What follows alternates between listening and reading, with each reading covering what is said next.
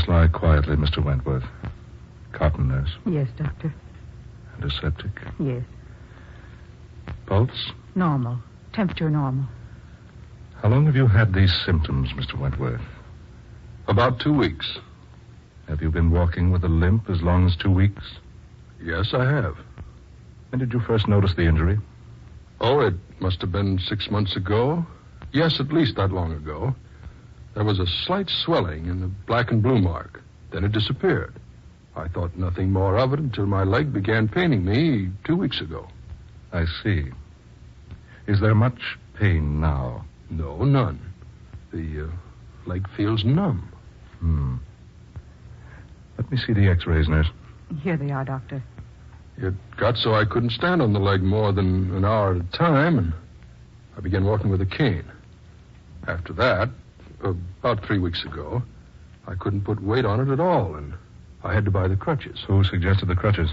Why, no one. You should have seen a doctor 2 months ago. But I didn't suspect that anything was wrong 2 months ago. You might have saved your leg. Saved my leg? Yes. I'm sorry, Mr. Wentworth. It will have to be amputated at once. Oh, no. Lose my leg. Lose my leg. Lose my leg. Oh, no, doctor. No, you can't. You can't. I'm afraid, Mr. Wentworth, it isn't a matter of can or can't. None of us have any choice in the matter now. Oh, but doctor... Naturally, I can't compel you to undergo the operation. The choice is up to you. But if you refuse, I cannot take your case or be responsible for your life. My life? Yes. Unless that limb is removed instantly, I'm afraid, Mr. Wentworth, the poison in your body will never stop until it has reached your brain. It's that bad, then? It's more serious than I can tell you, yes. Very well, doctor. Do what you think is best. Oh, no. What was that, nurse? Nothing, Dr. Mason. Nothing. Prepare this man for surgery. Yes, doctor. Have you any people you wish to notify, Mr. Wentworth? No, no one. No one who would care. You have no living relative, do you? No. What makes you ask? I didn't think so. I mean, we want to be sure relatives are notified in cases such as this. No, there's no one. We'll perform the operation at once. There's just one thing I don't understand. Yes, what's that? I don't know how I got here. You fainted. You were found unconscious by one of my assistants. He saw that you needed medical attention, so he hurried you here. Your name, doctor? Mason. Dr. Clarence Mason. I see. And the hospital? This isn't a hospital. But, well, then, where am I? You are at my private sanitarium. Sanitarium? Yes. Now, just lie quietly, please. But which sanitarium? You might as well know now. You will, sooner or later. This is Fairchild Sanitarium. Fairchild? The sanitarium on the island? Yes. But Fairchild has been closed for 10 years. Has it? Why, yes. I used to work there just before it closed. Yes, I know. You do? Don't you remember me, Wentworth? No. No, I've never seen you before. Certainly you have. Look at me closely. Look into my eyes. Imagine me without this beard. Picture me as you think I might have looked 10 years ago. Holtz. Abraham Holtz. You see? You hadn't forgotten me. But don't you wish you had? Holmes. No, it can't possibly be. Do you remember, Wentworth, that I once told you nothing is impossible for Abraham Holtz? It is you, Holtz. Yes. I finally caught up with you. Caught up with me? Yes. I warned you 10 years ago that you would suffer for what you did to me. What I did to you? Of course. You thought your testimony against me would give you a good position at the sanitarium, didn't you? My testimony against you was given regretfully, but in good faith. Good faith, you say. Good faith, indeed. You thought by ridding the sanitarium of me, you would win your way into the good graces of Dr. Van Sickle. Dr. Van Sickle died about a week after your trial. Yes. A pity. And strange, wasn't it? What do you mean? That the man who swore out the charges against me didn't live 200 hours afterward. You. They said there was something strange about Van Sickle's death. But whatever it was, it completely baffled the experts. Yes, they're so easily baffled. Poor, stupid nincompoops. You killed Van Sickle. Do you think you could prove that, Wentworth? You were supposed to be in the penitentiary at the time. Yes, and so I was. What? I was in the penitentiary. I am now. Now? Now, you say? Yes. Yes, indeed. Did you forget? My sentence was for life. I could hardly serve a sentence like that in 10 years. You escaped. In a sense. What do you mean? I haven't the inclination to explain it to you now. Suffice it to say, it has been impossible from the first to imprison the one whom you first knew as Dr. Abraham Holtz. How could you be in prison and here at the same time? Mad. You're mad. Completely. Well, that is probably what the doctors would say, yes. But I repeat, their plain, out-and-out stupidity is as amazing as it is alarming. I'm getting out of here. Out of here? Well, yes, of course. Go right ahead. You bet I will. I'm going to get out of here so fast Well? Something delaying you, Wentworth? My leg. I can't move it. What have you done to me? I've merely made it a little inconvenient for you to leave. You devil. I think that's what you said, Wentworth, in the courtroom when you testified against me 10 years ago. Remember? Remember what you said, Wentworth? I do. I remember quite distinctly what you said. You've asked me to testify in this court just what my reaction has been to the practices of Dr. Abraham Holtz. Well, gentlemen, when I first came to Fairchild Sanitarium, Dr. Holtz was apparently a normal, capable, practicing surgeon with a very extraordinary ability. But then he began to change. Yes, change. He ceased to be human.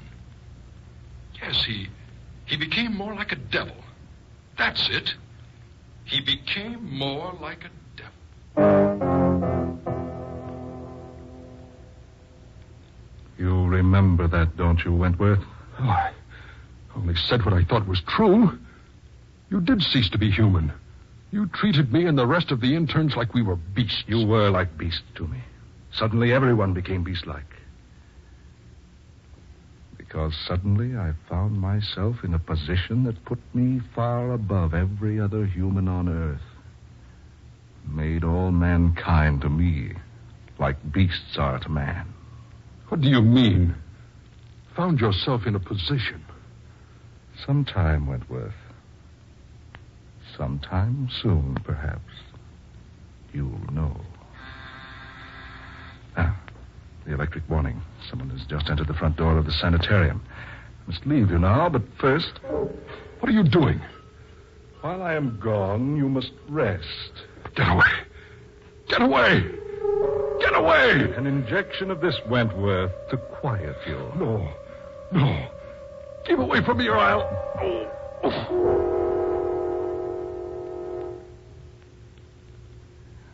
There. What will happen next will probably amaze you. You devil. You persist in calling me that, do you? Very well, Wentworth. At first, I was going to take only one of your legs in exchange for what you did to me with your testimony. Now, I shall take them both. No. No. No. You can't do a thing like that to me.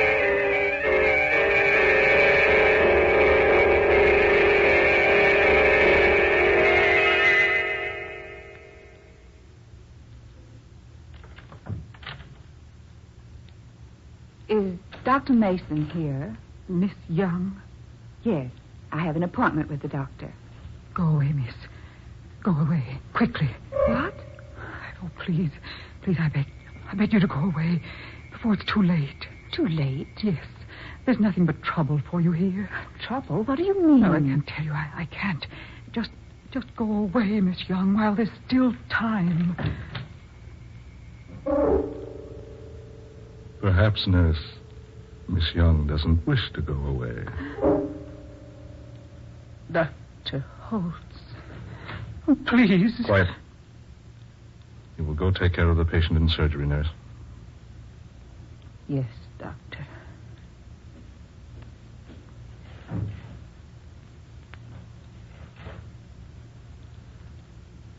I must apologize, Miss Young. You see, my nurse is quite upset. One of our surgeons operated this morning under most adverse conditions. A death resulted. The nurse has been quite upset about it all day because, well, to be quite frank, the surgeon was her brother. I'd warned him an operation would be fatal to the patient, but he went ahead anyway while I was away from the sanitarium. When I came back, I did everything I could to resuscitate the patient, but I was just minutes too late. I was compelled to discharge the surgeon from my staff. His sister is merely upset about the whole thing. She called you Dr. Holtz. What? Yes, I heard her.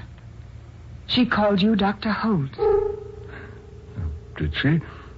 Well, that's her brother's name. She's so confused about everything. No.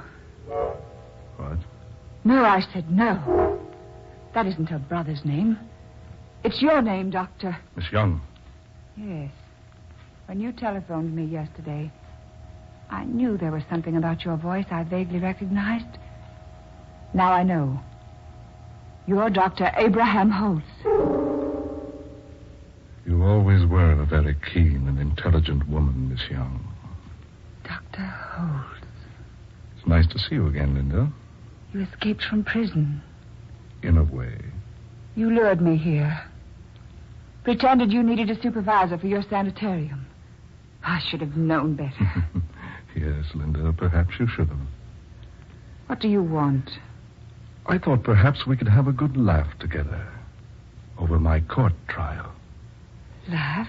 Yes, just so.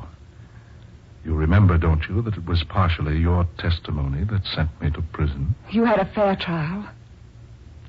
Are you so very certain I did? Of course. You had every opportunity to explain your devilish actions, but you refused. Devilish actions? Yes. You were a devil. That's what he said. Just a few moments ago. Who? Wentworth. Paul? Yes. And both of you called me a devil when you testified at my trial. Where is Paul now? You will see him, my dear. Much sooner than you expect. What do you mean? I have great plans for you, Linda. Yes, for you and Wentworth. You were supposed to serve life in prison. Life. Life, you say?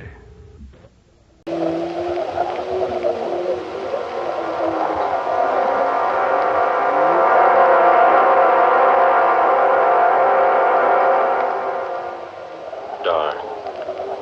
Fantasy.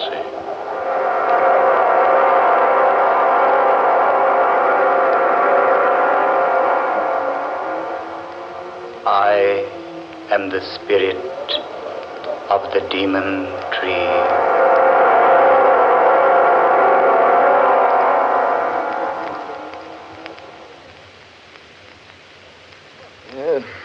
3 pounds on the Jack of Diamonds.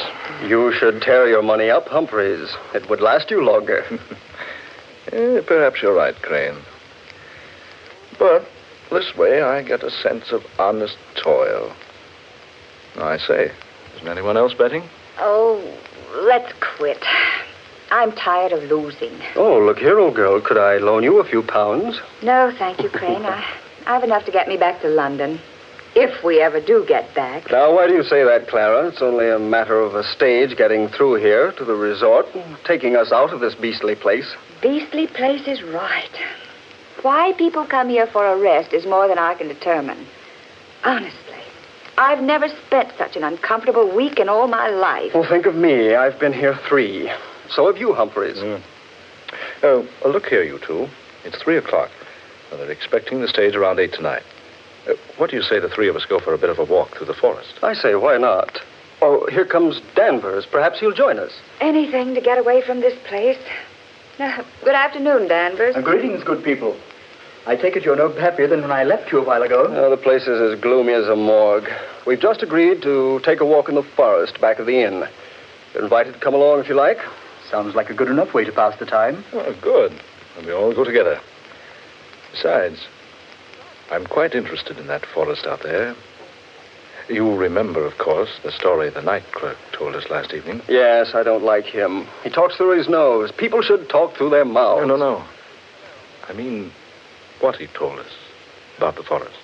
What about the forest? I didn't hear it, Humphreys. Well, the clerk said it was a gorgeous place. Lots of beautiful foliage, vivid colors, clear water lakes. But nobody goes there. It's so beautiful. That's just it, Clara. You see, people have gone there and never come back. Rubbish. A lot of nonsense. Why, the clerk is just superstitious, that's all. I am inclined to agree with you, Danvers. Why, he even told us an absurd story about a tree out there in that forest that's supposed to strangle people. Strangle them? How? Oh, I don't know. With its branches, I suppose. Just some absurd legend that people around here like to believe. I believe it's more than just a legend, Crane. Eh? And what makes you say that, old man? Here. I talked to the clerk again later last night. He dug out this old newspaper clipping for me. Read it, Danvers, aloud. Old is right. Almost illegible. Well, read it. It says, London, England, April 21st, 1857. It is reported that Sir Horace Wakefield, Earl of Dorset, was found strangled last night in Barlow Forest. His body was discovered entangled in the branches of a huge oak tree. Go on. Read the rest of it. Earl's death recalls to mind the weird tale of the witch of Barlow Forest, who is said to have lived in the 16th century. An evil old hag who, upon having a falling out with Sir Thomas Holly Wakefield, cursed him and warned him that any of his descendants who entered Barlow Forest would surely perish. Charming old girl, wasn't she? No. Don't scoff until you've heard the rest of it. Go on, Danvers. She also added that any person or persons with the Wakefield descendant would also die. She is said to have planted an acorn smeared with her own blood. The acorn is supposed to have grown into a towering oak capable of moving about from place to place in Barlow Forest. Sir Horace is the 6th of the Wakefield line to have perished by strangulation in the forest. Thomas Hurley Wakefield. I wonder. You wonder what, Gray? My mother's name was Wakefield. I was just wondering if she was related to Sir Thomas. Oh, of course not, Crane. It's just a story. But an extraordinary story, didn't you say? Well, yes. Wouldn't do very well as a bedtime story, would it? A demon tree. I wonder if we could find it. Well, let's have a try, shall we? I'm game. Don't let anybody say I'm not. Then let's go. Oh, Humphrey's going along. I say, Humphreys, are you daydreaming? No, I was just thinking. Wouldn't it be odd if the whole thing were true? If we all went in there and didn't come back.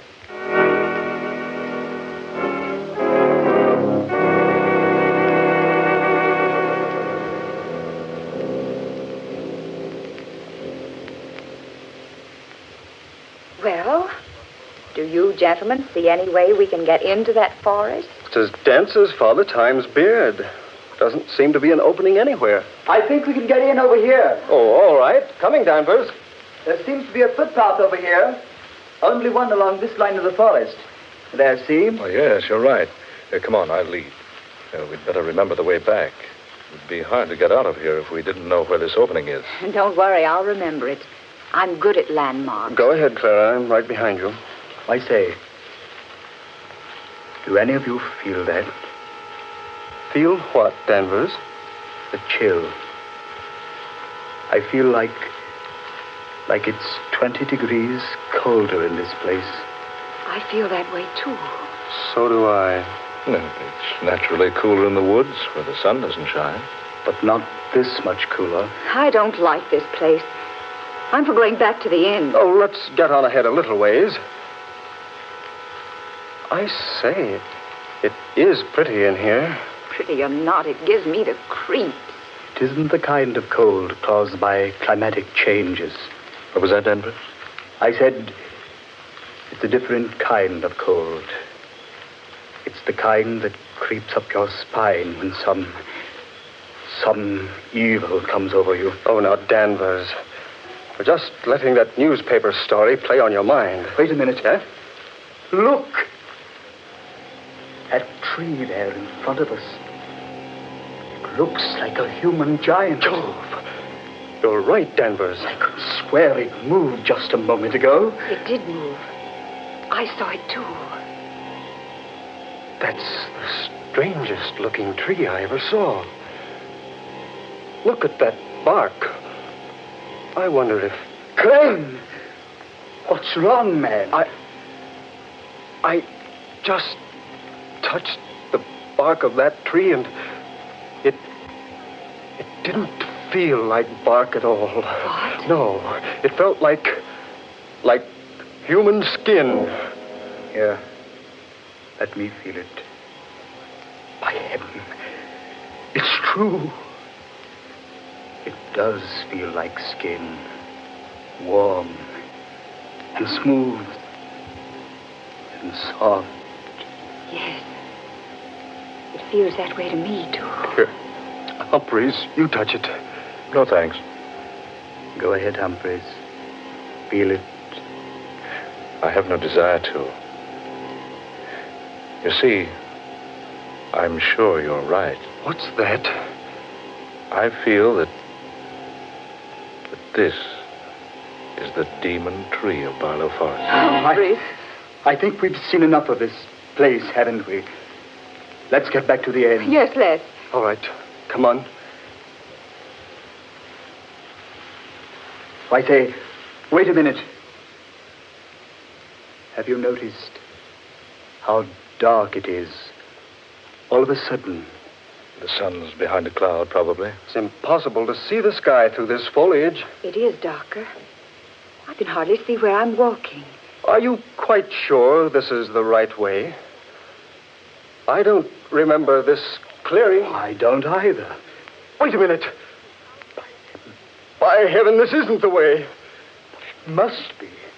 We're on the path, aren't we? No. No, I don't think we are.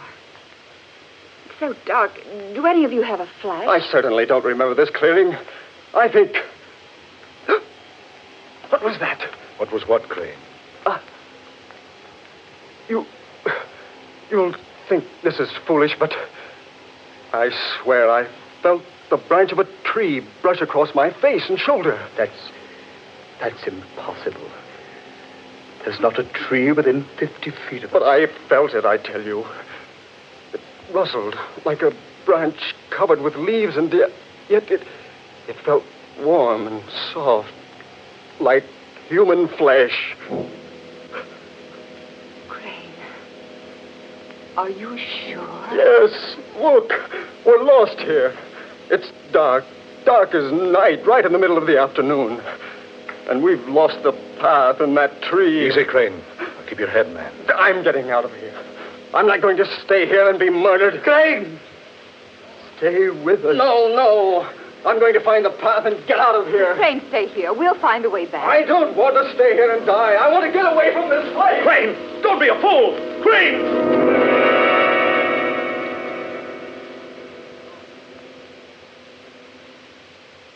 Gone. Now he is in for it. We're better off by staying together. I don't know whether we are or not. Listen! It's Crane. Sounds like he's strangling. Come on! Oh, we couldn't have gotten far. Right over here, I think. Now, take it easy now. Be careful. Oh, there he is. Yes. Stretched out on the ground. Like he was dead.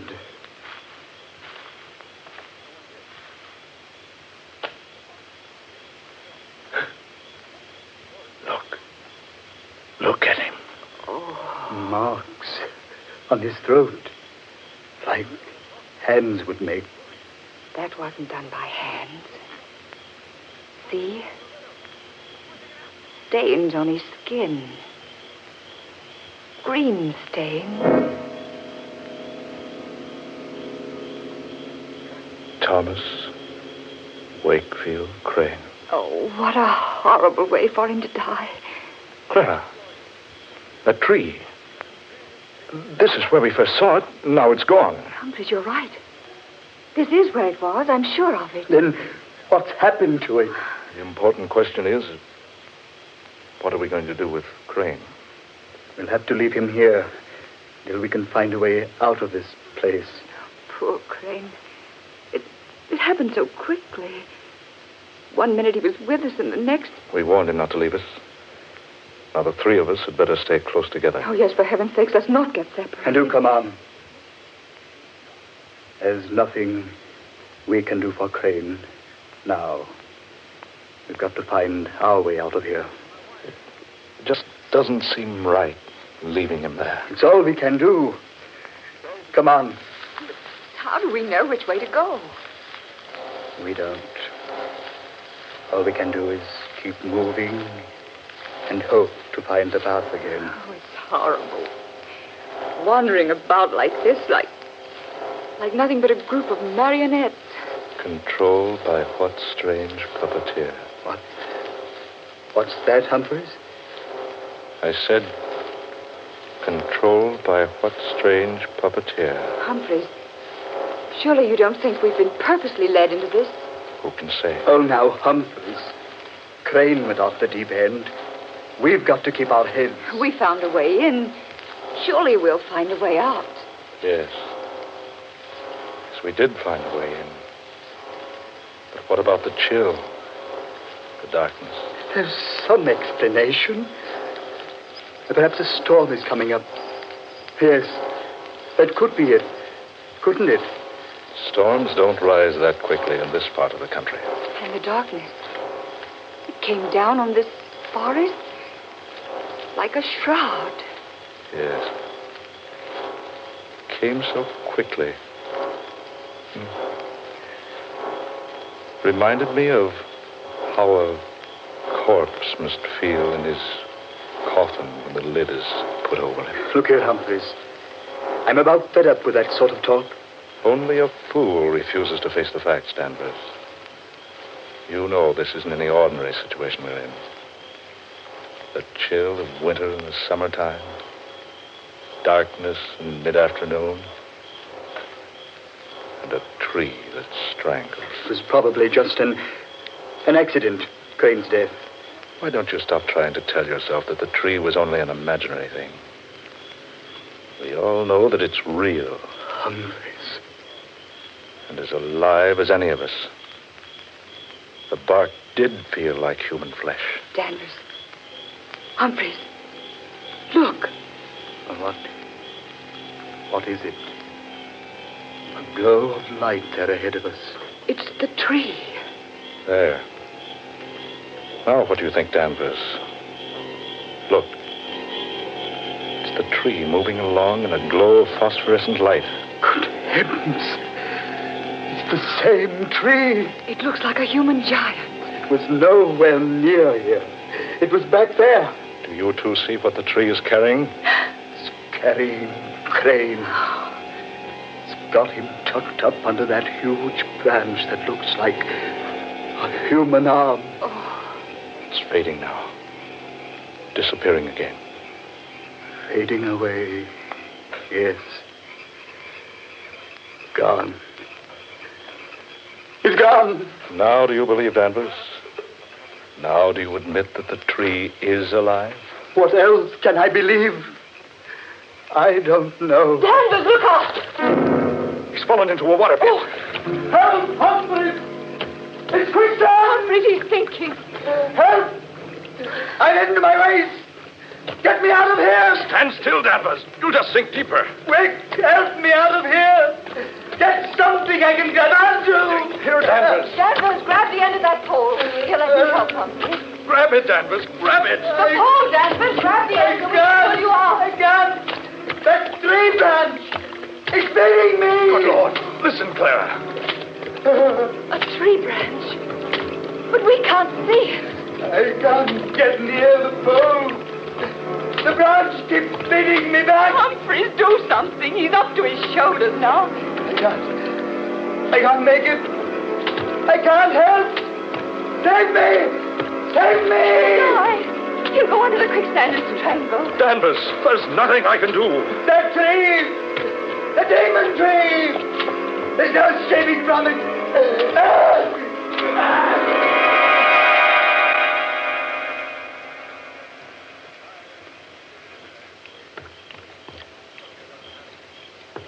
He's gone. Poor devil. Didn't have a chance. Humphreys, we've got to get out of here. We're all doomed. It's the Wakefield curse. Clara, stop it. It is the curse. We're helpless. There's nothing we can do to save ourselves. Clara, stop it. Humphreys. Now, we can't give up. We've got to find a way out of this place. Follow me. Be careful where you step.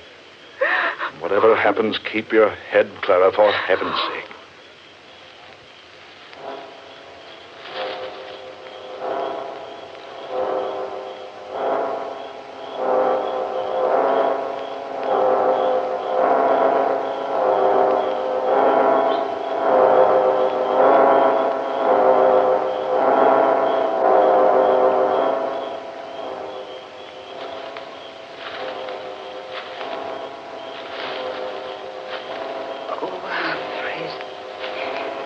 I'm so tired. We've walked for hours. I say, it's getting a little lighter. Clara, up ahead there. Isn't that a path? What? Oh, you're right, Humphreys. It's the path we came in on.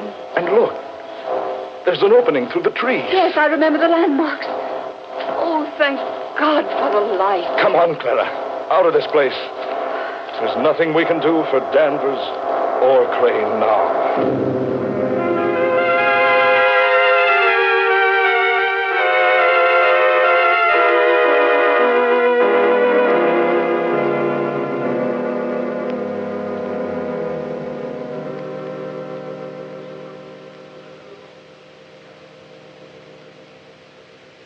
Clara. Yes? I wonder if you feel as I do. I thought we'd be safe back here in the hotel. I don't know how to describe it, but I have a feeling that this whole business isn't over yet. I know. I've had the same feeling. A feeling that we're not finished with the demon tree. Or that it's not finished with us. Yes, exactly. Yeah, my room. Better go in and have a drink, Clara. Heaven knows we need one. Yes, I certainly do. What's worrying me is how we're going to explain what happened to Craig and Danvers. Yeah, wait a minute. I'll get the light. There. Humphreys, on the bed there. Good Lord. The branch of a tree about 2 feet long. Humphreys, don't touch it. Look at it. Look at it. A fresh, living branch. Put it down. Oh, Humphreys, I'm getting out of here. Where are you going? Down to the lobby and wait for the stage. Oh, hold on. I'll go with you. Wait, Clara. Wait, it's 3 flights down. Let's take the elevator. All right. We can get the thing up here. It's automatic. Just push the button, it'll come up. Humphreys, look. Someone left the steel gate open. I say, that's dangerous. It certainly is. Humphreys, that branch is pushing me. Drop it! Humphreys! Ah!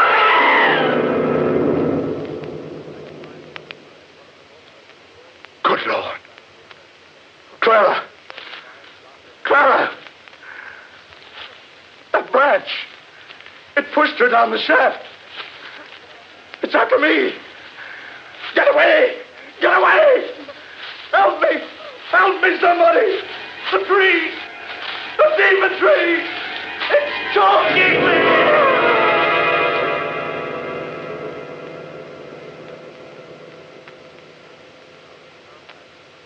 Any descendant of Sir Thomas Hurley Wakefield who enters Barlow Forest is doomed to die, and all who enter the forest with him are likewise doomed.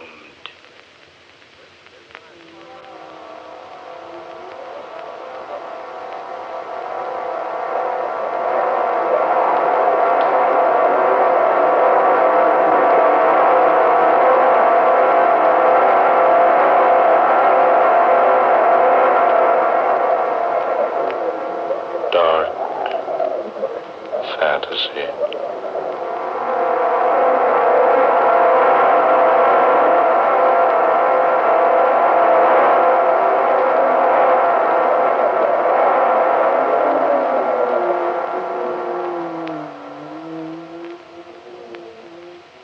You have just heard The Demon Tree, an original tale of dark fantasy by Scott Bishop.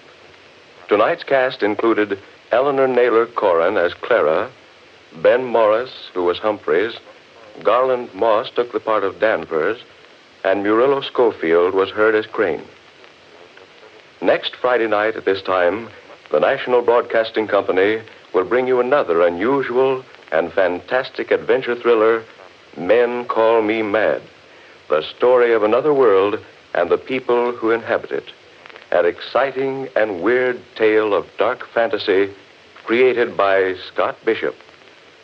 Dark fantasy originates in the studios of station WKY.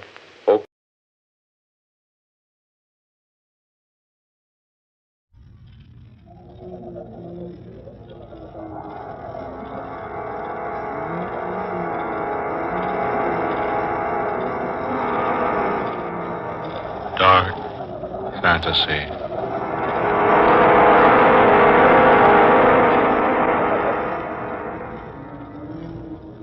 I am the man who came back.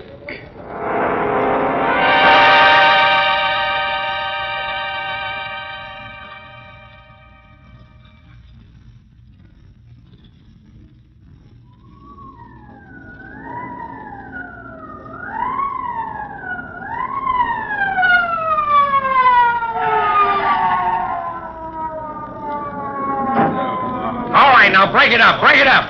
This way, officer. He's in here. All right, miss. Casey. Yes, Captain? Now, you stay right there in that doorway and don't let nobody in or out. Right, Captain. All right, now. All right, you heard him. Oh, but we had nothing to do with this. Okay, sister. If you didn't, you ain't got nothing to be scared of. Hey, you. Where do you think you're going? I thought I might get a little air, if you don't mind. Well, I do mind. Now, back in the house with you. What's the big idea you wearing that mask? As you might have observed, my friend, this is a masquerade party. Oh, is it now? Well, according to Emily Post, it's masks off at midnight. And we got this call to come out here just as the clock in Washington Circle was striking the hour. The call was placed by a most hysterical woman. And there is nothing you can do for the man in there, I assure you. Stop changing the subject. What I want to know is, why ain't you unmasked like the others? I prefer, sir, to wear my mask. Take it off, Don Juan. I want to look at your mug. It might be better, my friend, if you didn't see my mug. Now, look here, Zorro. Perhaps while we are waiting, I might tell you a story. Yeah? What is this? Bedtime at Grandma's? The only story I'm interested in is what happened here tonight. Exactly. Eh? I said exactly. Perhaps I can tell you the story. All right, then, my fine, mysterious friend. Give. Well, you see, it's quite a long story. It really all began at least 3 years ago.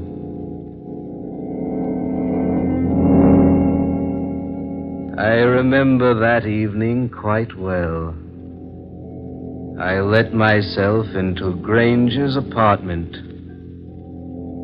It was a golden key I used. A bright golden key. And there was no one there when I arrived. So I closed the door and waited.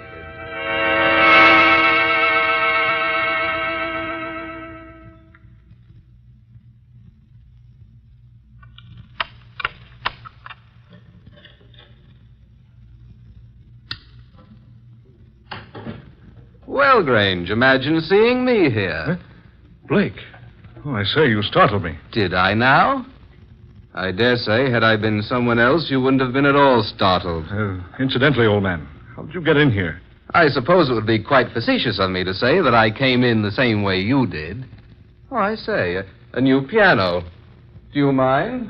No, not at all. Go right ahead. Help yourself. Have a drink? No, thanks.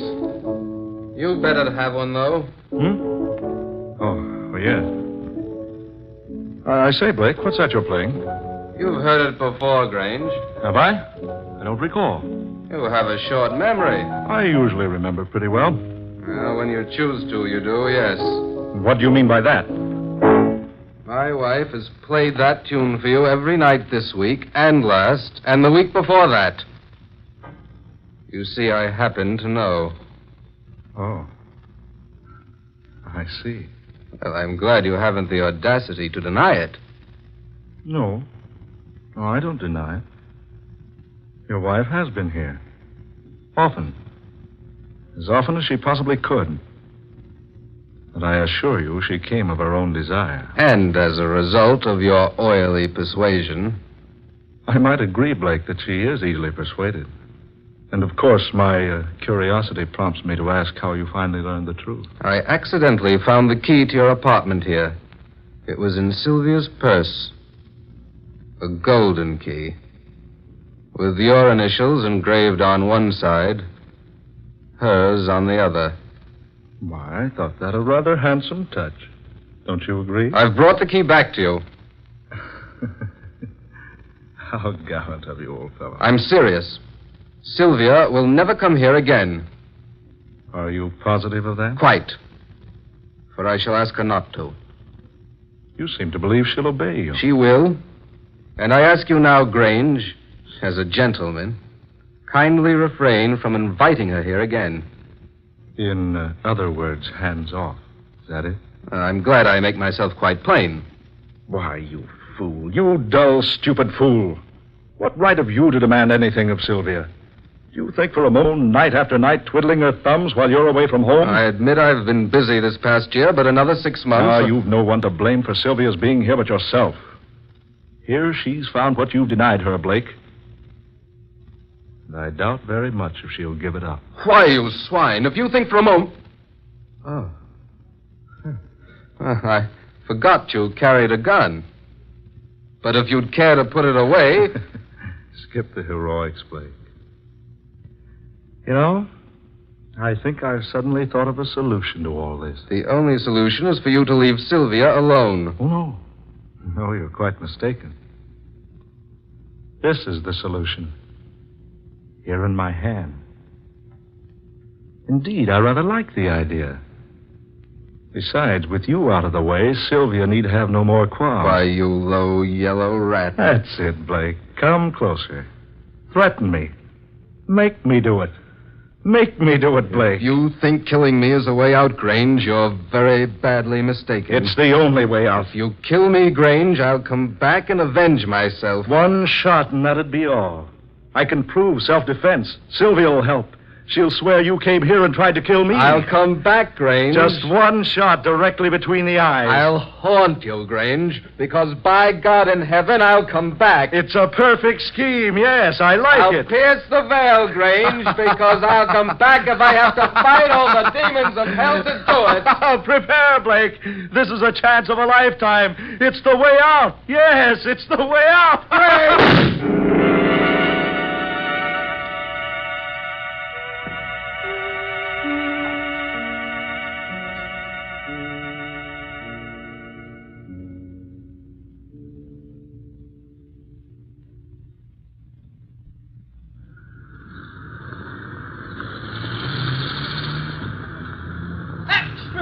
Get your extra paper. Wealthy playwright slain in millionaire's apartment. Read all about it. Hey, Mr. Keith Grange playing self-defense in slaying of Philip Blake.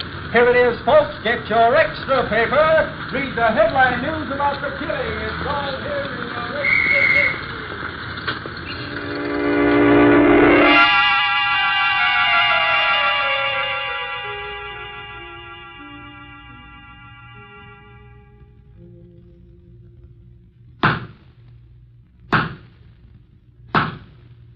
It is the judgment of this court that the defendant, Keith Grange, did shoot and kill the deceased Philip Blake on the night of April 16th, and that in so doing, he acted in a line of self-defense.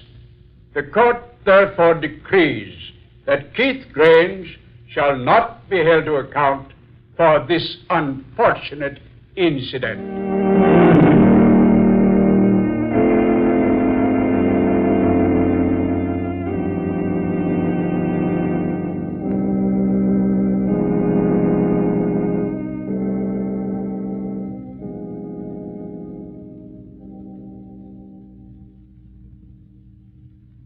Well, my dear? I suppose there's nothing to worry about now. Not the slightest thing. I told you from the very beginning, Sylvia, that I acted rightly in doing what I did. Oh, I still can't resign myself to it. But you must. It's all over. Philip is dead. Now we can be together as much as we please. Keith, suppose you and I should have a misunderstanding. Suppose I should become angry sometime. So angry I might tell the truth to the authorities. That, my dear, would be most unfortunate. But it's a possibility, and by no means should we overlook possibilities. So allow me to remind you, Sylvia, my dear girl, that your hiding the true facts of the matter of the coroner's investigation automatically makes you an accomplice. Oh, I see. But why are we talking like this, darling? We'll both feel better after we've had a little rest. Oh, of course we will, dear. Kiss me goodnight, darling. I'm going home. I'll take you. Oh, no. No, I'd rather go alone tonight if you don't mind. As you wish, my dear. Good night. Good night, darling. Sweet. Will you call me in the morning? Yes, of course I will. Good night, then. Good night, darling. Pleasant dreams.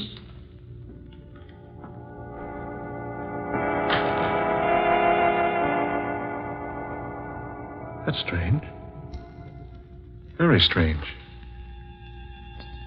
Just a moment ago, there were only Sylvia and I here. Now she's gone. Yet I feel that I'm not alone. You're not alone, Grange. What? What was that? I thought I heard a voice. It was my voice. Who are you? Where are you? I told you I'd come back. No, it's just my imagination. Is it your imagination, Grange? Yes, of course. I warned you. I warned you. Remember? Come out. Come out in the open. Come out, I say. Do you hear me? Come out. Your gun is useless against me now, Grange. What do you want? Tell me, what do you want? Oh, not now. The time isn't right now. But I'll be back. Watch for me and wait. Watch and wait. For I'll come back, Grange. I'll come back.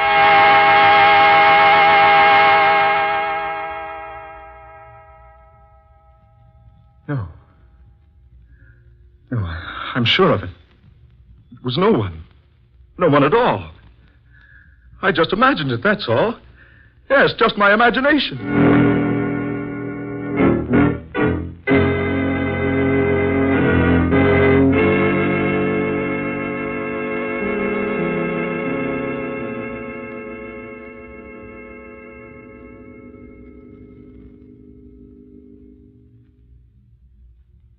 Sylvia, dear, you look so tired. Here, perhaps this will wake you up. Present for you. A present? Yes, something I picked up today. I thought you'd like it. How sweet of you, darling. I think I can guess just by looking at the box. It's a ring. Oh, aren't you clever? Go ahead, open it. All right, darling, but don't hurry me. Oh. Sylvia, that isn't the ring I bought for you. Keith, look at this ring. The initials. P.B. Keith, this is his ring. Sylvia, what are you saying? It's his ring. I gave it to him. But Sylvia... Keith, I swear to you, Philip Blake was buried with that ring on his finger.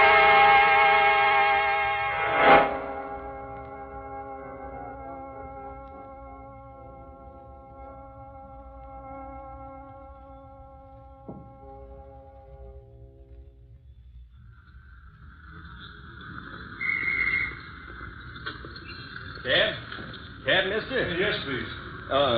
Do you mind coming around to the other side, please, mister? That door's busted, and you can't get it open. Oh, very well. Sorry to ask that of you, but they ain't had time to get the other door fixed. Where to, friend? Huntington Arms Hotel, please. Right. Excellent. Huh? That's where I'm going. Oh, you startled me. I didn't know there was anyone in this cab. It's so dark tonight. Yes, isn't it? I say, I don't seem to feel anyone in the seat here beside me. Strange. You certainly bumped me hard enough when you crawled in here. Bumped you?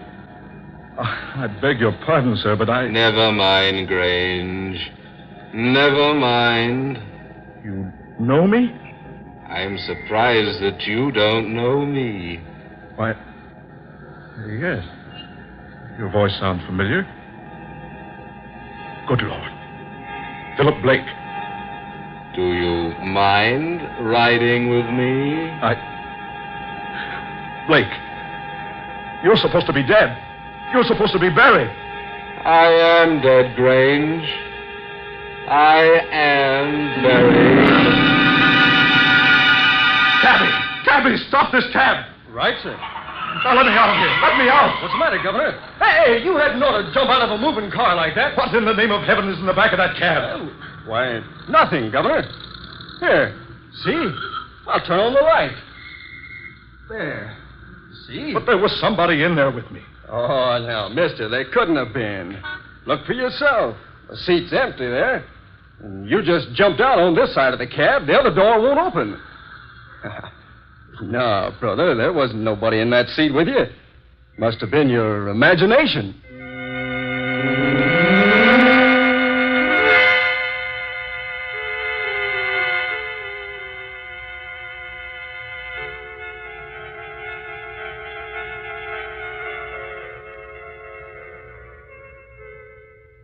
Hello? Hello, darling? Dear, this is Sylvia. I just wanted to remind you about the masquerade ball at Keith's new home tonight. You'll be there? Fine. Now remember, masks and costumes for everybody. All right, dear. Bye.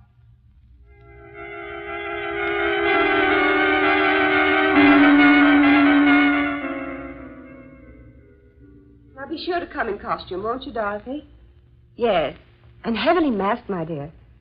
Yes, at Keith's new place. Oh, darling, wait till you see the place. It's really a mansion. Honestly, it's huge.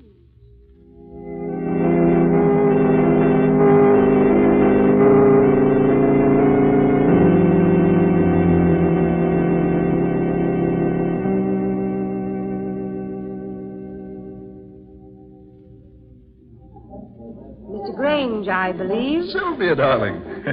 So you penetrated my disguise. Silly. I heard you order it from the costumers yesterday. Darling, the music will start soon. Is the first dance ours? Sylvia, my dear, every dance is ours tonight. Are you happy I bought this place? Oh, it's lovely. Absolutely lovely, Keith. Darling, what's the matter?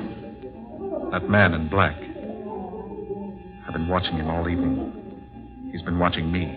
Do you know who he is? No. He just stands and stares at me. Everywhere I go, he's always just a short distance away. Look, Keith. He's going into your study. Well, he hasn't any business in there. That's strange. I locked that door this evening so the guest wouldn't go into your study and disturb things. Well, he just walked right in. And, dear, I'll go see who he is and what he wants. You mingle with the guests, and I'll join you later. Very well, dear. But don't be long. I'll be waiting for you. All right, Sylvia. Yeah. It's odd. This door is locked.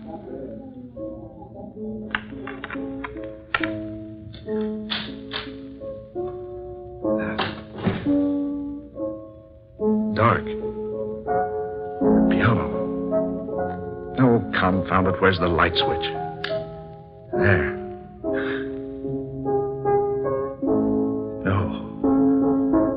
No, it can't be. That piano. Someone's playing and... Yet there's no one seated there. The keys. Moving. Up and down. Playing the music. But there are no hands on them. That melody. It's the melody he played the night I killed him.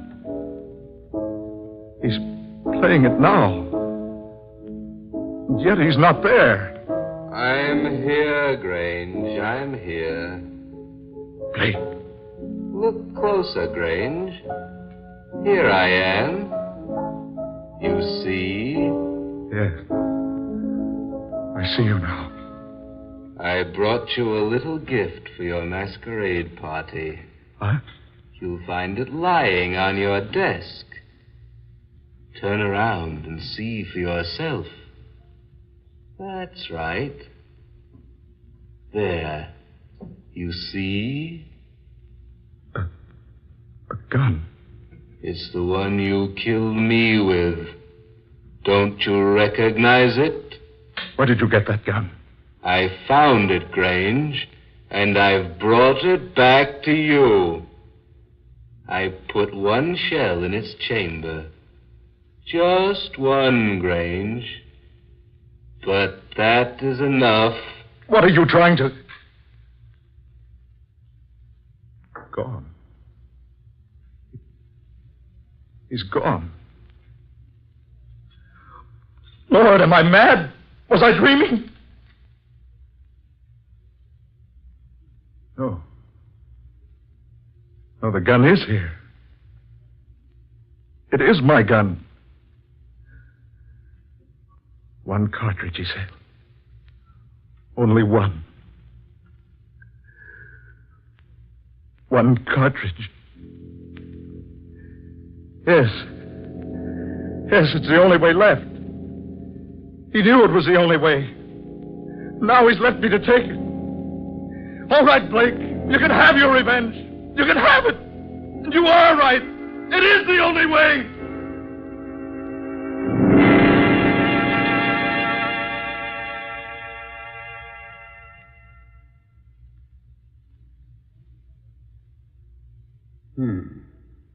So he shot himself, eh?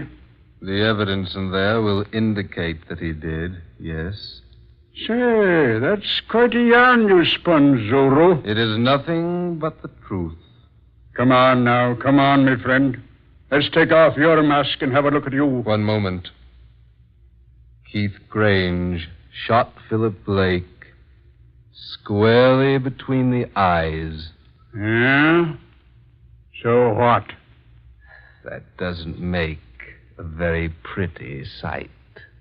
Well, I don't see what that's got to do with... here comes the captain. He'll take that mask off you. Captain Sullivan, come here a minute, will you? Yes, Casey, what is it? Well, there's a mug here that won't take off his mask. He's been spinning me the most fantastic yarn I ever heard in all my... where'd he go? Huh? Where'd who go? Say, did you let somebody get out of this house, Casey? No, Sir Cap. No, I didn't. But he was standing here just a minute ago. He wouldn't take off his mask. He told me the darndest story about a murdered man coming back from the grave. Casey, have you been near the punch bowl? Well, there's no one here now. Wait a minute. What's this stain here on the floor? Blood. A little pool of it. There on the floor. Right in the exact spot where the man in black was standing.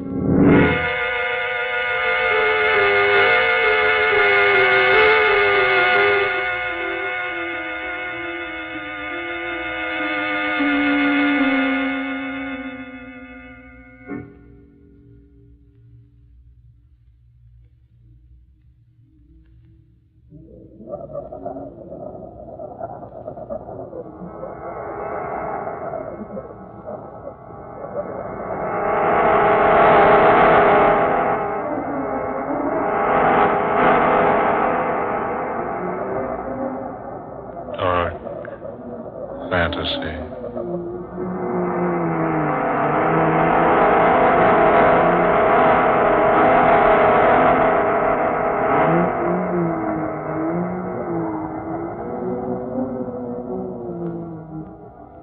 The Man Who Came Back, an original tale of dark fantasy by Scott Bishop.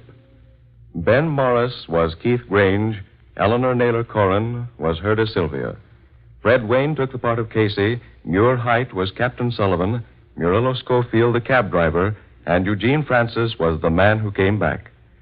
Ladies and gentlemen, every Friday night at this time, the National Broadcasting Company will bring you Dark Fantasy, Tales of the Weird, Adventures of the Supernatural, created for you by Scott Bishop. Listen 1 week from tonight for the breathtaking story of the tombs of ancient China, the soul of Shan Hai Wan. This is the National Broadcasting Company.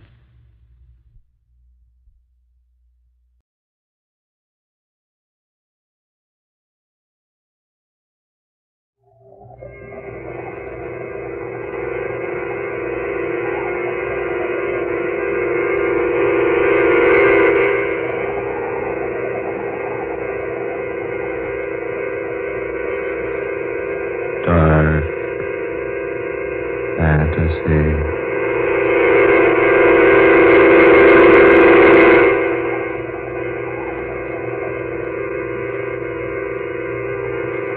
The edge of the shadow.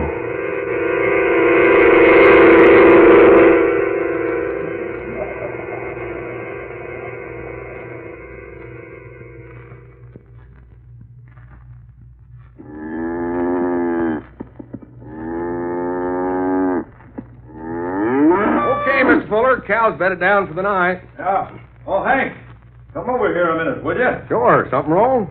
Yeah. Cow here seems to have hurt herself. It's like a barbed wire cut. Let's have a look. Yeah, you're right. Does look like barbed wire. There's no barbed wire where this animal's been. Only wire like that on your property, Mr. Fuller, is over south the road. Yeah, that's right. This animal hasn't been in the south pastures for months. She's one of the animals I'm keeping up near the barn, grooming for the stock show next month. Yeah, I know she is. You haven't let her get out accidentally, have you, Hank? Me? Why, no, Mr. Fuller. You sure, Hank? Yes, sir. You said you wanted all animals you brought in off the range kept inside the wooden fences. You're the boss. I wouldn't let any of them near any barbed wire. It's mighty funny. Can't figure out no other way she could have hurt her leg like that. Me neither. It's pretty bad, too. Deep. Yeah, it is. I'll never be able to show her with a leg like this. Sure too bad, Mr. Fuller. She's a nice animal, too. Yeah, one of the best. I was counting on her boosting my score at the show. Say, you don't suppose McCard could have done it, do you? McCard? Sure. He's pretty hard hit for good show animals this year. Had to sell off quite a few to pay his mortgage and meet the taxes. I know, but McHarg's always been a good friend of mine. He wouldn't do a thing like that. Well, he might. If he thought it might help him at the stock show, needs that prize money pretty bad. But McHarg's a stock raiser from way back. He couldn't hurt a prize animal if he had to. Funny thing what some men will do for money, Mr. Fuller. Look, Hank, I won't have you talking like that. Well, I was just saying that... McHarg's a good friend of mine. I've done him several favors lately. He wouldn't repay me by injuring one of my animals. Well, all I know is she couldn't have cut her leg like that around the corral. Looks to me like it was done purposely. Here, better clean out that cut and wrap it up. Yeah. Fetch me that disinfectant, some of those clean rags from the chest, Hank. Sure. Here's some right over here. In the stall? Yeah, here on this shelf. What are they doing here? Well, I don't know. This bottle's always kept in the chest at the end of the barn. Marsh, have you been treating this animal? No, I didn't know she was hurt till you told me. Some other animal, then? No, of course not. Didn't you inspect them all tonight? Yeah, I did. This is the only cow that's hurt. But what's this disinfectant and these clean rags doing here? Well, I just don't know, Mr. Fuller. I put that bottle away myself last week. I treated a horse. I haven't used it since. I haven't used it more than a month, I guess. Somebody did injure this animal, then tried to treat it here in its stall. He must have been frightened away before he could use the medicine. But who'd purposely cut its leg and then try to treat it? I don't know. No, neither do I. Wait a minute. Huh? What's this? Look here. What? It's a short length of barbed wire. With blood on it. By Ned, you're right. It was hidden under the straw. I just happened to pick it up with my foot. Must have been in that last load of straw we brought in. She must have laid down on it and cut her leg. No, not that deep. Hank, there's been dirty work around here. Here, hold these rags. Fix up this leg. Yeah, sure. Now, easy now, girl. Yeah, just take it easy. Better stand back, Hank. She's liable to get a little excited when... Hank. What's the idea? Don't move, Mr. Fuller. That gun. Put it away, Hank. Not on your life. Lucky for me, your foot didn't kick it up from the straw, too. You did this. I don't deny it. Yes, I injured the animal. I hid the barbed wire beneath the straw in this gun, too, to make it handy. Hank. And I put the disinfectant here in the stall, so you'd work on the cut. And I'd have you right here where I want you. Hank, why? Why? Why? You mean you don't know? I certainly don't. Because you won't give Martha what she wants. Martha? Your wife, Mrs. Fuller. Won't give her what she wants. Divorce. Divorce? Oh, stop your pretending. Why, she's never asked me for a divorce. She has a dozen times. What makes you think so? She told me. Told you? I told you to stop pretending. You know she wants to marry me. What? Don't act so amazed. I am amazed. I'm glad to know about this. You've known about it for a long time. But I assure you that I haven't. It's no good acting that way, Mr. Fuller. You've had a lot of fun, haven't you?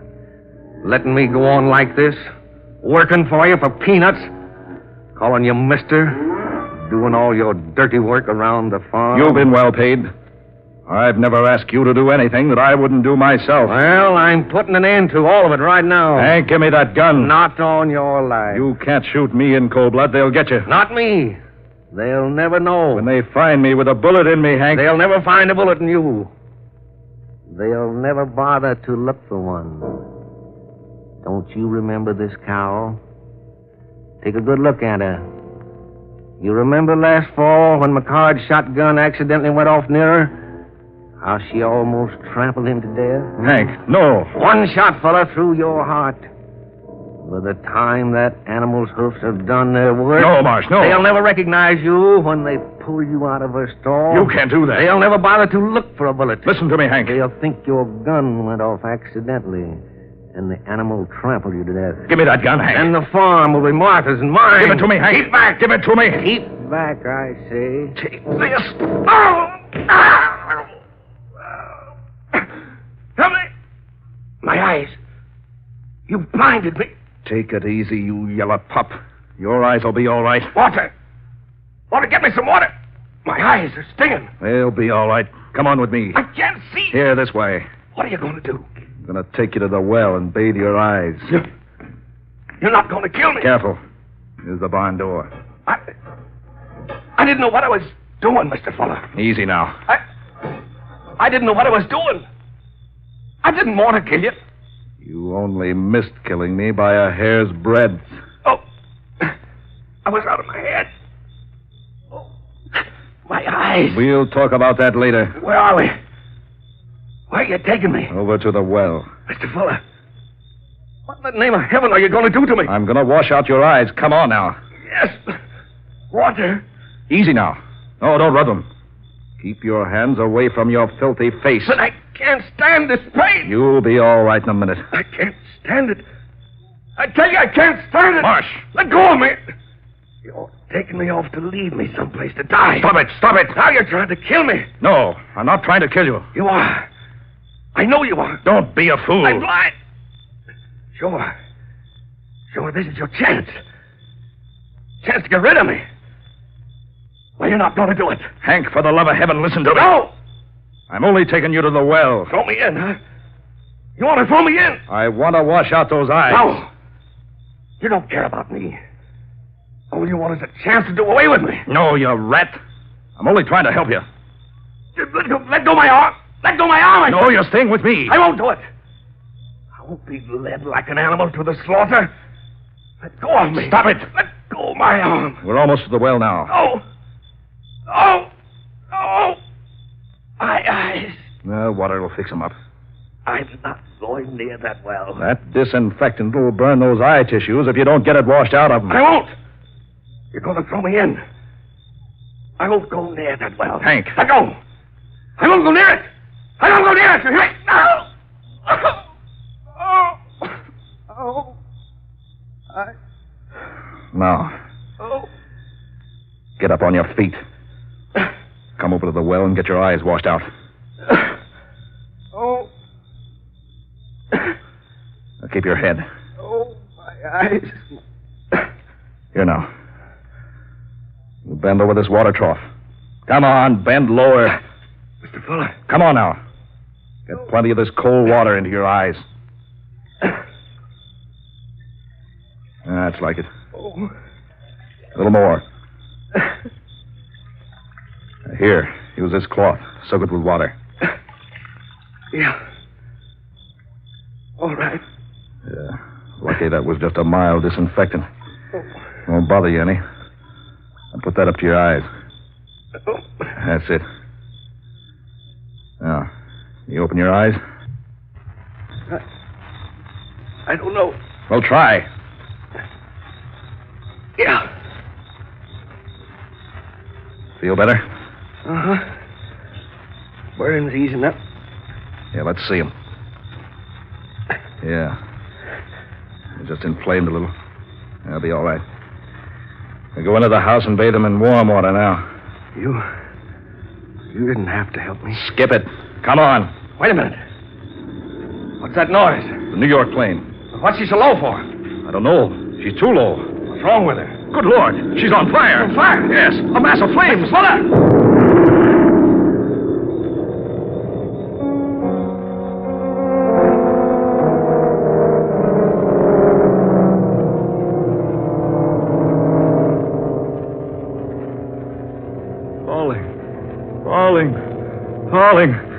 Falling. Stephen. Falling. Stephen, Falling. wake up. Falling. She exploded in midair, and now she's falling. Stephen. Martha. Oh, heavens, Stephen, you've been having a nightmare. I've been asleep. You were screaming at the top of your lungs about something falling. The plane. Plane? The night plane to New York. What about it? She was low. Too low. She was in flames. Exploded in midair. Oh, you were dreaming. The plane did go over just as you began to scream in your sleep. Oh, let's see the clock. Yes. She goes over at the same time each night. And she was extra low tonight. The motors were awfully loud. Close. Yes. But there was no explosion. A dream. Yet so real. Oh, you'd better go back to sleep, dear. But that wasn't all of the dream. Oh, you can tell me all about it in the morning, Oh, dear. that wasn't all. Stephen, where are you going? To Hank's room. Why? Oh, where's that other slipper? Here. Stephen, what's wrong, dear? That's what I want to know. Stephen?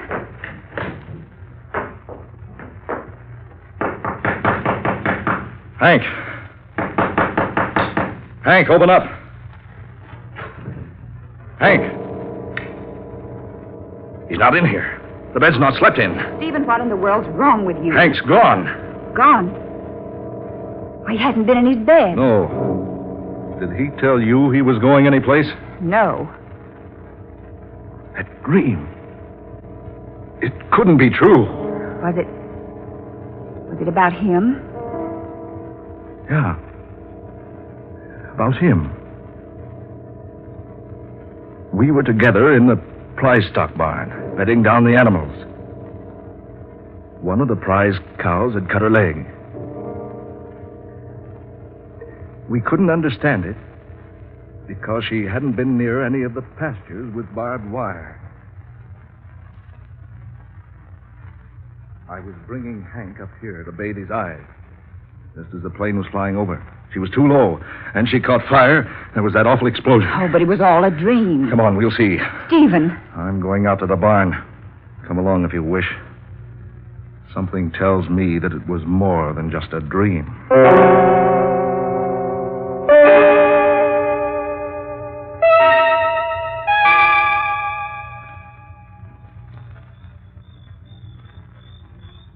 Stephen, this is so foolish. I tell you, it was just a dream. Here. Do you hold this lantern? Oh, but you need your sleep, dear. Get this door. I'll take it now. All right. Come on.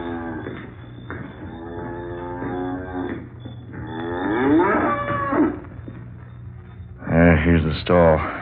You bring the flashlight? Here. Here, take the lantern. Confound it, what's wrong? The battery burned out? Oh, there. Martha, look! Stephen. There on her leg. A deep cut. Fresh cut. It needs attention. Martha, it's identical to the injury in my dream. Oh, Stephen, surely. It is, Martha. Oh, she just cut herself yesterday and you didn't know. No. I always examine the prize stock in their stalls every night. Martha, this animal was in perfect condition when we went to bed. Oh, but Stephen... Wait a minute. What in the world are you doing? I'm looking through this straw, but... By heavens, look! A short length of barbed wire. Bloody barbed wire. Stephen. Just like the dream. The very same. There should be something else.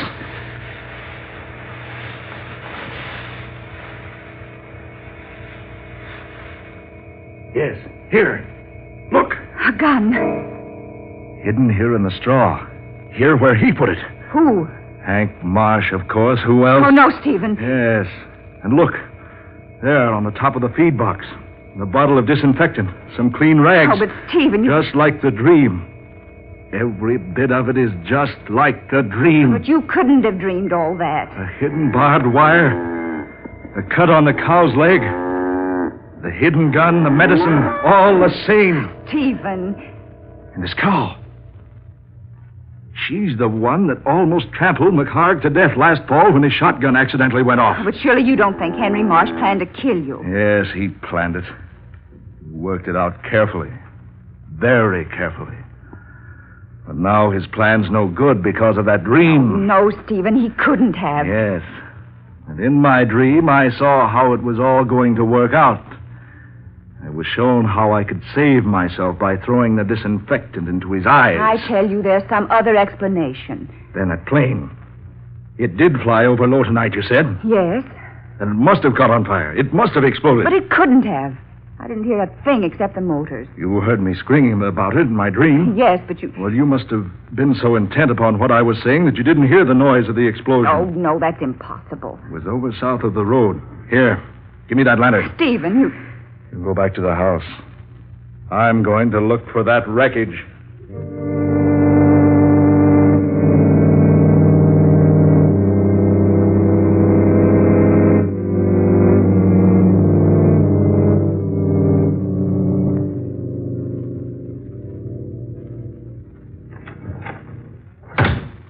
Stephen?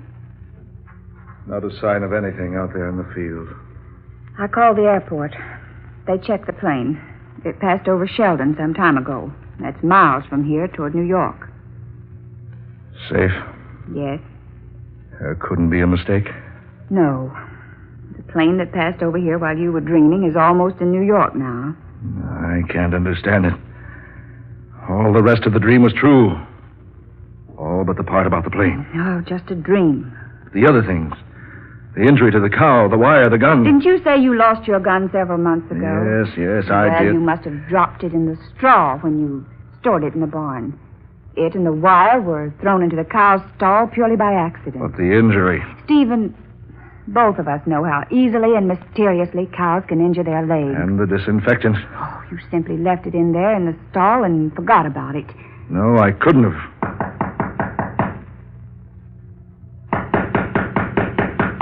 Well, are you going to open it, Stephen? It's unlocked. Come in.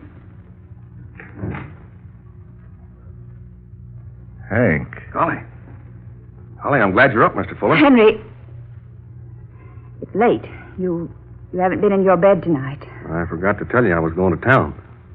Mr. Fuller, that cow in stall 13, she's cut her leg. Henry, Well, I just happened to look at it. Looked in, found the barn door open, and... Why? What's the matter, Mr. Fuller? Say, why do you look at me like that? Stephen. You want me to come out to the barn, Hank? Why, yes. That cow's leg's pretty bad. A barbed wire cut? You know about it? And isn't the wire lying beneath the straw of the stall right now? Mr. Fuller, And isn't this the gun you hid under the straw? How'd you find that? Oh, Stephen. So, it is true. You planned to kill me. No. Planned for the animal to trample me and mutilate me. No! Planned to marry Martha and get my farm. Oh, no, Stephen, no, you're wrong. No, I'm not wrong. You planned it together. Only my dreams spoiled your plans. Well, now you can be together. Stephen, no. Put that gun down.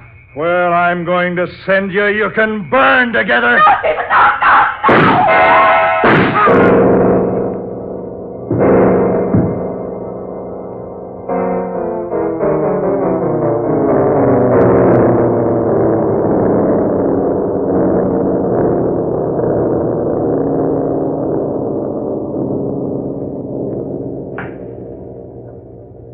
For New York, now leaving at gate 2. All passengers for New York. Flight 7, all aboard at gate 2. All aboard at gate 2. Flight 7, now leaving for New York. All aboard at gate 2. All clear. All right, shut the door.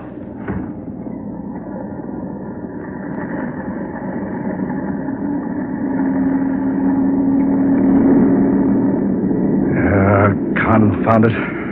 5 minutes late taking off. Why don't they get this thing into the air? I've been hiding all day, waiting for darkness. Waiting here to take this plane to New York. New York. They won't find me there. No. They're not going to find me there. I've been waiting. Good. Taking off. Yeah. I'll be in New York soon. You can unfasten your safety belt now, Mr. Fuller. Huh? You know me? Yes.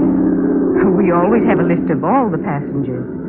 Let's see, you're going to New York. New York? Yes.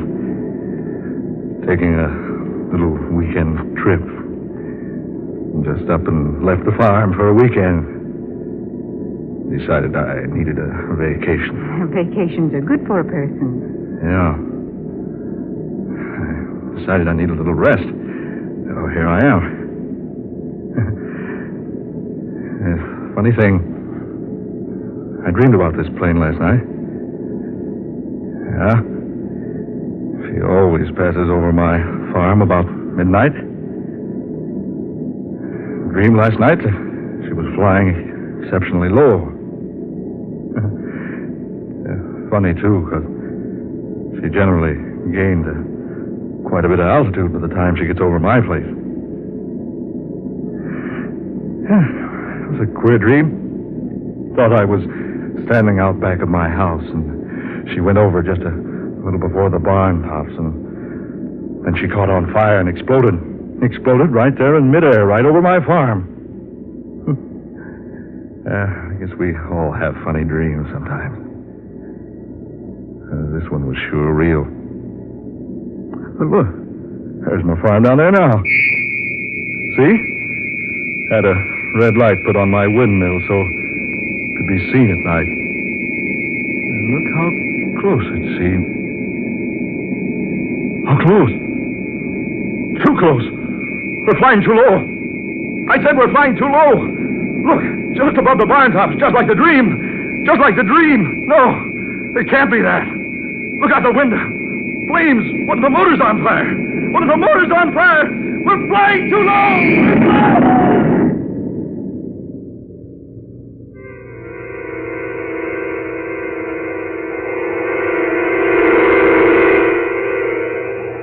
Dark fantasy.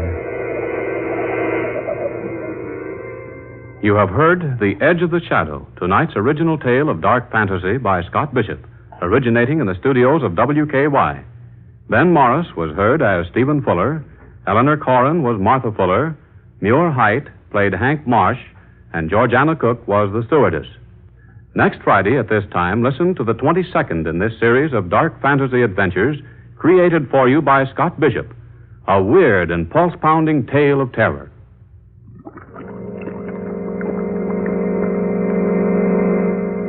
Carrari, which relates how an angered witch doctor of the Ecuador jungle brews a bitter, deadly poison to use against a strange and heartless enemy. This program came to you from Oklahoma City. This is the National Broadcasting Company.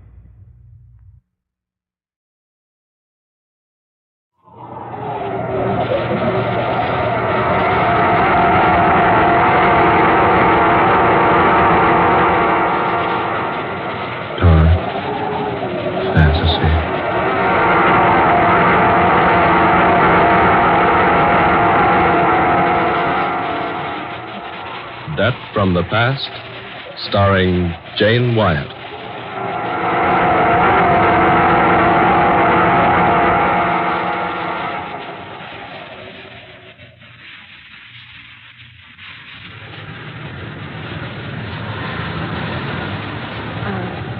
I beg your pardon. Oh, yes? Is that your newspaper lying there on the park bench? Why, yes, it is. May I look at a moment, please? If you wish, of course. Here, I'll move over. Sit down. Thank you. Well, there you are. I hope you don't think me forward. I'll only be a minute. Oh, take as much time as you like. Here, will you roll yourself a cigarette? What? Oh, no, thanks. Sorry, I can't offer you a tailored one. Oh, quite all right, thank you. Out of a job, hmm? Yes, but don't tell me I look that desperate. No, Well, I notice you've turned to the help wanted columns. Yes, but somebody seems to have been there ahead of me. These ads are certainly all marked up with pencil. Maybe you can say that again. I was lucky even to find a pencil. Oh. You, too. Yeah. Oh, I'm sorry. Oh, that's all right. Nobody needs to feel sorry for me. I'll get along. You've been to all these places you've marked here in this column. Sister, I've been there and then some. And you didn't get one of them? No, not one. Why, look at the soles on my shoes. Here, look. Those are yesterday's want ads I'm walking off. How long have you been out of work? Oh, I don't know, about 10 weeks. First, I had a lot of dough. I thought I was a wise guy. I wouldn't have any trouble getting another job. I was wrong. I dropped all my money, and I've been sleeping here on this park bench for the past 3 weeks. When do you eat? Whenever I can. Today, I'm all right. I got a chance to make a couple of Iron Men yesterday. Iron Men? Bucks, dollars. Oh. You been around town much? Well, I've been here about 2 weeks. I came up from Sandville. You got people here? No. My father and stepmother live in Sandville. Well, my stepmother and I have never been anything more than barely civil to each other. Oh, I get it. So you've come here to get a job? No, I come here to get a job. How much money you got? Well, I really don't think that's anyone's affair. Oh, bother. If you got to be formal about it, my name's Mark Matthew. And mine's Luke John. Oh, I'm serious. My name is Mark Matthew. I was named after the two gentlemen who helped write the Bible. Well, my name's Mary Billings. Well, Miss Billings, I'm mighty pleased to know you. Now that we're thoroughly acquainted and completely good friends, you tell me when you ate last. I'm all right. You look hungry. Oh, yes, I guess I am. Join me for a hamburger? With onion? As you like, and a cup of coffee. Is that a date? Mary, well, I'm sorry I can't buy you a 35-cent blue plate. I'd love a hamburger, Mark. Then it's a deal. Okay, Mr. Matthew, it is a deal.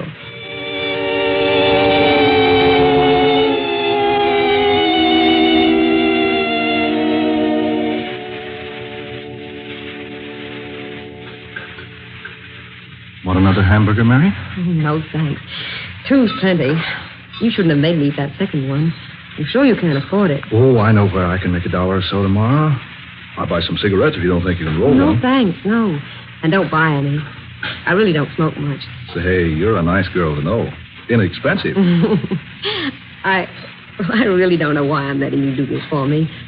I'm not in the habit of... Oh, I know. Neither am I. But my Irish mother taught me never to ignore a pretty young woman who is hungry. Say, you are pretty, you know. I thought you were going to be different. Yeah, I'm different. I say I'm going to feed you hamburgers, and I feed you hamburgers. Oh, and good ones, too. Don't I know they're good? I've been eating them for weeks. Ma, I think I'll answer this ad. Say, did you drag that old beaten-up newspaper in here with you? Well, certainly I did. I'm still looking for a job, even if my hunger has been temporarily satisfied. Well, if you can find a job out of that bunch, you're a better job hunter than I am. Well, you haven't tried this one. Someone's looking for a woman. Sound good?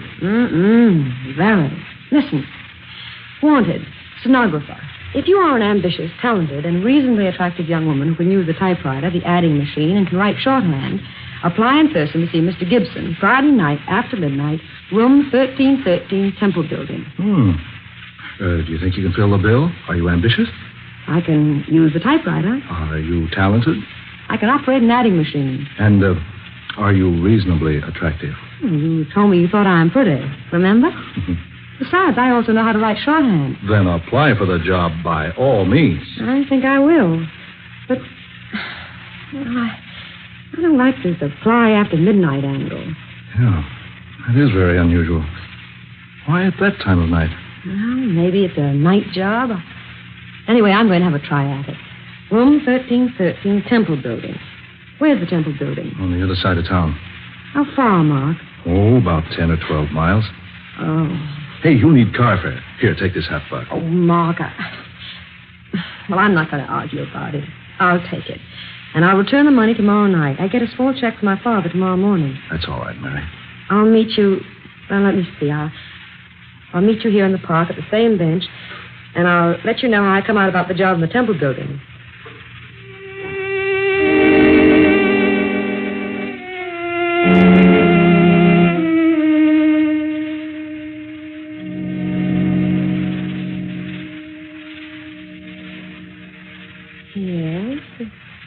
This is the temple building, all right. Awfully quiet in here. Dimly lighted. Nobody around. Not even a hall porter. This is a very strange place. Here's the building directly. Now, let's see. What is the man's name? Oh, yes, Gibson. Gibson. No, there's no Gibson listed here. His company's name is probably here, but I don't know that name. Now, let's see. How does one get up to the 13th floor? Here's an open elevator, but there's no one to operate it. Oh, this is the type you operate yourself. Just step in. Press the button marked 13. The door's closed. And up we go. Oh, my. Better say a little prayer that I get this job. Amen. There. Here we are. My, it must be a night job. This entire floor is one huge office. Row after row of desks with people working at them. And brilliant lights everywhere. This certainly must be a big country. May I help you, miss? Oh, yes, please. I've come in answer to the ad in the newspaper. Ad? Oh. Advertisement? Yes. I'm afraid I don't know what you mean. Mr. Gibson advertised for a young woman to do typing and shorthand. Here, I've cut out the ad. This is it. May I see it, please? Thank you. I see. Mr. Gibson failed to tell me he had inserted an advertisement in the Bee. Oh, but this was in the Times. I'm sorry, young lady. Mr. Gibson uses only the Bee. You'll find his office right down this aisle, the first door to your left. Room 1313. Thank you. Just knock on his door and he'll answer you. Yes, thanks. That's strange. These people all seem very modern, and yet they're dressed so quaintly. Honestly, they look old-fashioned. Oh, here's the door. Come in, please. Mr. Gibson? Yes, come in, please, and close the door. Thank you. Sit down, young lady. Don't just stand there. Yes, sir. I've come about the job, sir. The one you mentioned in your ad in the Times? Times? I never advertised in anything but the Bee. You read my advertisement in the Bee, I'm sure. You want a stenographer, one who can type, use the adding machine, and take directions. Yes. I'm very ambitious, Mr. Gibson, and I feel that I can learn the work quickly. I'm easily taught. Good. Your ad asked for a moderately attractive girl. I'll try to be neat and tidy, sir. My dear young lady, if your qualifications are as you claim, I feel you'll do very nicely. Here, take this pencil, please, and this pad. There now. Are you ready to take a letter? Yes, sir. Address it, Mr. Hugh Lanning, 1501 Tower Building, City. Dear Mr. Lanning, we have received your order for the office materials listed on your invoice, and I shall personally see to it that the items ordered are assembled, boxed, and shipped to you immediately. We are exceedingly thankful for your order, and we trust you will find our service up to its usual promptness and carefulness. If we may serve you again in the future, please be assured every attention will be given to your desires. Yours very truly, the Acme Office Supply Company by Jonathan Gibson. Got that? Yes, sir. Now, will you type it up, please? Use that machine over there. You'll find paper in the drawer. Yes, sir. How old are you, young lady? 22. Your name? Mary Billings. Where were you born? In Sandville. That's about 35 miles from here.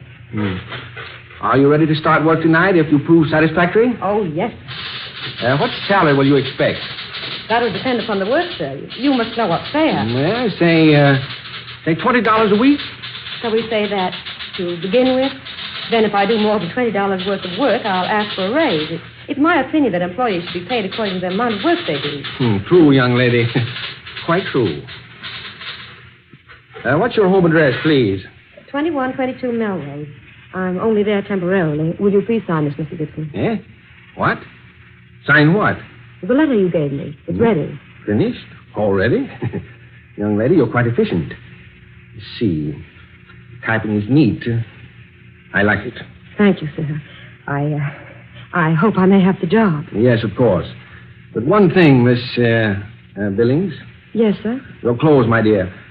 They're, shall we say, a little too modern. Too modern? I thought them quite conservative. The neckline and the skirt length and the sleeves. I'm afraid, Miss Billings, you'll be compelled to wear a tight neck dress, long sleeves, and a skirt to the ankles. Like the others outside are dressed, sir? Yes, exactly. And the rouge and lipstick. We don't use cosmetics for the Acme Company, Miss Billings. Very well, sir. And the short haircut. Bob, I believe it's called. You will let your hair grow out, Miss Billings. Meanwhile, you will add a switch to your hair. Yes, Mr. Gibson. Now, if you just step outside and speak to the young lady at the reception desk, she'll show you a place to work and assign your duties. Mr. Gibson, I can't thank you enough. I work very hard, and I'll try to be a credit to your company. I'm sure you will, Miss Billings. May I tidy up your office before I take over my work? Tidy up my office? Well, yes, if you pardon me. We really could stand a little cleaning and dusting. So many cobwebs and dust everywhere. But these windows look like as though they hadn't been washed in years. And your calendar needs changing, Mr. Gibson. My calendar? Yes, look. It says April 16th. This is January 16th. My dear girl, you're mistaken.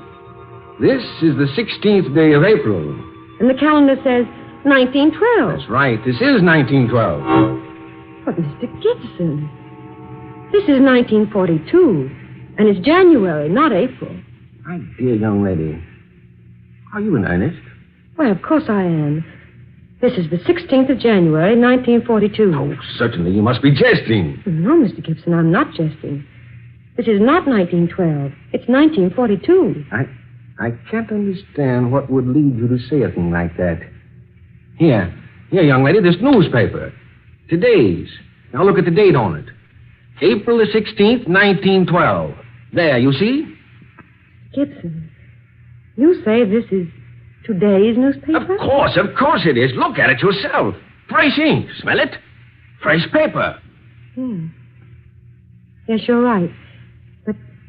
But those headlines. Yes, a terrible disaster. The Titanic sunk at sea on her maiden voyage. Yes, she hit an iceberg. A sad tragedy. That was 30 years ago. Long before I was born. What was that? I'm afraid I don't hear very well these days. Wait, it wasn't important. Shall I take over my work now? Yes, if you will. We need your services very badly. Business is exceptionally good, and I'll admit it's difficult to find a young woman with as much ability as you have. Thank you, Mr. Gibson.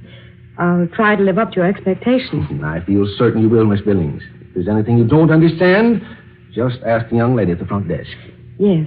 Thank you, I shall. Thank you very much, Mr. Gibson.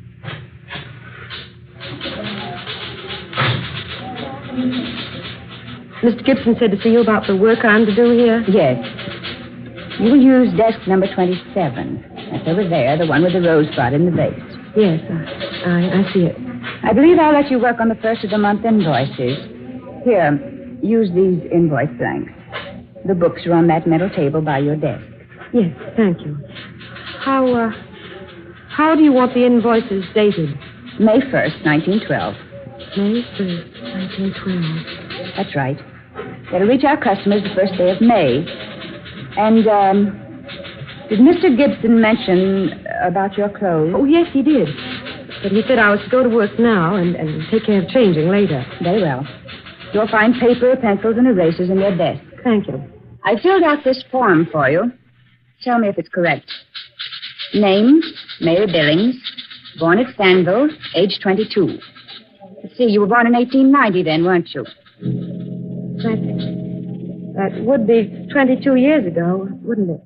Your hours will be from midnight until 8 a.m. You may take time out at 4 o'clock for refreshment. 1 hour. If you have any questions about your work, Please don't hesitate to ask me.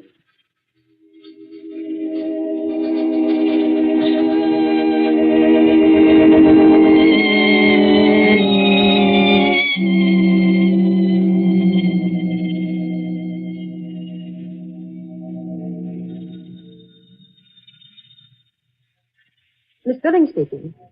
Yes, Mr. Gibson. In your office? Yes, sir. I'll come in immediately. Yes, Mr. Gibson, you sent for me? Yes. Sit down, Miss Billings. The dawn will be here soon, Miss Billings. I don't have a watch. And there are no clocks in the office. You noticed? Yes. Ah, yes. The dawn will soon be here. And all too soon. I haven't been here long, Mr. Gibson, but I enjoy the work I've done so far. Yes, Miss Johnson reports you give all your attention to your work. She reports that you're extremely efficient. Oh, I'm glad, sir.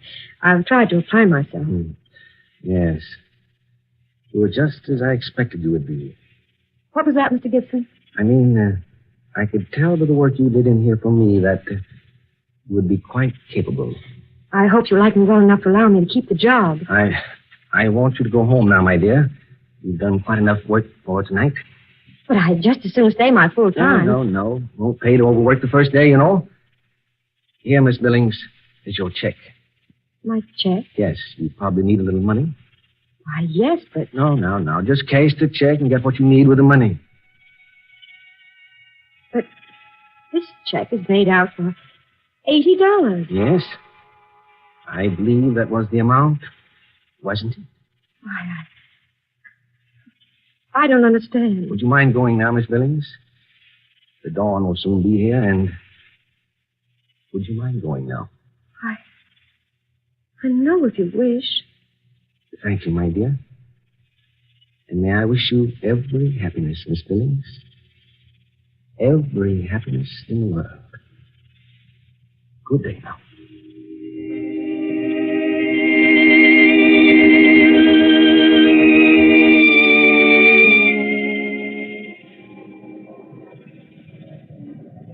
Mary!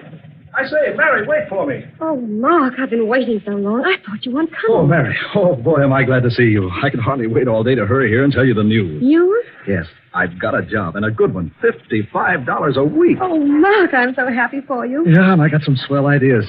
I'm going to tell you one of them before long. Hey, how about your job? Well, I got it, Mark, but I don't know what to think about it. Everything was so strange. Yeah? What happened? Well, I went to the temple building, and I took the elevator up to the 13th floor.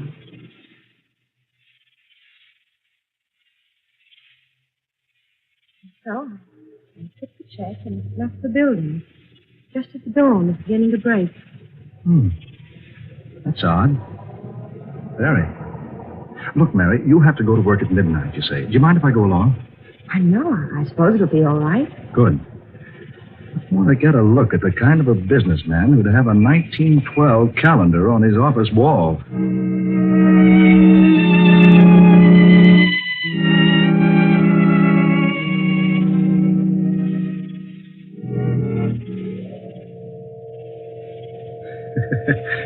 That's some elevator, Here, push the button for yourself. Yeah. I guess they figured cut down overhead. No operator. Here we are. Mark. Hey.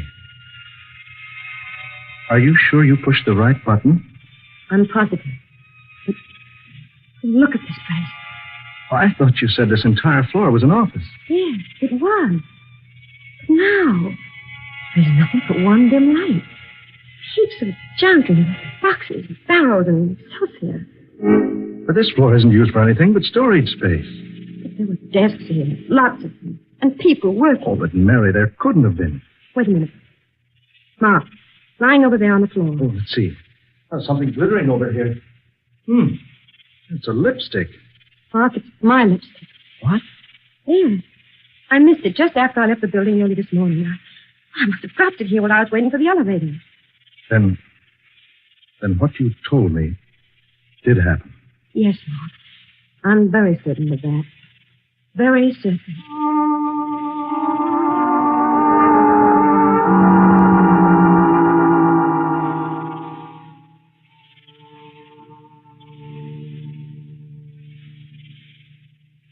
inside a minute, Mark, will you? I want you to see the check the little man named Gibson made out to me. Yeah, I want to see it. There's something else I want you to look at. Something I brought with me from home. Come in. You said this fellow Gibson had a City Bee newspaper on his desk. Yes. Dated April 16th, 1912. Well, you might not know it, but the Bee went out of business in this town 20 years ago. But the ink was fresh. And the paper. Any newspaper printed 30 years ago would have been yellow and faded. Yeah, that's true. Oh, is that the check? Yes. Here. And for $80. Wait a minute. Did you notice this, Mary? The check's made out to Margaret Billing. Yes. I noticed that this morning, but I thought Mr. Gibson had just made a mistake. Now, I think I know the answer. You do? Say, what are these things in this little box? Your souvenirs? Yes, more or less. Here, this lace handkerchief. Oh, it's lovely. It belonged to my mother. Her name was Margaret. Oh, I see. And this is a portion of the diary she kept up to a year after I was born. Let's see, 1912. 10, 11. Here's 1912. What are you looking for, Mary? I'm not sure, Mark. February, March, April. Here, April. April 16th. Here we are. Well, Mary? Mark, listen. Here's what my mother wrote in her diary on April 16th, 1912. Today, the Acme Office Supply Company on the 13th floor of the Temple Building declared bankruptcy. 42 employees were left without work. With a month's pay due each of us. I went to Mr. Gibson, the owner, and asked for at least a portion of the money he owed me. But he said he was unable to pay a cent. He promised, however, to pay me the $80 he owed me just as soon as possible. This was bad news for me, indeed. Almost as bad as the news the headlines carried in today's paper. Titanic was sunk at sea on her maiden voyage.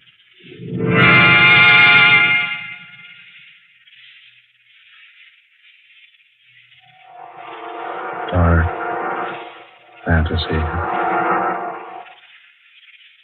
You have heard Death from the Past, a tale of dark fantasy starring that popular Hollywood actress, Jane Wyatt, and written especially for her by Scott Bishop.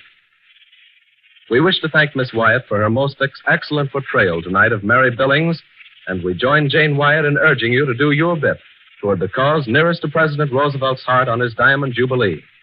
Give to your local Mile of Dimes committee. Ben Morris was heard tonight as Mark Matthew, Eleanor Naylor Corrin was the office manager, and Muir Height played Mr. Gibson. Next Friday night at this same time, we'll bring you another unusual tale of dark fantasy, The Headless Dead. Miss Wyatt appeared tonight through the courtesy of the RKO Studios. Dark fantasy originates each Friday night in the studios of WKY, Oklahoma City. Tom Paxton speaking. This is the National Broadcasting Company.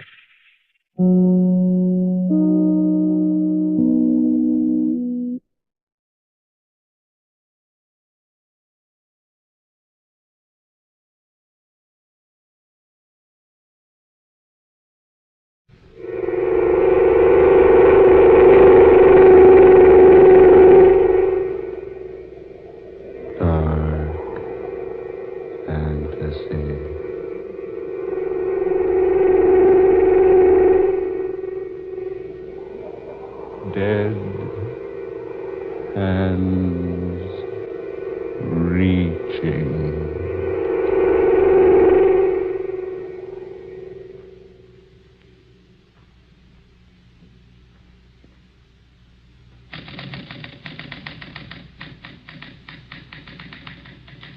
Alan. Alan. Alan Blaine. I thought I heard someone. Listen to me, Alan. Someone did speak. I spoke to you, Alan. Who's that? Don't be alarmed. There's no one here. No one in this office but myself. I am here. Am I losing my mind? Oh, there's no one. Listen to me, Alan. I hear you, but where are you? I am here, but you can't see me. Who are you? Listen to me, Alan. Yes? How much money are you making? Not much. How much? $25 a week. You're worth more. I know I am. Then why haven't you done something about it? Well, there are hundreds of men who could do my work. I can't afford to lose my job. You won't lose your job, but you will get a better one. What do you mean? Go talk to your employer today, Alan. Today, you hear? Yes. There's a position open. Assistant manager? Exactly. That's too big a position for me. You're capable of handling it. Go in. Ask for it. Ask for job of assistant manager? Yes. You'll never get it unless you ask for it. Look here, who are you? Where are you? You cannot see me, Alan, because I am not of your world. Are you some devil? Some evil spirit? I assure you, I am not. Then why don't you show yourself to me? I am not permitted to do that. Be thankful that I am able to advise you. Why do you advise me? Because there is much I can do for you. I don't understand. Your voice. Out of nowhere. That must not worry you, Alan. Do as I say. Go now. Ask for assistant managership. Go, Alan. Ask for it now. Wait. Don't wait, Alan. Wait, I want to talk to you some more. Don't wait until it's too late. I warn you. Come back. Come back. Look here. What's all the commotion about? Sit down, Mrs. Evans. What? I said sit down, ma'am. Here, I have something to talk to you about. I want to know what the shouting out here was about. Oh, never mind that, Mrs. Evans. I have something much more important to discuss with you. And just what's that, Mr. Blaine? It's about the assistant managership. Well? Well, you see, I was just thinking. Go on. No, I was just thinking that perhaps Go ahead. Go ahead, Alan. Tell her you want the job. Did you hear something, Mrs. Evans? I'm waiting to hear who you have in mind for the job that's open. I'll take that job, Mrs. Evans. What? What did you say? I said I'll take that job. Why, I hadn't thought of that. You might handle the job all right. Yes. Yes, you might. Come on in the office, Blaine. Let's talk this thing over.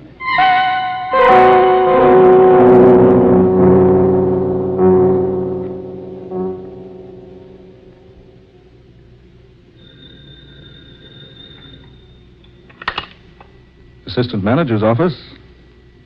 Oh, Judith, darling. How are you? Hey, you coming down to see my new office? Oh, I thought you said you'd try to make it today. Well, I've had my new job for 2 weeks now, and All right, dear. Yes. Goodbye. I can't understand Judith lately. Seems like she's avoiding me. Don't trust her, Alan. You again. Don't trust her, Alan. Don't trust her. What? Don't trust her. Don't trust her, Alan. I warn you, she's not to be trusted.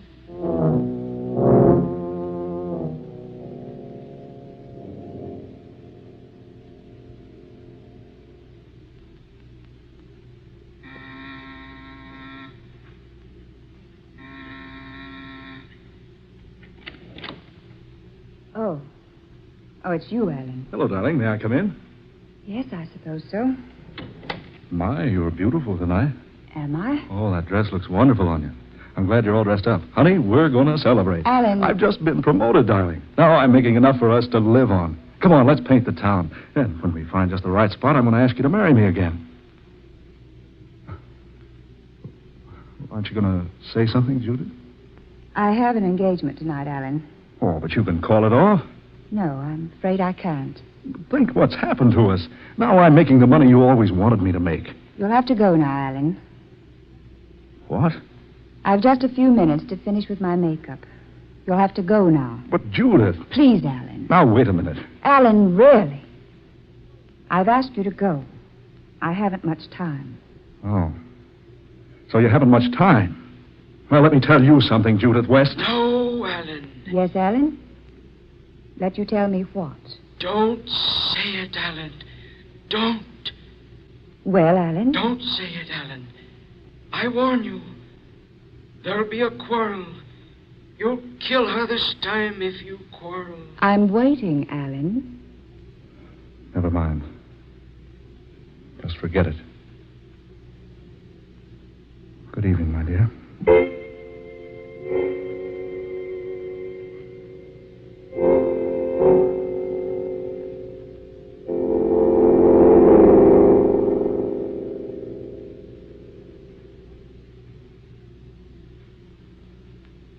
Alan, perhaps I should have told you last night. I didn't, so I'm writing to you now.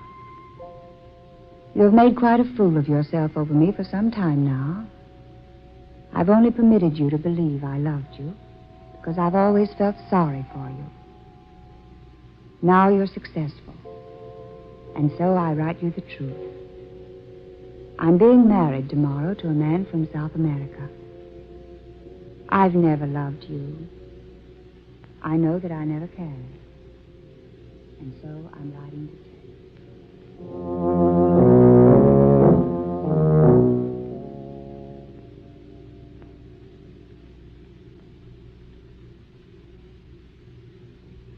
Miss Adams, will you please call me at 11:30? I have a 12 o'clock luncheon date. A letter from Judith. It's probably an apology for last night. I wonder what she said.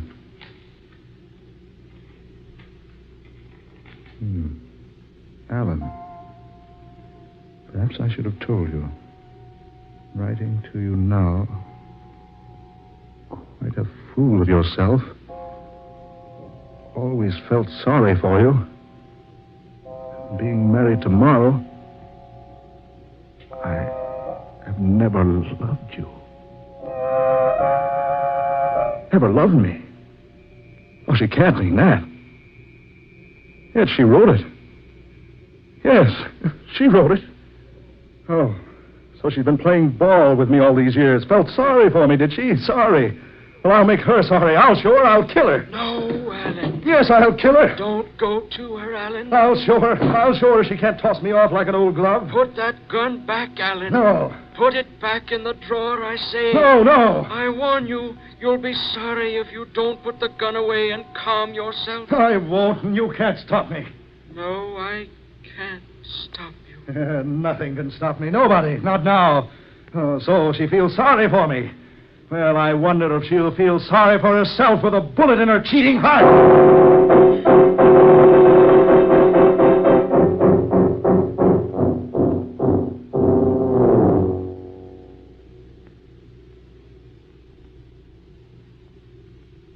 All right, darling. I'll meet you at 8. Yes, I've written a note to Alan. I've broken things off completely. All right, dearie. Goodbye. Yes? Who's there? Who's there? Who is it? Alan. What do you want? Alan. Oh, no, Alan!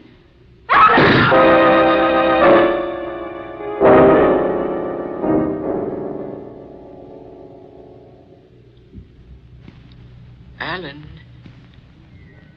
Alan, listen to me. Go sober yourself up, Alan. Oh, go away. You've lost your job, spent all your money. This is no way out. Leave me alone. I want to help you. Help me. Why didn't you leave me alone to begin with? I warned you not to go to her apartment. You're a murderer now, Alan. You're wanted by the police. Oh, go away. Go away. You should have listened to me. I was trying to guide you. Leave me alone. Oh, leave me alone. I know what you're thinking. You're tired. The spirits aren't enough for you now. You want something else. Yes.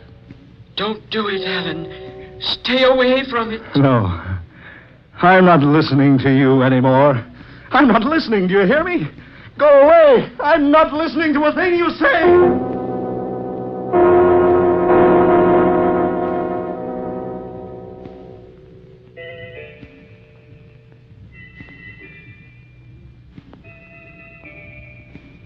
Please to come in. A friend of mine sent me. Jake Mullins. Oh, Honorable Mr. Mullins. So, young seafool, glad to help any plan. Honorable Mr. Mullins. He said I could forget my troubles here. Trouble? You have trouble, please? Plenty. You want maybe sleep? Anything. Anything to stop this awful burning in my mind. You smoke, maybe? Me fix pill. You sleep. Yes, sleep. You lie here, please. Stretch out. Make comfortable. Yes. Here. You smoke this. Take pipe. You sleep. Yes. So, you feel better by and by. No. Please to lie down. You smoke. Pretty soon, sleep. Don't, Alan. I beg you. Don't smoke that. Go away. Please, not to shout. Tell him to go away. There is no one. Don't do it, Alan. You hear him? I hear no one. Now, please, to be quiet. Just smoke. Plenty soon. Sleep.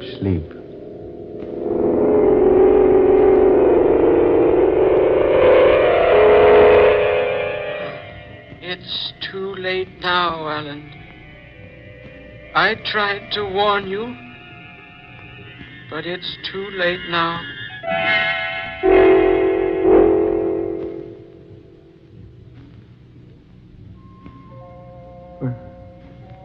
Where am I? So strange. Quiet. Peaceful. What's this? Book. Old. Rotting. Why, a diary.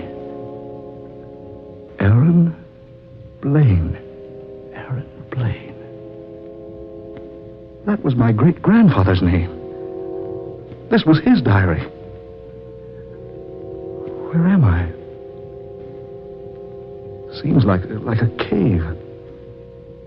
Yes, it is a cave. My clothes. So neat and so clean. Yesterday, yes, even today, I was almost ragged. I remember, too, I was tired. Worn. Now I feel refreshed. How did I get here in this cave? That light. From the fire. I can read the book by the fire. Yes. We are now in the midst of a dreadful civil war. I fear everything I own is lost. I have only managed to save my gold. Gold. I figure its value at more than $80,000. I have buried it today beneath the horse stall at the east end of the barn. It will never be found there. Gold. Buried beneath a horse stall in the barn. But what barn? It's daylight. Perhaps if I get out of this cave... Yes. There's the opening. Yes, it is daylight. And there's the farm over there. It's an old farm. Maybe if I go over there, I'll find what I want.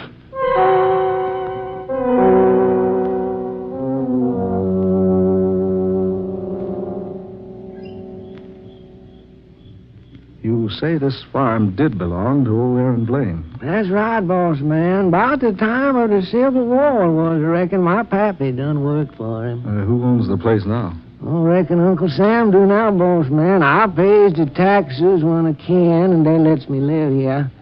Got myself a horse out there in the barn, yeah. Good old racing horse he is, but that barn about to fall down. Yeah, I see it is. Yeah, well, over this way, boss All man. right. Are you sure this barn's been standing since the Civil War? Sure has, boss man. I has to prop it up here and there once in a while. Won't go to pieces any day now. Yeah, there's old Thunderbolt. Oh, that old Thunderbolt. You was asking about a spade here, mister? Well, there's one right over here. Yeah. I'll set the lantern down right there. Keep that animal back. I'm going to start digging. Digging, boss man? Yes. And if I find what I'm looking for, you and I are going to be rich.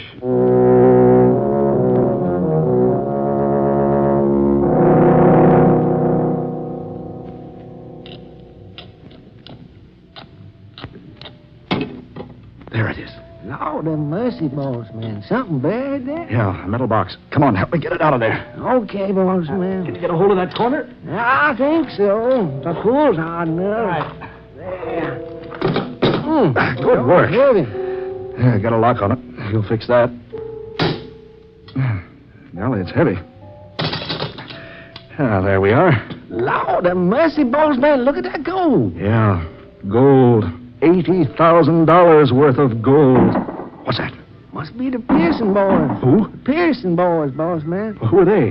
They've been trying to get this farm, only ain't got enough money to pay the back taxes.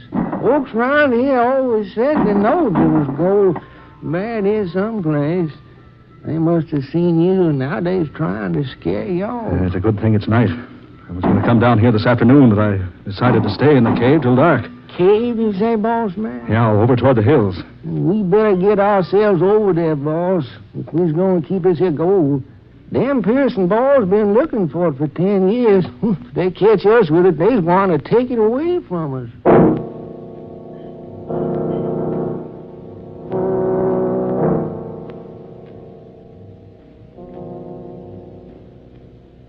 Boss, I reckon I can't stay here much longer. We've got to stay here. I was hungry. And so am I. We can't leave this cave until those murdering thieves out there go away. Boss, we done been here 2 nights and a day. They've gone now, Alan. You again? Who, boss, me? It's safe now, Alan. Boss man, what you looking so funny about? You look like you done heard a spook or something talking. You can go out now, Alan. They've gone away. Come along, Sam. Are we going to leave you, boss man? Yeah. Help me carry this box. How come you to change your mind? I didn't. It was changed for me. Come along. Careful there. Sure will be good to wrap this old boy around a good thick old steak or maybe a fat old chicken. Easy now. Careful. Let's scout around behind this tall grass. All right, boss man. Now, you all watch your step out here. There's lots of snakes over here. Snakes? Yes, sir. Big ones too, boss man, and poison. Come on. Over this way. Wait a minute. Huh? Look. Over there. Lordy, boss man, that's an old grave. Yeah, come on. Good Lord. Look. Boss man, looky over there. A bony, fleshless hand. Reaching up out of the grave. Boss man, how come that a hand over there? Whoever that was, they buried him alive.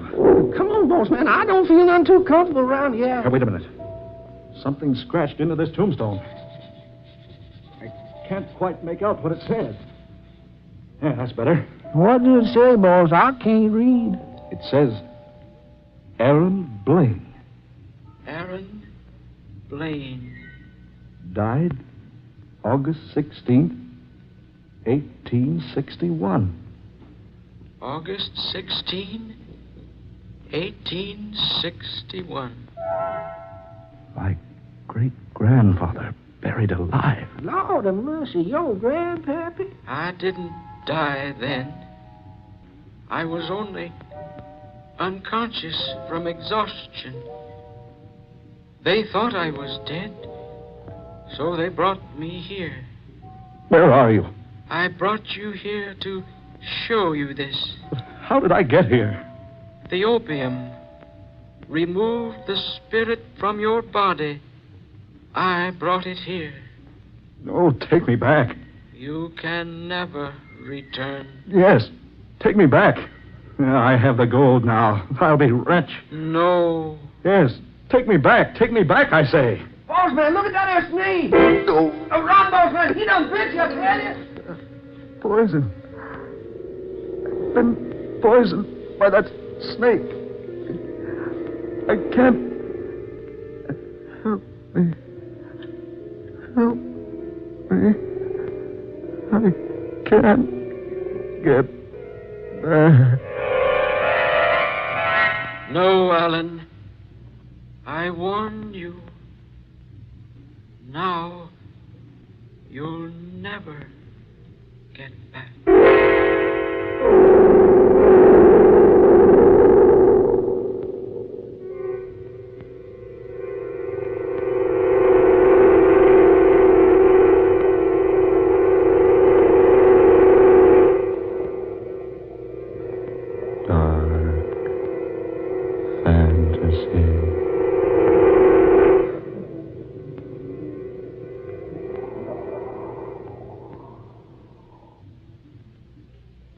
You have heard Dead Hands Reaching, tonight's original tale of dark fantasy by Scott Bishop, originating in the studios of WKY.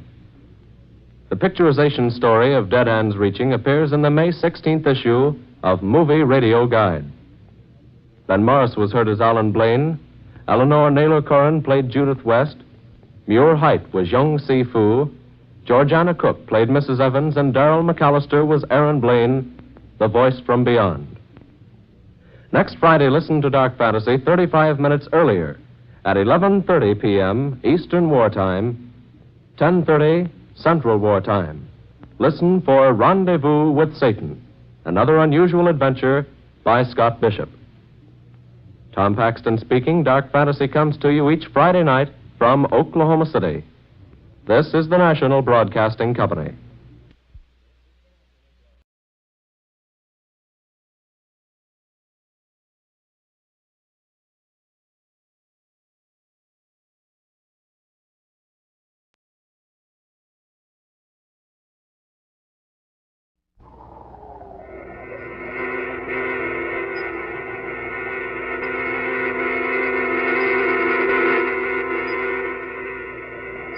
Dark fantasy.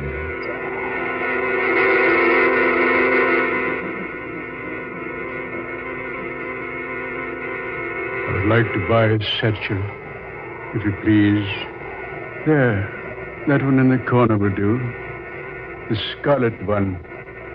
You see, scarlet is my favorite color because it reminds me so very much of blood.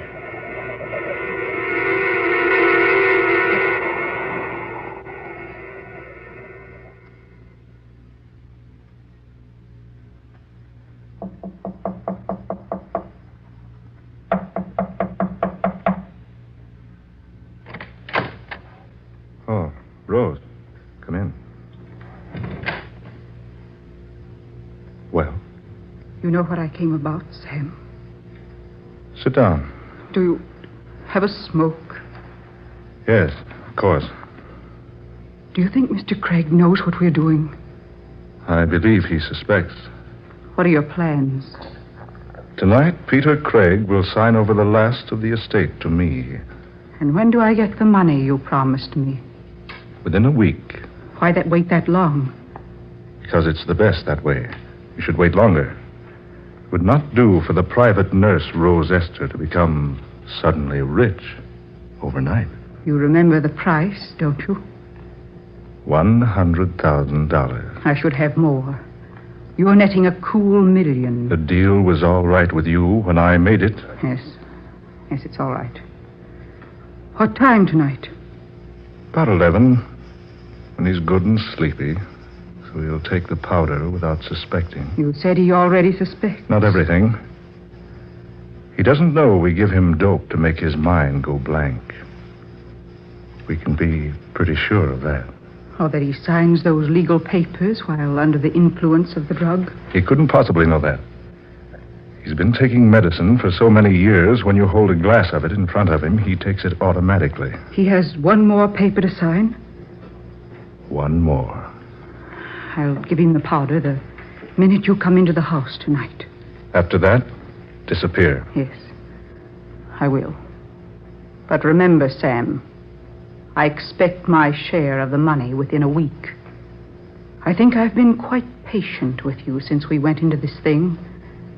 It wouldn't be wise for me to become suddenly impatient.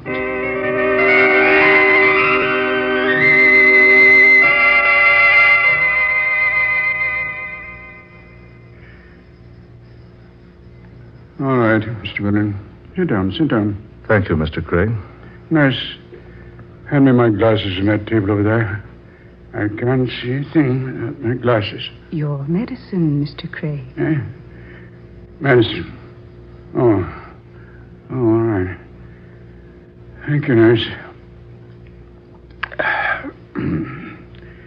Now, you get my glasses. Here they are.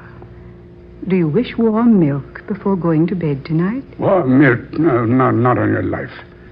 And don't you go locking my laboratory tonight. I'm going to tinker around in there a bit as soon as Mr. Willard leaves. Yes, sir. Just ring if you need anything, Mr. Craig. You look well, sir. I never felt better in my life. Now, what's on your mind at this hour of the night? Well, Mr. Craig, I've been handling your legal affairs for quite some time now. Yes, you have. 7 years, I believe. Just so. This afternoon I stumbled upon something that absolutely astounded me. And what was that? I happened upon the deed to your estate. I noticed it had never been turned over to you in a legal manner. Well, it's a small technicality, but I thought I should advise you about it. Have you done anything about it? Why, yes, I have. That's why I came out tonight. I have the papers with me. Put everything in perfect order. I say, Mr. Craig, something wrong? No, I'm just sleepy. I better sign the paper now. Yes, sir. I think you'd better.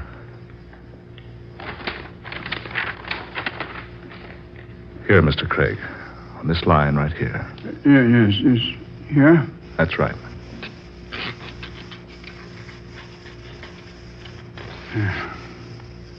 That's all, Mr. Craig.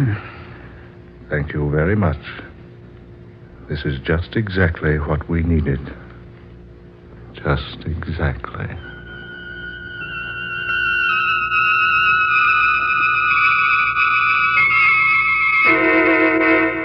Nurse! Oh, no. They know better than to leave me here in darkness. Nurse! Come here at once. She's not here. She's gone. She's gone. And left me when it's so dark, so still. Left me here to die. No, I can't stand darkness. No, I can't be left alone. I know my heart.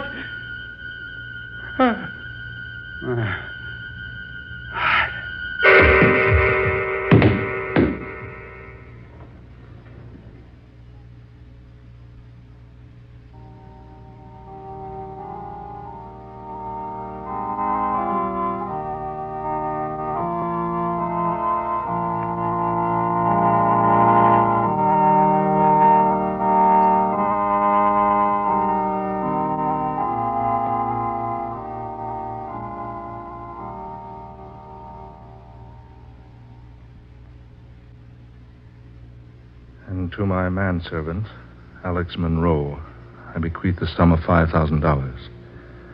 This is my will.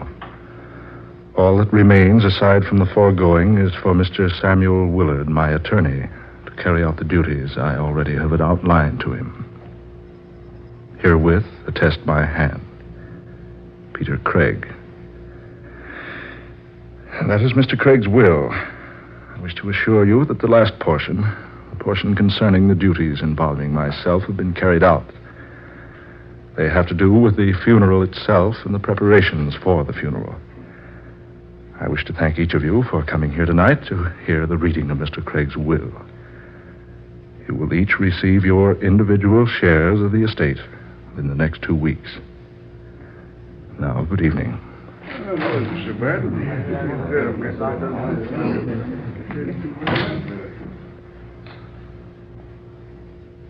Well, Rose? They took it quite well. Why shouldn't they? After all, they were only his servants. He had no relatives. It didn't strike any of them as strange that Craig should have left the bulk of the estate to me. You played your cards very well, didn't you? I think so. The smartest thing was giving the servants a share. Yes. Now, I suppose I'll receive my share. Of course. Within a week. Good. Would you mind answering a question for me? Why, no. What is it? Those instructions about the funeral. I saw nothing unusual about them. There wasn't anything unusual. But just what were the secret instructions Mr. Craig left for you in a sealed envelope marked to be read immediately following my passing? Oh, that. He just stated he wished to be buried in the family vault. But there was something strange at that. Yes? He directed me to his laboratory, a certain compartment where I found a box, wrapped in brown paper and tied with a heavy cord. He instructed that this box was to be buried with him. And was it? Yes, I had it placed in a coffin. Do you know what was in the box? Yes. I don't mind saying I was curious, so I opened the package. Well? It wasn't anything worthwhile at all. Just a couple of pounds of modeling clay. Modeling clay? Yes. What in the world do you think his idea was in wanting to be buried with such an insignificant thing as modeling clay?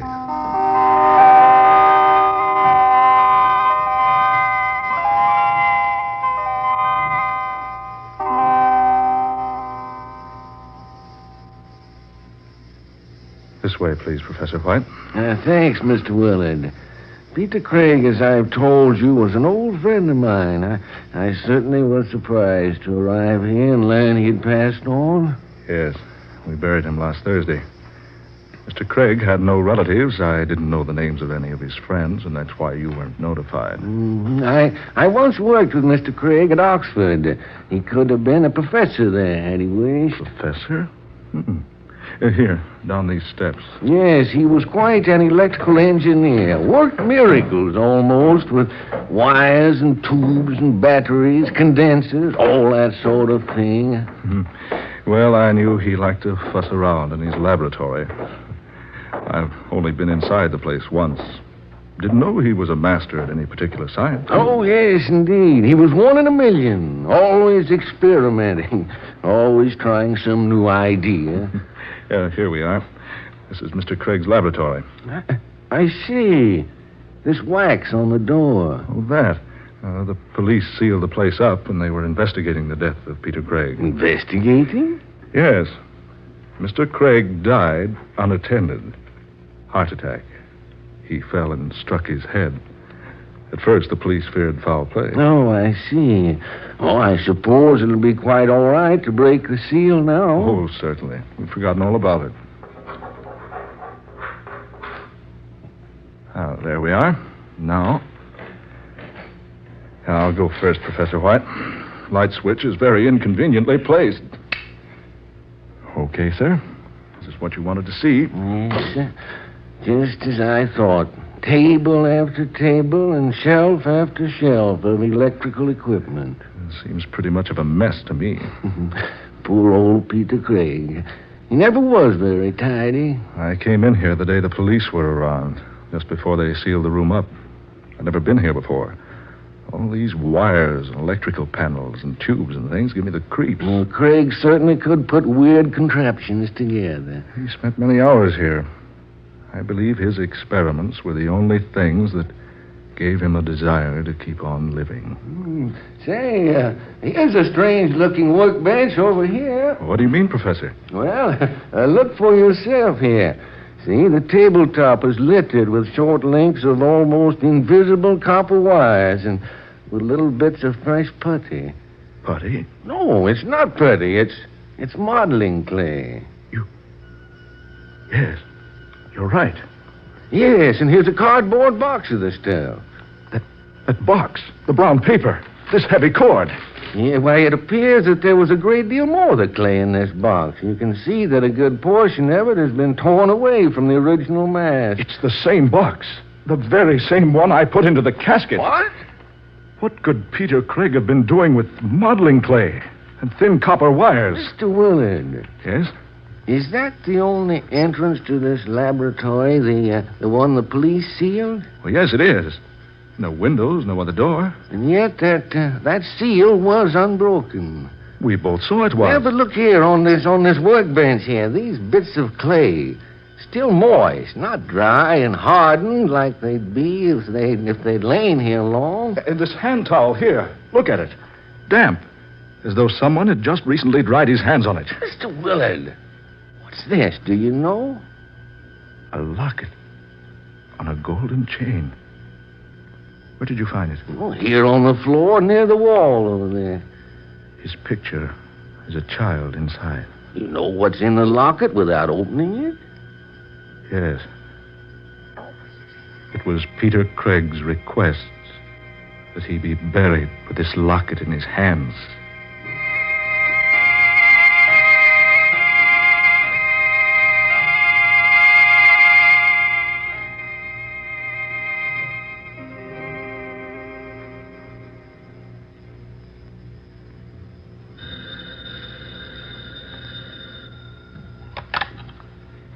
Hello? Yes, this is Rose Esther. Who wishes to see me, clerk? Well, if he won't give his name, I certainly am not interested.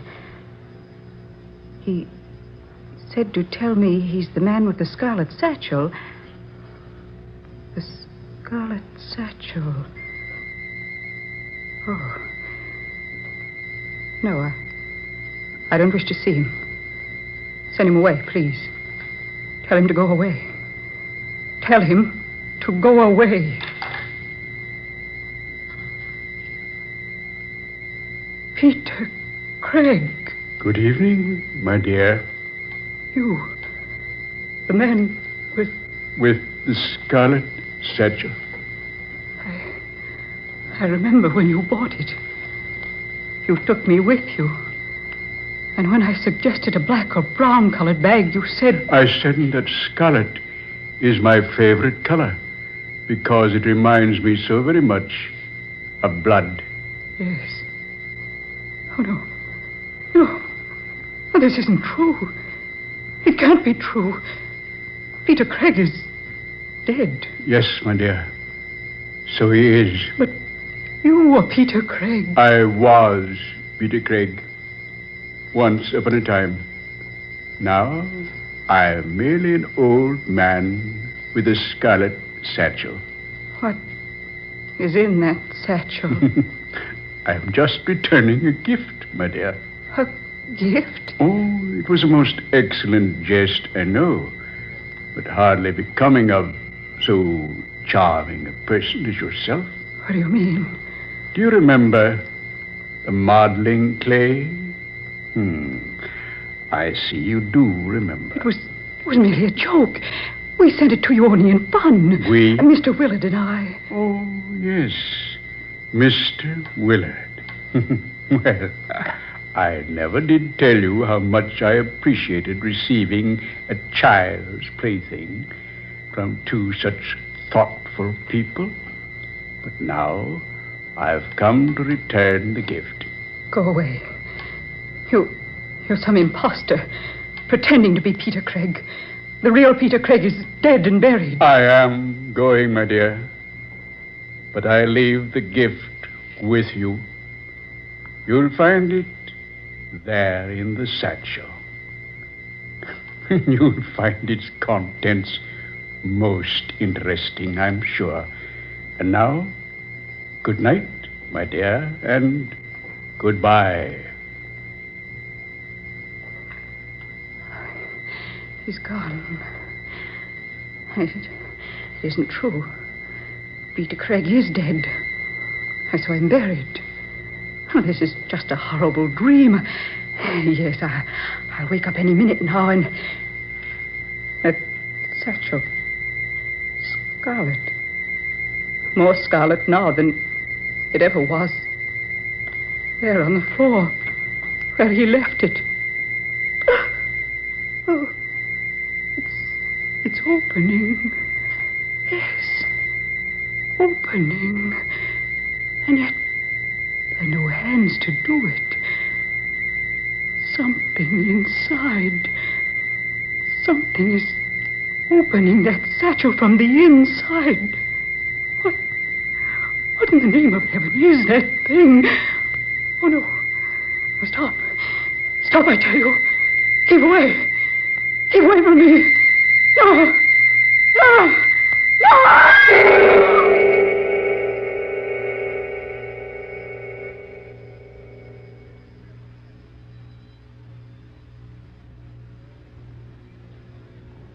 Miss Esther was a friend of yours, Mr. Willard? Yes, she was. And that newspaper certainly gives a startling account of her death. Yes. Rose Esther was heard by neighboring tenants screaming hysterically. When investigators broke their way through her locked door, they found the nurse sprawled upon the floor of her living room. Both the girl's hands were clasped tightly to her face. Her eyes were staring blankly, wide with terror. Her last gasping words were, "Scarlet satchel." The terror-stricken girl undoubtedly died from fright. Scarlet satchel. Yeah, sounds like a murder plot from Sherlock Holmes. Scarlet satchel. Just a minute, Professor. Mr. Willard, man, don't jump like that. Why, you startled the life out of me. It's gone. Gone? What's gone? He kept it here in this closet. I remember when he bought it. Who bought what, Mr. Willard? What in heaven's name are you so excited about? The scarlet satchel. He always kept it here. Now it's gone. I still don't understand what connection... The cemetery. That's it. We've got to go out to the cemetery. Come on, Professor White. We've got to go out there and see what's happened to the grave of Peter Craig.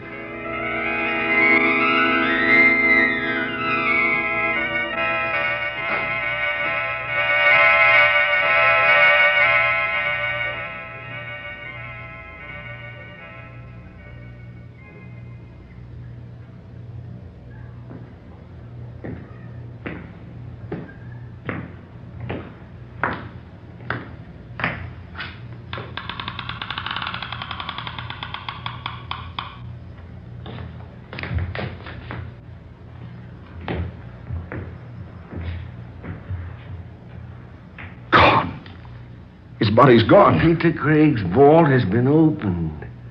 Opened? As though someone inside had pushed up the coffin lid to escape. That lid was heavy.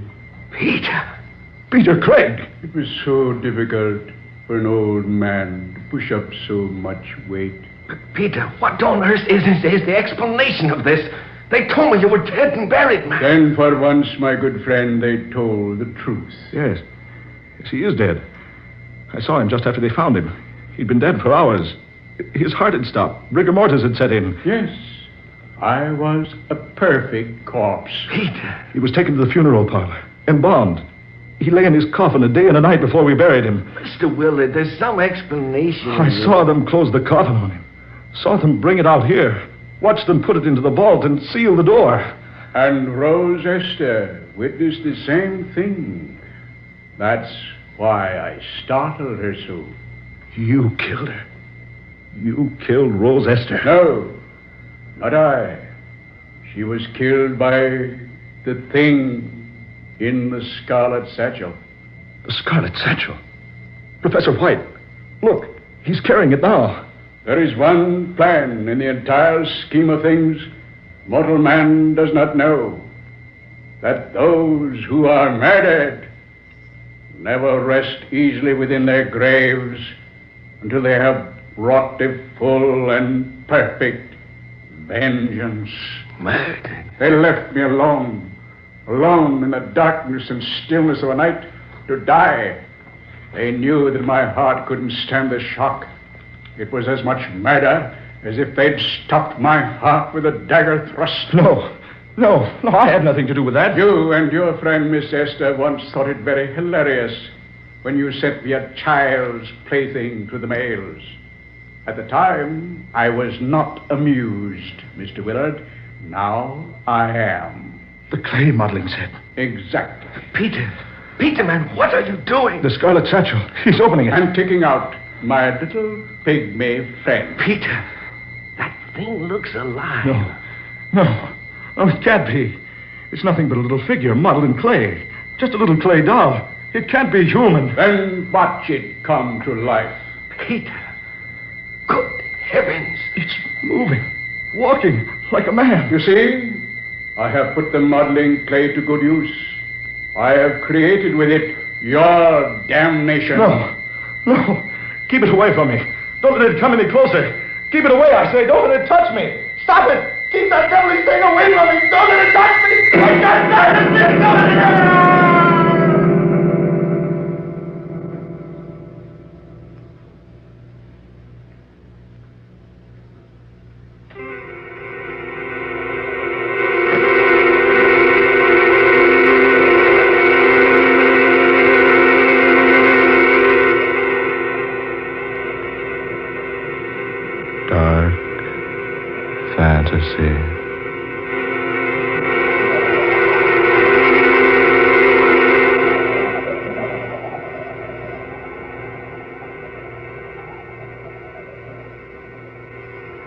You have heard The Man with the Scarlet Satchel, the 16th original tale of dark fantasy by Scott Bishop.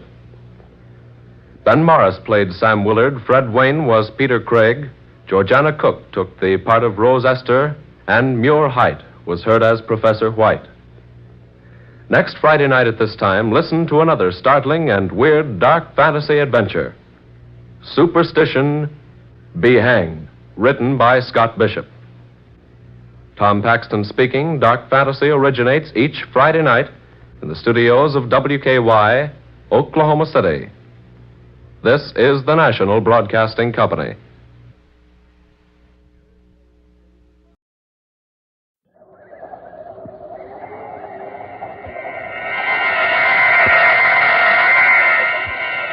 Dark fantasy.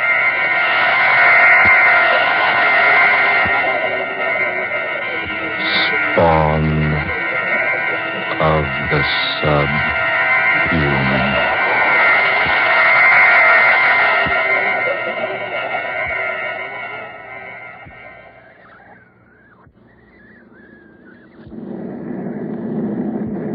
Beautiful takeoff. Yes, good pilot. But why did you charter such a large plane for just the two of us, Michael? Isn't this being just a bit too pretentious? Nothing but the best from now on, Angela. Besides, this was the only plane available. You can unloosen your safety belt now. I might as well confess that the real reason I was late was because I took so much time reading the notices in the paper this morning. Weren't they superb? Excellent. The audience was quite nice to me last night. Extremely appreciative, but I didn't expect such fine reports from the press. Didn't I tell you before the concert that you'd be a hit? Today, my dear, you're recognized as the outstanding soprano of the nation. You've had a lot of faith in me, haven't you, Michael? Well, offhand, I'd say I have, yes. You spent a lot of money to make me a success. Don't worry. I'll collect every cent of it back if we get as good houses as we had last night. Michael, Yes, darling? Do you feel, well, rather strange? Strange? No, dear. Why? I feel like something is going to happen. What makes you say that? I don't know. A feeling of impending danger just seemed to come over me all of a sudden. Danger? What possible danger could we be in? I don't know. But I've had this feeling before. It's like someone had spread a shroud down over this airplane. Oh, now that's a peculiar way to talk, Adela. It's the same sort of feeling I had that day Stefan disappeared. Stefan Wilder? Yes. Adela. I was riding in my car that day. I'd been to a matinee with several of my friends. We'd had a glorious time. I was quite happy. So I drove out into the country with the top down on my car. The wind was blowing against the car, just as it's blowing against the plane now. And the sun was glistening on the bright metal of the car, just as it's glistening on the wing out there. Darling, please don't think of that now. Oh, it was a lovely day. Just like today.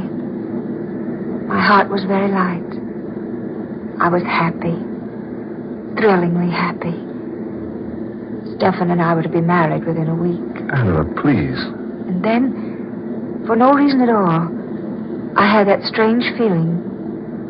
It just came out of nowhere and settled down around me like a huge cloth might cover the body of someone who had just died. Don't talk that way, darling. It was the strangest feeling I'd ever experienced. Weird. Terrible. It gave me the feeling that 100,000 evil spirits were racing at a maddening pace behind my car, trying to catch up with me, clutch me in their bony, fiendish hands. That was so long ago. 5 years. So long ago. It seems like yesterday. Then, when I speeded up the car, something began to pound in my ears. It's pounding there now, Michael.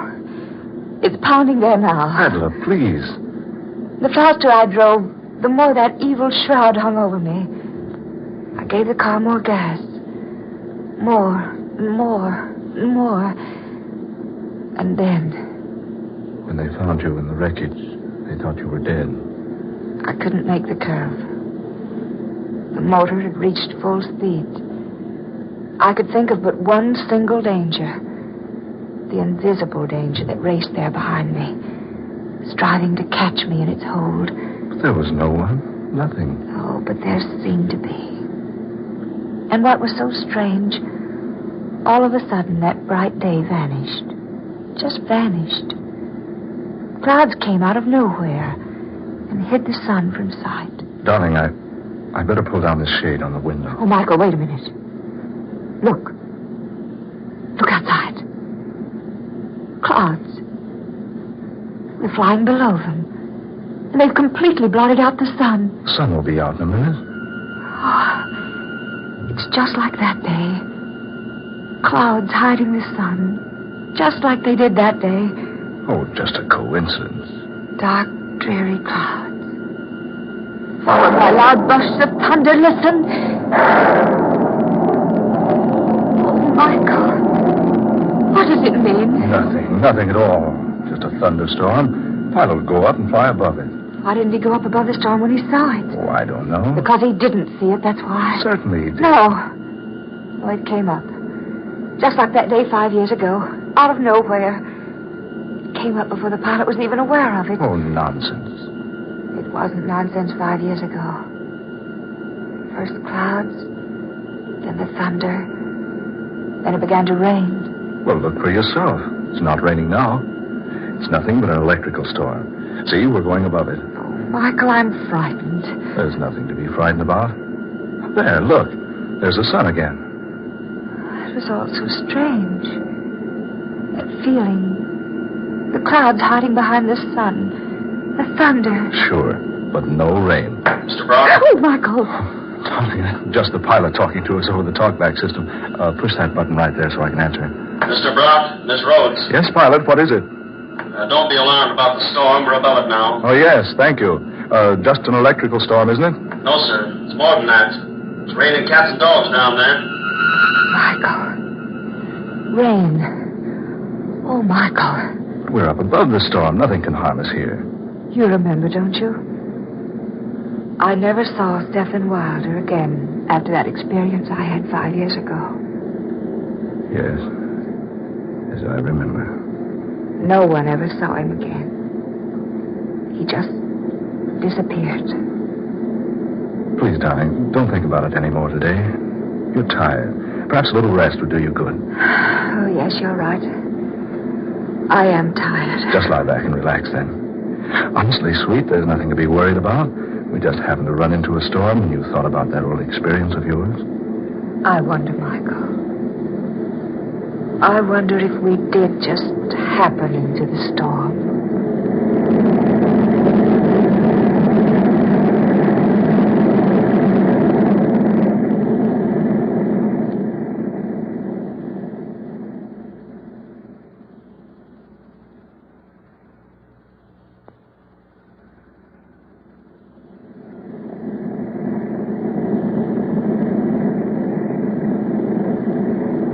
Michael, where are you, darling? Over here, dear.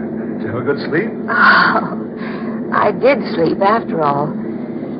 Why are the lights out? Oh, I turned them out so you'd sleep as long as you could. And I'll switch them back on. There. What time is it? 9:30. 9:30. Oh, Michael, I've been asleep more than 8 hours.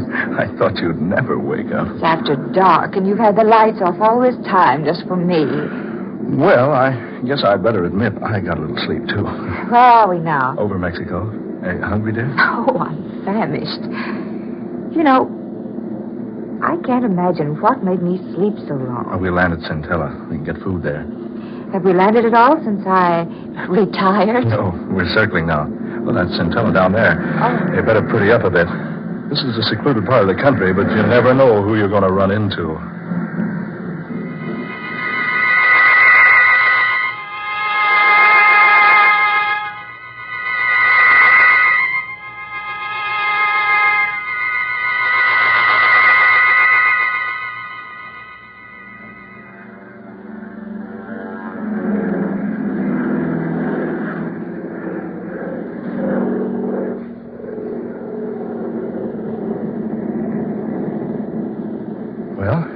Centella. How long before we're in Monterey? Oh, about an hour. Did you get good reservations? The best. Did you enjoy your dinner? Oh, immensely. That was a nice place. Certainly a rough landing field, though. Well, it's not actually a landing field. We had to land someplace to refuel before we got to Monterey, so I picked Centella. I enjoyed it. A quaint little place. It's a funny thing, Michael. Did you notice the plane? What do you mean, dear? It didn't look a bit like it had been in a rainstorm.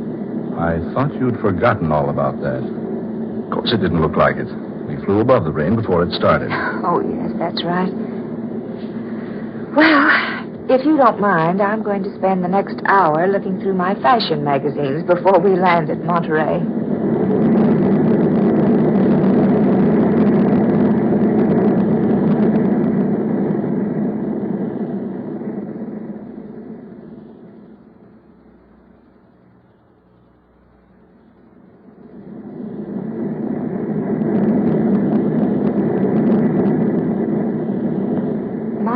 Yes? Should we be over water? Water? Well, no, of course not. Well, we are. There's water all around us. Oh, let's see. Why, heaven, Adela, you're right. The pilot's off his course. Surely you must realize it. Oh, you better go up and find out. Yes, I will. I'll be right back. Hurry, Michael, for heaven's sake. Right. Door to the pilot's cabin's locked. I say, pilot. Pilot. What's wrong, Michael? Oh, the door to this cabin is locked. Curtain over the windows pulled down inside. Pilot, open up. Look, he's raising the curtain. Michael. Good Lord. A thick, hairy arm. Michael. That's not our pilot at the controls. It's a monkey. A gorilla. Oh, Michael. Are we dreaming? No, it's true. A live gorilla piloting our plane. But that's impossible. No, confounded door's locked. Open this door. Open up. Oh, Michael, be careful. Look at him. Peering back at us with little beady eyes and an expression on his face that almost human. This is fantastic. How in the world did we ever come to be in the air with a creature like that? We had our regular pilot when we landed at Santella. I saw him climb down out of the cabin. So did I. But I never did see him again before we took off. Naturally, his back was to me when I gave him the go-ahead signal. Oh, Michael. Michael, now what? Oh, we're over land. It's bringing the plane down. Oh, Michael.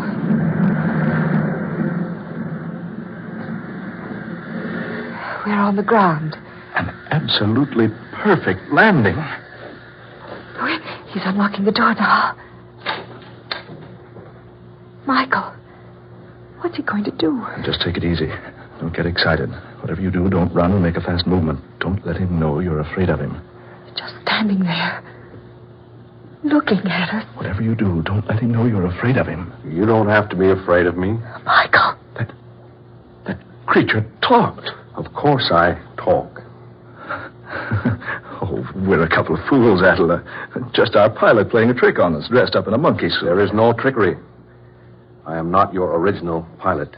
What? I joined you at Santella, where I came to meet you for Dr. Luther. Dr.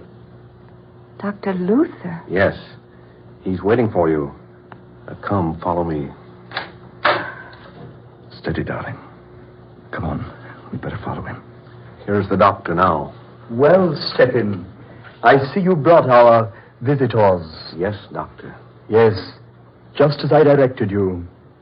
Welcome, Adela Rhodes, and welcome to your lovely, lovely voice. I say, look here. And welcome to you, Mr. Brock. I'm so sorry that you will be of no assistance to me. However, you may be interested in what I have planned. Now listen, Dr. Luther. I want to know what this is all about. You will learn what it is all about, and without delay, I assure you. Come, Stephen. Don't be so inhospitable. Show our guest into the laboratory.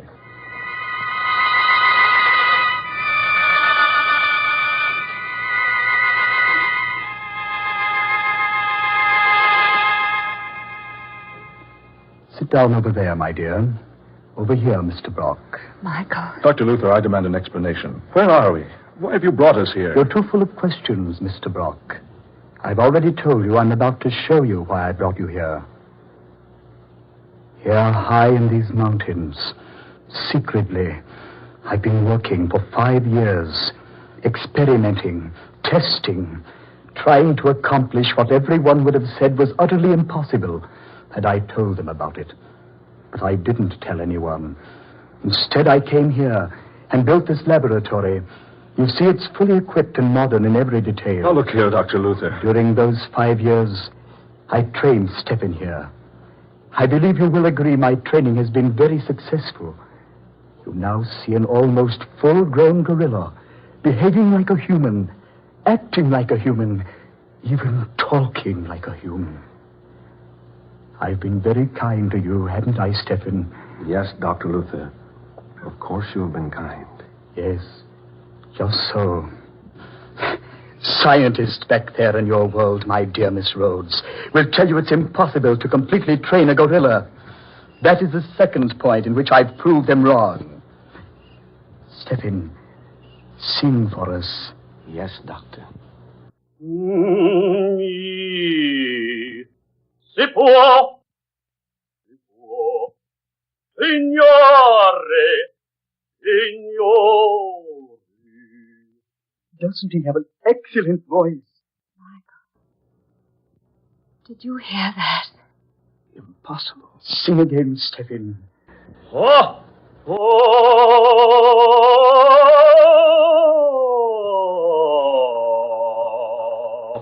You see, soon he will be world famous. I shall travel with him, take him to the 4 corners of the earth, and show people how well my gorilla sings. Oh, Michael, I can't believe it. That's Stephen Wilder's voice. It can't be. Ah, but it is. Yes. Now I remember. Now I know who you are, Dr. Luther. Stephen Wilder had an appointment with you that day he disappeared 5 years ago. I'd forgotten all about it, but I just now remembered. So that's what happened to Stephen Wilder. You kidnapped him and brought him here and... You... Precisely. I brought him here to do what others said could never be done. When I chloroformed him 5 years ago and brought him here, I thought I was ready. But my gorilla wasn't. So I had to wait. 3 months ago, I performed the operation. Operation? I removed the vocal cords from the man and grafted them into the gorilla. Oh. This is ridiculous. A thing like that can't be done. Oh, surely you don't deny the proof I've just given you, Mr. Brock. Stephen, sing.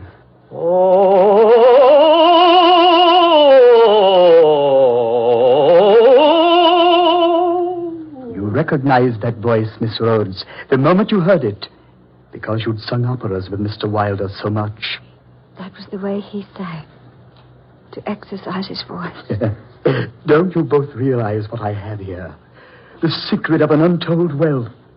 Why, besides knowing how to train this ferocious and morose type of animal, besides knowing how to transfer human vocal cords successfully, I have something I can exhibit to the world to prove my knowledge. Think of the fortune I can amass, because people will pay immense sums to see and hear my singing gorilla. Stop it. Stop it, I say.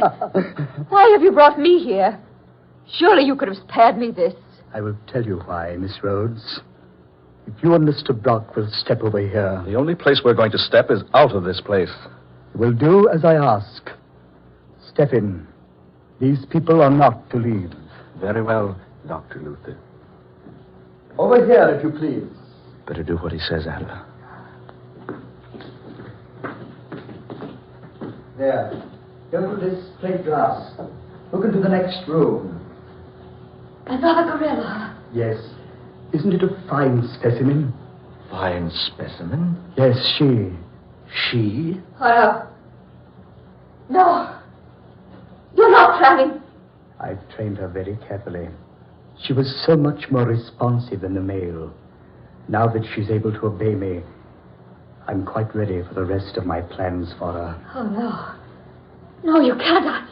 I won't let you. I'll say he can. Neither of you will be able to prevent it.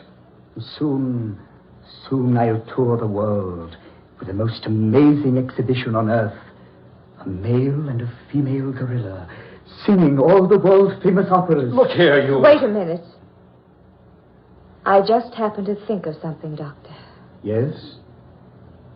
Do you remember the day Stephen Wilder had that appointment with you 5 years ago? Yes, certainly I remember. I'd been planning to obtain possession of him so I could bring him here. I was most pleased when he called and asked for an appointment. But did he tell you why he was calling upon you? I know. No, he didn't. He came to you, Dr. Luther, because he was losing his voice. You must be wrong. I am not wrong. I am the only one he told about it. It had been worrying him for a long time. You see, the more he sang, the worse his voice became. He was gradually losing it. But that's impossible. Do you think so, Doctor? You're a specialist on that subject. That's why he was coming to you that No, day. You must be wrong. After all the work I've done. Your gorilla will lose his voice, Dr. Luther. And I assure you, before you'll do anything to me, I'll see to it that my voice is ruined too. He won't! He can't! He's an excellent voice. Excellent! Yes, of course he is. We've worked together. I've trained him. His voice can't go bad on me now. Not now. Just when it's finally successful. Oh, you'll see, Dr. Luther. No, you're wrong. You're mistaken. He'll sing all right. He won't lose his voice. Will you, Stephen? No, of course not. You're in an excellent voice, Stephen. Sing. Sing your Step in! Show him! Si può! Si può! Signore! Signore! There! You see? Did you hear that? A beautiful quality. Beautiful tones. Oh, Maria! Listen, Doctor. David! What's wrong? Try again. Oh, Maria! Now you think I'm wrong. No, it's true. Devil, you devil! After all I've done, after all my work, this is what I get as a reward. I sacrificed everything. My position, my career, all my money, and this is what happens. Well, there's one way, Stephen. By heaven, there's one way. Get back, Adela. You got a gun. No, Dr. Luther. That bullet hit that beast, but look at him.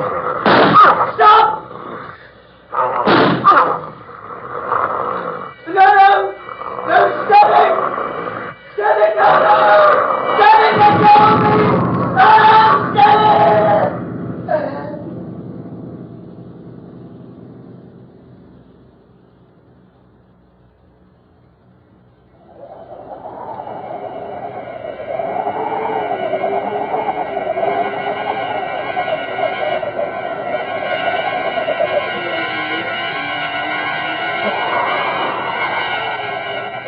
Dark fantasy.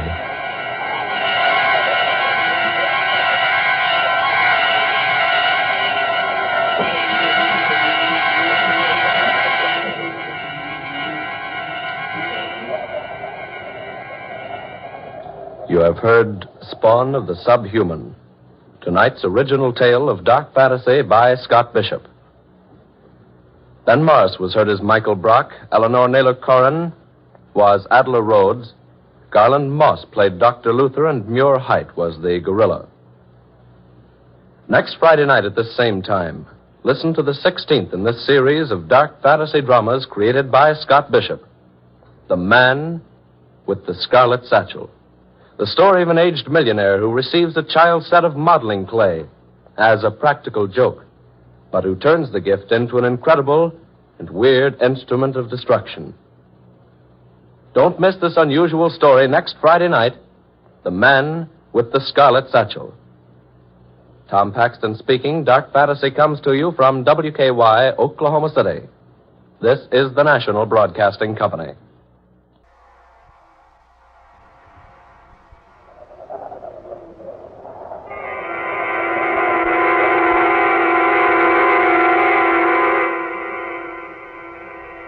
Dark fantasy.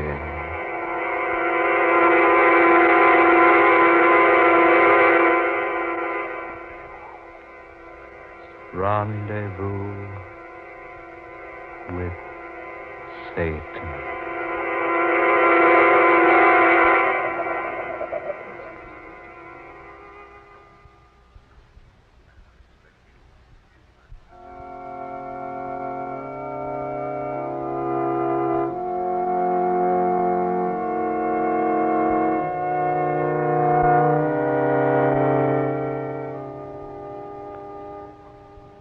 Good people, let us remember him who has passed, not for what he was, not for what he did, but because he was, as all of us are, a temple of God. Let us remember that this which is about to return to common clay was molded from common clay. Today we gather here to pay our last tribute this now still flesh, lying here before us cold in the coldness of death. Let us always remember, and let us always remember.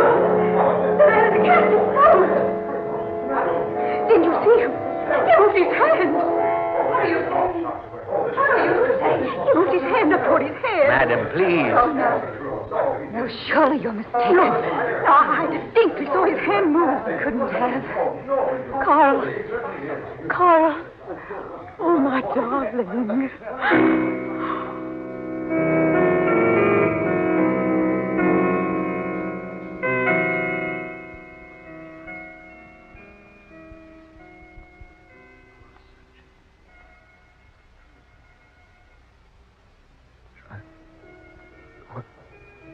What's happened to me?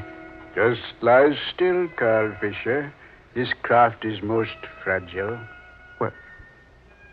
Where am I? Where would you be after death? Death? You say death? Yes. Am I dead? They have your body in a church, Carl. Imagine you in a church. No. No, you're mistaken. This is no church. I'm right here. Apparently you are, yes. But we are most careful when we bring you here. We take every precaution to relieve the shock. Shock? Of finding yourself in the midst of fire and brimstone. Hot. It's so hot. You'll get used to it. Where am I? Your soul is here with me. Your body is back on Earth. At present, resting within a satin-lined coffin. Coffin? Yes. They're soon going to place you within a tomb. Oh, I don't believe you. Don't you? Personally, makes no difference to me whether you do or not. But for your own satisfaction, suppose you feel for yourself. What? Yes. Reach up with your right hand. Reach up. Feel the casket lining by your head. Go right ahead. There. You see? Yes. But I'm lying in the bottom of a boat. Only your soul is. This is some trick. The boat is satin-lined. I'll admit, Carl Fisher, I am generally most concerned about my own comfort. But as far as lining one of my boats with satin, no. I fear that would be too much, even for Satan. Satan? Yes. Here, let me prove to you the boat is not cloth-lined. There. You see? You devil. That's irony. You are the devil. Yes, I am. But not just a devil. The devil.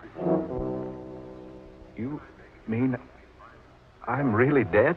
One never dies, Carl.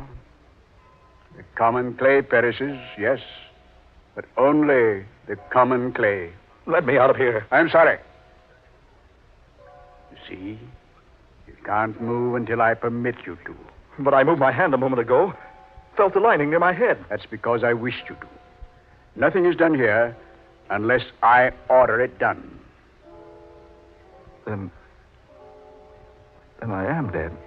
Only your body. It might interest you to know you caused quite a commotion up there a moment ago when you interrupted your funeral oration by suddenly moving in your casket. Yes, quite a commotion. Only 2 people saw you. One of them was a woman. You frightened her, Carl. But they've taken her away now. You mean my body actually is being preached over? Oh, yes. Indeed, yes. You were a prominent man on Earth, Carl. Naturally, yours is a most elegant funeral. So many flowers, half of them could be brought into the church. People standing outside, on the sidewalk even. Is Laura there? Your wife? Oh, certainly. Where else would she be? A church, you say? Yes. Amazes you, doesn't it? You haven't been in a church for 35 years. No. You wouldn't even permit your daughter to be buried from a church, Carl. But she went to heaven. Anyway. Stop it. Stop it. Do you remember Reverend Brooks, Carl? Reverend Brooks? Yes. He married you. Remember? Today, he's officiating at your funeral. No. No. Would you like to hear what he's saying, Carl? Listen. If Carl Fisher has brought tragedy into our lives, let us remember that out of tragedy, good can arise. Soon that tragedy will be forgotten. But let us never forget Carl Fisher. Let us remember him always as a Christian. You hear, Carl? A Christian, he said. Stop that voice. Listen, Carl. Let us pray for him often and ask Almighty God to grant him pardon. Let us be generous towards him, that finally the Supreme Ruler may in turn be generous towards us. No. No, stop him. Stop him. I don't want to hear anymore. Did you hear what he said, Carl? He asked your friends, your family, your wife, to forget your evil, to remember only what was good about you. Yes, Carl, but that leaves them nothing to remember. Oh, let me alone. No, Carl. They've nothing to remember. Because there was nothing about you that was good. I didn't have a chance. Chance? You say you didn't have a chance? Certainly not. Well, I'd only waste my breath by pointing out the chances you did have. I was forced into everything that happened. Forced, I say. Were you? Certainly I was. Haven't you ever heard of free will? Free will? Free will, you say? I haven't had a will of my own in the last 30 years. Haven't you, Carl? No. You know I haven't. I knew I was doing wrong. Sure, I knew it. I'd never have made my millions by being any other way. Your millions. Did you enjoy them, Carl? I was just beginning to when I took charge of you. Is that it? Yes. Your millions aren't worth much here. Oh, where am I? Certainly you haven't lost your imagination.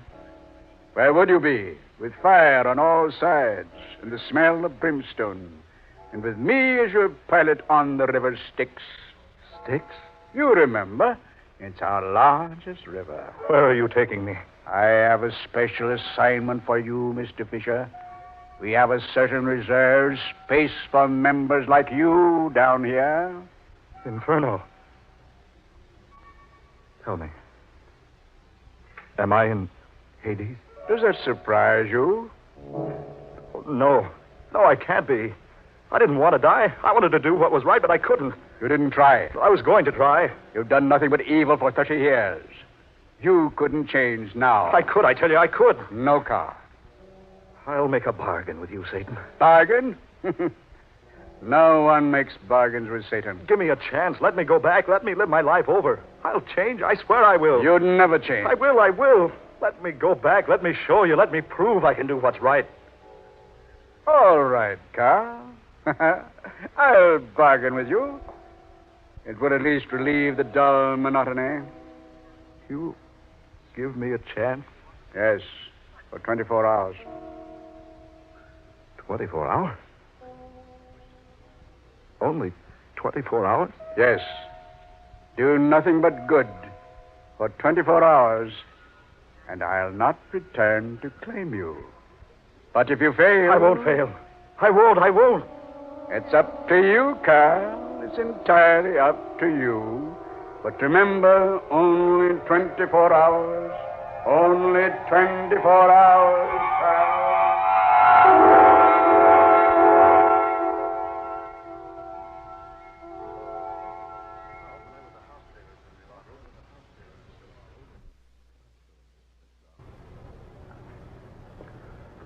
You really shouldn't have come tonight, Laura. You should rest. I know.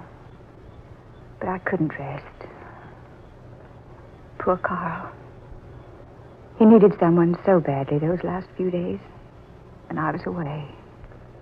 Never dreaming what was happening. You mustn't blame yourself, Laura. No, I can't help it.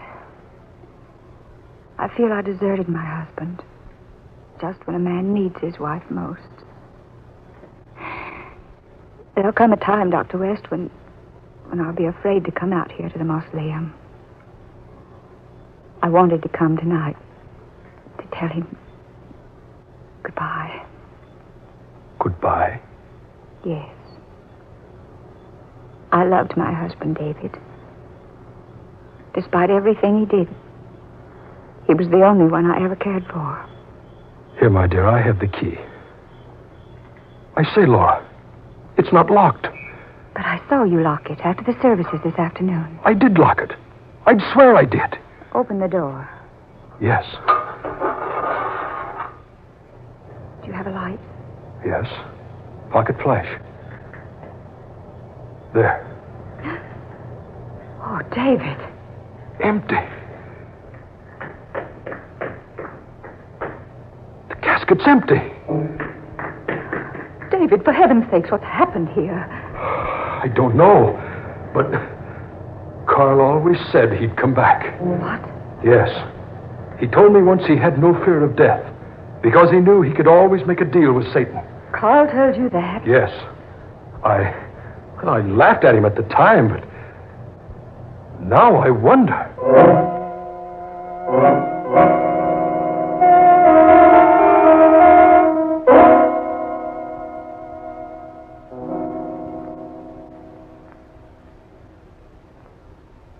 I'd better go now, Laura. Sure you're feeling all right? Yes, I know I won't sleep tonight. You can relax. I can send you out a nurse if you like. Oh, no. No, I'd rather be alone. Well, if you need me, please don't hesitate to call. Thank you, David. Good night, my dear. Good night, David. And thank you so much for being such a dear. I'll call you in the morning. Good night.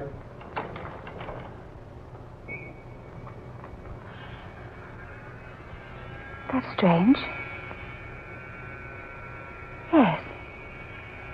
I'm not hearing things. That's an electric razor running. But it can't be. There's no one in the apartment but myself. Carl.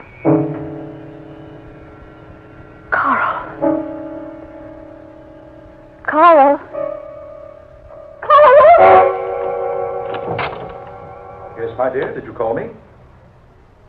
Carl. Yes, Laura, what is it? Carl. Are you really there? What do you mean, am I really here? Of course I'm here. Heavens, I was right in the middle of my shaving. Oh, no. Laura, what's the matter with you? Why'd you call me? No, Carl, please don't come any closer, please. The world's gotten into you all of a sudden. Darling, is it really you? Really, me? Now, what are you talking about? Carl, don't you know? Don't I know what? We buried you this afternoon. Carl, don't look at me like that. Buried me? Yes. Oh, darling, what's happened? Tell me what's happened. I don't know. Something's wrong. Carl. My head. It's whirling. Dizzy. I don't remember what happened. Oh, darling, you're alive. Warm. Breathing. Yes, but I seem to have been away. It was so hot. There was a boat on a river and a satin-lined casket and... Oh, Laura. Darling, you did come back. Dr. West said you would. Dr. West? Yes, David. He said you told him once you'd come back after you'd gone on. Laura, I have been dead, haven't I? Yes, Carl. I remember now. I was sitting at my desk, sitting alone at night in my office, and then something happened. You were shot. The back of the neck. Everything stopped. The next thing I knew, I was riding in the bottom of a boat lined with silk. No. That wasn't the boat that was lined. It was the casket. He told me to move my hand and I'd feel it. Who, Carl? Who told you? It was the devil. Carl. Yeah. I died. Went brought to Hades. But I bargained with Satan. I bargained with him. He took me up, gave me 24 hours. 24 hours. Darling. Darling, I don't understand. 24 hours to prove I could do good here on Earth. How is it true? Can it be real? Yes, it is true. It's real. I can't believe it. Things like this just don't happen. This happened. But Carl, how? I made a bargain, I tell you. A bargain with Satan. And I have a rendezvous to keep with him in 24 hours. I'm so confused, Carl. If only... Who could that be? I'll go see. I know. If it's anyone we know, they won't understand. You go back into the bedroom, dear. I'll see who it is. But the world's got to know sometime. Oh, people will know soon enough. Please, dear. I'm too upset for a scene to try to explain to anyone tonight. All right, my dear, if you wish. Thank you, darling.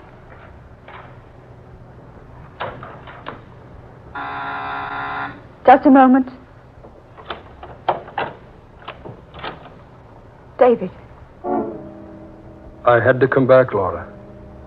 I couldn't stay away. David, please. Forgive me, dearest. But I've waited so long. David, please go. No, not until I've talked to you. Some other time. I can't wait any longer, Laura. It's not fair for you to ask me to. Not fair? You know I love you, Laura. You've known it for months, years. David. You have known, haven't you? Yes, but... I've waited so long to have the right to tell you about my love. Now, I know it's not right to come to you on the night of your husband's funeral and say these things, but I must know, Laura. I must know. I have nothing to say to you, David, nothing. I know you were always madly in love with that criminal of a husband of yours, but that's over now. You'll have to forget him. Oh, remember, darling, you're a young woman yet. Your life is still ahead of you. You can't go on carrying a torch for someone who cared more about making $1 million than making you happy. Please, David, don't say that. I have a right to say it. Now, I've kept it in check all of these years, waiting and hoping. And now Carl is dead. You hear me? Dead. Dead. You belong to me now. No, David. Not now or ever. Yes, I say, you're mine. If anyone has a right to you, I have. After everything I've done to get you. Will you go now, David? Oh, Laura, I need you. Oh, Laura, please, so you'll marry me. No, David. I'll never marry. But I know you care for me. I could make you learn to love me. No, never. I've had nothing for you, David, but friendship. I'll never have more. I know that's not true. Don't say that. It's not. You do care for me. I could tell by the way you kissed me. That's when I first began building my hopes. Kissed you? When did I kiss you? You haven't forgotten. The party in my penthouse. Not more than 3 months ago. Your birthday party? Yes. All the girls kissed you that night. If you'll remember, we even made a sort of game out of it, lined up like a bunch of high school girls to compliment our host. Yes, but you meant more than just a compliment that night. Do imagine. Oh, no. I kissed you just like the others. In full sight of my husband. And I might add, to his complete amusement. Carl wasn't in the room. You waited until he'd left before you got into line. Oh, nonsense, David. No. I knew that night you cared for me. That's when I began planning to make you mine. David, will you please go? Not until you've told me you'll marry me. I've told you I won't. There's someone else. Only my husband. Someone else. Someone who's alive. Please go, David. What's that? I want you to go. What was that? In that other room? Nothing. What are Nothing at all. What are you doing? I don't want you to ever come back here, David. What are you doing? I'm locking this door. I'm in no mood to have you go ransacking my place. There's someone in that room. David? So. You couldn't wait until your husband was safely buried. Couldn't wait. David. Well, he won't have you. You hear me? He won't have you. David. Please go now.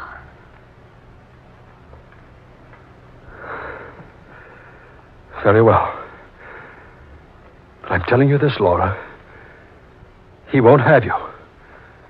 Whoever he is, he'll never have you. I promise you that.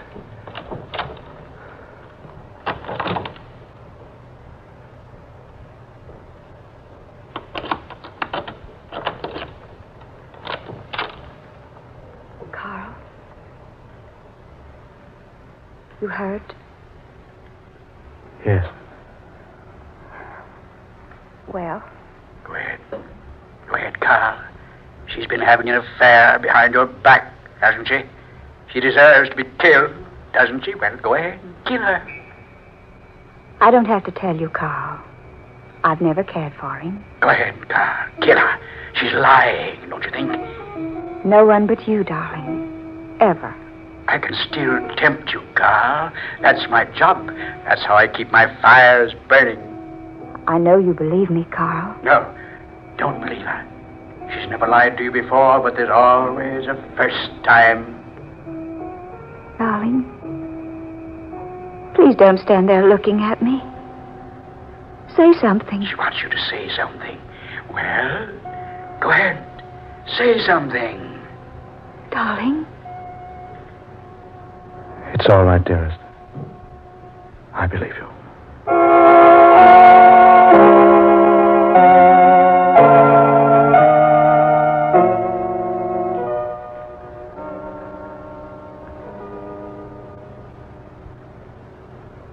I wonder what people will say when I walk out into the world again. Carl, don't you think it would be best for us to go away quietly? Someplace where we'd never be recognized? No, Laura. I have a bargain to fulfill. Only until 3 this afternoon. You'll spend that time with me then. I'm sorry I can't. There's more to be done than probably either of us imagined. Where are you going? To the office first? I'll go with you. No, dear. I'll come back to you before I leave you again. To keep my rendezvous with Satan.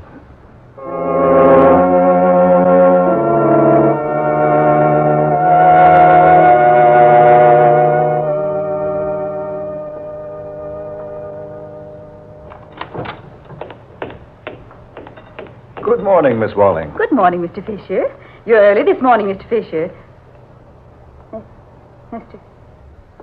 Fisher. Oh.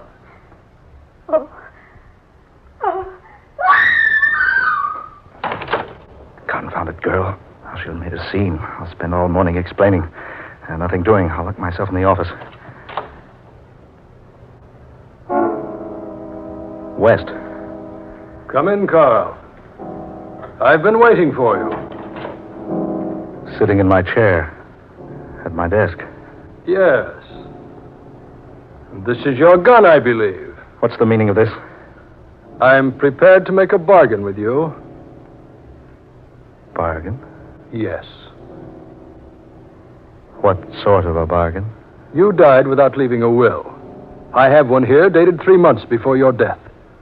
Sign it, the business becomes mine.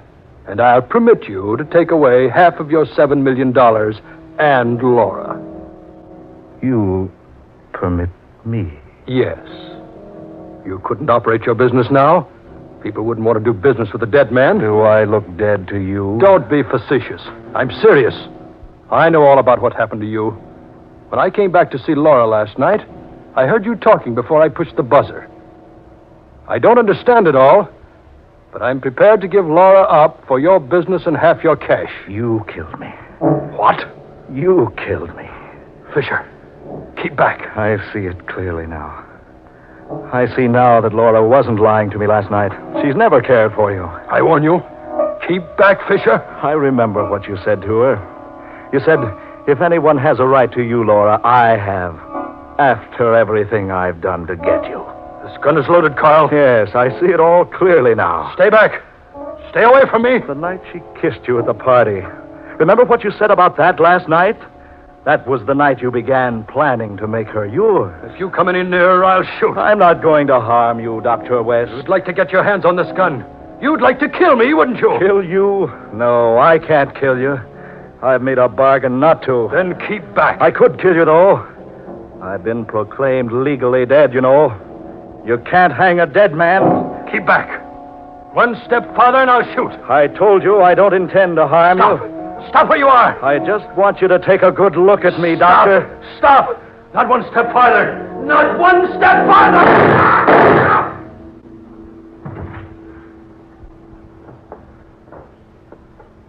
Laura. Oh, darling, are you hurt? It's It's nothing. He shot you, Carl. Laura, that gun in your hand. I followed you here. I don't know why I brought the gun. Laura, you killed him. Oh, darling. Give it to me. No. Give it to me. Give it to me. Carl, you must get to a doctor. No. Look at the clock. No time for a doctor. You're hurt badly. Oh, it doesn't matter. Give me that gun. Carl. Give it to me. There. Now they'll think we shot each other. Carl! Carl! Carl! Oh, my darling. My darling. You have won your bargain, Carl Fisher. There's no place here for you now.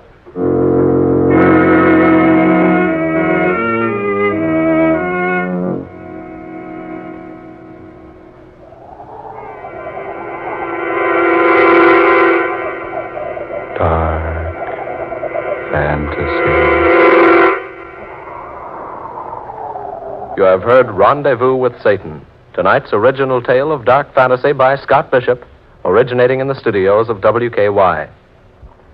Ben Morris was Carl Fisher, Blois Wright played Dr. David West, Eleanor Naylor Corrin was Laura Fisher, Fred Wayne took the part of Satan, Muir Height was heard as Reverend Brooks, and Georgiana Cook Height played the secretary.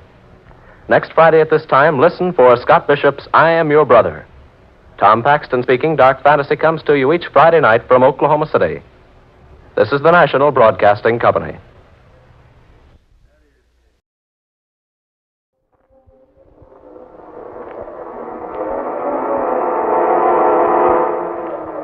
Dark Fantasy.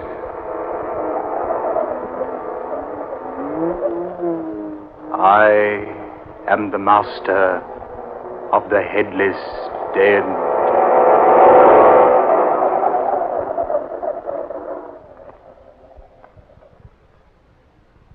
I say, guard. Just call me Swiss, sir. Spelled with an E at the end. Yes, of course. You reminded me before. What were you about to say, sir? I was about to observe that this Tower of London is quite a historic place. That it is, sir. Historic indeed. And haunted, I have heard tell. Oh, have you now, sir? Oh, yes. Don't tell me you haven't heard stories about the tower's ghosts. Perhaps I have. Perhaps not. Of course, I don't believe that sort of rubbish, you know.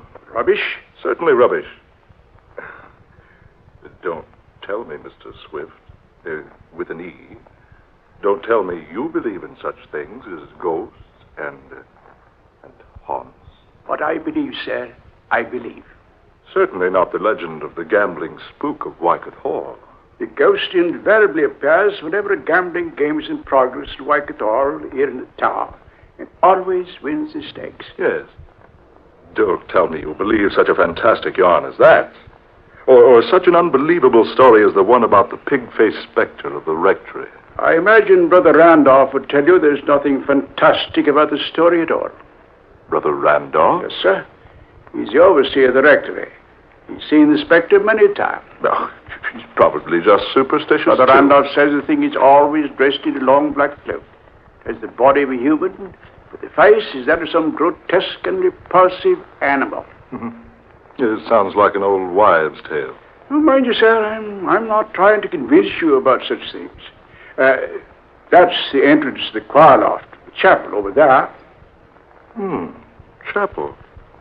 Didn't know there was one in here. It's a chapel of St. Peter ad Vincula.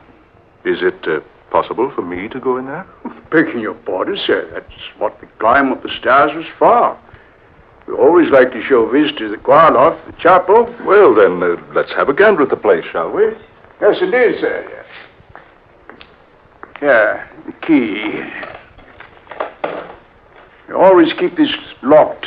More habit than anything else. Nobody ever climbs those steps unless they're showing them through the tower.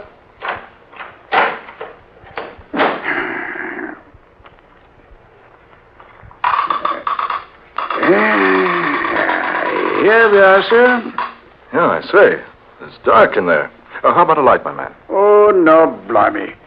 I completely forgot to turn the lights on the fuse box down below. If you don't mind waiting, sir. Oh, no. Wait. I wouldn't ask anyone to climb those steps again. There's enough light coming through the stained glass panes. I say, will you lead the way? Yes, of course. Watch your step, sir. Step up here. There you are, sir. You can observe the chapel below, sir. Yes. Deserted looking, isn't it? It isn't as deserted as you might think, sir. What was that? You see only as far as you permit yourself to see, sir. I don't believe I understand. If you look for emptiness, sir, you see emptiness. But it is empty down there. Is it, sir? I suppose you're trying to tell me this chapel is haunted, too. Hasn't it a right to be, sir? Right. Yes, indeed. You see, sir, it's the burial place of the headless dead. It's another of those idiotic legends. Hardly a legend. You see those flagstones down there in front of the altar? Faintly, yes. Those stones form more than just the sanctuary floor, sir. They are also tombstones. Why do you tell me such a thing as that, Mr. Swift? Because it's truth. You mean people are buried beneath those flagstones? Including, I might add, 2 of England's queens. Not actually. Oh, yes, actually. I've never heard that before. Few people have, sir. Then that's why you say the place down there isn't deserted. In a manner of speaking, that's what I mean. Yes. Have you observed the huge pipe organ here in the loft, sir? Oh, yes. I noticed when we came in. But getting back to what you were talking... It's quite a famous instrument, I might say. Been played by dozens of famous people. Oh, it has? Could I play it? And it's against regulations, sir, but, well, if you play softly, sir. Why, now, I say that's mighty good of you. I do have somewhat of a reputation for playing the organ.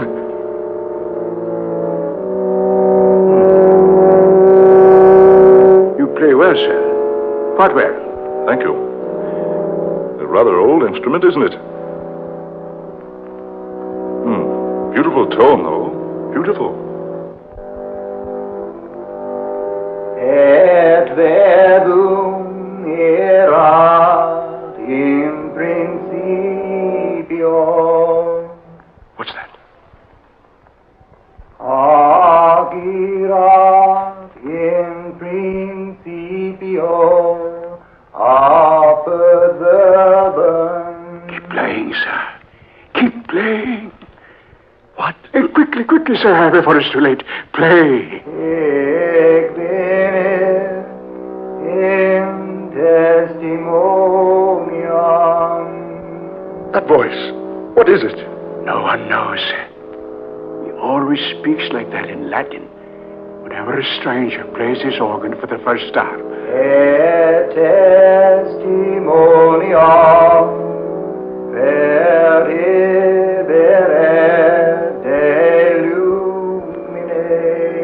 Can you see who it is? No one has ever seen who it is.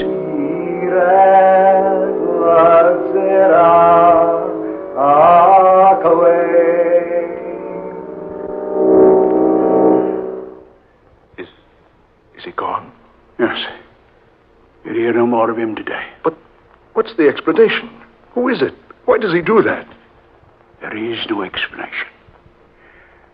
I must admit, sir, I've often heard of the ghost of St. Peter's Chapel, but this is the first time I've actually heard him.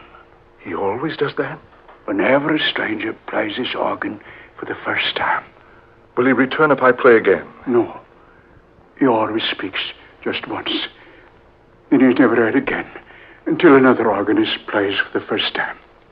Amazing. Absolutely incredible. I say, sir, it's about closing time. Do you mind if I leave you now? Why, No, of course not. You recall your way out of the tower, I trust. Look around a while longer if you wish. I'll return later to lock this car loft. But I don't know whether I want to remain here. Oh, don't worry, sir. You're quite all right. Besides, you don't believe in such rubbish as ghosts. Yes, but I'm happy to show you around, sir. By the way, what did you say your name is? Holman. Frederick J. Holman. Well, then I'm very happy to have known you, Mr. Holman. Who knows? Perhaps your visit here will make you a changed man. Now, whatever did he mean by that? I say, what's come over me? I feel so sleepy. Yes, sleepy.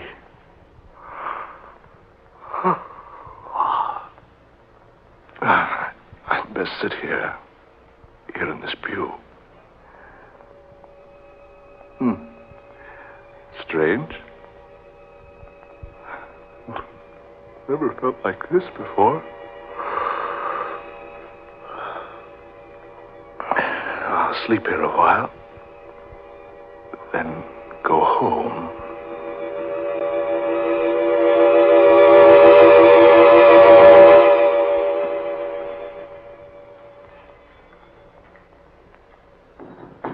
Huh? What's that? Went to sleep. Oh, I remember now. I slept here in this chapel pew. I say, the door's closed now. Mr. Swift evidently returned, locked me in. That's strange. Why didn't he awaken me? What's that? No. It can't be. Those stones at the foot of the altar. They're being pushed up by someone underneath. Hands. And arms. Long, bony arms. Pushing up the flagstones. And over to the right. Two ghostly figures. Rising out of the tombs in the floor. No, it's not possible. It can't be. Figures. Dozens of them now. Leaving their tombs. Forming a procession down the middle aisle of the chapel. And each of them is headless. Carrying his head before him in his hands. Look at them. Marching. In a slow procession down the center aisle. Marching. Marching. Marching. Marching. On soundless feet. That man in front. The one in ancient armor. He seems to be the leader of those fantastic creatures. Oh, is this a dream? Is this a nightmare? No. It is not a dream. How did you get up here? Just a moment ago, you were down below, leading the procession. It is not our custom to hold our rights while an intruder is present. But I was locked in here. I didn't intend to be here. Now that you are here, you must make the most of it. What do you mean? You're now as one of us. It was you who prayed when I played the organ earlier today. Yes. I always pray when a stranger sits at the console. You see, it was I who first played this organ when it was installed. Don't you think I play well? But why do you return? when others play it? Because no one could ever play it as well as I. Therefore, I pray for them. You're dead. And yet, you're playing the instrument now. Yes. I always provide the music for our nightly meetings. I don't understand all this. Those others down there, they're ghastly creatures. Headless. Yes. They were less fortunate than I. You see, I managed to keep my head. They were executed? How else would they have come to be headless? You see, we would become quite uncomfortable lying in our graves beneath the flagstone floor if we didn't arise occasionally and stretch ourselves. Good heavens. Look you, down below there. Will it amaze you for me to tell you that in that procession are some of history's most famous people? Surely this isn't happening. Indeed. Believe me, you're quite mistaken.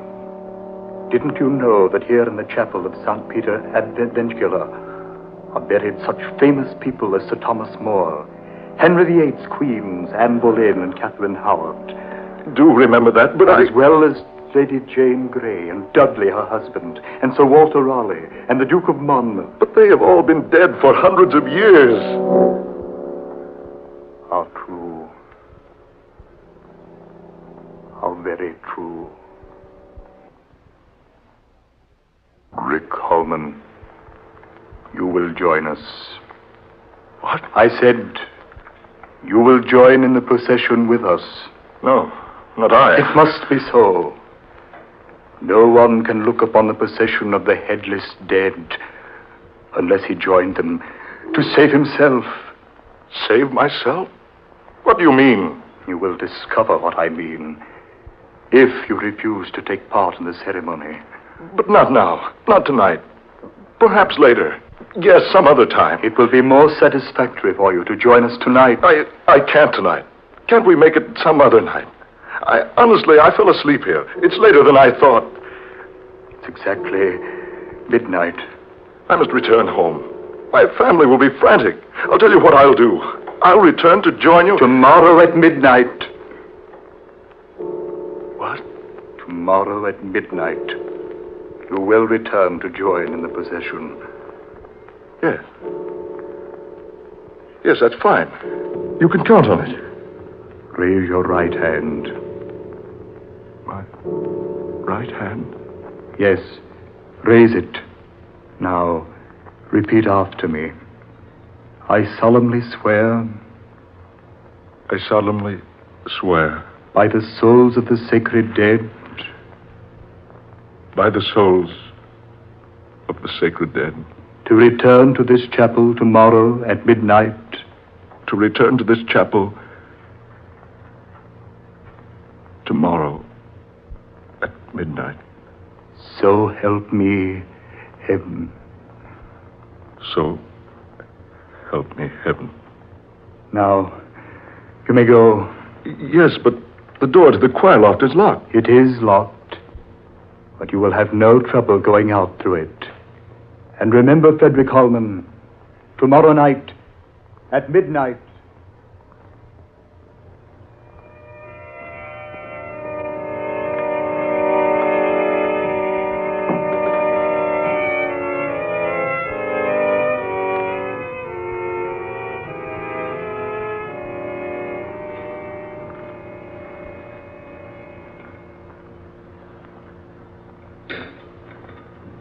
Frederick, dear, you're worried about something. I know you are. It was 1 o'clock when you came home last night. You've never done that before. No, I know, Laura, my dear, I know. You acted so strangely when you did get home. What's more, you didn't sleep. You tossed all night long. Laura, I must tell you something. Well, I certainly think I have some explanation coming. Yes. Yes, you have. I don't know how you're going to accept this, but... Well, here goes. I went to visit the Tower of London yesterday. I saw the prison cells, and the execution and torture chambers. Finally, the guard took me to the little chapel of St. Peter Advincula. So I promised to return to the chapel tonight at midnight. They permitted me to leave the chapel. Frederick, surely you were dreaming. No, I'm sure it was no dream. It was all too realistic. I saw those people and heard them. Oh, but things like that don't happen. I'm very positive this happened, Laura. Oh, nonsense. You were just affected by those ghost stories that guide told you about the tower. Oh, dear, you're wrong. I've never believed in such things before. Now? Well. But surely you don't intend to go back there tonight. Do you? I don't know, Laura. I don't know.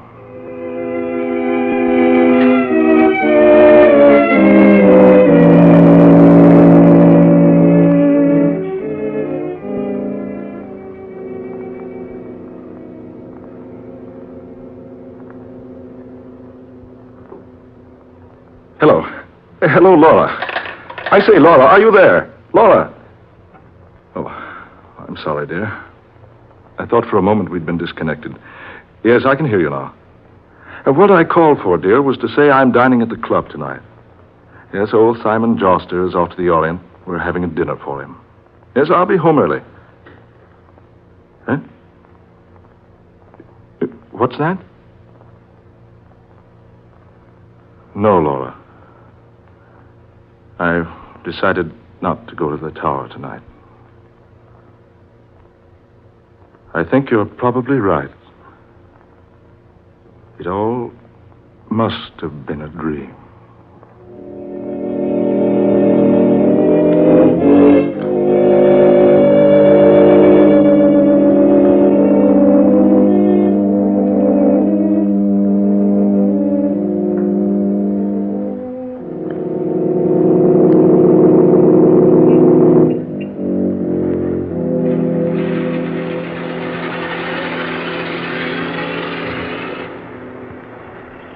Good evening, Mr. Holman. Your car, sir. Oh, thank you, Henry.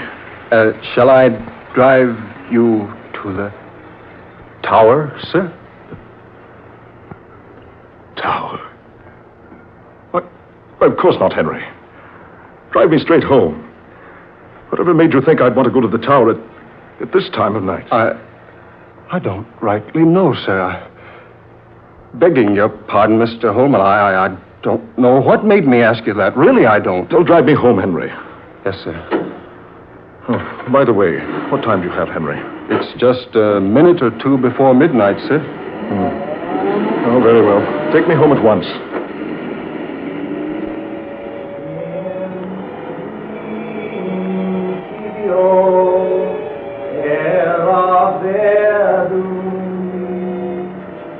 Did you say something, sir? Did you hear something, Henry?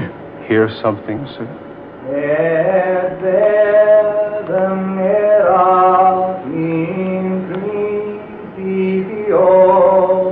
Yes, that voice.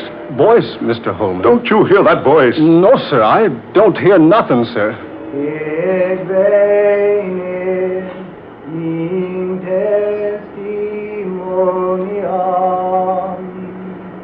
Listen. It's him. Listen to him. You must be tired, sir. There's nobody. That voice. Really, sir. Don't tell me you haven't heard of the gambling spook of Waikator. In principio est verbum. No, it can't be. Or Brother Randolph's pig-faced spectre of the rectory. No one could ever play the organ as well as I. That's what he said. The man in armor. You see, only as far as you permit yourself to see, sir. You see, I managed to keep my head. If you look for emptiness, sir, you see emptiness. Then it wasn't a dream. The flagstones of the sanctuary floor are also tombstones. It's true. It wasn't a dream. You must join our procession. Henry. The headless dead. Join our procession. The headless dead. Join our procession. The headless dead. Henry, in the name of heaven, man, look where you're driving. I can't stop, sir. Look out, you're going to hit that rock. Mr. Holman! Henry, look out!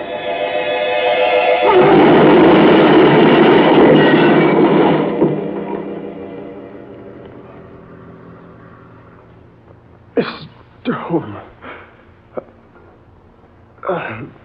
Mr. Holman, are you all right, sir? We hit that truck and... Mr. Holman, we hit that truck broadside and... Mr. Holman, look at him.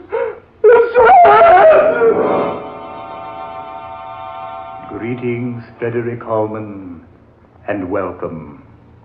I am pleased that you have kept your appointment with us.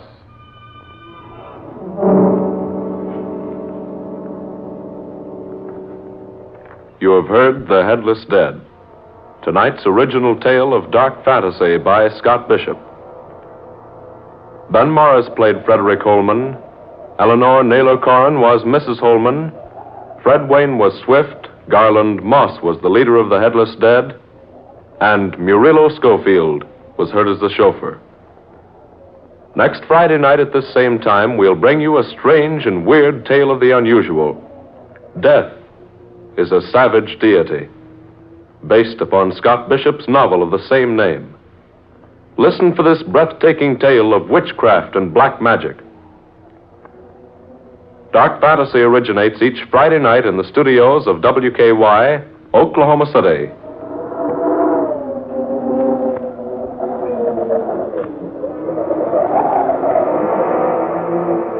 This is the National Broadcasting Company.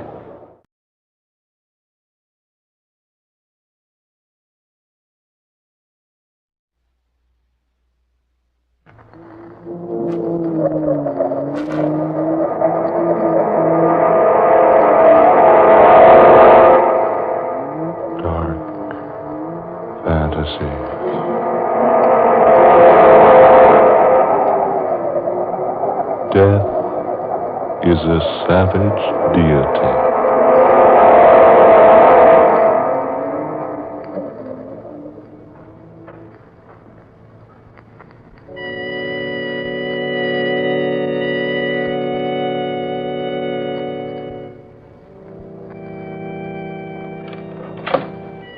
Is that you, Dolores? Yes, Warner. Don't stop playing. I heard the music coming from the conservatory, so I stopped by. What are you playing? Just a simple melody of my own. So weird. I thought possibly you were playing a dirge. A dirge? Yes. Or Andrews. I fear neither dirge nor prayers nor candles burned on the altar will do Andrews any good. Oh, Warner, what made him do it? He was always so happy, so full of the love of life. Why did he do such a thing? He was blind. He couldn't stand the thought of being without the use of his eyes, so... Yes, but if only... I cautioned him. Over and over again, I warned him to take care of his eyes. But he wouldn't listen to me. Now he's dead. Poor Andrews. I suppose you and James will postpone your marriage a while, Dolores? Yes, I think it best, don't you? It wouldn't be quite decent to have a funeral today and a wedding day after tomorrow, would it? I wouldn't permit it in my home. And this is still my house, you remember. Oh, now, who's that? Yes, come in. All right, Alma, what is it? Beg your pardon, Miss Jarvis. All right, out with it. Don't stand there stammering. Yes, Miss Jarvis. It's for Miss Dolores. Mr. Harvey's here. Oh, Jim said he'd drop by. Shall I show him in here, Miss Dolores? Yes, please do. Yes, ma'am. By the way, Alma. Yes, ma'am? How does your head feel today? Not so good, ma'am. It ached me all night long. I didn't get much sleep to speak of. Perhaps you should go to a doctor, Alma. I did, Miss Dolores. Yesterday. He said there was nothing wrong with me, but I know better. My head hurt something fierce all the time. Oh, I'm sorry. Thank you, ma'am. I'll show Mr. Harvey right in. Hello. Hello, Jim. Oh, Dolores, my dear, you look tired. How are you, Miss Jonas? Very well, thank you. Oh, Jim, I'm glad you stopped by. We've rather had the doldrums around here the past day or so. Yes, I know. I thought I'd stop by now and be here for the funeral this afternoon. Poor Andrews.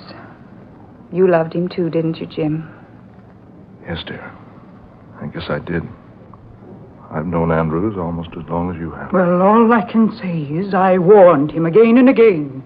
If he'd only listened to Auntie, me... please. Jim, let's go outside and get some air. I've been in the house all day. All right, dear. You'd both better stay around close. I may need you. All right, Juana. We'll probably be in the garden. Very well. Oh, Jim. Yes? Remember about the lily pond. Oh, yes, of course I will. It's dangerous, you know. Be careful of it, Jim. Don't get too near to its edge. Yes, I'll remember. Come, dear.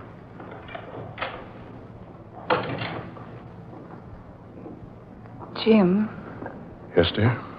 What did she mean about the lily pond? Oh, don't you remember that the railing around the pond was taken down for repairs? Hasn't been replaced yet.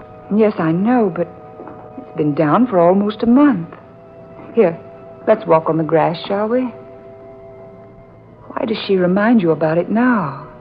Well, she probably doesn't want us to fall into it and soil our pretty clothes. But she seems so insistent. She said it's dangerous for you to be careful of it. For you not to go too near its edge. You, Jim, not me. Oh, she meant both of us, silly. She just addressed me because she wants me to take care of you. Does she? Why, of course she does. What do you mean? Jim, I've had the impression for a long time now that she doesn't want us to be married. Oh, nonsense. She's delighted. No, she's not delighted. But Dolores... I've wanted to tell you this for a long time. But I've hesitated to say anything. I thought I might have been mistaken. Now I know it's true. She hates you, Jim. Juana hates me?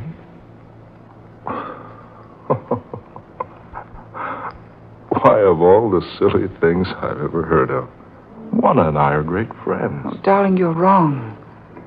Juana has no love for you. I don't know why, but she'll be perfectly delighted if you and I never marry. Dolores. Jim, I want to be married just as soon as we possibly can. Then I want to go away from here. Away? Where, dear? I don't care where. Just so it's someplace else, anywhere but here. But, darling, I thought you loved this place. Love it. I despise it. Dolores. I do, Jim. Oh, darling, I'm so upset. There's something terrible going on around here. I don't know what it is. But it was responsible for Andrew's death. Darling, how can you say that? Because I know. You know what? There was nothing wrong with Andrew's eyes. What? No. Nothing at all wrong with them. But he went blind. The autopsy proved it. Well, that's why... I know. He died blind, yes. But I went with him to an optometrist about a week ago. Andrews had perfect vision in both eyes, and no sign of defect or weakness. But, Dolores, that's not possible. I know, but it happened. But how? How, dear? I can't answer that. Oh, Jim, look out! Good Lord! Oh, dearest, the lily pool, you almost walked right into it. Yeah, I thought it was over farther to the east end of the garden. I don't know why we should be so frightened of it. It's quite shallow. Even if one of us did accidentally fall in, we'd only get a bit wet. Is that all that would happen? Jim, what do you mean? I wonder. Come on, dear. We'd best be getting back to the house. I want to brush up a bit before the crowd begins to drift in.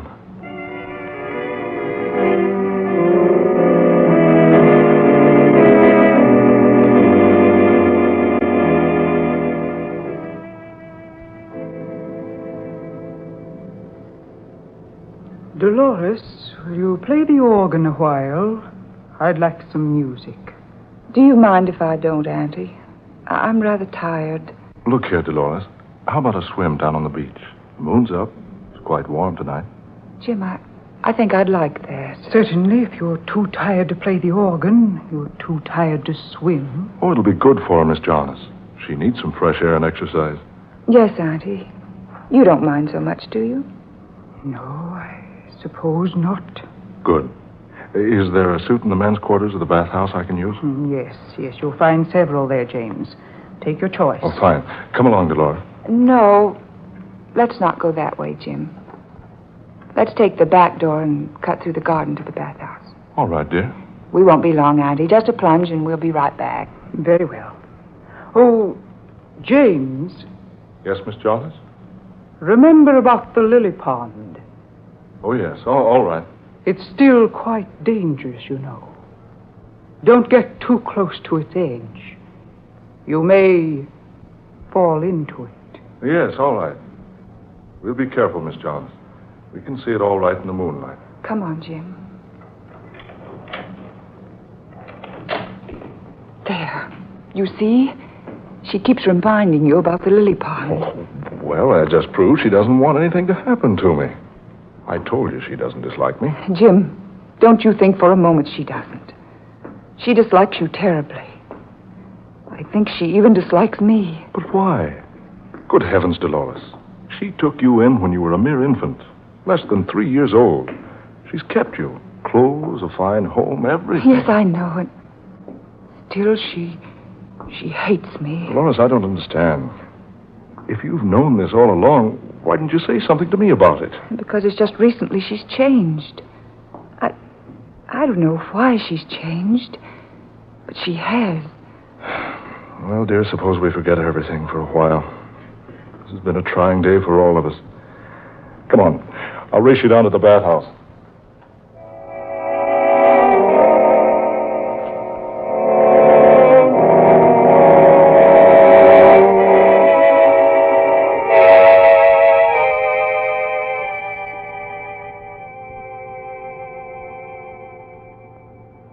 Well, Jim must not be dressed yet.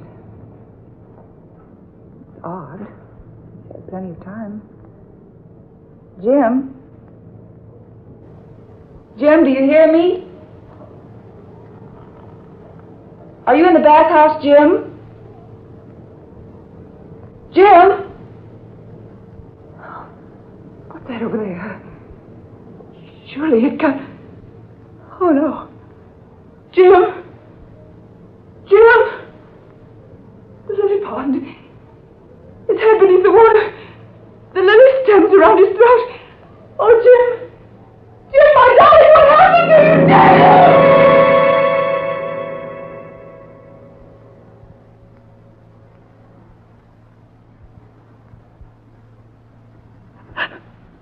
Please, try not to think about it. It's all over now, and there's nothing to be helped by thinking about it. But how did it ever happen to him? Dolores, you heard the coroner's verdict. Jim must have wandered over to the lily pond while waiting for you to finish dressing. He apparently stumbled and fell, striking his head on a rock, becoming unconscious. He fell with his head under water, and it strangled him. Oh, it was so sudden. If I'd only been a little quicker dressing, I might have saved him. Don't think of that, dear. We can't help what's happened. Lie still, dear. I'll answer it. Hello?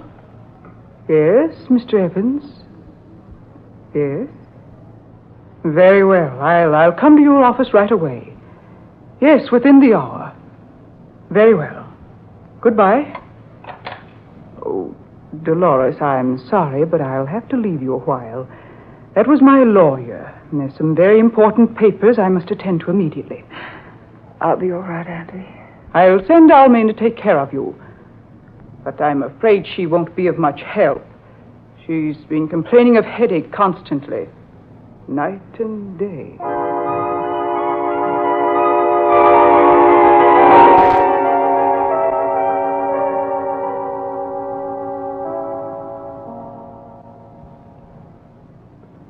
Did you call me, Miss Dolores?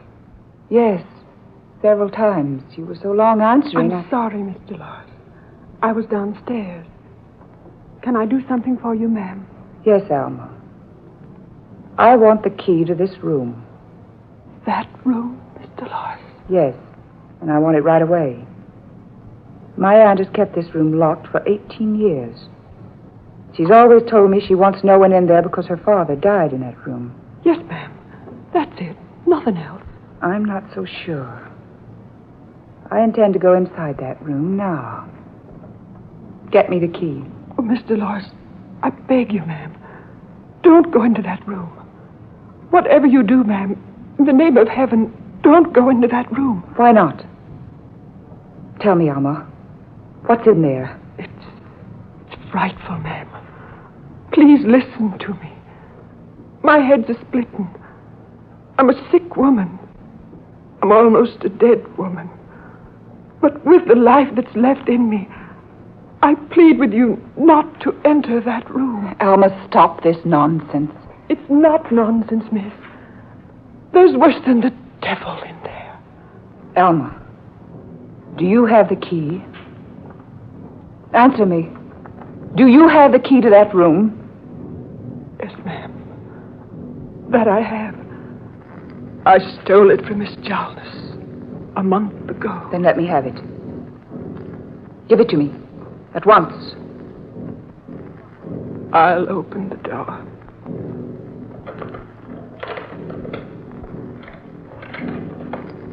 There you are, ma'am.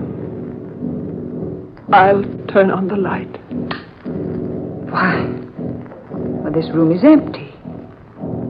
Nothing here but an old table covered with a huge black cloth. That's all, miss. Come now. Let's shut off the light and lock the door. No. Wait a minute. What's on that table? Please, Miss Dolores, don't go near that table. I want to see. I ask you not to, Miss Dolores. Dolls. 4 little dolls. Each about 12 inches tall, lying here on the table. Please come away, Miss Dolores. Good heavens. This doll looks exactly like Andrew's. Look. Lying there on his back, with a common pin stuck squarely in the middle of each eye. He went blind, Miss Dolores. Good heavens. An exact image of Jim Harvey, lying with his head submerged in a miniature lily pond. Mr. Harvey died in a lily pond, in the garden. This doll, Alma, it's an image of you, with a pin stuck into its head. Oh, Miss Dolores, ma'am, my head's killing me with its aching. Alma, this 4th doll... It's you, Miss Dolores. With another pin stuck into the doll's body so it pierces the heart. Don't you feel pains in your heart, Miss Dolores? Alma, what in the world does all this mean? It's witchcraft. Witchcraft? Black magic. But I don't understand. It's Miss Jarnes, your aunt. First, she convinced Andrews he was going blind. Then she convinced Mr. Harvey he'd die in the lily pond.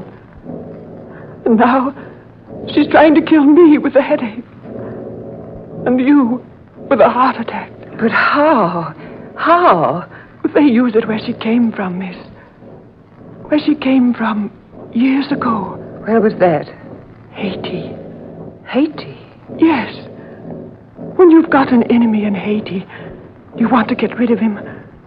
You make a doll that looks like him. You put hair from his head on the doll's head. Cloth from his clothes for the doll's clothes. Then You stick a pin in the part of the enemy you want to make hurt. And it works. Alma. It does, Miss Dolores. Look at Andrews. Blind because of the hex. Look at Mr. Harvey. Dead in the lily pond. Look at me. Me with my terrible headache. And the pin sticking in the head of that doll. We'll pull out the pin. Oh, no, don't. If you do that, I'm sure to die.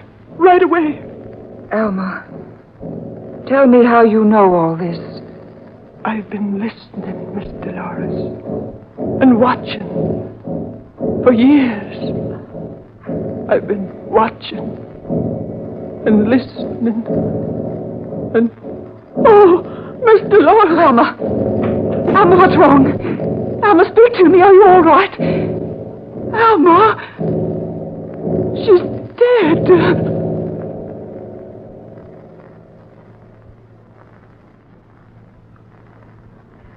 Mr. Dolores, you feeling better? Yes, much. How did I get here in my bed, Doctor? Your aunt found you here, unconscious. Oh, then I did manage to get here before I fainted. Have you found Alma? Yes, poor girl. Dead. Brain hemorrhage. Brain hemorrhage? Yes. Where did you find her, Doctor? In her room. She must have died in her sleep. No. No, she didn't die in her bed. My aunt must have placed her there.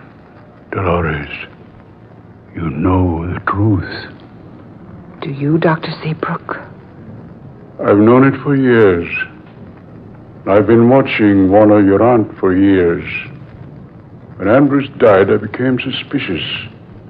When your fiancé perished in the lily pond, I was convinced that Warner was using her ancient jungle powers. What? Let me tell you a story. She was married to a wealthy plantation owner in Haiti about 18 years ago. One day, she decided to rid herself of him, so she fed him poison. When he realized what she had done to him, he went off into the jungle to die. But first, he made a will, leaving all his money and property to the baby daughter of his closest friend, a man who had died of jungle fever and whose baby had been taken to America by friends. Warner's husband left his fortune to that baby girl. That girl, my dear, was you. Before the poisoned man died, he sought out a jungle witch doctor and had him make a charm. It was a doll-like image of the woman who had poisoned him. He took a lock of her hair from where he'd always carried it in a gold locket, and the hair became the doll's hair. Then he took a long needle, dipped it in the most potent poison, and plunged that needle again and again into the body of the doll image. The poison was one that brings about instant and complete paralysis of the human muscles. Paralysis? Yes. It's a poison well known in Haiti. He cast a spell upon her, just as she's been casting spells on us. Precisely. But her spells were effective. His wasn't. No spell is effective unless the victim is made aware of its existence. Just a few moments ago, I told your aunt the same story I've told you. You mean you told her about the spell that was cast upon her years ago? In an offhand manner. I passed it on to her as just a story I'd heard from a friend of mine in Haiti.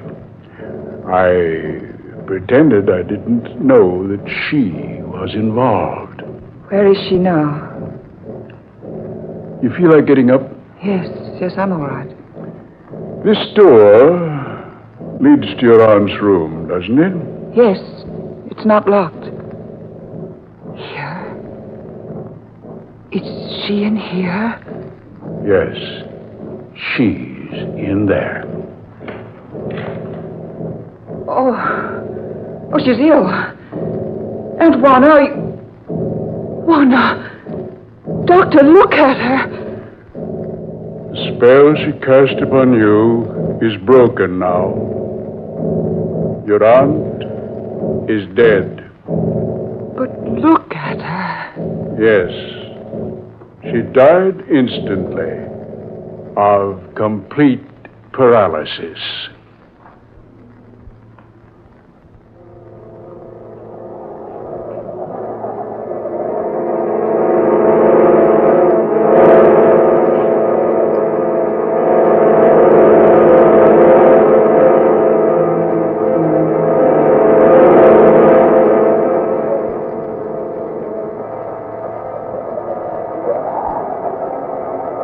Death is a savage deity.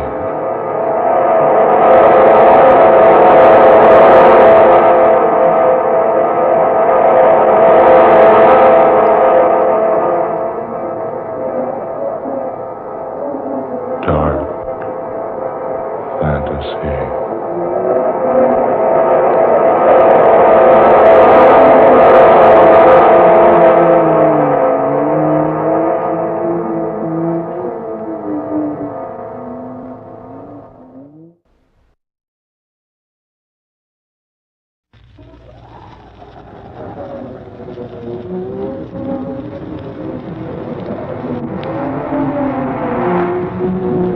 Dark fantasy.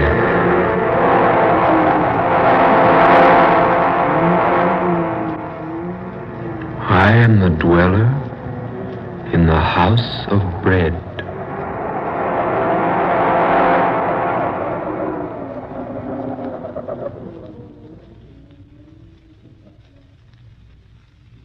I'm Scott Bishop. I create fantasies for the radio. I write weird stories for magazines. I write books on strange subjects. Authors who do these things sometimes attract odd happenings. I don't ask listeners to believe my stories. I do not expect you to believe what I'm going to tell you now. As I was sitting alone at my typewriter one evening, plotting in my mind an outline for a story, my room was quiet. There was a soft, spicy odor of incense being wafted in from some other portion of the house. An organ was playing softly somewhere in the distance. That was when I fell asleep.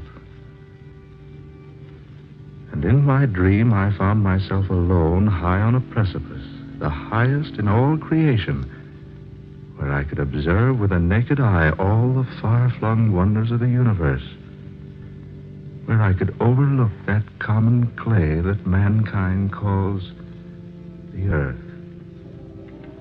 And as I watched high on that vantage point,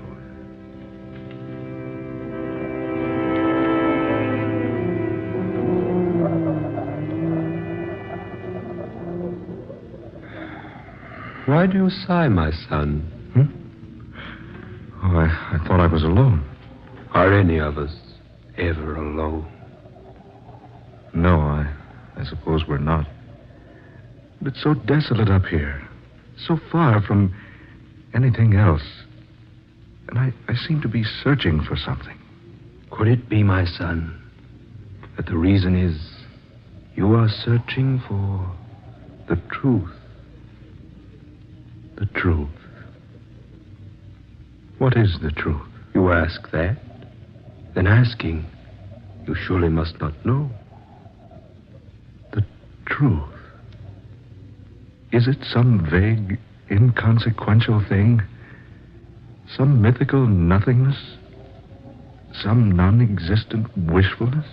Truth, my son, is neither inconsequential, nor vague, nor mythical. If I could only believe that. You can believe it, if you will. Can one believe something he's never seen? Perhaps. You think me a cynic, don't you, sir? I haven't said I do. Nor have you denied it. My son, look upon me. What do you see? Why, a man. Like myself. A little older, perhaps. And perhaps wiser. I make no boast of any wisdom I might have.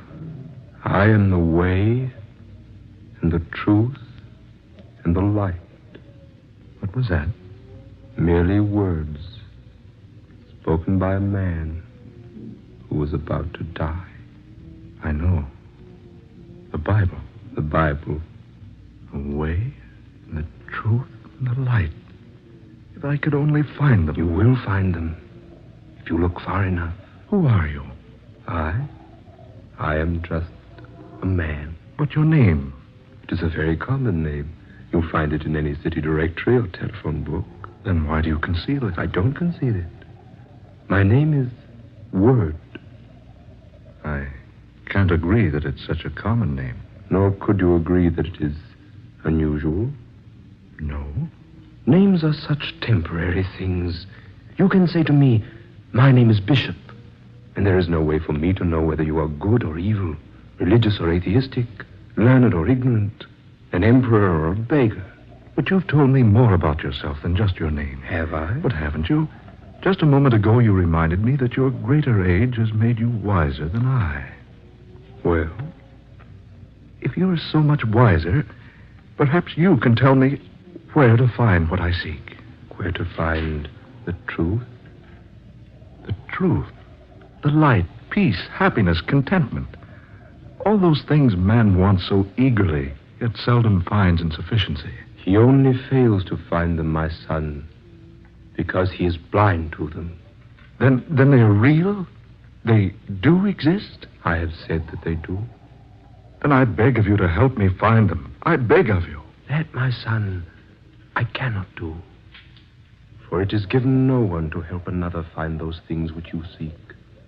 You must search them out in your own way. You must exert your own efforts and discover them in them. But can't you tell me anything? Anything at all? I would like nothing better than to disclose everything to you. But this much I can say. Yes? If you are sincere in wishing to find the truth, if you really desire to know the way of light and happiness and peace, if you would know the road to all these majestic things, then seek you the house of bread. Remember the house of bread. Seek you the house of bread. But wait. Wait, I say. Come back. Don't leave me now. Where is that house? Where will I find it? Where will I find the house? Tell me, O wise one. Where will I find the house of bread?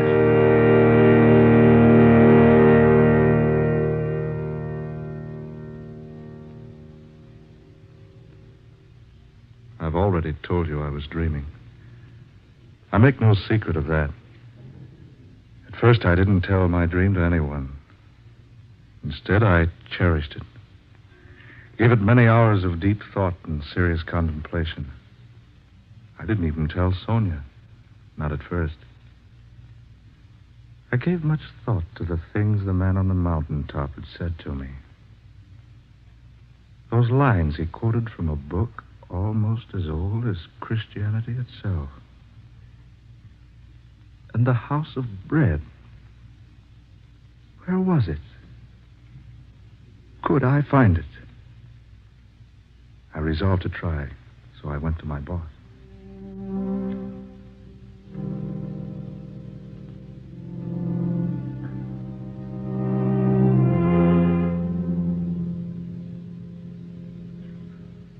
Are you trying to tell me, Bishop, that you're leaving? Regretfully, yes. But your work, your future. I wonder, sir, if there is a future. Well, Bishop, what intonations come over you? You've got a great future. Your books are selling like peanuts at a circus. Here's a wire from fantastic periodicals. They want a contract for a series of 12 short stories about the supernatural. That's $3,000. $250 apiece. That's not hay. Oh, good Lord, man. Are you out of your mind? Why, think of the years you've spent building up the reputation you've got. Think of those years you studied Greek and Latin and philosophy during the day and wrote cheap, sensational nonsense for the pulps at night to earn your education. And think of the trunk full of rejection slips you got from the slicks before you made the grade. Think of the money you've spent on travel and research. That's just it, boss. I am thinking of all those things. So what? So I've worked hard and maybe I'm a success. Who can say? Maybe you're a success. Maybe you're a success. Well, if you do leave, where are you going? I'd be glad to answer that if I possibly could. You mean you won't tell me? I mean, I don't know. Bishop, I'll tell you what I'll do. You take a vacation. Yeah, that's it. A rest. A week, 10 days, 2 weeks. Take as much time as you like. Then, when you come back, boy, you'll feel better. I don't think it's going to be that easy. Oh, Bishop, what in the name of heaven's come over you? Don't you think you at least owe me an explanation? Yes, I guess I do. I owe anyone an explanation as you. Well, some satisfaction in that, at least. Well, it's like this. It all happened about 3 weeks ago, out at my study. I had a story to write for the radio, the Egyptian mummy thing. While I was trying to come up with a reasonable plot, I drifted off to sleep.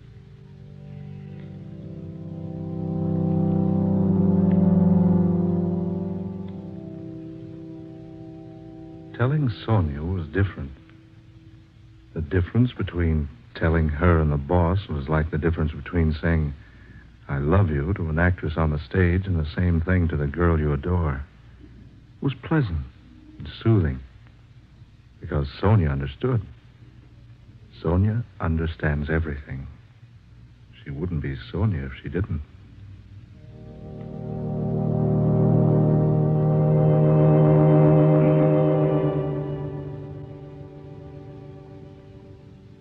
So that's the way it is, Sonia. Well, my darling, when are we leaving California? Scott, you look so strange. Didn't you think I'd want to go along? But, Sonia, you want to seek it, too? What better thing could I do? Yes, I might have known you'd wish to go along. Do you mind so much? Mind? Well, no, of course not. But the journey may be a long one. I love long journeys. And a difficult one. I've always been used to difficulties. It may take us to far-off places. But I adore far-off places. And it may end only in disappointment. Haven't we shared many a disappointment, Scott? Yes, indeed we have. I can think of no one I'd rather make the journey with. Thank you, darling. When do we leave? Well, whenever the house trailer's been remodeled and the car cylinders have been ground. Where do we go first? I don't know for certain. It reminds me of Sir Galahad looking for the Holy Grail. Did he know where he was to begin his search? More or less, I suppose. Well, do you know where to start looking for the House of Bread? Darling, I haven't the slightest idea where to begin. Dearest, what do you suppose the man named Word meant by the House of Bread? Yeah, I've asked myself that time and time again. Surely not a real house. No, I think not. Sonia, that phrase symbolizes something. But what? Well, perhaps we shall find out someday.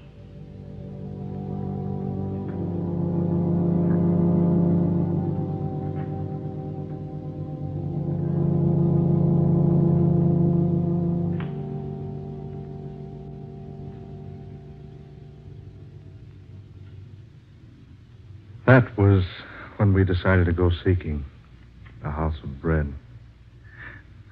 As I look back on it now, I don't blame the boss for thinking I was balmy. Here we were, Sonia and I, two supposedly sane, sensible people throwing up everything, kit and caboodle, and taking out to look for something more vague and unknown than Shangri-La or Arcadia or Nirvana, some other synonymous place.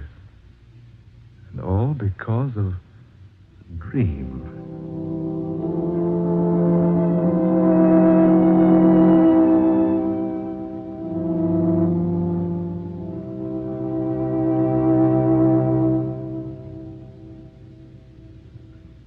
So we had the house trailer remodeled and the automobile repaired, and we drew our money from the banks and started out. It was the 21st day of May, my birthday, about 6 o'clock in the morning. I gathered up the morning newspapers on the way out of the house, breathed in some of the fragrant California atmosphere. Sonia wanted to stop at the used bookshop on Pacific Avenue, so we drove through the spacious Long Beach streets until we came to the place opposite the post office.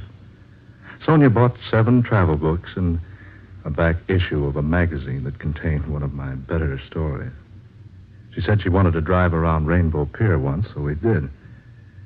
Then we scooted over to L.A., picked up Highway 66, and drove to Las Vegas. We stayed in a tourist cabin at Boulder that night. Bright and early the next day, we drove over to the dam. As we began driving through the mountains out of the place, I noticed Sonia laboriously writing in a small but bulky book.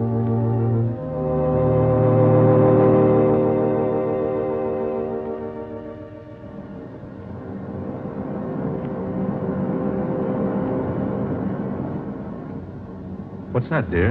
A 5-year diary. I thought we should log our trip. Perhaps we'll assemble enough material for you to write another book. If we log our trip, my sweet, you'll have to do it. Me, I'd write an IOU with a pencil. Oh, I've already started to keep it, Scott. Here, listen. May 21st. We left Long Beach at 7 a.m. and were out of Los Angeles by 10:30. The trip across the desert was uneventful, but quite pleasant, and we arrived at Las Vegas, Nevada, around...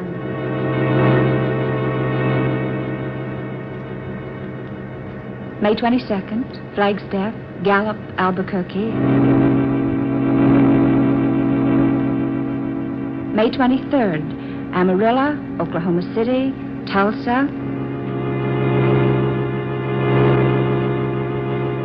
Kansas City, St. Louis, Chicago. Philadelphia, Washington, New York City.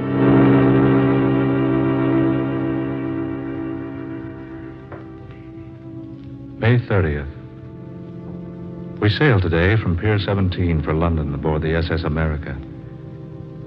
As we stood at the ship's rail together, Sonia and I, we wondered just why we decided to leave the good old United States behind. Did something tell us our goal was far beyond the sea?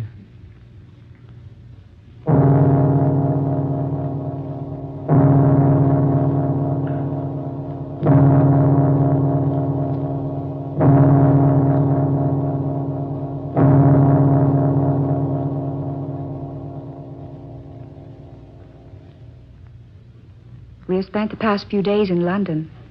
It is now June 27th. We have seen the River Thames, London Bridge, Trafalgar Square, Downing Street, Westminster Abbey, Buckingham Palace, Piccadilly Circus, many other points of interest. We were especially attracted by a place called the Light of the World. But the people we asked there, and everywhere else, had never heard of the House of Bread.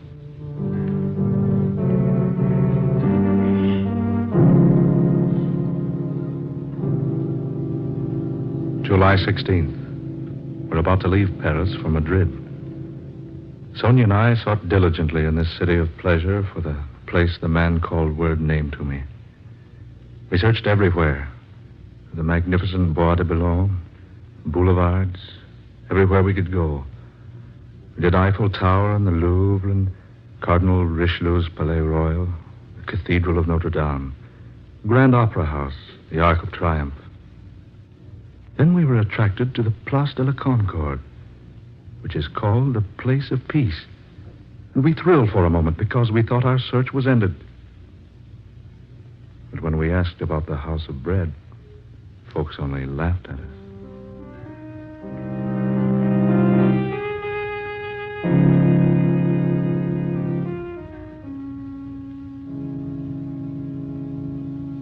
July 30th, Madrid, where there are two classes of people, those who go to bed after 3 a.m.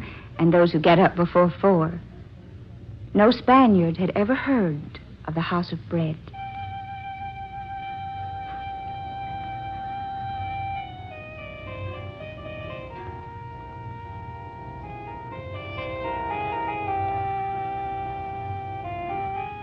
Morocco, August 20th. Mingling with the Moors and Arabs, wandering up narrow, crooked, dirty streets, through shabby buildings and unkept markets, all with a general aspect of dilapidation and extreme neglect.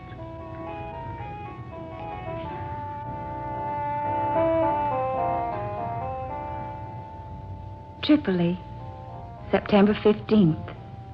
Sponge fisheries, ostrich feathers, gold, ivory, rugs, and the ruins of a triumphal arch erected to Marcus Aurelius.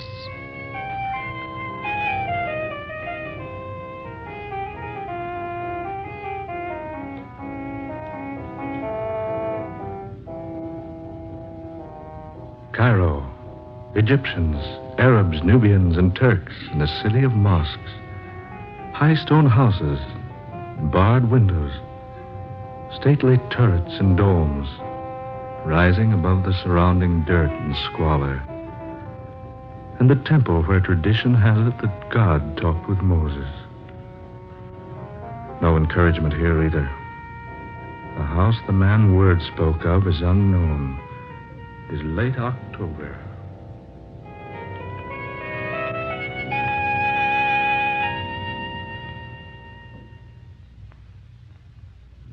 November 6th. November 16th. November 26th.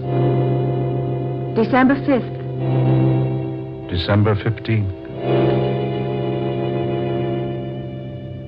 December 25th. Jerusalem.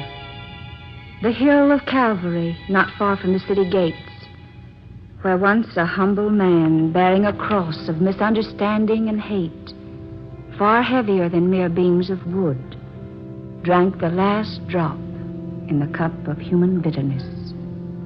The city of God. City of David, Solomon, Cyrus, the Persian king. Nebuchadnezzar, the Babylonian, Alexander the Great, Constantine the Great, Pontius Pilate.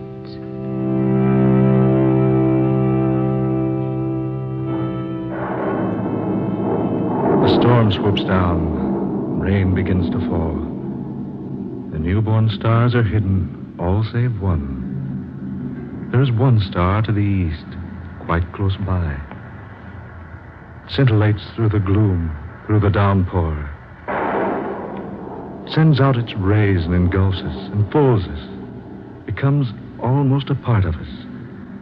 And Sonia writes that we must follow the beam it sends pounding vigorously earthward.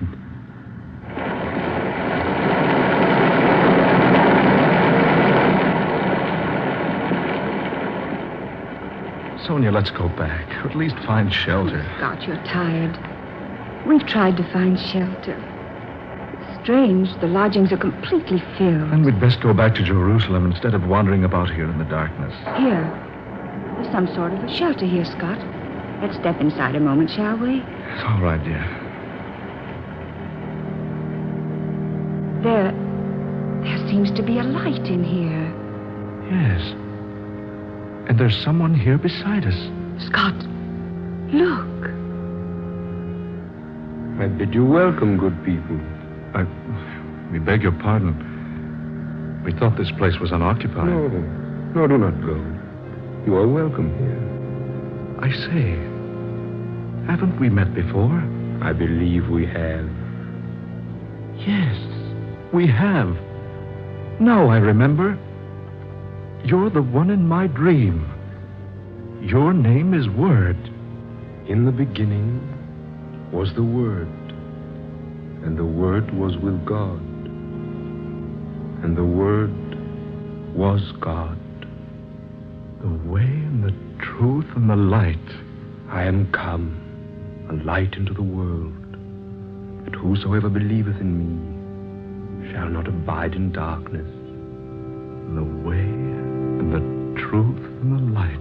And lo, the angel of the Lord came upon them, and the glory of the Lord showed round about them, and said unto them, Fear not, for behold, I bring you good tidings of great joy. For to you is born this day a Savior, which is Christ the Lord. Be not afraid. Have you not been told, Seek ye the Lord, and he will not be scornful unto thee? Here in this humble manger, you were born. 2,000 years ago. Verily I say unto you, I am with you at all times, in all places, even unto the consummation of the world. Then this is our answer. This is what we have been seeking so earnestly. Because you have seen me, you believe. Blessed is he who has not seen me and still believes.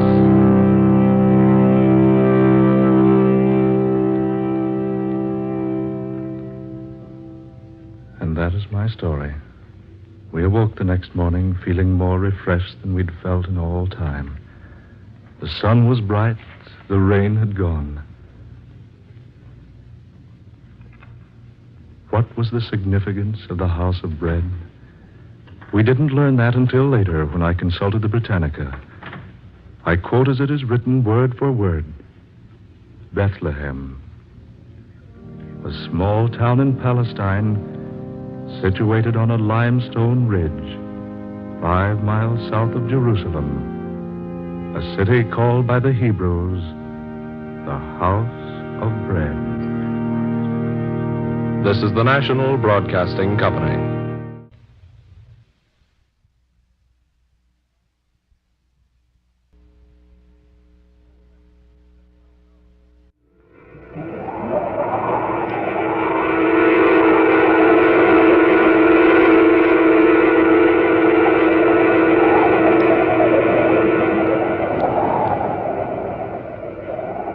Dark fantasy.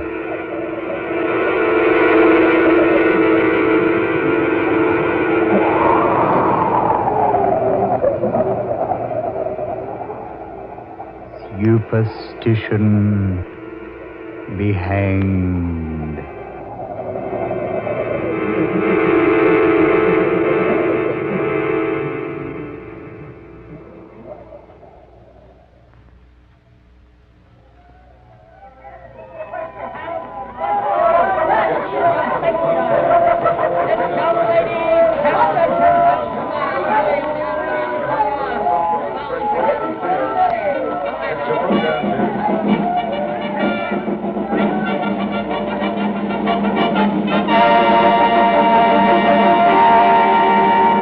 Ladies and gentlemen, as the final startling and breathtaking performance on this afternoon's program, and just before the grand and glorious finale, it gives me great pleasure to introduce to you the one, the only, the incomparable, world's most daring trapeze performer, Flyer Sampson.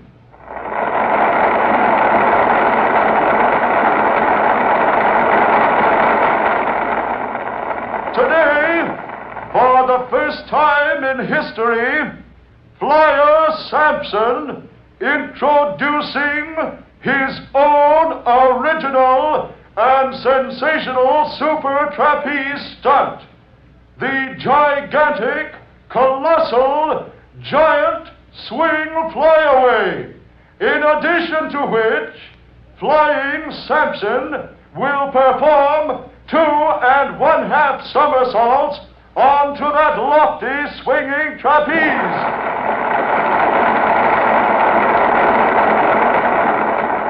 The most difficult, the most spectacular, the most daredevil performance of all times, ladies and gentlemen, and you are about to witness it for the first time. So all eyes attention.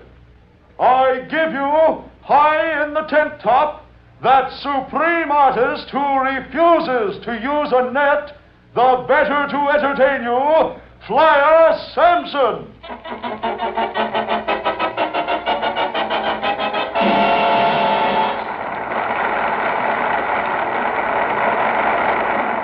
Barker? Oh, Barker. Yeah, Ruby? Do you think he'll make it? Liar? Yeah, you can't miss. He missed twice yesterday. Yeah, that was before he found his trouble. Did 8 in a row after he got the hang of it. Barker, don't say that. What, Ruby? The hang of it. Oh, You remember what Harajala said? yeah. Is Flyer wearing the white feather? I can't see. Well, he pins it at the belt, on the left side. Now, his left side's away from us. Anyway, his suit's so white we couldn't tell. Where's yours? Huh? Where's your feather? Yes. Inside my ring jacket. Here, see. Yeah. Yeah, that was a clever stunt, keeping your feather in your hair. Yeah, it adds to my costume. Oh, he's getting ready. Oh, I hope he makes it. He will. He missed twice yesterday. Yeah, but he hadn't gotten the hang... hadn't gotten the idea yet. And he used a net yesterday. We should use a net till he's sure. Ah, he's sure. Now, ready now. Watch. You do the giant swing on that stationary bar. Let loose. Fly through the air in a 2.5 somersault. Catch that swinging trapeze bar at the other end of the tent. I know. I know. Haven't I watched him practice for weeks? Yeah, the trick is to catch that swinging trapeze at the other end of the tent. Oh, I hope he's wearing that feather. Here he goes. There's the giant swing. Once. Twice. 3. 4. 5. He's in the air. Grab that bar! Oh, Flyer! Good Lord, what's happened? Look at him! Look at him! I told him to wear the white feather with the spot of blood. Harajala. He is wearing the feather. And I told him to. Now look at him. Hanging there. Caught in the twisted trapeze rope. Hanging.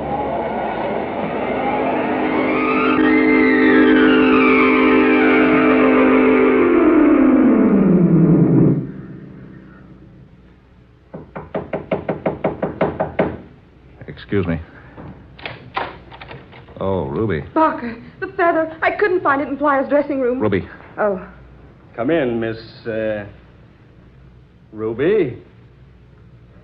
I take it you're talking about the dead man's dressing room. Why, yes. Uh-huh. Thought so. Excuse me, please. Murphy. Cover Sampson's dressing room. Nobody in or out. Right. Now, Miss Ruby, suppose you tell me about the white feather. Ruby. Police Inspector Guilfoyle. Inspector, this is Ruby Brooks. Well, Ruby Brooks. I must say you don't look a bit like your pictures on the billboards. All right, wise guy. I don't have to stick around here and be insulted. I know my rights. Insulted? My dear girl, what I meant was you're so much more attractive than those horrible posters they have up all over town, honestly. Ah, stow it. Barker, what's a copper doing in here? Just asking questions, Ruby. Routine stuff, you know. Be nice to him. Sure, Ruby. That's not a bad idea. What do you want? Just checking up. We run a pretty respectable town here. And we run a pretty respectable circus, mister. I'm sure you do.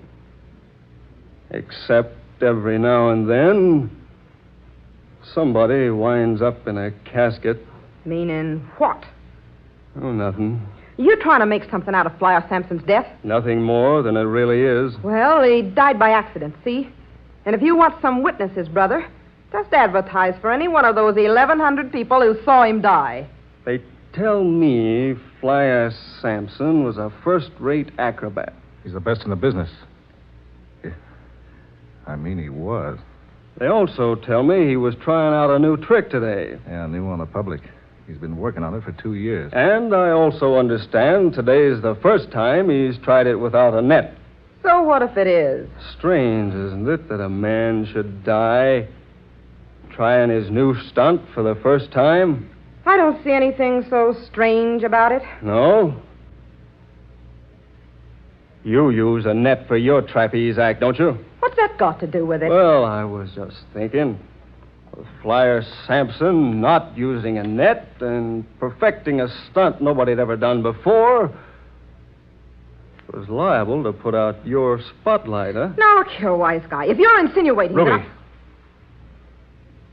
Now, take it easy, baby. Take it easy. I wasn't insinuating anything, Ruby. I was merely telling you what I was thinking. Now, Barker. Yeah? What's your real name?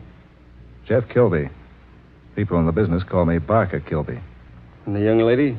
She's my wife. I see. I presume you performed as usual today, Mrs. Kilby? Naturally. I have the high spot of the program. I'm afraid I rather disagree with you. The high spot seems to have gone today to Flyer Sampson. Now, about the white feather. Well? Barker, do we have to put up with this? After all, Flyer wasn't murdered. Are you positive he wasn't murdered? Of course I am. It was an accident. Ask anybody who saw it. Then what's the white feather got to do with it? Nothing. Nothing at all. Suppose you let me decide. I don't know what you're talking about. Yes, you do, Ruby. Remember, the first thing you said when you come in here was you couldn't find the white feather in Flyer's dressing room. I don't remember. A very bad memory. And why, Ruby, if you're Barker's wife, did you knock before coming in here? Oh, yeah, just a habit. We've only been married 2 days. I understand, Mr. Kilby. You've been married 2 years. You see, before I investigate a case, I always do the preliminary work beforehand. Well, we didn't announce our marriage until a couple of days ago. I see. Now, about the feather. There's no feather. I rather think there is. Isn't there, Ruby? You're blame right there is, wise guy. In your hat. And you're talking through that.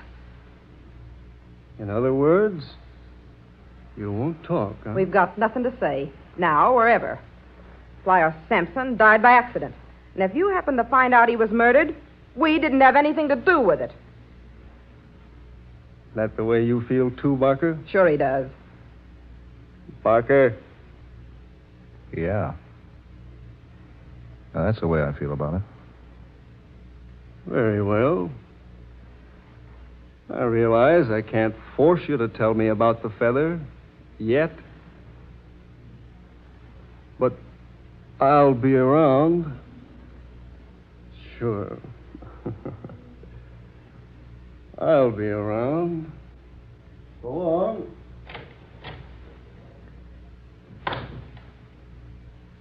Barker. Baby, you shouldn't have talked to him like that. It's gone. The feather isn't in Flyer's dressing room anyplace. Are you sure? I searched the whole place. It isn't in there. And it wasn't on Flyer when it happened. He couldn't have destroyed it. Oh, we both begged him not to, but he might have. Yeah. He laughed at us when we told him what Harajala said. Told us we were a couple of superstitious fools. Yeah, I remember. Oh, but he finally promised to wear the feather just to please us. Well, he didn't. And now that what Harajala predicted has happened. Harajala's predictions always happen. Harajala. How did you get in here? You've always taken me for a fraud. There's but one entrance to this room. But you didn't come in that way. No, I didn't, did I? How observing you are, Ruby. What do you want? Why, I just thought I should speak to you as a friendly gesture. Speak to us about what? About the white feather with the spots of blood. Well? It's a pity that Flyer Sampson ignored my warning. The copper is right. Flyer was murdered. To the contrary. You saw him misjudge his distance brush the trapeze rope with his shoulder and become twisted in its coils? Because he wasn't wearing the feather. Yes, exactly. Because he refused to take my warning. I told the three of you, wear the white feather of a baby swan, spotted with the blood of a dove, lest a horrible fate overtake you. He did say that, Barker. Flyer Samson only laughed. Even when I gave him the feather for his own protection, he laughed. But he took it. Because I compelled him to. But the feather isn't in his dressing room. Oh, where is it? I have it. You? Yes. Here, you see. Where did you get it? Fly from Flyer Samson, naturally. He gave it back to you? Oh, no. I gave the matter much thought.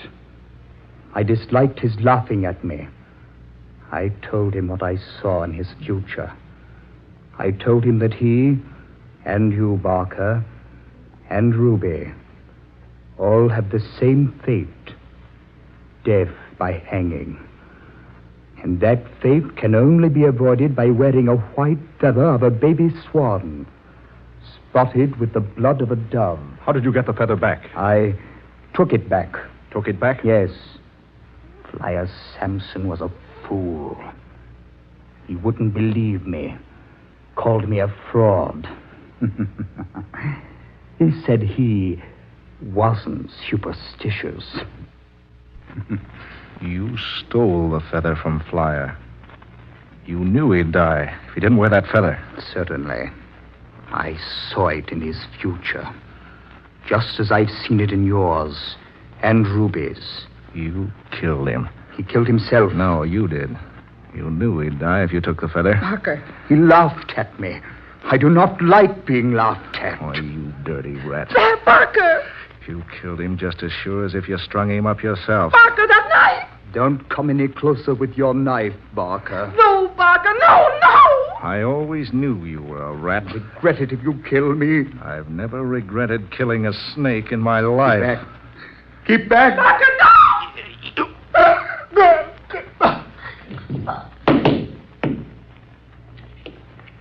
Barker. Yeah. So Flyer wasn't wearing his feather because he stole it from him. To revenge himself because Flyer wasn't superstitious. Barker, he did. Yeah, no loss. Oh, why did you do it? He had it coming. Flyer Samson was the best man in the business. But that cop, he's still hanging around someplace. We gotta beat it. Where to? I don't know. Anywhere, but we gotta beat it. I'll go with you. Go pack your things. No time for that, Barker. That cop may be back any minute now. I guess I lost my head. Seen him standing there, holding Flyer's feather. Oh, come on. Got any dough? Yeah, a couple of hundred. I've got 50. Thank heavens I've got it with me. Come on, we've got to get ahead of that cop.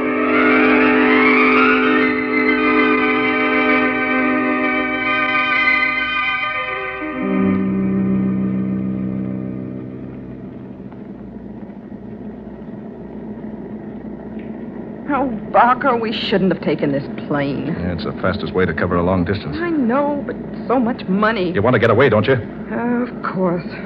What are we going to do when the cash runs out? Now we'll get a job. Walking tight wires and swinging from tent tops, I suppose. Now we'll go to Europe. Sure, on $300. Stop worrying, will you? You give me the willies. Oh, if you just use your head. I'll start that I told you so business, and so help me, I'll make you wish you'd kept your trap shut. All right. Right. What are your plans when we get to Frisco? We'll hide out in a cheap room in a house. Keep indoors most of the time. I'm going to enjoy this. Well, you didn't have to come along. Well, maybe I'd be better off if I hadn't. Oh, now, baby, take it easy. I didn't mean it. I just never been on the lam before. Well, I have, and I don't like it. Yeah, there's the airport. Yeah, we're on the ground. Better hop a cab as soon as we can. Right. Here we are. Barker. What, baby? Look out this window. Careful, he'll see you. Who'll see me? Look for yourself. That cop, Guilfoyle. How did he get here ahead of us? Yeah. How? He's watching for us to get off the plane. Oh, what are we going to do? He'll never get me. Barker, think of something. Easy, baby. Pilot just stepped out of the cabin. What are you going to do? You just wait and see. All right, brother. This is a gun in your ribs. Now get back there at those controls and see how fast you can get this plane into the air again.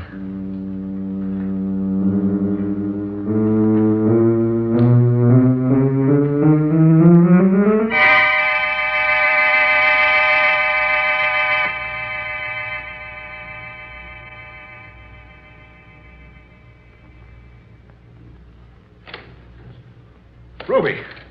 Ruby, wake up. Oh, Barker. Oh, you frightened me. Quick, the fire escape. What? I saw him. Who? Guilfoyle, the cop. He see you? Yeah, I think so. Come on, leave everything. You got the dough? What's left? And come on, down the fire escape. Get this window. Hurry now, out the window. Parker, look down below. Go up, Ruby. They haven't spotted us yet. Half a dozen cops down there. Yeah. How did that smart cop get on our trail? I don't know. 6 weeks on the run, and he's still right behind us. Come on, baby. Here's the rooftop. Barker. Come on. Barker, I forgot the feather. Oh, come on. There's no time for that. I've got to go back and get it. No. I haven't got time. Besides, Harajal is dead. Nothing can happen to us now. Oh, Barker. Come on, baby. Hurry. Along these roofs until we can find a place to get down. Barker, I'm frightened. Take it easy. They won't get us. Hunted like this. Always hiding. Now, this way, Ruby. Over here. I should have brought that feather. You know what Harajal said. He's dead. The spell's broken. It wasn't a spell. It was something he read in our futures. He said that because you and I and Flyer Sampson were born on the same day that... Oh, I have to jump here. One building to the other. Just a couple of feet. Here. I'll go first. Yeah. Now, come on, Ruby. Just a couple of feet. All right. But it's so dark. Can you see me all right? Yes. Oh, Barker, maybe there's still time to get the feather. Nuts. Just because Flyer Sampson got his neck caught in that trapeze is no sign we're going to end up the same way. Come on now. All right. Now, just give a good jump. Yeah, that's it. Ruby!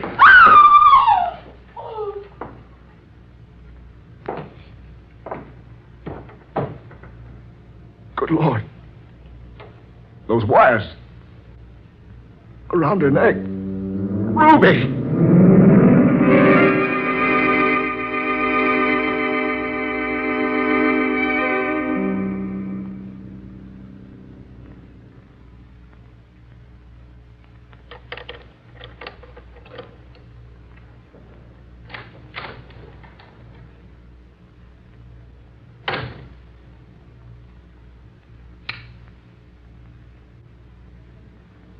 What's this? Someone been in my room. Someone searched it. That cop. Yeah, that filthy copper. He's tailing me. I gotta get out. Gotta get out of here. Hop a freight. Yeah, that's it. I gotta get out before it's too late.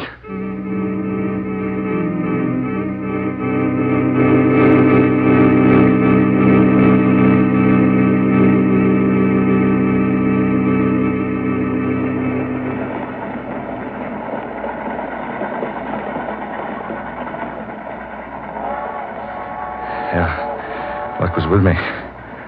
Only one boxcar with an open door. I made it just in time.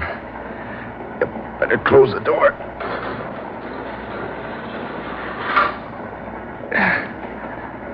Yeah, I'm safe now. No one followed me. I'm sure of that. Tired. Running from that copper. Better find a place I can lie down. Rest. Yeah, that's what I need. Yeah, lucky to find an open boxcar with no one in it. But there is someone, Barker. Who's that? Don't you recognize my voice? It's so dark in here. You remember, Barker? Who are you? Who are you, I say? I've got a gun. Then why don't you use it? Yeah, I will. You couldn't miss in this small place, could you, Barker? Who are you? What kept me from hitting you? Your knife was more effective, remember? Harajala. Do you have the white feather, Barker? Harajala. No. Give me the feather. No, anything but that. I gave it to you once. I want it back again. No.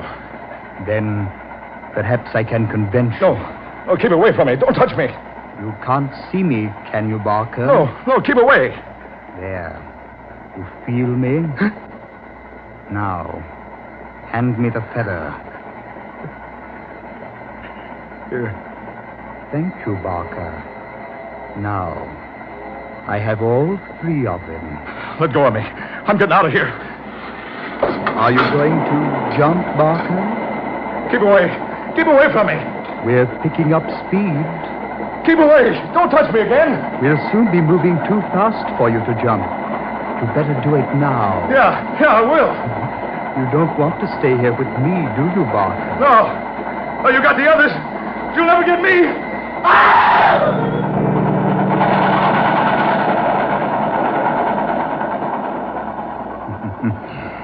You did jump.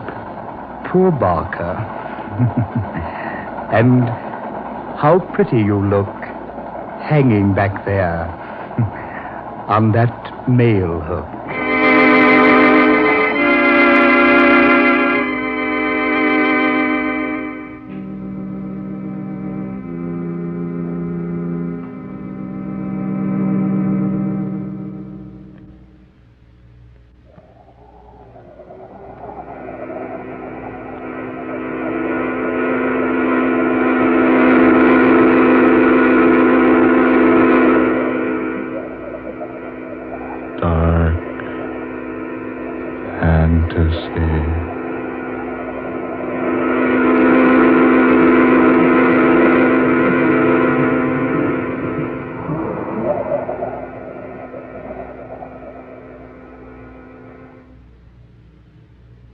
You have heard Superstition Be Hanged, the 17th tale of dark fantasy by Scott Bishop, originating in the studios of WKY. Ben Morris was heard tonight as Barker, Ermay Ray played Ruby, Garland Moss was the fortune teller, and Muriel Schofield was Detective Kurt Guilfoyle. Next Friday at this same time, listen to Scott Bishop's 18th story in this dark fantasy series, Pennsylvania Turnpike, the weird and exciting tale of an aged hitchhiker who, strangely enough, refused to accept a ride in any car which did not have a person with red hair as an occupant. Tom Paxton speaking. Dark Fantasy comes to you from Oklahoma City. This is the National Broadcasting Company.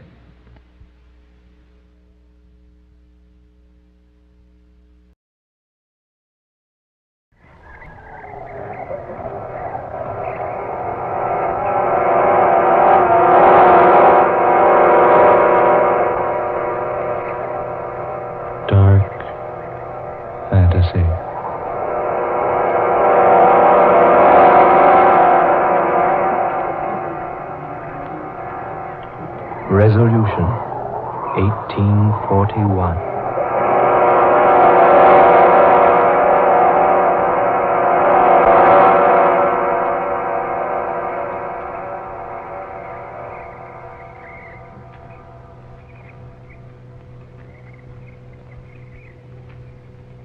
My name is Laura Cabot. It is January 2nd, 1942. The second day of a new year. As I speak these words, even I myself can't believe that what has happened is true. It began only a few short hours ago, less than 48 to be exact. And yet it has changed everything for me, even life itself. I must tell someone. And so, I'm telling you. It all began night before last, New Year's Eve. A number of us had braved the deep snow and cold north wind to go out to the old Cabot place, north of Quincy, to see the new year in. There were 4 of us, Ed and Helen Richards, who had just been married a year, and a business friend of Ed's named Duke Toback. We had to leave Ed's car down at the road and walk up the narrow, unused lane leading to the big brick house.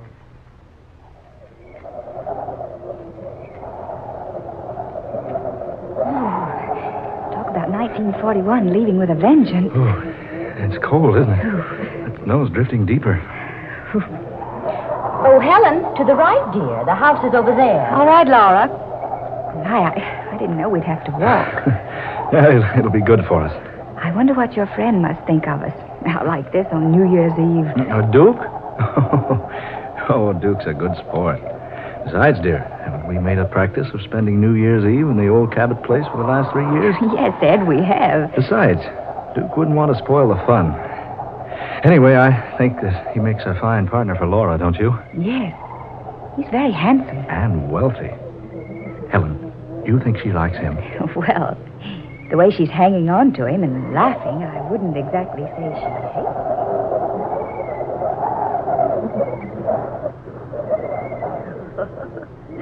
Oh, Mr. Toback, you certainly must think that we're idiots. I wish you'd call me Duke. I've been calling you Laura all evening. Well, I guess it's because I'm so fascinated by your last name that I used it.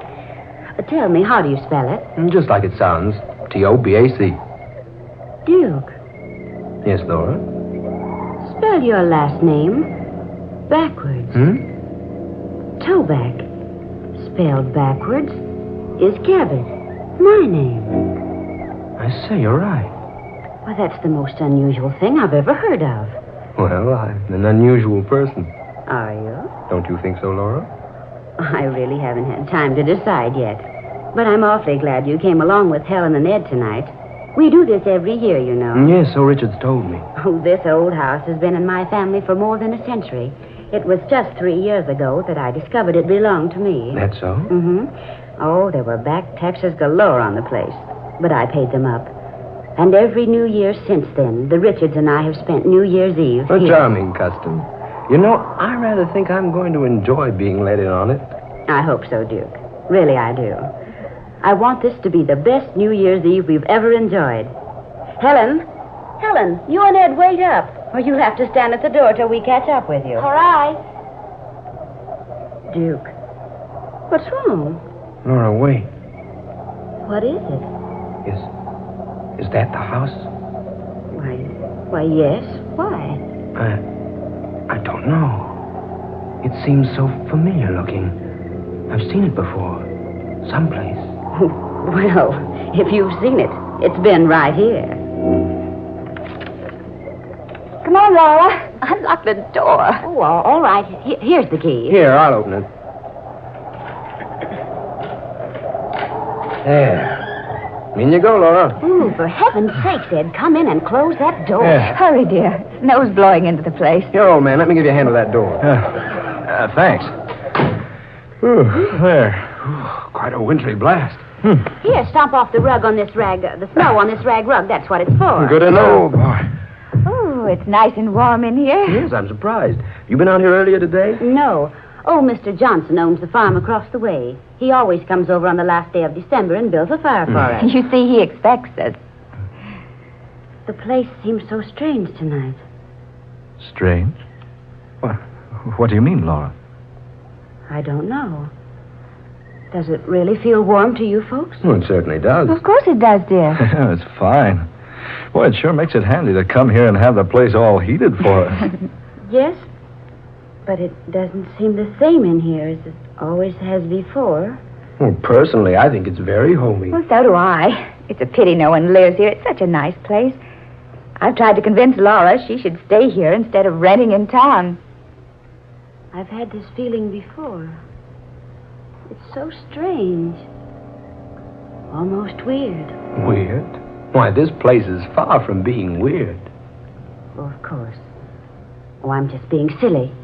Come on, Helen. Let's take our coats into the other room and see what condition the kitchen's in. All right. Ed, you'd better throw a log on the fire. How about some refreshments all around, huh? Oh, you just leave that to us, gentlemen. There are plenty of refreshments in the kitchen. Yes, indeed. Laura and I had them sent out yesterday.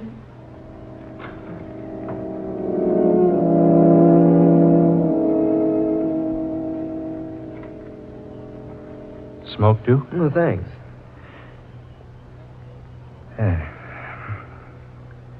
Well, how do you like her?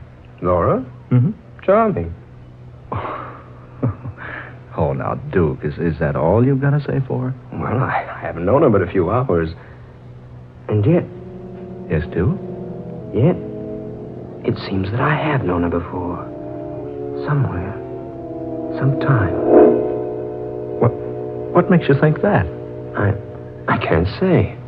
Something about her. The way she acts. The way she talks, possibly. I don't know. Well, have you asked Laura if she'd met you before? No, I thought that rather a silly thing to say. Besides, that's what men always say to women when they're trying to make conversation. And, well, Laura's very easy to talk to. She talks so so comfortably with me. And, well, it's as though she'd known me someplace before, too. Yeah, I know how you feel, Duke. I felt the same way about folks I'd just been introduced to. Sensations like that are hard to explain. Yeah, they're generally not explained. Look here, Duke. This is your first trip to Quincy, isn't it? Not only my first trip to Quincy, it's my first trip to Massachusetts. Well, now, Laura's lived here all her life. She's been away a summer or two on vacation, though. Possibly you met her then. Yes, that could be the answer. But it does seem we've been acquainted before. And the strangest part of it all is, it seems that we were once very close to each other. Very close.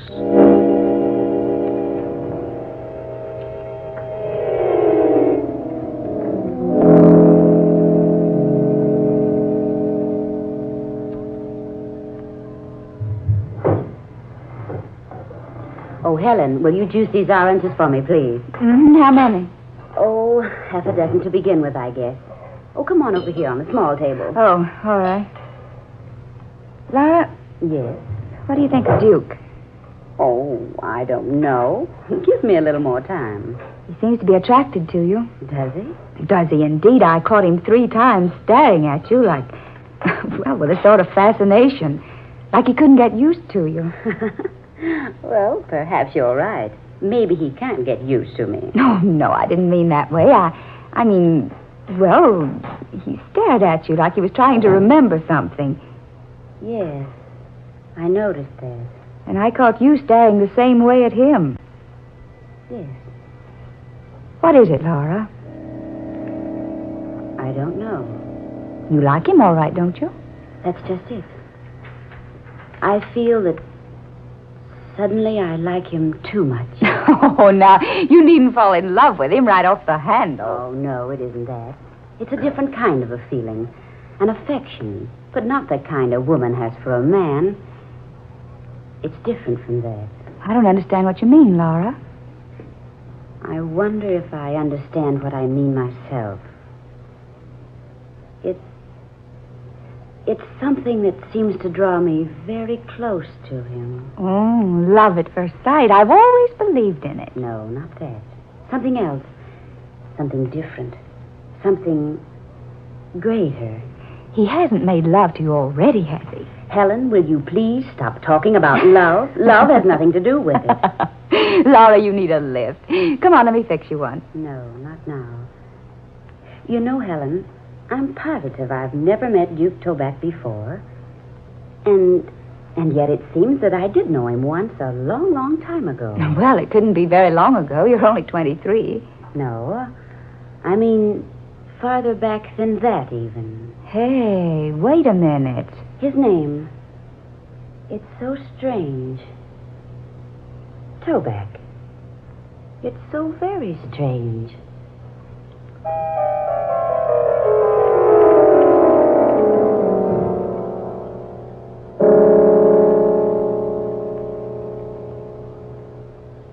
$11:30. No, just 30 more minutes, then it's goodbye 1941. I can't wait. I've had enough of the past 365 days. I want a brand new year to start out everything with a clean slate. Now you're talking, Laura. Here's to 1942. Yes, here's to the new year. Well, hey, I'm in on that. May all our troubles disappear like bubbles of champagne. Especially as quickly as the bubbles in any champagne that might be left around our place. Would you pardon me now? I want to go upstairs for a moment. I'll go with you. Oh, no, dear. It's cold up there, and besides, I won't be but a moment. Helen, you've got work to do in the kitchen. Well, I'll be right back. Yes, I'll only be a moment. Make yourselves at home. She seems strange tonight, doesn't she, Ed? Yeah. You know, she was right enough when we left town. You know, the minute she stepped into this house tonight, something came over her. I think she's quite attractive. Duke, had you ever met her before tonight? Well, no, at least I don't think I have. Well, that's what she said about you. She did? Yes. She acted so strangely, too. She said that you attracted her in a strange sort of way. Now, that's a pretty compliment. Oh, Ed. What I mean, Duke, is Laura told me she seems to have known you before somewhere. You know, that's odd. Duke just said the same thing about Laura. Not more than 30 minutes ago. Duke, you mean that... Yes. It's so strange. I'm trying hard to remember. Well, now, I wouldn't worry about it. I've had the same thing happen to me. Just some trick in nature. You meet a person, for a moment you'd swear you'd met him before. But isn't it strange that Laura should have the same feeling about Duke? Yes, I was about to forget the whole affair, but now... Well, I wonder. Well, now, my advice is that you two get together a little more. Talk over the places you've visited, places you've been. Now, I'll wager one of my Christmas ties you met at the seashore. Or at Santa Anita, or maybe on some dude ranch. Possibly, Ed. But it doesn't seem that way. I haven't said this before, but even this old house seems familiar to me. It does? Yes. When I first saw it outside, I stopped dead in my tracks. Something seemed to stop me, and... Well, I'd have sworn I'd walked up that same lane out there dozens and dozens of times. Well, that's incredible. This room, with its high ceiling and huge fireplace. These pine walls, the heavy oak floors, the decorations. They all seem so vaguely familiar. But why should they? You've never been here before. No, I haven't. Don't you two think it's getting chilly in here? Yes, a little. Well, there are no more logs. I guess I'd better go fetch a couple. No, Ed, I'll do it. Now, there's no reason for both of you to go out in the cold. Ed, you go. Isn't that just like a wife? No, Ed, you stay here. I know exactly where the logs are. I saw them when I came in. I'll be right back with a couple. Better put a coat on, old man. No, it won't be out long enough. The wood's just around the corner of the house.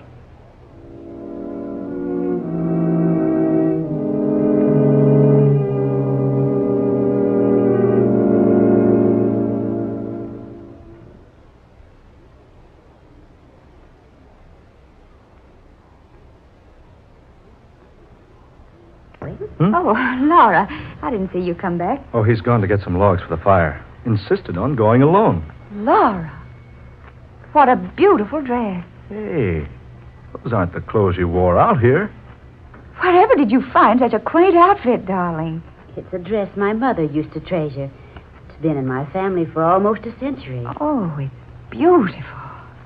I thought it would be fun to put it on tonight. I found it upstairs in an old trunk. Just wait until Duke sees you in that dress. Maybe that'll help him remember where he knew you before. He thinks he's known me before. And Helen says you feel that you've met him before, too. Well, yes. I do feel that way, but... Oh, I don't know what to think. I'm so upset tonight. Laura, what is wrong tonight? Ed and I've both noticed it. Yeah, what's wrong, Laura? Oh, I didn't want to mention it, but... There. Something is wrong. Well, can we help you? No, I couldn't ask you to. Well, you two know how very fond I've grown of this old house and the property. Yeah. You certainly spent a lot of money putting it into shape. I still don't see why you don't live here. Oh, it's the memories and more than anything. And the fact that my grandmother and her grandmother and hers lived here for so many years. Oh, Laura, you don't mean you're going to lose the place? I'm afraid so. Oh. You see, it's heavily mortgaged. I'm in debt more than $3,000.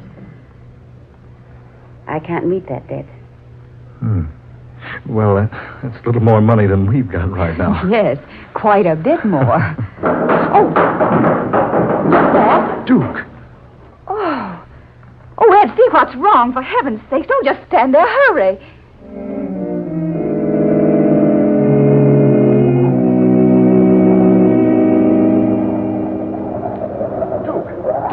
Lord, man, your head. What happened? Speak to me, Duke. Are you all right? Here now. Take it easy. I'll carry you into the house. Come on now. Arm around my neck. That's it.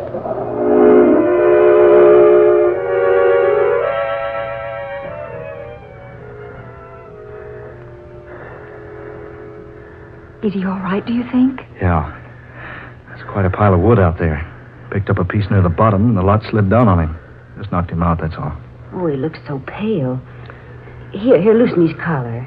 There. You better take his tie. That's it. Oh. Duke? Oh. Duke? Are you all right? Feeling better now, old man? What? Is something wrong? You had an accident, Duke. Do you feel all right now? Lord, Yes, Duke? Lauren. Why'd you call me that, Lauren? Who are these people? Duke, why, you'll be all right. Who are these people? Why am I lying here? Where's your mother, Lauren? You'll be all right now. Just lie still. Why do you speak like that? Why do you look at me like that, daughter? Daughter? But what's the trouble here? Suddenly you're so strange. It's you who are strange. What? You call your father strange? You call me, Jeremiah Cabot, strange? Jeremiah Cabot? Of course, Jeremiah Cabot. Don't tell me I have to remind you who I am. But Jeremiah Cabot was my mother's great-great-grandfather. Duke, for heaven's sakes, what's the matter with you? This is so strange. I'm afraid I don't know your friends, Lauren, and you, young lady, or you, sir. Oh, now, Duke, cut the kidding. Just a moment, Ed. I think I'm beginning to understand. For a moment, child, I thought you were my daughter. Now I know the truth. You... Yes, that must be it. What, Laura? What on earth? Just a moment, Helen. Jeremiah Cabot. He built this house. His daughter was named Laurelyn. The name has been in the family for a century. Laurelyn. She looked so much like you. I still don't get this. Ed, wait, I think I can explain. At least partially. There's an old legend in our family that one New Year's Eve, Jeremiah Cabot was asked by his family to join them in making New Year's resolutions. In the spirit of jest, Jeremiah resolved one thing: to return to this earth 100 years from the night he made the resolution. That's it. Yes, of course, the resolution. The brick in the fireplace, the brick. What does he mean? I remember now. Here, I'll show you. This brick. This one behind the others. See? It's loose. You can remove it. But what are you trying to tell us? Here. You see? A hiding place behind the brick. This is where the papers are hidden. And the money. Will somebody please tell me what's going on around here? Ed, that's real money. $10,000. You see? It has been hidden here for years. And here, pictures. In the original deed to the Cabot property. What? This is most amazing. And this is what I was looking for. Here, Lauren, read this. Go ahead, child. Read it. What did it say, Laura? Do you want me to read it? No. Just a moment. It's quite faded. The ink is almost gone. It says, I, Jeremiah Cabot, being in my right and sane mind, do solemnly resolve this night to return to earth again. Exactly 100 years from now, if it be within the realm of power. Signed, Jeremiah Cabot, December 31st, 1841.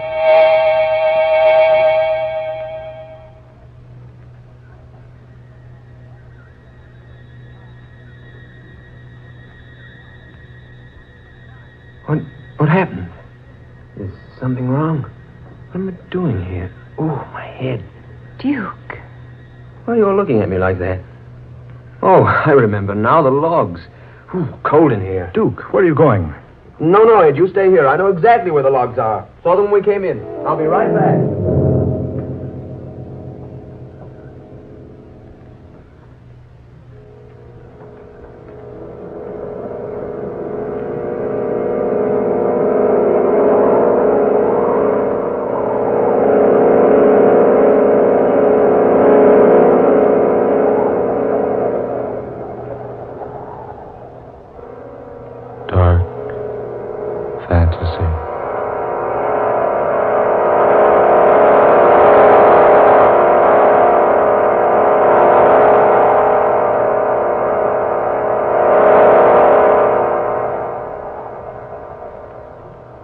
Resolution 1841.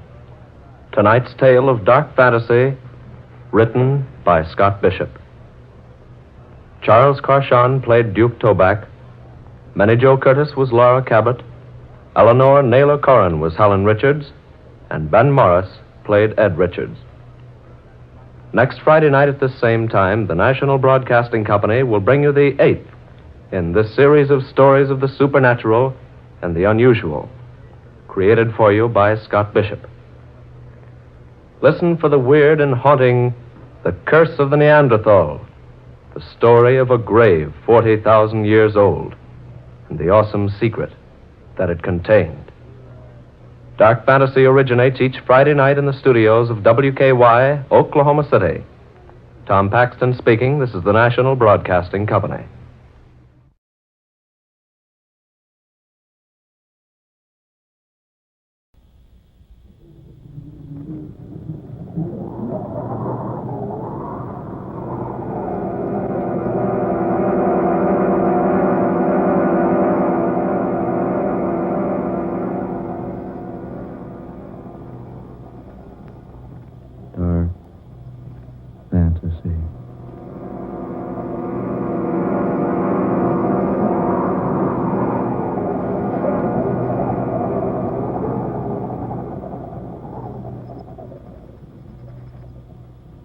I am the Neanderthal man.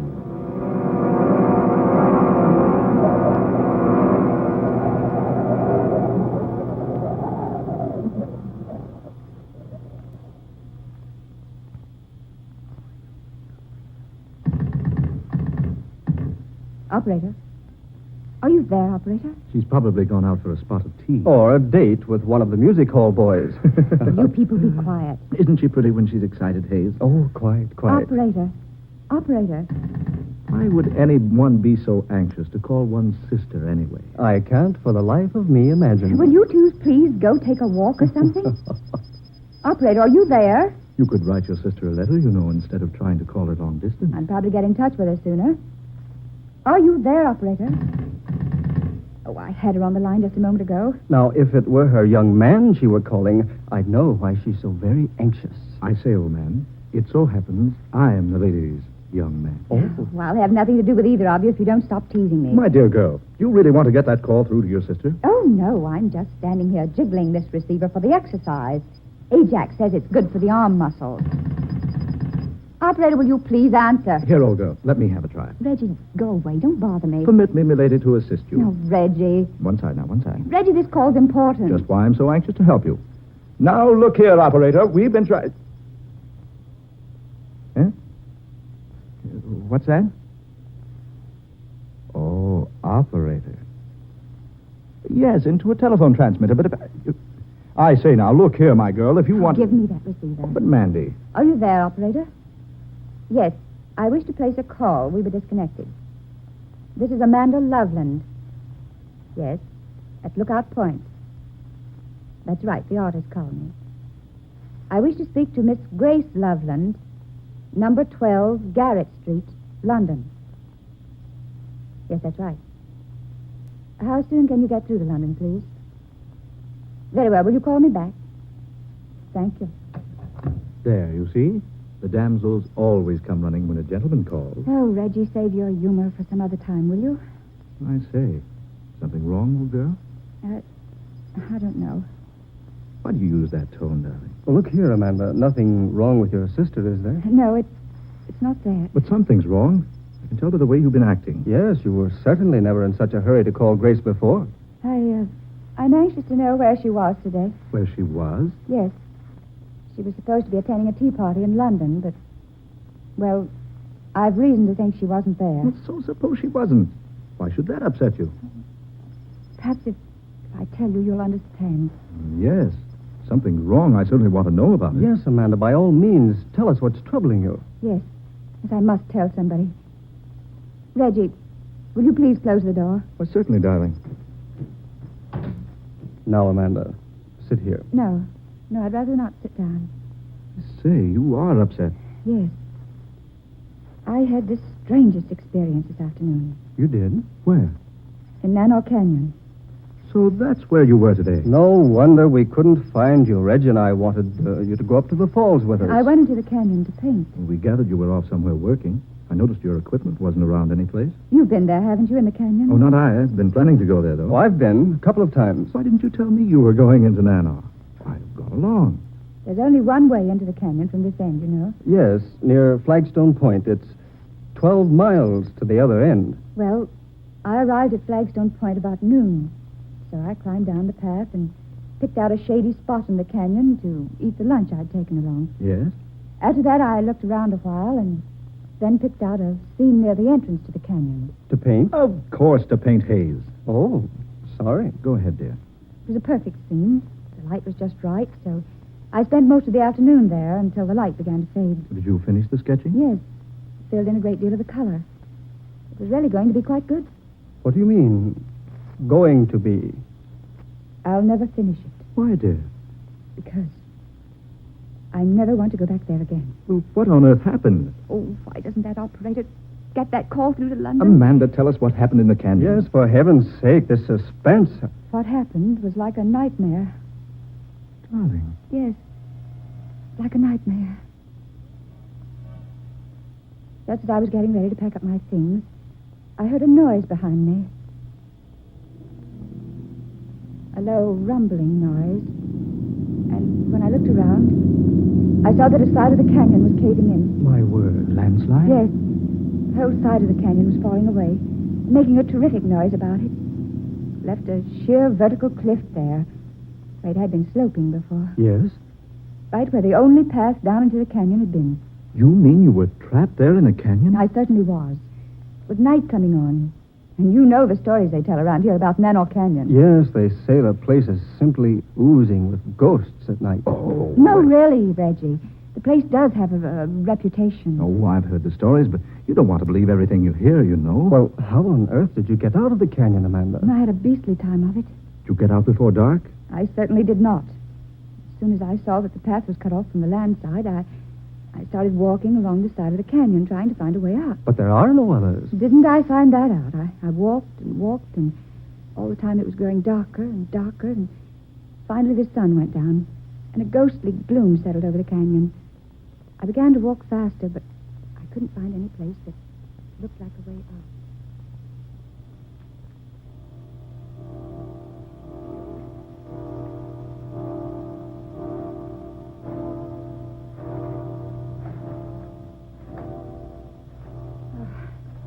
I've walked for miles. No way out of here. Oh, dear, it's so dark. All I can do is keep walking. Oh, what's that?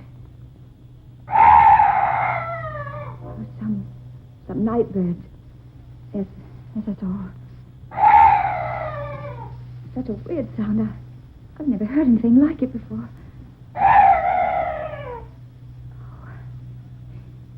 Heaven, it's gone. That's strange. That bird was the only noise I've heard in this place. No other night noises at all. Good heavens. What's that up there? Light. Shining on a human figure. Am I losing my mind? It's Grace there in the light. Oh, no. Oh, no, it can't be. Grace! Grace! That is Grace standing there in that strange glow of light. Pointing. Gesturing as though trying to show me a path out of here. Yes. Yes, she is directing me out of the canyon. The light. I can see the way out. Grace? Grace, is that you? Is that you, Grace? Oh, no, don't go! Fading. The light's fading away. She's gone. There's still that strange light shining on the way out of this awful place.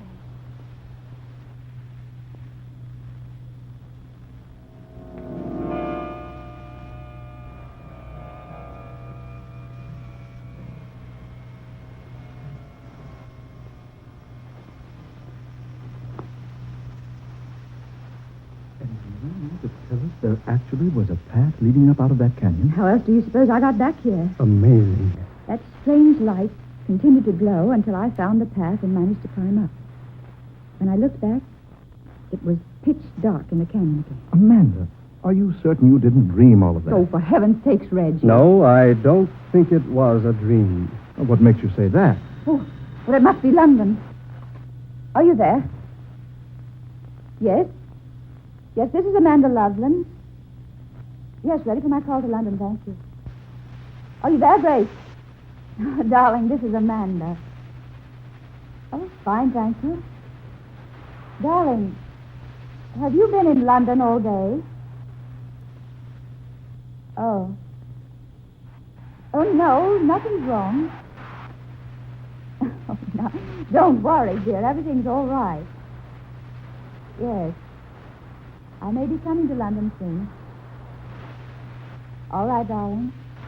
Take care of yourself. Goodbye, dear. Huh? Grace has been in London all day. Surely. There in the canyon in that strange light, I saw her as plainly as I see you now. But the voice wasn't hers. Then how are we going to account for what happened?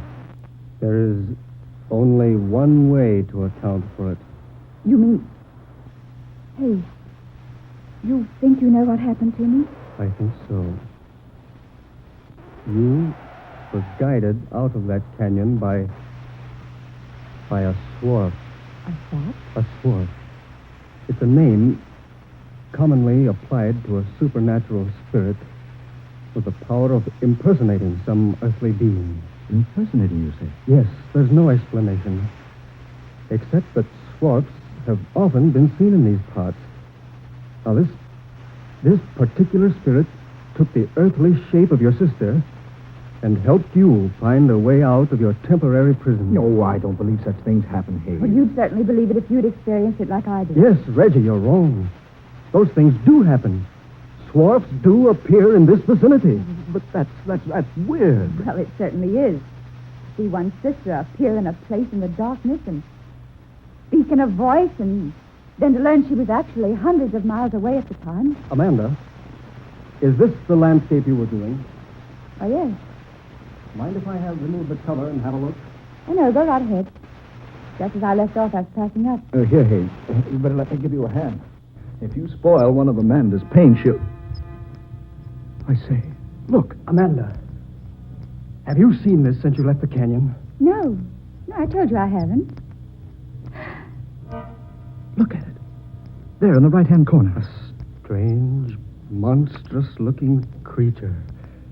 Lurking in the shadows. Amanda, were you conscious of the fact you were painting that fantastic creature into the picture? No. No, I wasn't. I hadn't even noticed it. That's very strange. Yes. Isn't it? If your perspective is correct, Amanda, that creature is about 8 feet tall. A huge, fiendish thing. But how did it ever become a part of my painting? Yes. How? Well, we'll find out. What do you mean, Hayes? We'll go down into the canyon and have a look. No, no, not me. Oh, I mean tomorrow, of course. When it's daylight.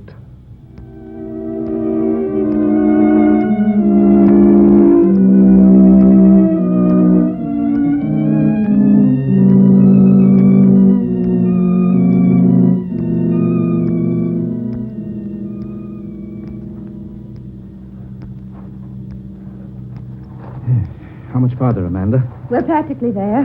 What amazes me is that you couldn't find the way the swarf pointed out to you last night, Amanda. I'm sorry, Hayes. It doesn't seem to be there today. No, well, what's the difference? It didn't take us long to come in from the other end of the canyon on horseback. Yes, the only thing that annoys me is that we couldn't ride the animals all the way. No, well, the walking won't hurt you. Besides, we've only been afoot a few hundred yards. Oh, here we are. This is the spot I was painting. I set up my canvas over there on that little mound. Then, according to the sketch you made, that fearful creature was lurking about here. Reggie, look here. Bones. human bones down there in that crevice. Oh, I say, those can't be human bones. No, they're much too large. I should say so. You're wrong, both of you. They are human bones. I've studied anatomy enough to recognize the clavicle, humerus and ulna of the human arm, and the femur and fibula of the leg there. Joe, Hayes is right. This was some gigantic prehistoric creature. Heaven knows how many years old. Could this skeleton have any connection with the ghostly figure in my painting? It could, yes. It's just possible that the spirit of this prehistoric man is himself a dwarf. And can take on a human shape. The spirit, I mean. Precisely. He saw Amanda sitting there on that mound, painting. He assumed a shape she couldn't make out, but one which her professional brush caught in the sketching. Then he could have assumed the form of my sister. If our theory is correct, yes. That's fantastic. But how can we learn anything about this thing that was buried here in this crevice? There's one way I know of. We can consult Dr. Gustav. By Jove, you're right. Dr. Gustav's staying at the colony. Well, then let's go get him and bring him here. Yes, let's. Who knows? We may have discovered something entirely unknown to our civilization.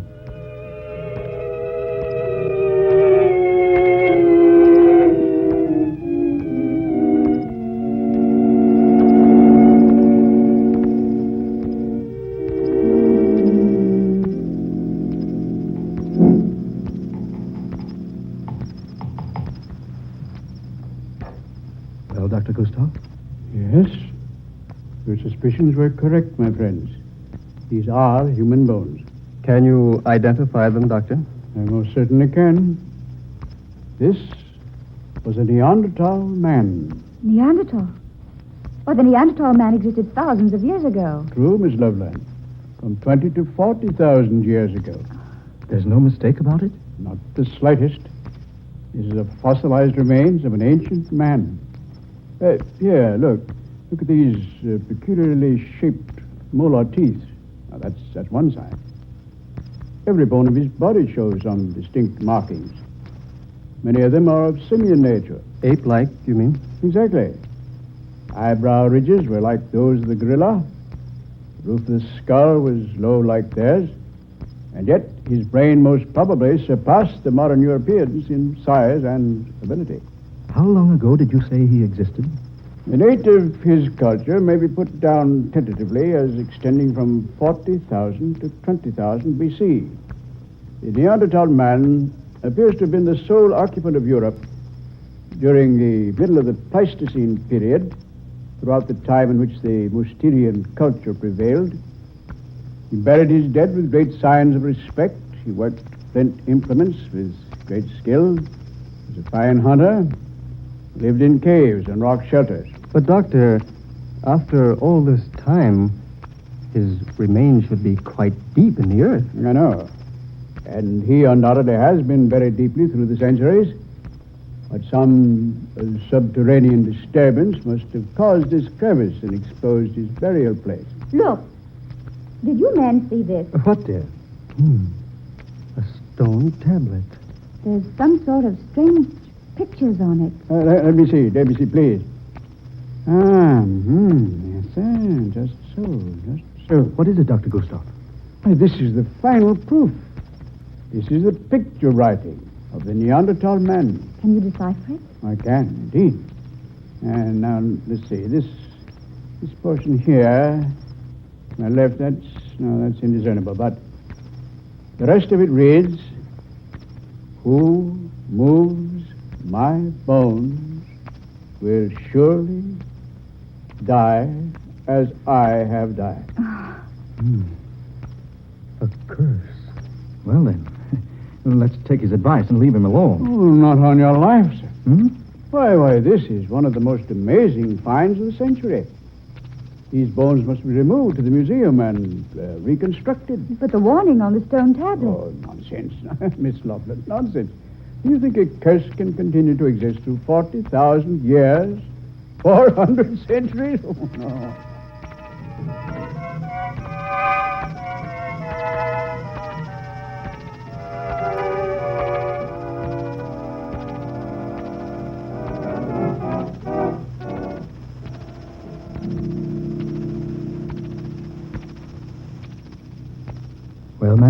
This is the museum. Ever been here before? Once, when I was a child.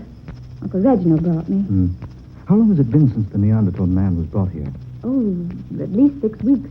Well, Dr. Gustav said in his letter that the man had been completely reconstructed. The skeleton had been placed in a standing position in a special room. There's the room, see? Oh, yes. The sign over the door.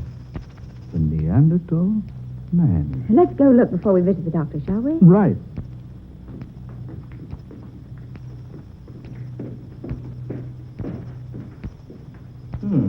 Hey, here we are. The door was open. What? But this room is empty. Yes. But there's a stone base over there. This thing might have been built up on it. That's strange. I beg your pardon. Yes, what is it? I am called Vanif. Could you direct me to Dr. Gustav's study? Oh, why, yes. It's at the end of the hall. See, his name is in black letters on that frosted door pane. Oh, yes. I thank you so very much. Pardon me for having disturbed you. Reggie. Amanda, that man, Jove, what a giant. At least 8 feet tall. Those bushy eyebrows and low forehead looked like an ape. And what was wrong with his neck? He held his head crooked over to one side, one shoulder humped up in a terribly grotesque position. Did you see whether or not he went into the doctor's office? No, I didn't. Reggie, if I didn't know better, I'd think that man was... Was what, dear? Oh, nothing. I know what you're thinking. That warning, Reggie. Who moves my bones will die as I have died. Amanda, look. What? There in the room, on the stone base, the skeleton of a prehistoric man. But it wasn't there just a few moments ago. Good Lord, come on, into the doctor's office. Dr. Gustav! Dr. Gustav! Dr. Gustav! Good heavens. Oh, Reggie. What's happened to him? He's dead. Broken neck. He was sitting at his desk, writing. Writing? A report on the Neanderthal man. Look. He just completed one sentence. It is my finding that the death of the Neanderthal man discovered in Manos Canyon was caused by a broken neck.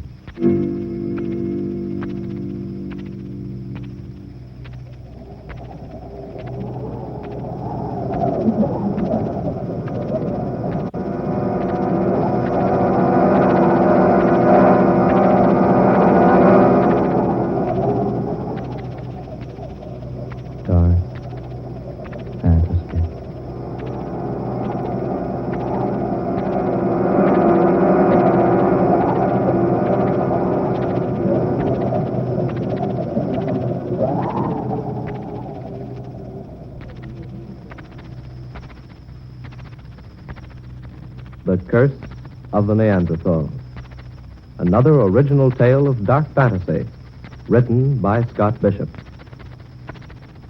Ben Morris was heard as Reggie, Eleanor Naylor Corrin was Amanda, Murillo Schofield was Hayes, Fred Wayne played Dr. Gustav, and Darrell McAllister was Bannock.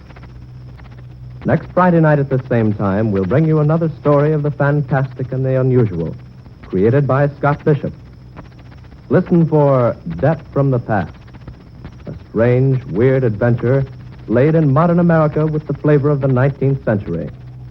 The story of a businessman who was almost too honest and who found a method of paying a long-standing debt of honor, although 30 years in his grave. Dark Fantasy originates in the studios of WKY, Oklahoma City. Tom Paxton speaking. This is the National Broadcasting Company.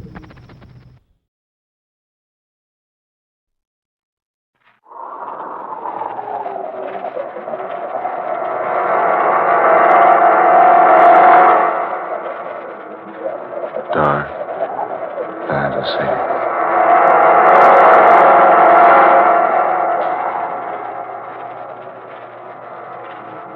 Friday the 13th.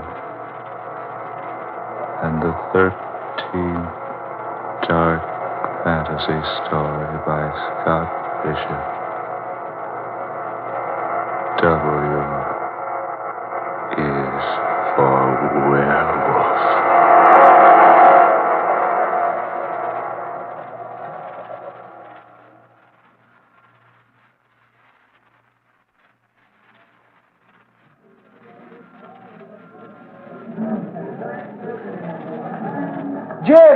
Jim Howard! Over this way! Bill Andrews, you old pill roller. Golly, am I glad to see you. Well, Jim Howard, welcome to Cape Howe. You're just the medicine the doctor ordered. And you're the doctor. How are you, Bill? Never better.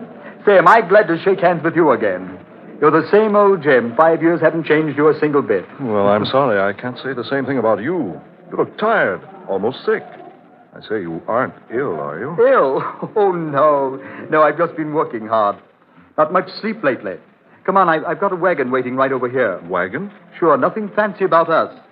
We'll take the wagon to the boat landing, and then we'll row over to my island. Say, now, wait a minute, Bill. Are you trying to rib me? What do you mean, your island? Oh, didn't I tell you? I haven't lived in Cape Howe for 3 years. I find it more pleasant and comfortable out on the island. But what island? Folks around here have another name for it, but don't mind them if you hear it. I call it échappé. Say that again, Bill. Échappé. Well, what's that, Scandinavian or Esperanto? French. Come on. Here's the wagon over here. Young John's waiting on the boat landing. Oh, I say, how is young John? Jim, I don't know. I'm worried about him. He's having trouble with his studies. Doesn't seem to like books and hates company. Well, I'd say he's more lonesome than anything else. It's more than lonesomeness, Bill. Ever since Bill Jr. died, he hasn't been the same. Angela and I were sorry to hear about Bill Jr. It's pretty sudden, wasn't it? Yes, pretty sudden. That's the way it is in this country, though. So much fever, so few conveniences. Oh, by the way, you say Angela and the child will be along in a few days? Oh, yes. You got my wire? Got it yesterday. I didn't know your sister lived at Lowston. Oh, yes, she has for years. Angela wants to visit about a week, and then she'll come on down here to Cape Howe by steamer. Oh, incidentally, old man, do you think this country's all right for the baby? Had her shots, has she? Oh, yes. Yes, I did everything you suggested in your letter. You know, that letter you wrote almost scared Angela out of coming. Oh. She said if it's that dangerous here, she doesn't think we should risk the child's life by bringing her here. Well, there's no danger at all if the child's been inoculated against the 3 diseases I mentioned. Well, I took care of that all right. You're sure there's no other danger? I've taken care of any other danger there might be. What do you mean? Just that. There's nothing in the world for you or Angela to worry about. Please believe me, Jim. Well, all right, old man, all right. Angela and I are on the first vacation we've had since we've been married. And believe you me, we're here to make the best of it. Good, that's fine. Come on, the wagon's waiting, see? Right over there.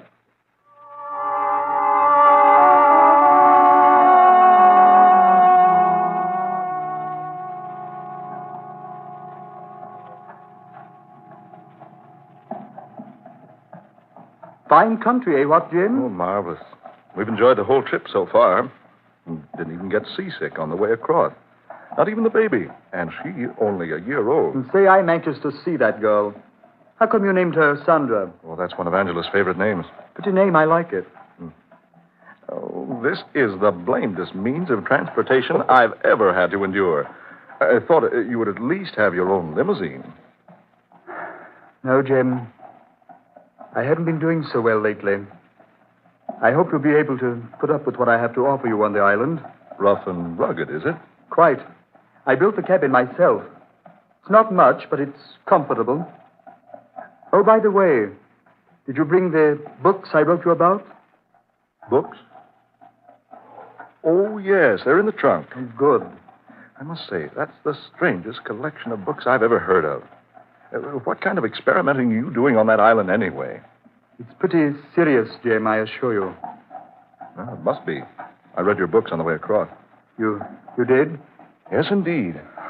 Dr. Elgin Woodward's book on lycanthropy and Henry Joseph McClure's pamphlet on the disease Lumpus vulgaris and Guy Ender's story, Werewolf of Paris, and 2 other books on werewolves.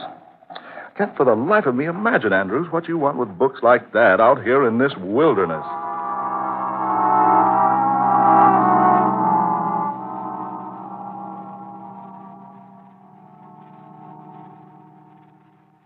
All right, Jim, here we are. Oh, John, here's Jim Howard. You remember Mr. Howard, don't you, Johnny? Well, sure he does. How are you, John, old boy? All right. Glad to see you, sir. Oh, I say, where's that old smile I used to see? Here, let me shake your hand. No, sir. I don't want to shake hands. Oh, come on now. We're old friends, aren't we? No, Mr. Howard. Oh, I say, now. Jim, just a minute. Let go, Mr. Howard. There. Jim. Oh, there now. Shake just like old friends. Let go. Let go my hands, sir. Let go. Jim, please. I say. The boy's handbill. Come on, Jim. Into the boat with you. Come along, Johnny. Johnny, get into the boat, son. Yes, sir. Come along, Jim. All right, I'm shoving off. All right, Johnny. You want to take the oars for the exercise, or you want me to row? Well, son? I told him not to shake my hand. I told him, didn't I? Johnny. Can I help it? Is it my fault if my hand's all... Johnny! You want to row or not? Yes, sir. I'll row. Okay, son. Hop to it. Johnny, Sonny, if I did something... Come on. Down to the other end of the boat, will you? Here. Sit here. I say, Andrews, that boy's hand. Quiet. He's upset enough. But, Bill, the palm of Johnny's hand. Good Lord, man. It's all covered with a thick growth of hair.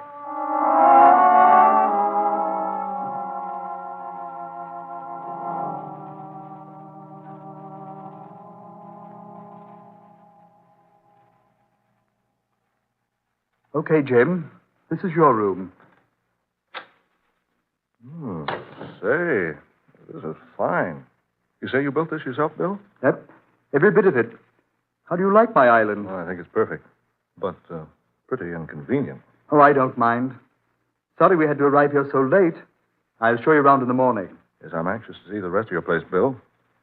I want to talk to you more about your work. Yes, of course. Tomorrow. It's pretty late now. Yes, it is late. No, I'm afraid I rather bored you, old man, with my chatter at the dinner table. Oh, Jim, you heathen. You've never bored me a minute in all the time I've known you. Oh, that man Rayfield of yours is certainly an excellent cook. Yes? He's an excellent tutor for young Johnny, too. You'll find him quite helpful if you want anything. Fine. Oh, by the way, the people in this spot are a superstitious lot, Jim. Don't let them bother you with any of their nonsense. Nonsense? Yeah, a silly rot about... Well, things in the night. What thing? Oh, there's nothing, of course. But they take all sorts of means to ward off, well, the evil spirits. Oh, I see. Here, I'll set this charm here on your desk. You won't be using the desk. Charm? What charm?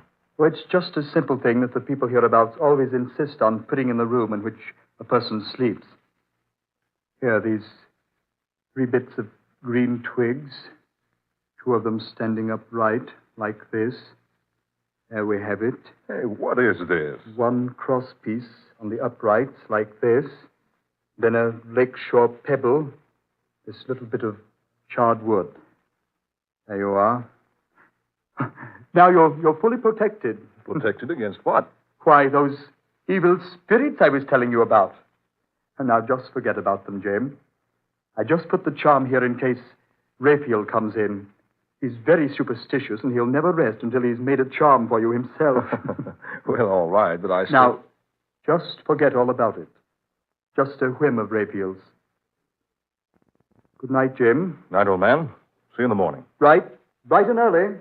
If you need a spare blanket, there's one in the closet there. Right, Bill. Good night. Pleasant dreams.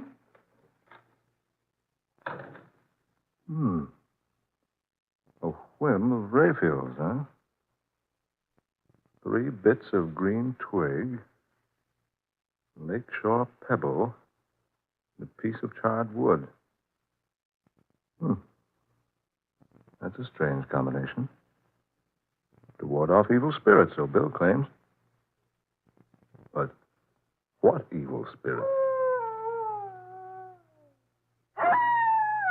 Great horn toads, what's that? What in the world is that? Bill! Bill, I say, Bill, what's that howling? It is nothing, Mr. Huh? Oh, you, Raphael. Nothing but a wild animal howling in the night. What? That sounded like a wolf.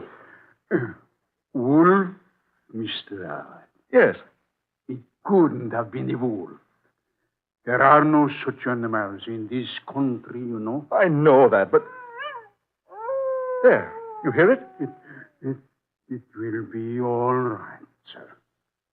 Did Mr. Andrews give you the charm? Charm? Oh, yes, the charm.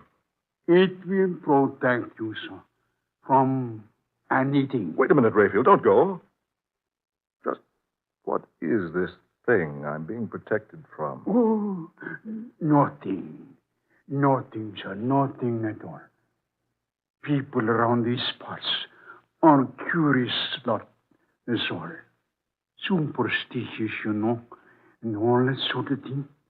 So we humor them by always keeping a charm in the sleeping rooms of our homes. Yes, but I don't see why you should worry about humoring anybody. Way out here alone like this on this island. Well, sir, it is just a habit of Mr. Andrews' Arago. But he said it was you he was satisfying by placing the charm in my bedroom. Yes, sir. That is, well, what I mean is, sir, I'll best be going. Young Johnny isn't feeling so well tonight. I hope you sleep good, Mr. Howard. And don't worry about the howling. Nothing will harm you. Don't worry about the howling, eh? That's strange. That howl's coming from the east wing of this cabin. Right over there. By George, I'm going to skirt this place and have a look. Quiet now. Not a sound. But a light just went on in that room the sound's coming from. That window's heavily barred. And the window glass is frosted and curtained so no one can see inside. The howl is coming from inside that room. There's the door to the place. Oh, Bill. Bill, are you in there? Bill. Some animal in there, all right. Bill.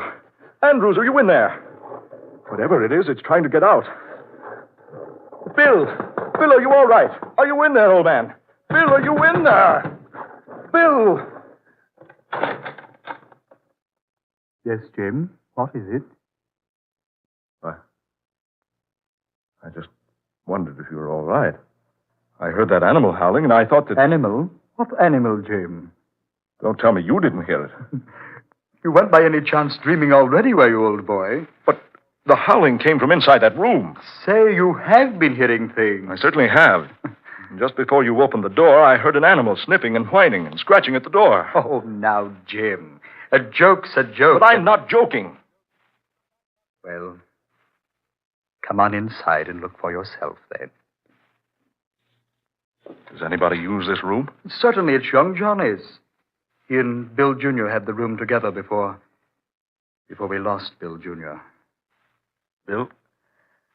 I'd swear there was an animal in here a moment ago. Normally, Jim, I'd be a little confused by what you're saying. Well, the long trip, the worry about your baby daughter... Look, there on the door. Long, deep scratches, like an animal's nails would make. Oh, those. Jim, those marks are ancient. The boys used to own a collie dog. We don't have him anymore. We used to shut him up in here sometimes, and he'd scratch on the door for someone to let him out. Now, what's this? Bill, what is this? A long, heavy chain, securely fastened to the metal bedpost, and a huge leather collar on the other end. Yes, that was the collie's chain and collar. We We've never removed it from the bed. We'd chain the dog here at night to protect the boys. But look here. Fresh blood stains on the collar. And little wisps of grayish fur. Jim, forget it. Those stains aren't fresh. That dog hair has probably been there for ages. Yeah. I suppose so.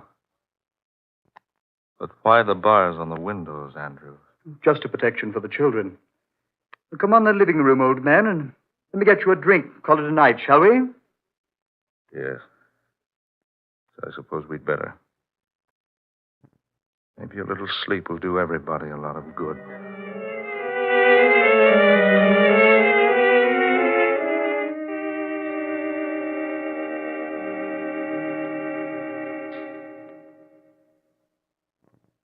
Angela, I can't tell you how happy I am to have you and Jim here to visit me. Oh, we've looked forward to this for 6 months, Bill. I envy Jim for having a week's head start on me. Oh, we really like it here, Bill.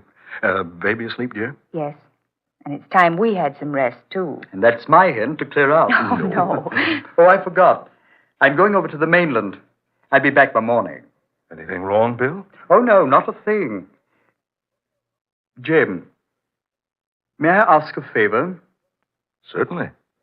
That watch charm you're wearing, solid silver, isn't it? Why, yes, it is. Do you think you could give it to me? Give it to you? Why, of course. I have a very special reason for wanting it. I wouldn't ask for it if I didn't have. Here you are. Thanks, old man. I hope I can return it to you. Well, good night. See you tomorrow. Good night, Bill. Jim, why does Bill act so strangely?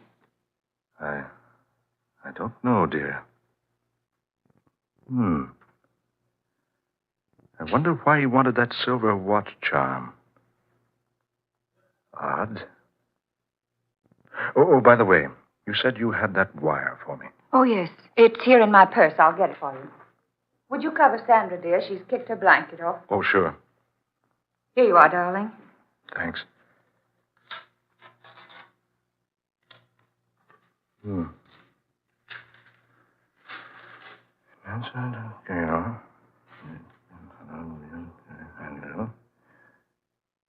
Say, Angela. Yes, dear? Listen. In answer to your cable, I have been able to learn that the grandfather of William J. Andrews was shot in France almost half a century ago by an angered mob. His grave was recently opened, and instead of the remains of a man, investigators found the almost perfectly intact body of a strange beast, somewhat resembling a wolf. Jim, no. Just what I thought. Oh, Jim, what's that? Something's wrong. Come on, hurry. Oh, look. Look down the doorway of that room with the bars at the windows. Some animal running out there near the edge. Jim. I hit that creature 3 times. I couldn't have missed him. And yet the bullets didn't even slow him down. Jim. There in the doorway. It's Raphael. Look at him. Oh, his throat. Only an animal could have done a thing like that. Where's young Johnny? Look, Jim. That heavy chain hanging from the bedpost. The collar's gone. Chain snapped right in 2. Angela, you and I have a job to do. I hate to ask you to do this, but I think you've got the courage. To do what, dear? Come along with me. You will see.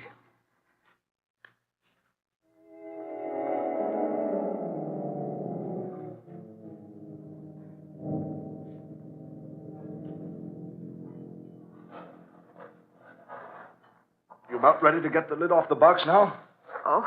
Steady, Angela. Steady. Oh, this thing's terrible. Desecrating Bill Jr.'s grave like this. Digging up the casket. If I'm wrong about this, well, we'll see. Hand me that bar.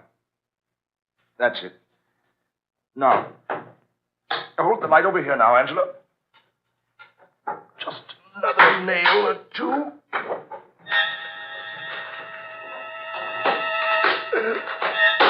Jim! Just exactly what I thought. That's not a boy's body in that casket.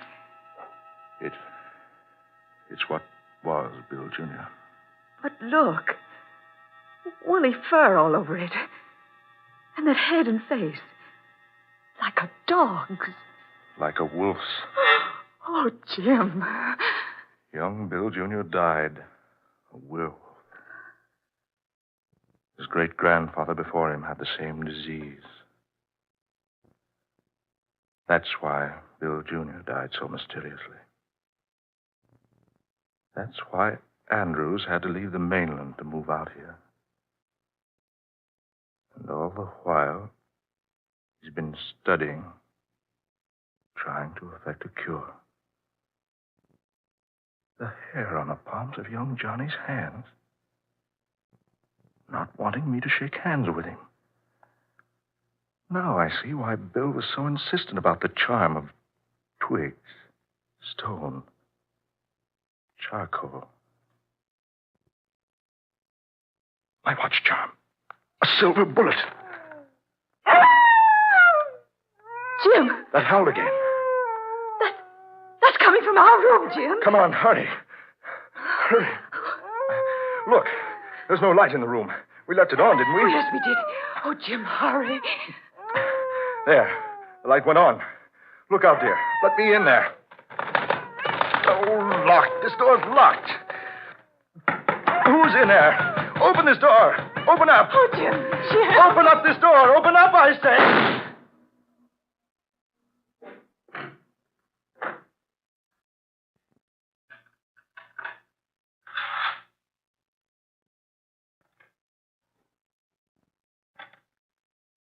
Bill. Everything's finished now.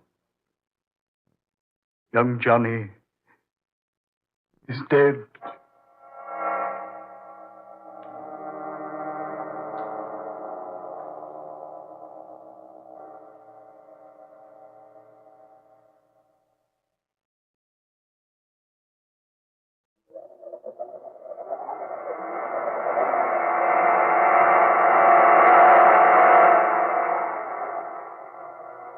Dark fantasy.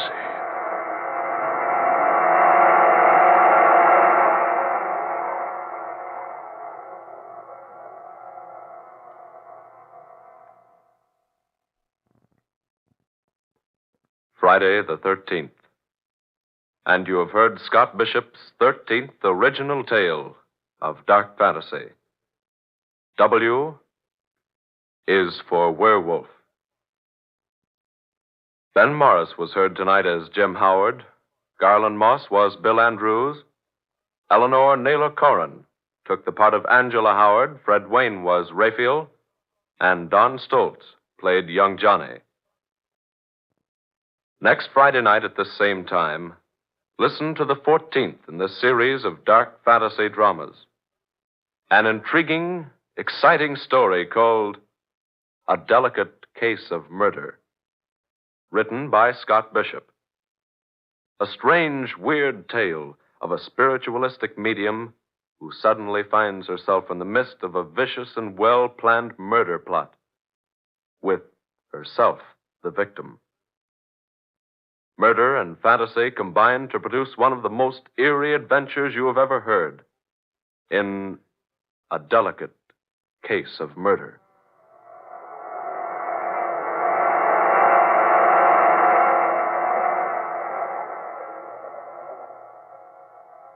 Tom Paxton speaking. Dark Fantasy comes to you each Friday night from WKY, Oklahoma City. This is the National Broadcasting Company.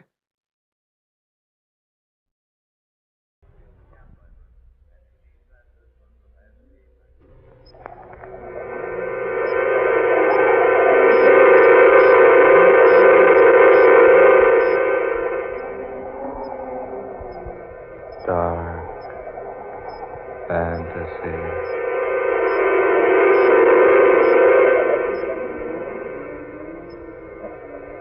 The cup of gold.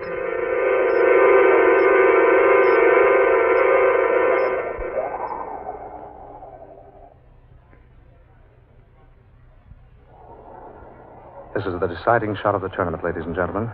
Truman Davis, now champion, has just sunk his last putt on the last green to turn in the amazing score of 68. Jan Mason, the contender, is on the green with a 66, which in itself is even more amazing. Mason's ball lies at the very edge of the green. Looks like tough going. Should he sink the ball in one more stroke, turn in a 67 as compared with a 68 by Davis, we'll have a brand new champion. Should Jan Mason require 2 strokes, he would tie up the match, and 3 strokes would defeat him. Now Mason has just stepped into position. He's bending over the ball. He eyes the center of the green with that masterly, dead-eye precision of his. Changes his footing slightly. There's not a sound from the spectators. Every breath is held in excitement. This great contender prepares for victory or defeat. He pulls back the putter slightly, eyes the distance to the hole once more, takes deadly aim, hits the ball, and It's in. He made it. The ball's in for a win for Jan Mason, and the crowd goes wild. It's a new champion, ladies and gentlemen. Jan Mason, the boy who came up the hard way to defeat the one and only Truman Davis. For 5 consecutive years, the master of it all. And here's the irony. Almost 11 years ago, when Jan Mason first thought of golf, he acted as caddy for Truman Davis, the man he defeated for the championship here today. Oh, the crowd has completely engulfed the 2 participants. And it's a little difficult for us to see them now. Oh, there they are, shaking hands and smiling. We're trying to make our way over to them for a few words from both Mason and Davis. Oh, will you pardon me, please? Pardon me, lady. We're trying to get through. I beg your pardon, please. We'd like to get a few words from the 2 gentlemen. We're trying our best, ladies and gentlemen, to make our way through this excited throng, but... there's the Gold Cup. The Gold Cup for the tournament winner. It's just been handed to one of the official referees by a beautiful platinum-haired girl. The referee is about to make the presentation. No, something's wrong. The referee turns to his fellow judges. They're talking excitedly. We can't make out yet what's happening. The men are examining the Gold Cup. Oh, it's flashing in the sunlight. Really a beautiful thing. Wait a minute. What's that? Something's happened. It's Jan Mason. He's been shot. Someone shot the new champion. He's holding his left side. He's staggering. He's grabbed the Gold Cup. He's fallen out. Jan Mason is lying on the final green. The Gold Cup.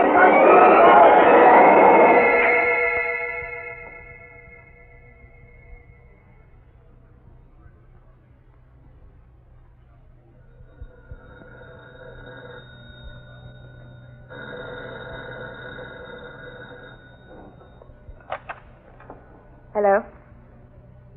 I ask you not to disturb me, clerk. I don't care if there is someone to see me. What? Who? Lee Sanders, the radio announcer? Well, tell him I'm not in. I don't care if he is standing there watching you talk to him. Tell him you're talking to the maid. What? Hello? Who's speaking? But I was talking to the room clerk. Now, look here, Mr. Saunders. What do you want with me? No, I'm sorry. I don't have time to see you. No, I have nothing to discuss with you. Goodbye. Oh, he said he wanted to talk to me about the murder. He saw me. He's suspicious. He knows something. I must get out of here. I'll hurry and pack my things. Oh, no time to pack. I just put on my coat, purse, hat. I'll carry the hat. Hurry. Oh, no, not the front way. The back. Going somewhere, miss? Oh. Who are you? I'm the fellow you hung up on. What do you want? I figured you'd try to run out the back way. I don't know you. Let me by. Oh, no. Back inside. We're going to talk. There's nothing I have to discuss with you. I'm afraid there is. A little matter of murder. How much do you know? Plenty. Come on, inside. But Inside. Now. I have nothing to say to you. You think not? Not a thing in the world. I demand that you leave here at once before I call the police. Oh, that way, is it? Very well. Here you are. What do you mean? Take the receiver. Shall I dial the number? What number? Police, of course. Hang up that phone. So, you're not as willing to call the police here as you pretend. How did you find me? I was lucky. What do you mean? You ran a stop sign downtown just after you'd come from the golf links. It was my car you almost hit. Oh. No one saw you leave the golf links. No one knew who you were. You weren't the girl who was officially in charge of the gold prize cup. No.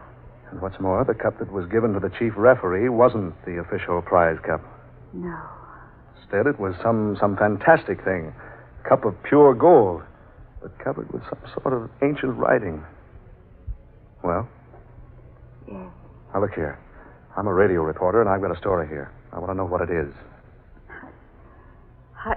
I don't know the explanation myself. Bottle it up and save it, sister. You murdered Jan Mason. Did I? Didn't you? No one saw who shot him. Well, that's true. It's the general opinion that you did it. The general opinion? Naturally. You weren't the girl in charge of the prize cup. The real girl and the real cup have disappeared. And you were standing in a position where you could have fired the shot. Are you sure of that? I'm positive I remember. I saw you. Did I really shoot him? What? Tell me, did I really shoot him? I don't know. All I know is that you were standing directly in front of Mason. And that so were 6 or 8 others.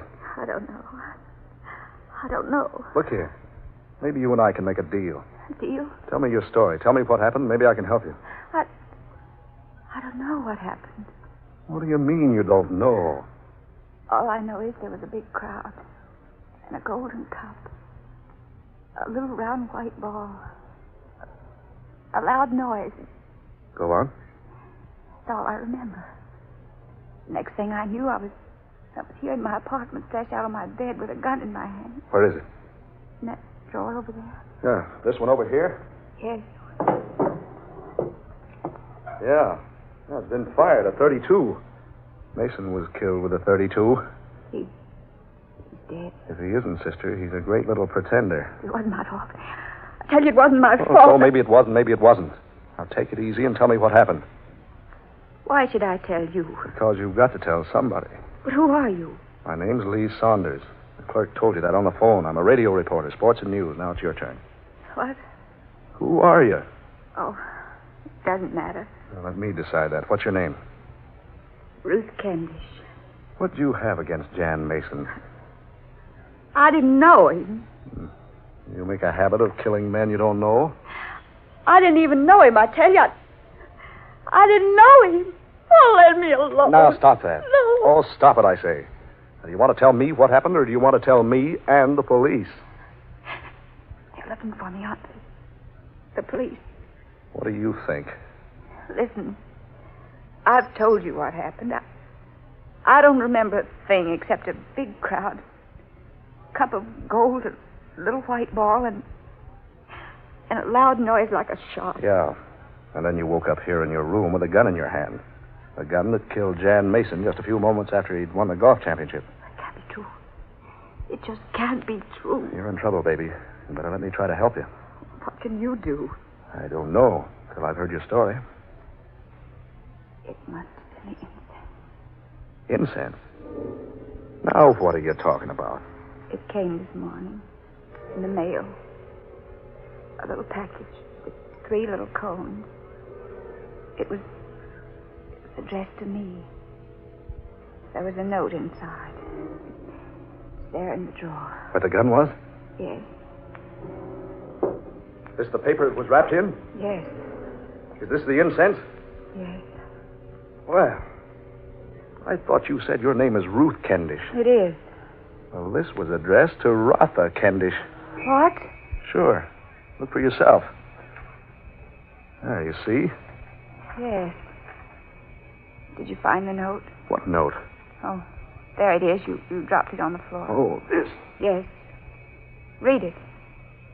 Rotha, you will put a fire to one of these precisely at 1 this afternoon. Yes. It was the incense. What? I tried to forget it, put it away, and tried to keep it off my mind, but exactly at 1, I opened the little metal box and lighted one of the cones. There was a lot of smoke, sweet, scented, thick. And that's all I remember. Good Lord. What are you doing? Is there any more of the stuff left? Oh, 2 more little cones. Here, let's see. Yes, there are 2 left. Here, give me a match. What? A match. Get me a match.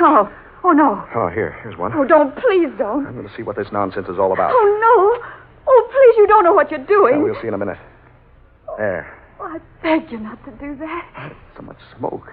So quickly. I don't understand how a little thing like that can produce so much smoke. That odor. The same. The very same. So strange. Oh. Smoke. Look how it rolls in great clouds, hiding everything. Stop it. Stop it. So much smoke, hiding everything. Can hardly see you.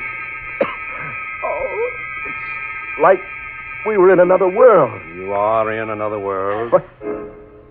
What's that? Welcome, Rotha and Letha. Who are you? Where are you? I am here beside you. You see? Yes, and now I do. The smoke's clearing away. What happened? What happened? Don't you recognize me, Rotha? My name's Ruth. I've never seen you before. Ah, that is where you are wrong. You have seen me before. No. No, I don't know you. You mean you don't recognize me? Who are you? My name is Mota. Mota? Yes, Rotha. I am the Holy One. I don't understand. What's happened to us? We were in this young lady's apartment. Now we're someplace I've never seen before. Where are we? You are on Vento. Vento? What's Vento? Vento is an offspring of Venus and Pluto. What? It is a planet as yet undiscovered by the scientists of the Earth. Many hundreds of thousands of years ago, Venus and Pluto collided. That probably would sound absurd to your astrologers today, but it is a fact. As a result of the collision, Vento came into being. A portion of Venus and a part of Pluto fused, broke off, and became Vento. You're talking over my head. Naturally, the people who existed on Pluto and those of Venus intermingled with Vento, became a planet in its own right.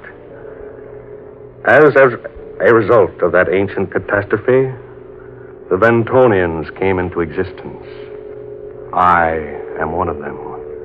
And the two of you are now here amongst us. But how? How did we get here? You remember the incense? Oh, yes. The incense? It is one of Vento's secrets. A tiny cone that emits a vapor powerful enough to permit anyone in contact with it to do as we here on Vento bid him to do. It still got me goofy. After I started the incense burning, everything changed. We ended up here. Naturally, because when you came in contact with the released vapors, I bade both of you to come here, and here you are. Oh, now what do you take us for? This is the 20th century. Folks like us aren't taken in by some crack. Just one moment. Here. Will you look through this? Through what? This telescope. Here. Right through here. Oh, now. It will not hurt you to look, will it? If you insist. That's right. In there. Now. What do you see? A large, round globe. It is the Earth. 10 million miles from here. Preposterous. You think so? Here. I'll turn on the ultra-penetrating ray machine and show you how preposterous it is. Now, what do you see? Closer. It's coming closer. Yes, something's happening. The ultra-penetrating ray is making 10 million miles of distance look like only inches. It is the Earth. There's Europe, Great Britain, China and Australia. Now I can see the California coast. And Mexico, Texas, Oklahoma, Illinois, Florida, Pennsylvania, New York. Suppose we concentrate upon Florida. There. No. It's not possible. What do you see, Mr. Saunders? A funeral. The funeral of Jan Mason, the golfer. Oh, no. Suppose you permit Rotha to look, Mr. Saunders. Yes, all right. Go right ahead, Rotha. That's right. There. You still do not remember, Rotha? Why do you call me Rotha? Because that is your name. My name is Ruth. When you were here, you were called Rotha. When I was here. Many centuries ago, Rotha. You were originally a Ventonian. What are you talking about? We have theories of reincarnation, as you do on your Earth. Yes, I've heard about it vaguely, but... The one failing is that your theories do not go far enough. What do you mean? That there is such a thing as reincarnation, Mr. Saunders. But it is not restricted to one single planet, such as the Earth. You surely aren't trying to tell us that Miss Kendish here is the reincarnation of someone who lived up here. Whether or not you accept it, it remains a fact. Oh, that's utterly ridiculous. I'm glad I had the foresight to think of your reluctance to believe. So I have prepared the truth. Prepared what? What are you talking about? What's the explanation of all Must I this? explain it again? The vapor of the incense I sent you. Once it surrounds you, you are at the mercy of the Ventonian who sent it. You on your planet would call it black magic. But it is merely nothing more than applied science. What's this proof you were talking about? I will extinguish the lights and show you. Here on Vento, all time, all incidents are recorded. I shan't attempt to explain them completely. Suffice it to say, the principle is somewhat similar to that of your talking pictures, only on a much more advanced and widespread scale. Anything that has ever happened here on Vento since the invention of this recorder can be reviewed by those who wish to see it.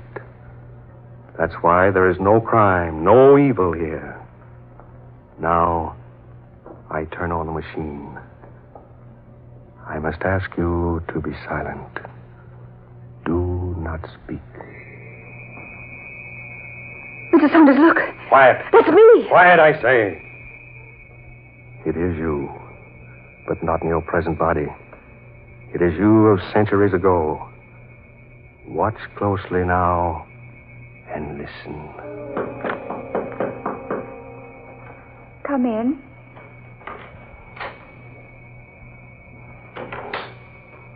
Darling, Kenta, dearest. forgive me for coming to you so late, but I had to see you before tomorrow. Oh, I'm glad you're here, dearest. I've waited for you all day. I've been at practice. Are you ready for the game tomorrow? Yes, quite. I fear I'll have trouble defeating Yana, though. He's become quite expert. Oh, do you care so much? Ralpha, if I should lose tomorrow... Oh, but we mustn't think of such a thing. Victory means everything to both of us.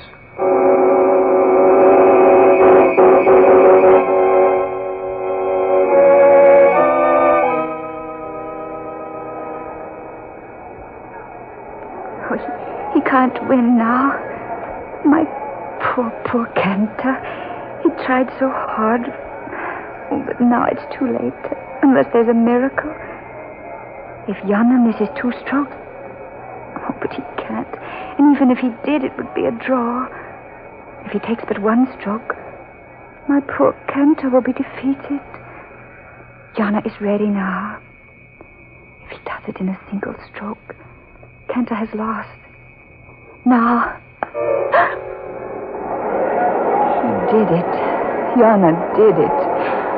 My poor Kenta.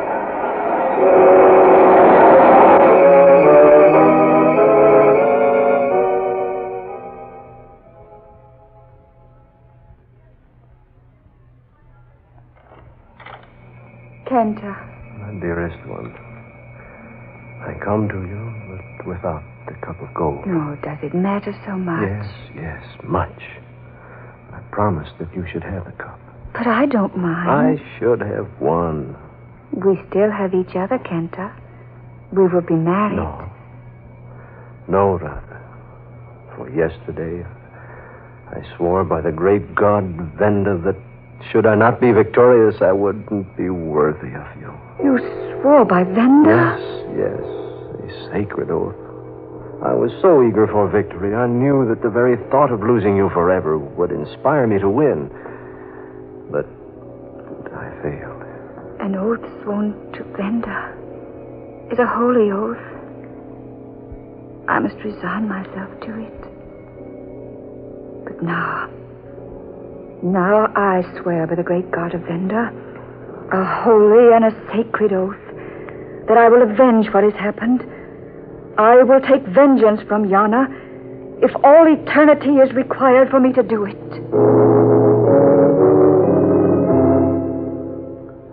I believe that is all the proof you need. Ruth, did you know Truman Davis? Truman Davis? Truman Davis, the national golf champion. The one who was beaten by Jan Mason. No.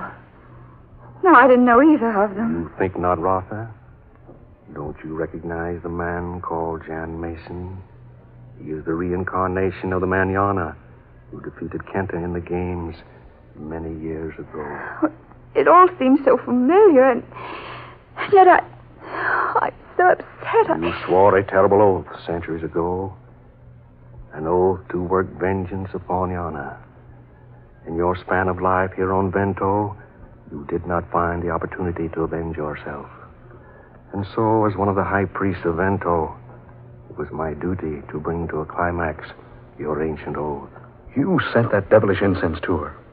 You prompted her to go out there and kill Jan Mason. Gave her that golden cup. It is the cup Kenta lost to Yana centuries ago.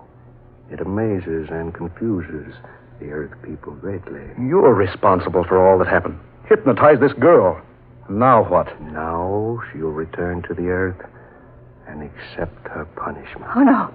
No, that's not right. It is not for you to say. It's for me to say. Take this. Quick, there's no time to lose. Oh, there's no escape from here. The incense, I still have it here. There's one cone left, just one. Well, what can you do? Now, you heard what he said. Anyone here on this planet can use it. Oh, confound it, haven't I got a match? Yeah, here's one. Now. Please. Careful. It's my last match. There. It's burning. Now, turn on that ray machine. Do what? Turn it on, turn it on. Oh, all right. What are you going to do? Look into the telescope. Watch. Tell me what happens. All right. I'm holding the burning incense in front of the telescope lens. Oh, I'm hoping. Lee, it's still focused on the funeral. But something's happened. Yes? The coffin is gone. It's open. Someone's sitting up in it. Is it Jan Mason? Yes. Yes, it is. Good. Just a mere thought did it. The penetrating ray sent the incense vapor directly to Earth, to the man in the casket, Mason. And I concentrated on his coming to life again. He is. He is alive. Oh, our friend's coming too. What do we do? Here, give me your hand. What? Give me your hand. Come on, hurry, hurry. Lee, that's smoke. Hurry, there's no time to lose. How are we going to get away from here? Simple. You saw what a mere thought did for Jan Mason. Hold tight now. Here we go.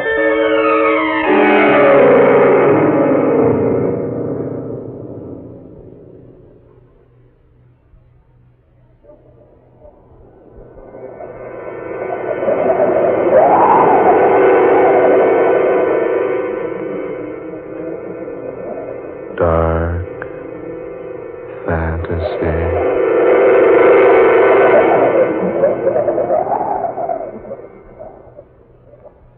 You have heard The Cup of Gold, tonight's original tale of dark fantasy by Scott Bishop.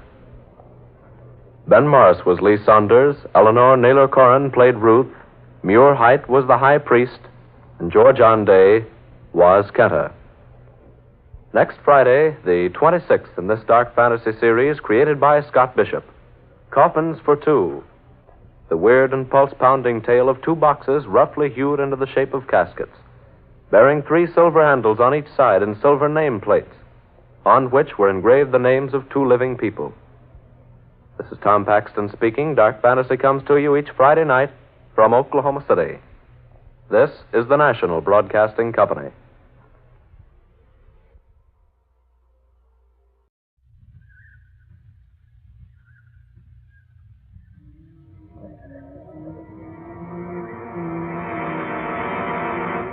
Dark fantasy.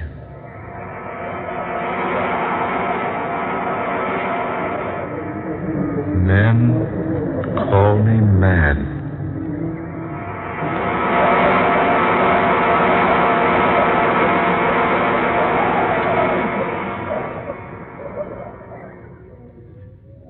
Dr. West, will you please close the door? Certainly, Dr. Terhune. Now, gentlemen, I have summoned you, my 2 trusted and loyal friends, to divulge a secret that even I myself can hardly comprehend. You've made a new discovery, Charles? Discovery? Yes.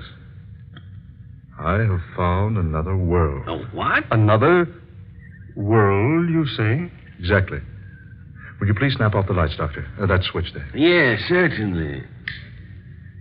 Now, by means of this special projection machine, I'm going to show you something which will astound you beyond words. I must ask you to remain perfectly still throughout this demonstration.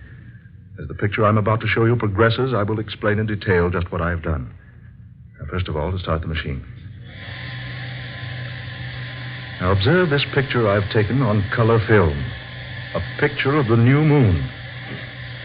Now, you will notice that the camera has picked up a single ray of the moon. It's focused up on a wall, whereon dances a single tiny moonbeam. The camera approaches the moonbeam. Closer. Closer. Still closer. And then the special film in my camera reaches the lens. The scene changes. Dr. Smith. Gentlemen, please. Now, you see here my other world. My world within a moonbeam. Taken upon special color film of my own invention. Film that is constructed to pick up objects within the very atoms. Objects smaller, that is, than atoms themselves. Notice, please, the coloring of this other world within a moonbeam. See the hills, the plains with their red grass, their red-leaf trees. Notice that tiny stream at the left, a vivid orange. Notice the yellow of the tree trunks, the orange-colored sky, and the deep blue sun. Amazing. The film ends quickly now, but first a rare sight is in store for you. Now watch closely. There. A man. But what sort of creature is that he's riding? I don't know. You will notice the animal approaches the small stream, wades quickly through it, and vanishes from the camera's sight. And as he vanishes into the distance, the film ends. Amazing. Astounding. Unbelievable. The lights, if you please, Doctor. Oh, yes, of course. Look here, Terhune. Is this a camera trick? Absolutely not. I have shown you what actually exists within certain, or possibly all, moonbeams. Well, what's your theory, Doctor? That all creation consists of worlds within worlds. Who can say that our world is not contained within some still larger one? And that within another, and that still within another, and so on. The thought suddenly becomes overwhelming. Yes, doesn't it? To think that all around us, within even such tiny substances as the atoms themselves, under our feet, overhead, on all sides, are worlds of which we are unaware. Yes, if only there were some way to visit those other worlds. Ah, Dr. West, that is the point. We can. Good heavens, man. You mean... Yes, just what do you mean? Gentlemen, I plan to enter that world in the moonbeam. Impossible. I don't like to say so, Charles, but aren't you overlooking the laws of dimension, the general medium, laws of nature that are so obvious? Not only that, Terhune, but aren't you appearing a little ridiculous on the face of things? I do not expect you to be convinced until you have seen. We in our profession are not inclined to take such things as we are speaking of for granted. Then let's not waste words, my friends. I propose to convince you beyond all possible doubt. Well, I have no objection to being convinced. Nor I. Though I really believe Terhune has let his imagination win the upper hand. Now, we shall see. Now, here, gentlemen, on this table, you see what looks like an Eskimo igloo, made of crystal clear glass with an opening at one side at the base, much like an entrance to an igloo or tent. Yes, it's about 10 inches high and about 8 inches in diameter. Now, when we extinguish the lights here in this room, and when that curtain is drawn from the window over there, the moonbeam in question will be centered directly through that little glass case. You want us to assist you? Exactly. But what do you intend to do? Well, I have here a number of small capsules filled with a potion whose base consists mostly of radium. What is this preparation? A substance which will cause animal matter to decrease itself many millions of times. In other words, you think it'll make you become smaller. Precisely. But small enough to enter the realm of a single atom? I hope so. Well, have you tried this concoction? Only on animals. First on rabbits and rats.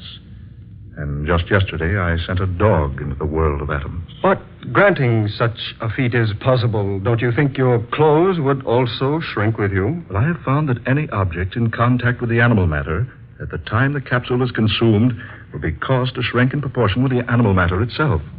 I found that out yesterday when I failed to remove the dog's collar. But suppose you consume too great a quantity of the potion. I have an equalizer, another mixture which will counteract the first capsule. By taking particular amounts of it, I can stop the reaction of the capsule, and then, having stopped it by taking another dose of the stabilizer or equalizer, I can increase my size again. This is all very extraordinary. I plan to be gone quite some time. I'm asking you two to watch over this little glass case for a 4-day period. You can count on me, And on me. Good. Now I shall take a capsule. I'll begin to grow almost immediately. When I've reached about 2 feet in height, I want you, Dr. Smith, to bend down to the floor and pick me up and place me on this table here, beside this little glass case, putting me directly in front of the opening or door of the case. Is that clear? Quite, yeah. Good. Gentlemen, my hand. Good luck, Charles. Smith? We'll follow your instructions carefully, Doctor. Good. I knew I could count on you two. Now the capsule.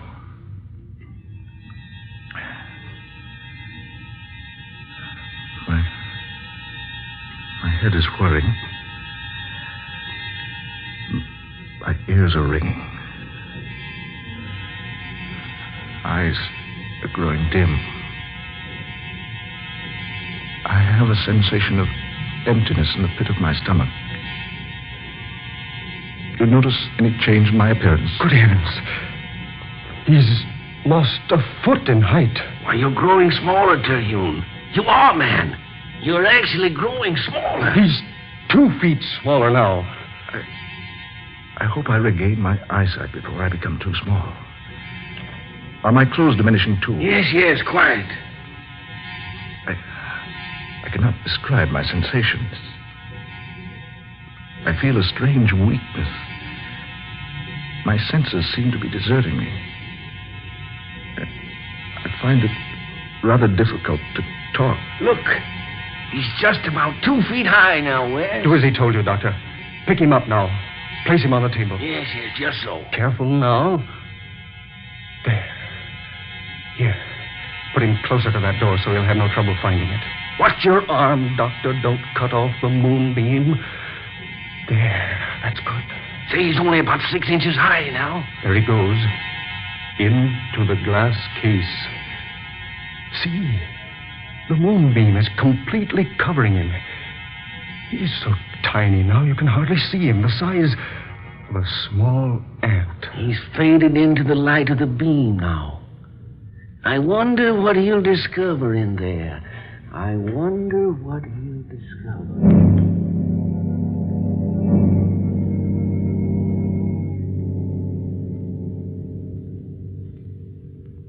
At last, I'm here in another world. Such a strange place. Similar to the place I came from, yet different. Trees, yet with leaves of brilliant scarlet and yellow bark. The grass, also scarlet. An orange-colored sky overhead. A sun of dazzling blue. And the water in the little stream over there. Not blue, but orange. Yes, the colors, all different. But everything else correspondingly the same. Why do you speak so strangely? Oh, I beg your pardon. I thought I was alone. You must be a foreigner. Otherwise, you'd know you're in the king's gardens, and they're quite private. Oh, I'm so sorry. Yes, I am a foreigner. If you'll forgive me, I'll leave at once. Oh, no, please. It is our custom to treat foreigners in a friendly manner, and so I bid you welcome. I am the Princess Elena. A princess? Yes. Daughter of King Londelier. Surely you've heard of me. No, Princess, I've not. But surely. My father rules the world with kindness and justice, and everyone knows him for his goodness. Princess, will it frighten you if I tell you something? Something most strange. I think not, sir. For you yourself are most strange. Your clothing, the colors, not in the least ordinary, and your features are so different. Princess Helena, my name is Charles Terhune. I'm a citizen of the United States of America. America? I know the world quite well, but never have I heard of America. That is why I fear I might frighten you, Your Highness. You see, America is not in this world. It is in another. You're from another world? Exactly. You see, I am a scientist in my own universe. I discovered your world here, so I found a way to come to visit you. You don't seem at all surprised. No. Why should I be surprised? We've expected you for a long time. Me? Well, not you exactly, but someone. What do you mean? Our scientists have known for many years that other worlds besides ours exist, but they've never been able to discover a method of entering one of them. We've been hoping someone from beyond would find a way here. Amazing. That is why I asked if you were a foreigner. Since my father rules the entire world, naturally a foreigner could only be from another world. This absolutely astounds me. Princess, I must speak to your scientists. Well, this is so wonderful. The people of our world seem much alike, save in a few minor respects. We look alike, talk alike. We've often wondered how much we would be like the people from beyond. Take me to your scientists, Princess. I must see them. I will gladly take you to them. But first, I must warn you. You're in great danger. Danger? Our world is doomed. We're falling victims to a strange malady which none of our doctors or learned men can overcome. It is slaying our people by the thousands. A plague? Yes. A mysterious disease. One we've never encountered before in all history. If you would save yourself, use whatever method you have and return to your own world before it's too late. One moment. Princess, will you take me to your father? I don't know why I say this, but perhaps I can help. Oh, no. No, save yourself. I beg of you. Do not remain here to perish. Please, Princess. At least allow me to try to help. You're either very brave or very foolish. Brave or foolish, take me to your father. Very well. But he will only warn you, as I have done.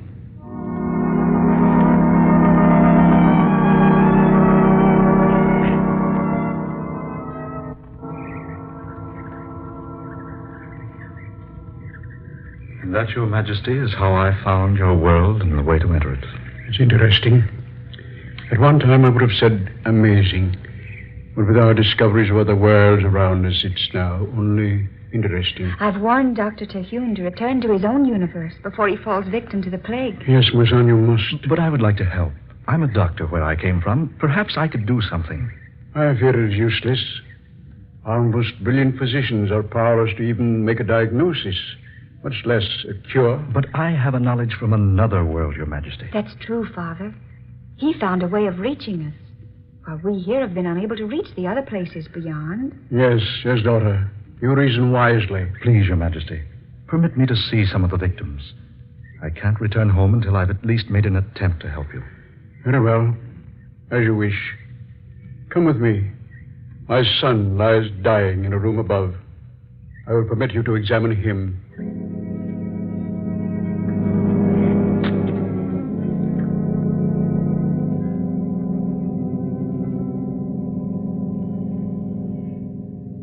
Well, Dr. Terhune? Your Majesty. Dr. Terhune. Heavens, man, this is typhoid. Typhoid? But what is typhoid? We have it on our Earth.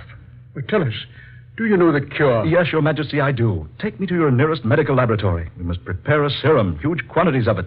We must send it to all parts of the world immediately if we're to save your people.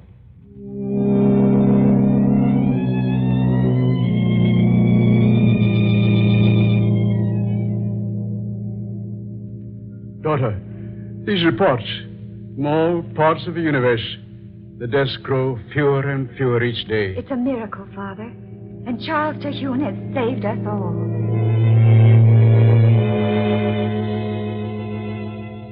There have been no typhoid deaths now for 3 days. I know. Our fight has been won. The people are clamoring for you, Dr. Terhune. They almost consider you a god. I am no god, Princess. Merely a man with a little knowledge. But you came to us like a miracle man, in time to work the greatest wonder of all history.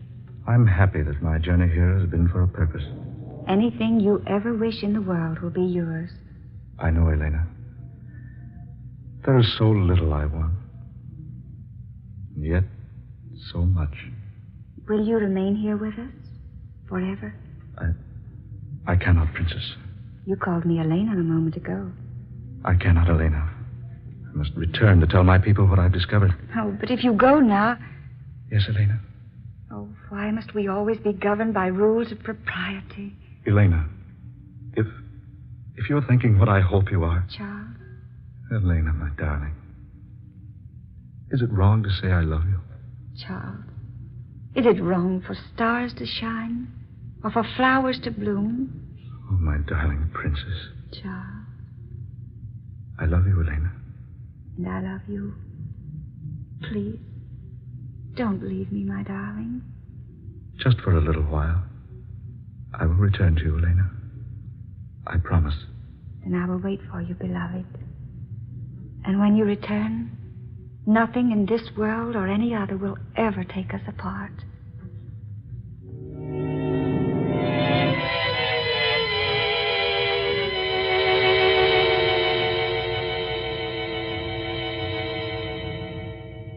It's past his time, almost 4 days. Look, a moment there in the moonbeam, see? No, Yes, look. He is coming back. See, there he is out of the glass case on the tabletop. He's growing rapidly, West. You better place him down on the floor. Then. Look, larger and larger. This is perfectly astounding, man. I wonder what his adventures have been. Dr. Terhune. Can you hear me, Dr. Terhune? He's almost 4 feet tall now. Can you hear me, Doctor? Water. Some water, please. Water, West. West, quickly. Over there in that goblet. Yes, just one moment. Here we are. He's all right now.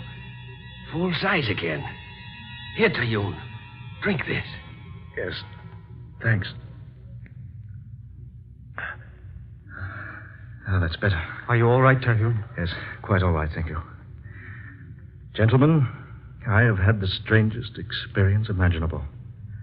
I have visited a world that's amazing and wonderful. Tell us about it. Yes, I will. When I became small enough to enter the moonbeam, I found myself in the exact spot you two saw in the picture I displayed for you.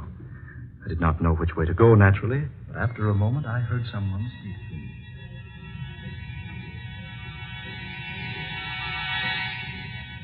And that, my friends, is precisely what happened to me. And you say those people knew all about the existence of other worlds, but were not familiar with such a disease as typhoid. Exactly. You must have been somewhat of a hero to him. Yes, somewhat. You know, if I hadn't seen this demonstration with my own eyes, I'd never have believed it. Well, Dr. West, even though I was the one who experienced it, I'm still wondering if it actually happened. Then it happened all right. Yes, we saw you grow small right before our eyes. So small you became almost invisible and disappeared in the moonbeam. I trust you two will confirm any statements I might make to the public about all this. No, absolutely. Certainly, Terhune. By the way, was my sister here during my absence? Why, yes, she was. She acted very strangely, too, but we told her nothing. Well, gentlemen, perhaps I should have told you this before. You see, my sister and I jointly own several hundred acres of valuable oil land in the south. She's a greedy woman. She's tried for years to obtain full possession of the property. She's tried many ways, but her latest method is by charging that I'm insane. Oh, well, that's ridiculous. Yes, exactly. But she's preferred the charges. Tomorrow at 9, I must appear before a group of alienists who will decide whether or not I'm mentally unbalanced. That is why I had to make my experiment before tomorrow.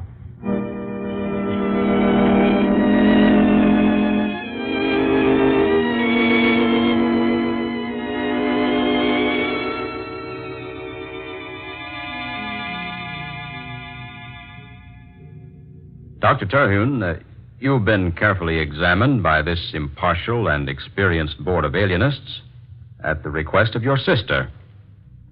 It's our decision that you must submit yourself to a series of treatments at whatever sanitarium your sister might choose. No, stop. This has all been so irregular, so unfair.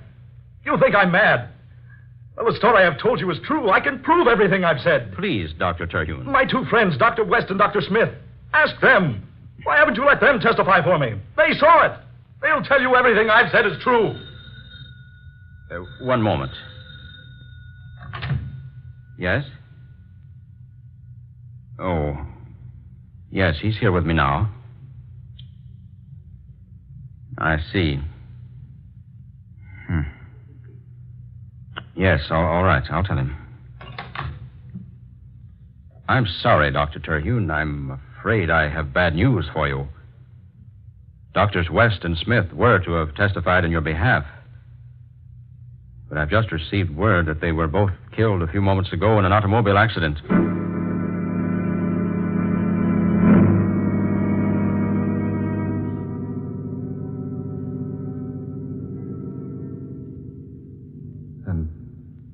That was the verdict.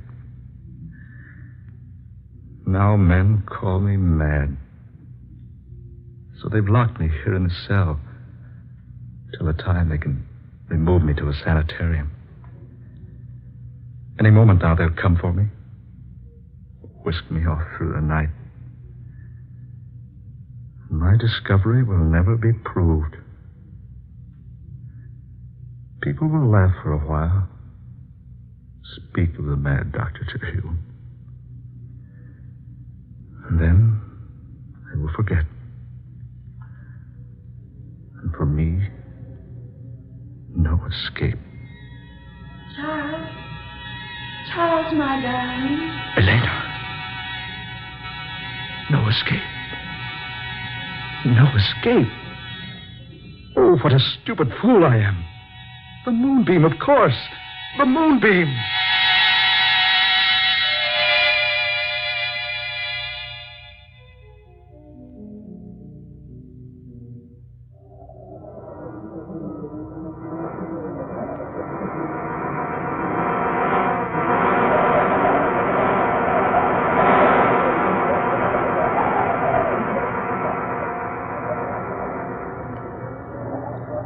Dark fantasy.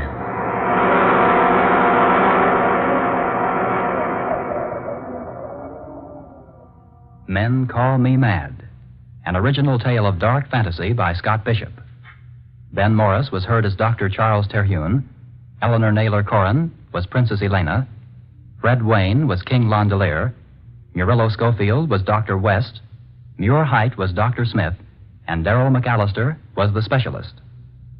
Next Friday night at the same time, the National Broadcasting Company will present another tale of dark fantasy, The House of Bread, a strange and compelling drama of Christmas 1941 and that first Christmas nearly 2,000 years ago, told to you by Scott Bishop. Dark fantasy originates in the studios of station WKY in Oklahoma City. This is the National Broadcasting Company.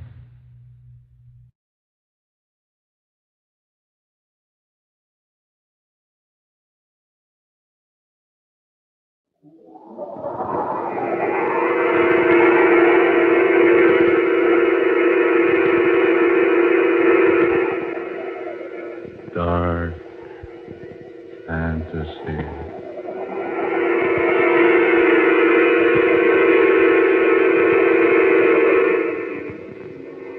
Eating from the darkness.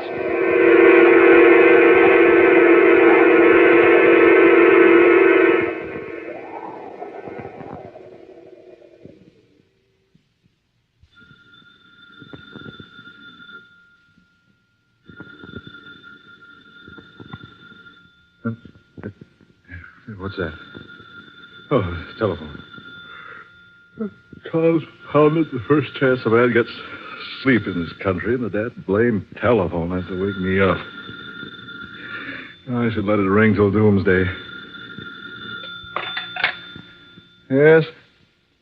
Yes, this is Sand Canyon Airport. Oh, this is Don Thurman speaking. Yeah, there's a plane here. Where? Mantella. Well, I don't care much for that trip across the desert, but if you need the plane or willing to pay me for flying it to you, we'll make it 600 and it's a deal. All right, I'll make the arrangements. Yeah, you can expect me in about 7 hours if everything goes all right. Yeah, fine. And have that 600 waiting for me. I'll need it at Mantella.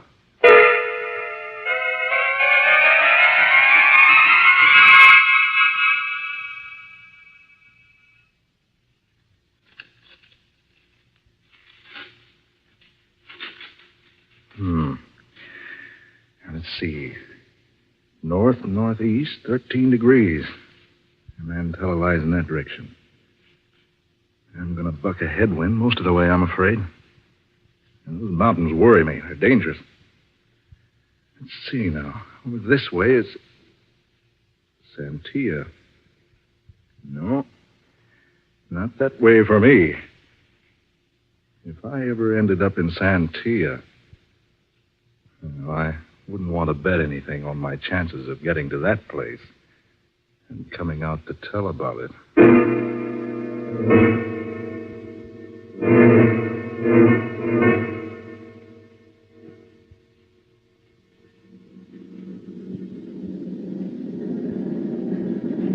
I can't stay up here much longer. That sandstorm over the desert's getting worse every minute. I can't see a thing down there. Thick as pea soup. Oh, confound it, there goes the motor, choked up with sand. Well, here goes. I can't see where I'm heading, but maybe I can bring her in on her belly.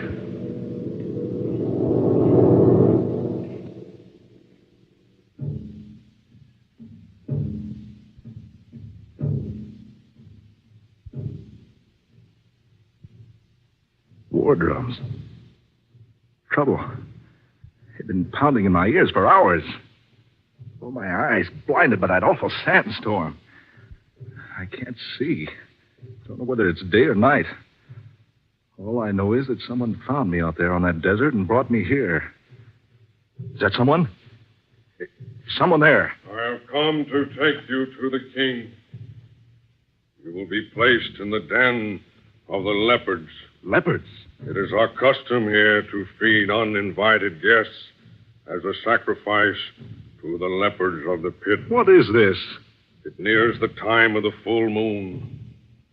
When the moon is full, its rays affect our leopards, maddens them, makes them vicious beyond control. Only the flesh of man will quiet them. And only the king can perform the ceremony of sacrifice. King? What king? King of Santia. Am I at Santia? You are.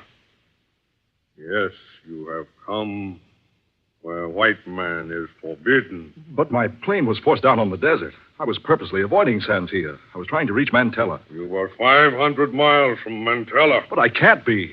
I was only in that storm for a few hours. The storm has been raging for 3 days. 3 days? Why, I've been only 2 hours on the desert. The storm came up only a few hours ago. The entire desert has been covered with a storm for 3 days. But I don't understand. You were discovered only because Iana has once again displayed her temper towards her father. Iana? Daughter of King Genasi. It has been arranged that Iana is to wed within the changing of the moon. And Iana has rebelled. She attempted to flee Santia through the desert storm. She was followed. She was discovered there with you. Then she found me. Yes. The two of you were returned here to the village. Now you will come with me. My eyes. I can't see a thing. It is the justice of Santia. What do you mean? Come. You will have to guide me. Then take my arm. Now. All right. Let's go. This way. How far? Wait. Tanamahasi! What's the matter? Tanamahasi! Tanamahasi! What in thunder are you talking about? They're in the sand. Tanamahasi. Bigfoot! I told you I can't see. Bigfoot, Tenamahasi. Big leopard foot. Followed by man. Leopard foot? Yes, they're in the sand. Leopard tracks, followed by man tracks. Come, hurry! Wait a minute. We must hurry. Evil spirits set loose again by full moon. Tenamahasi, big leopard, come! We hurry!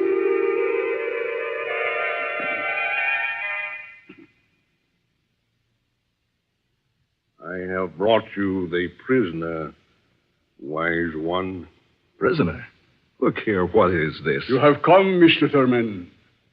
But you are not welcome. I tried to tell your flunky here that I didn't come to Santia purposely. I was headed for Mantella. You are not a very wise man, Mr. Thurman, to make such an unwise statement. Mantella is 1,000 miles from here. No, I got off my course. I ran into a sandstorm. My plane was forced down. It's a likely tale. But it's true. I was blinded by the sand. I'm still blind. If you have a doctor, You say you are blind? I am. I need medical attention right away. Blind. It is the justice of Santia. What are you talking about? It is a law that should a white man look upon the countenance of Princess Iana, his eyes shall be blind. I don't know what you're talking about, Tanasi. I've never seen your princess. We found you with her on the desert. Well, I was unconscious when you found me. But she was with you. Then she found the same spot where I took refuge. We are not fools here, Mr. Thurman. Fools? I don't understand. It is so ridiculously evident. What's so evident? I have made complete arrangements for my daughter to wed. She has refused to marry as I wish her to. And last night, she fled from Santia. And when we found her, she was with you. But what you think isn't true. You had the rendezvous there with her. No. How many times you have met, I do not know. But each meeting has been in complete defiance of the laws of Santia. That no white man may look upon the countenance of the prince. I deny it. I don't know your princess. The evidence speaks for itself. You are blind. From the sandstorm. No. Because the gods are vengeful. I tell you, the sand blinded me. It's only temporary. It was written ages ago that whatever white man looks upon the countenance of Santia princess will be doomed forever to eternal blindness. It's not eternal. It's sand blindness. It happens to lots of men who get caught in sandstorms. All I need is a doctor. No doctor can cure the blindness sent down by the gods. Give me a chance. I may be blind permanently if you don't let a doctor look at my eyes. King Genasi. Your daughter approaches. Come in, my daughter. My father, have you heard? Heard what, my child? Tanimahasi. Tanimahasi? Yes. He was in the camp again last night. Leopard footprints are near your house, followed by man feet. Tanimahasi. It's the evil spirit again in the full of the moon. I saw them too. Many tracks. Big. We must tell the wise ones they will work a charm to protect us. But first, we must dispose of the prisoner. Look here. Silence! My daughter, come here. Yes, father? He's a white man. Look you at his face and tell me, where have you seen him before? Well, my child? I do not know him. I have never seen him before. But my king, I saw them together. Silence, Ivan! You are most wise, my daughter. You are most wise to deny your foreign lover. But I'm not her lover. I've never seen her. I can't even see her now. The American is blind, Diana. Blind? Because he has broken the law. Because he has looked upon the face of a princess of Santia. The gods have blinded him. It's not true. I've never seen her face. Ask her. She'll tell you it's not true. Take him back to the prison hut. And let him wait there until the body of wise ones sit in judgment of his crime.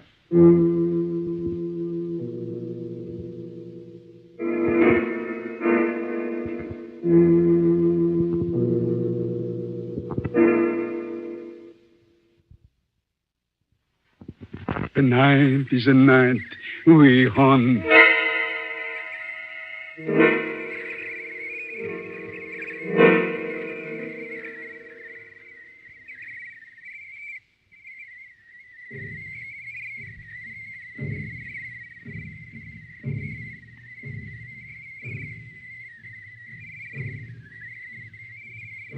Those drums. Still pounding. My eyes burning in my head. Well, if I could only find a little cool water. Hell. I wonder where I am. The king told Ivan to take me to the prison hut, but instead he brought me here. Here? Where? Somewhere out in the open. Bushes, shrubbery all around it. Wait a minute. What's that? A light. Up there through the trees. A light. Why, it's a star. I can see again.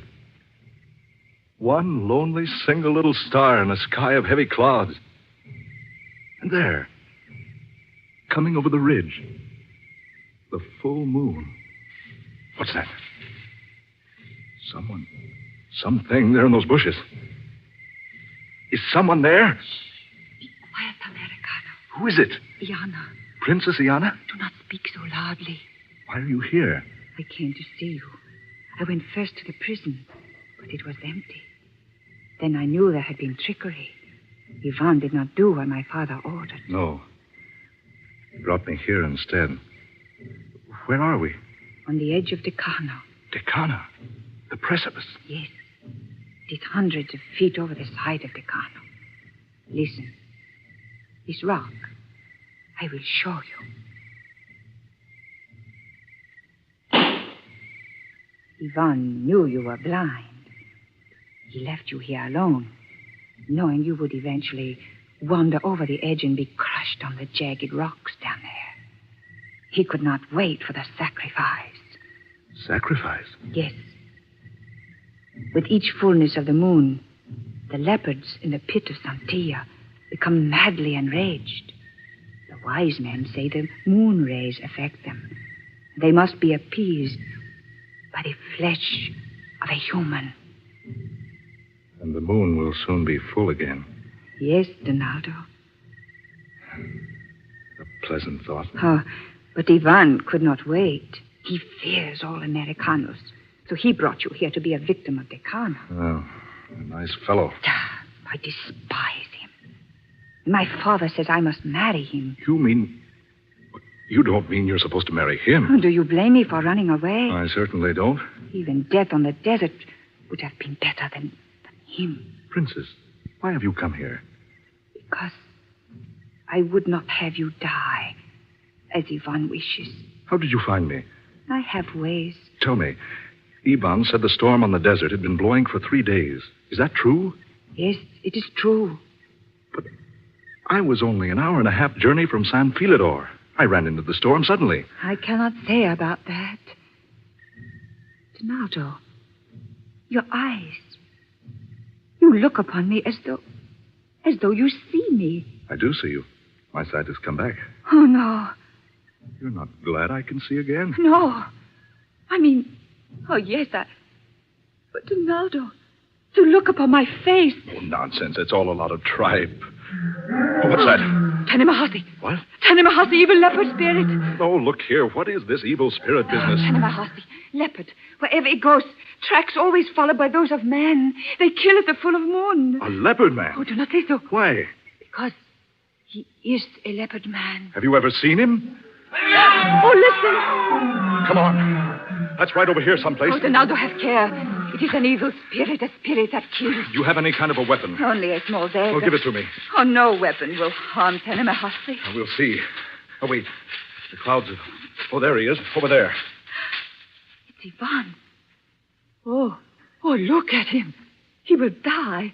We must take him back to the village. He's unconscious. Jungle. No. Do not touch him. Who's that? Father. Iana. Go at once to your hut and remain there.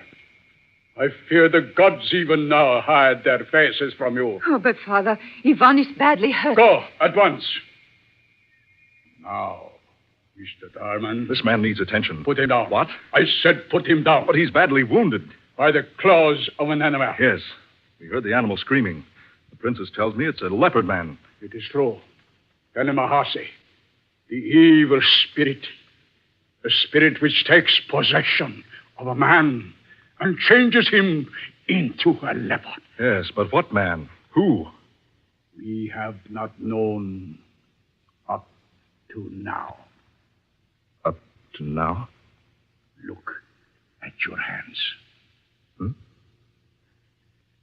Blood. Deep beneath your nails. But It is an evil disease, Mr. Thurman. To bring it here among us is still more evil. But I say, look here. Do you think I did this? I repeat, look at your hands. Oh, no, you're wrong. It's Ivan's blood. So it is. But I got it on my hands when I tried to help him. Put him down. Mr. Thurman, do not try to escape. The man will be returned to the camp. Our medicine men will heal him. You will go with me. Now. Where? Your spirit must be destroyed.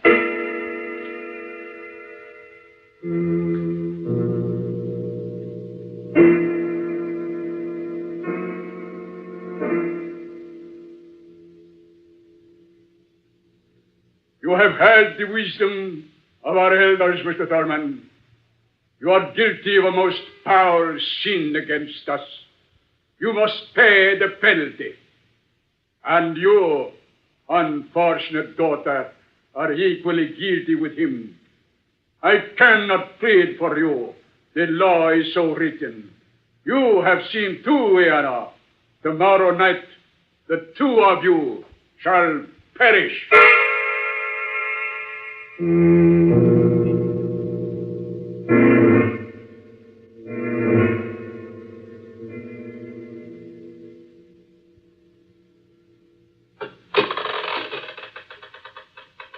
This stone stairway leads to the leopard pit. The two of you go first. Come, Donaldo. Be brave. I'm thinking of you, Iana.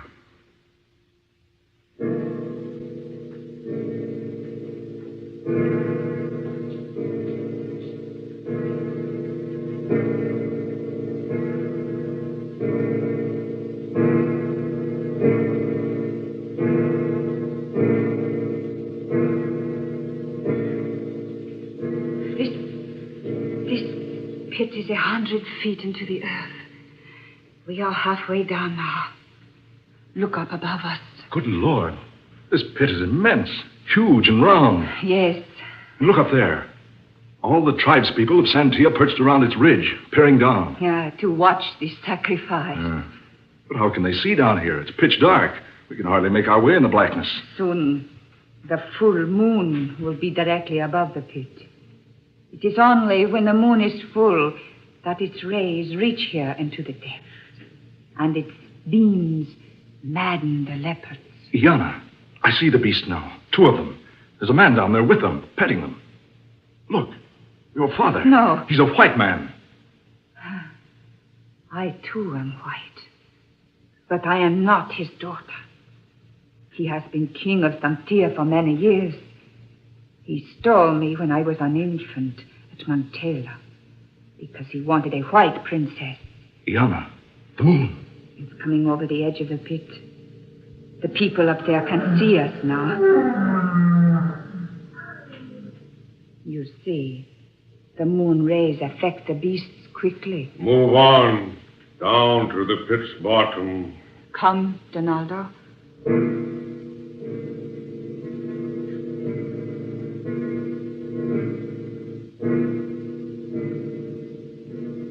Iana, there must be some escape for you. I am not afraid, Donaldo. No, isn't there any way to escape? Only one. An impossible one. What does he mean? It has always been a belief that if the prisoners are not truly guilty, the leopards will not harm them. There. The full moon is directly over the pit. I remain here. You two through this iron gate. Come, Donaldo. There is only one more gate now. The one that separates us from the animals. Come. Look how that man controls those animals. It is the power of the full moon. Then there is another way out. If we can keep away from the animals until the moon has crossed the pit. No, that would be ours. The leopards will be released upon us any moment. This is as far as we go. Alenia, Minakana, Niakana, Alenia, Minakana, Niakana. Ian, if I could only save you. There is no way. Courage, Donato. No, I'm not afraid for myself. Now, you die. Now I offer you to the gods. Open the gate. No. Wait, Ian. Look, the moon. Donato, it is gone. Dark. Has the moon crossed the pit? Oh, no, it did not climb. It's behind the cloud. Oh, Donato, the leopards. My father. They'll kill him. Oh, Shita. No. Yama. Down. Down. Get back. Get away from me. No. No. No.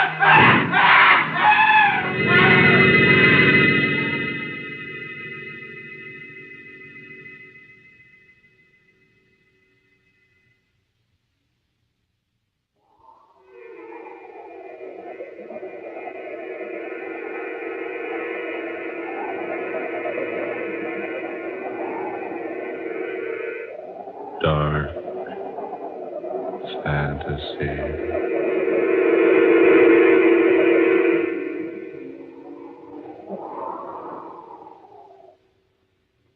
You have heard The Thing from the Darkness, tonight's original tale of dark fantasy by Scott Bishop, originating in the studios of WKY. Ben Morris was heard tonight as Donald Thurman. Eleanor Naylor Corrin was Princess Iana. Fred Wayne played King Tanasi. And Muir Height was Yvonne. Next Friday night at this same time, listen to the 21st tale in this series of weird and unusual dark fantasy adventures, created for you by Scott Bishop. Next week's story is called The Edge of the Shadow, which tells of a dairy farmer in Vermont, of a strange dream that is all too real, and of what this dream finally means in the scheme of his destiny. Tom Paxton speaking. Dark Fantasy comes to you from Oklahoma City. This is the National Broadcasting Company.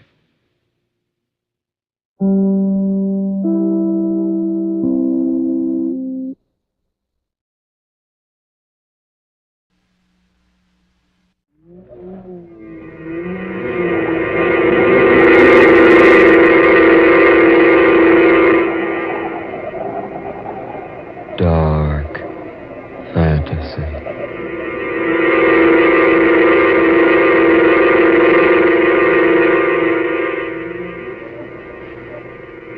The letter from yesterday.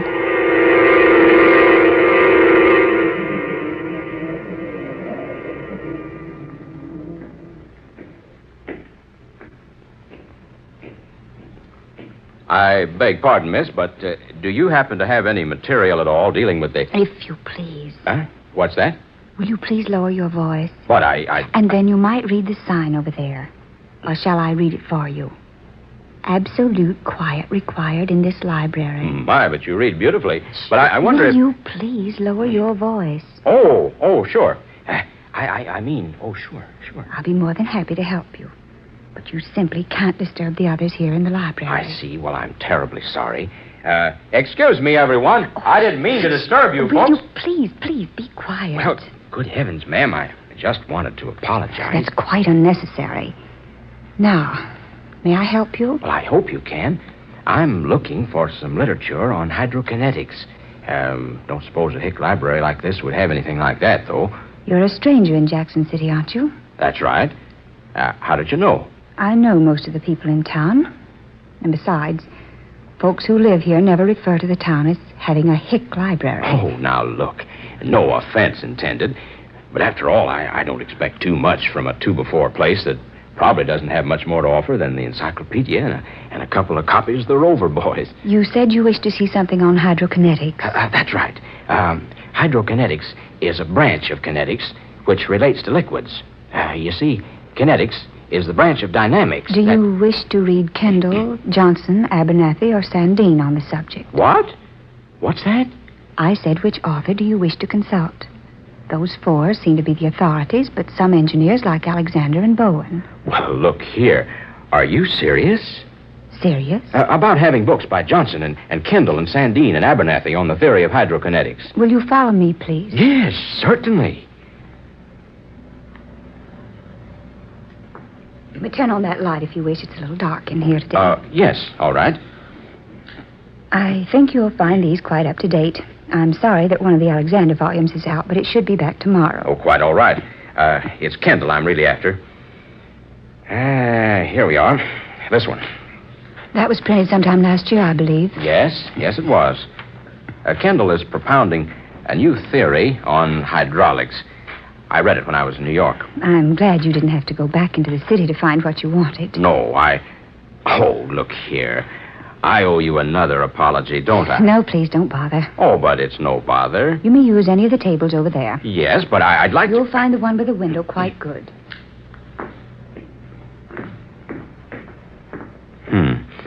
Sensitive. Cute, too. Yeah, darn cute. Yeah, well. Well, let's see. Kendall says, when an ounce of plain lubricating oil is introduced into... wonder what her name is. First one, I mean. Nameplate on the desk says, Miss Marshall. Well, that's interesting. Miss Marshall. Oh, well. Well, as I remember reading about it 3 months ago, Kendall says that if you introduce 1 ounce of common lubricating oil into a cylinder 2 inches in diameter and 4 inches in height... Pretty girl. Wonder why I can't get her off my mind. Wonder where she lives. Oh, confound it. Well, then, according to Kendall, if an ultraviolet ray is permitted to cross the cylinder at the time pressure's applied to the top, the result will... Wonder what a good-looking girl like her is doing in Jackson City. She's smart, too. I just mentioned hydrokinetics, and she reeled off the 4 top authorities like she was a student on the subject. I wonder what she's doing tonight. Well, hang it all up.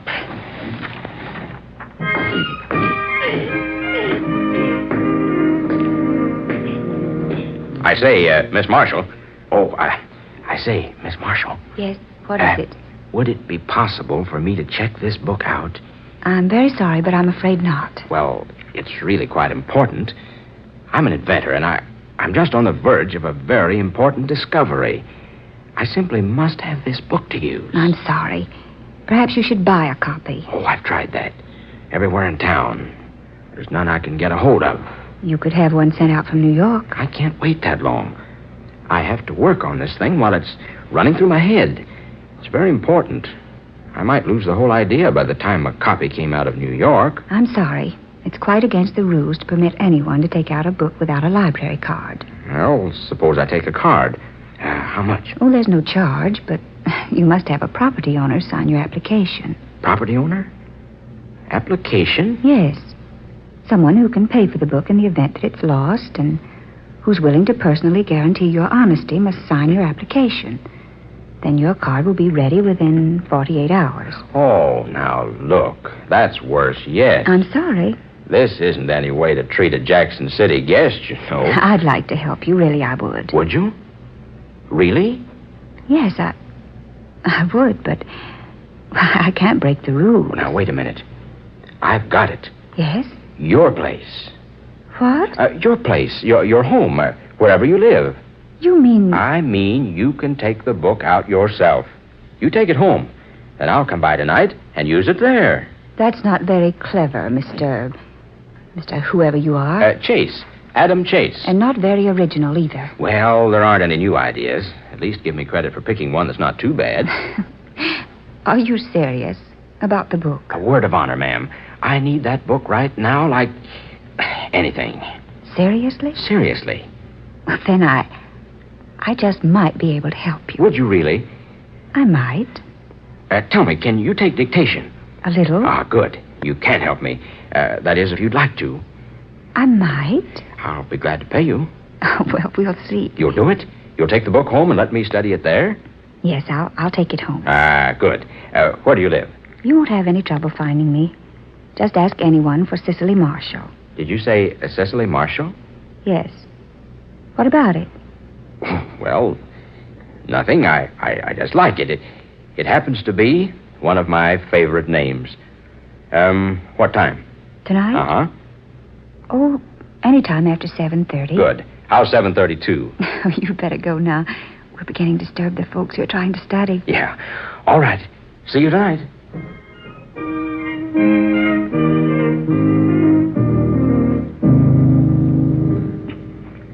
Now, just a minute. Yes? I've got to consult Kendall again. Hold on there a second. Do you really think this invention will prove itself? Well, I'm not exactly an expert, but the idea seems sound. Wait a minute now. Let's see. Oh, yes, here. Find it? Uh-huh. Now, will you take this down? Mm-hmm. Kendall, Volume 1, page 74. It has been my observation that hydraulic reaction often can be obtained through the use of a common water tumbler immersed in H2O. That's water. Oh, confound it. There I go again, treating you like a child. You probably know more about this entire subject than I do without my explaining chemical symbols.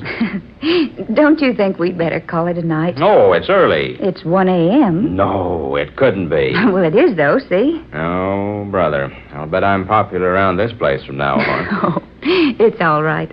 I really enjoyed it. Mister, you were serious there in the library, weren't you? Yes, rather. I don't mind saying my complete future is probably tied up in this thing right now. If it's what I think it's going to be, I'm due to make a fortune out of it. I hope you do. Well, thanks. Why? Oh, I like to know people who are successful. Besides, my father was an inventor. Was he really? Yes. He was a brilliant man. He had an invention. I never did quite understand what it was. It was before he was married. Someone filed for the patents just a few hours before he did. And he lost out. Someone stole his invention? No, it was just a coincidence. But my father was never the same after that. Something happened. I don't know what. I remember hearing my family talk about it in whispers when I was just an infant. Is he still alive? No, he's been gone 3 years. Oh, I'm sorry. He was a fine man. Grand, but he never got over that, whatever it was that happened to him long before I was born. You mean there was something more than just the loss of the invention patents? Yes. Something that was, I think, even more tragic. I've never even been able to guess what it was. Maybe it's better that you don't know. Yes, maybe so. Well, really, I should go. It's late. Is there much more to do? Well, yes. I have to finish these papers before I can have the model of the invention built. Oh, could I help you more? Would you? I'd love to, really. Tomorrow night? Can you wait that long? Well, no, I can't, but I will.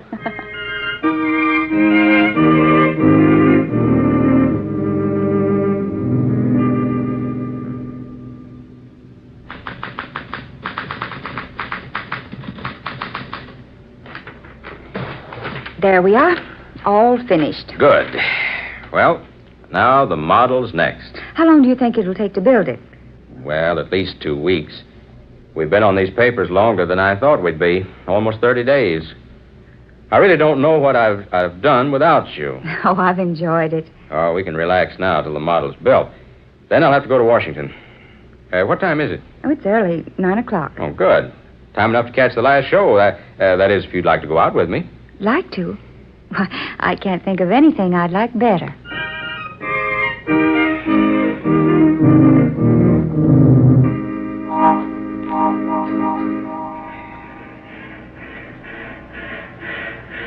Good Your train's leaving, Adam. I'll be back with those patents. You will come back? You try to stop me. Oh, goodbye, darling. Cecily? Yes, Adam? Will you marry me when I come back? What? I said, will you marry me? Now? When I come back. Oh, yes. Will you ride? Just as soon as I get to Washington. Bye. Goodbye, darling. Goodbye.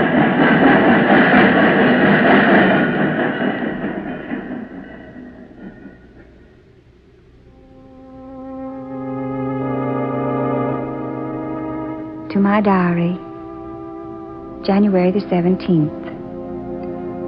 It has been 5 days since Adam went to Washington. I'll never forget the unromantic but lovable way he asked me to marry him. Standing on the steps of the moving train, shouting the question at me above the noise of the engine. How I loved him at that moment. How I love him now. But why? Why, oh, why hasn't he written? 5 days, and not a word from Adam yet.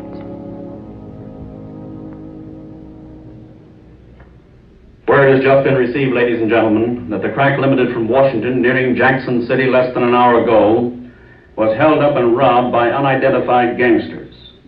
The train was flagged down by 2 men who pretended their car had stalled on the track. The engineer and fireman were shot and killed. All passengers were held at gunpoint, and the mail car was entered and robbed. This train robbery will remind old-timers of the historic and dramatic train robbery on almost the same spot some 50 years ago. Well, to be exact, 53 years ago, January the 17th. There is no indication as to the identification of today's bandits, but it is believed police have found a vital clue.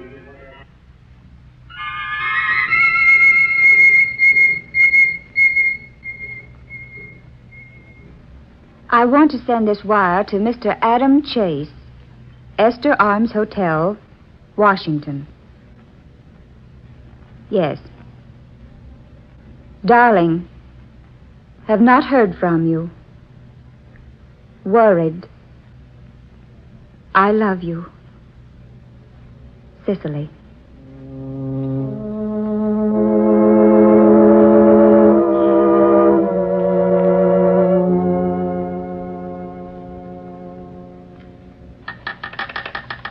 Hello? Hello? Yes, operator, this is the party calling Washington. Yes, I'm calling Mr. Adam Chase. That's right, at the Esther Arms Hotel. Oh, you have a hotel? Hello? What's that? Checked out. 2 weeks ago. Oh. No, thank you. Just cancel the call.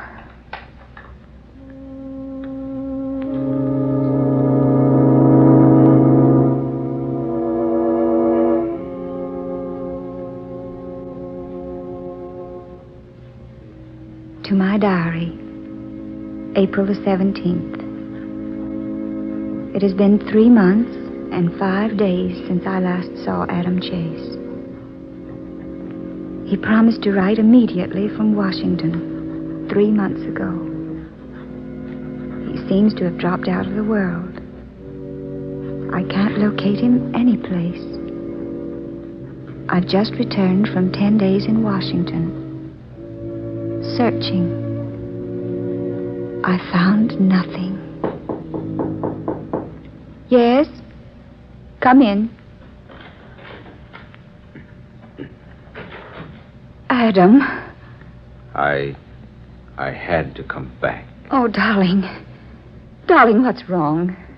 Tell me what's wrong. You look so ill, so thin. I guess I shouldn't be here, since you didn't want me. Didn't want you? Didn't want you? Oh, my darling, what makes you say anything like that? I wrote you about the invention. I didn't get your letter. I haven't heard a word from you. I told you what happened. That I was ruined. Darling. That if you loved me, you'd come to Washington and we'd make it some way. I didn't get it, Adam. I tell you, I didn't get that letter. I waited. You didn't answer. You didn't come. You didn't want to come. Darling, will you listen to me? I didn't get that letter. What? What, Cecily? I didn't get that letter. You didn't get it? No. No, I waited and waited. I wired you, phoned. Well, I just got back from looking from one end of Washington to another for you. Cecily. Oh, my darling, my darling. I was too late. Just 24 hours too late. Adam. Someone else. Someone from California had just filed for the patents to the same invention. Oh, sweetheart. I was just a few hours too late. Oh, but the invention isn't everything. I wrote to you. I told you what happened.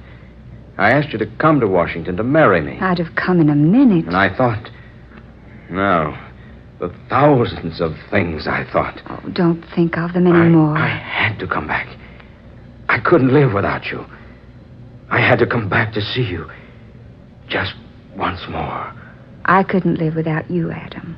We'll be married. Promise me we'll be married right away. Right away, darling. Yes, right away.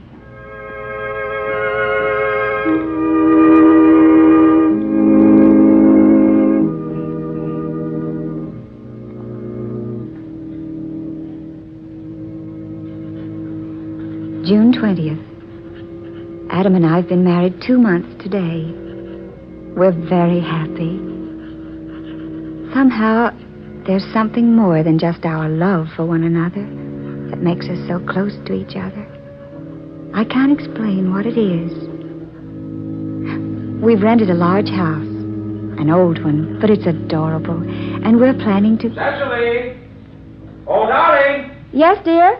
Come on up here to the attic, will you? I've stumbled onto something. All right, Adam.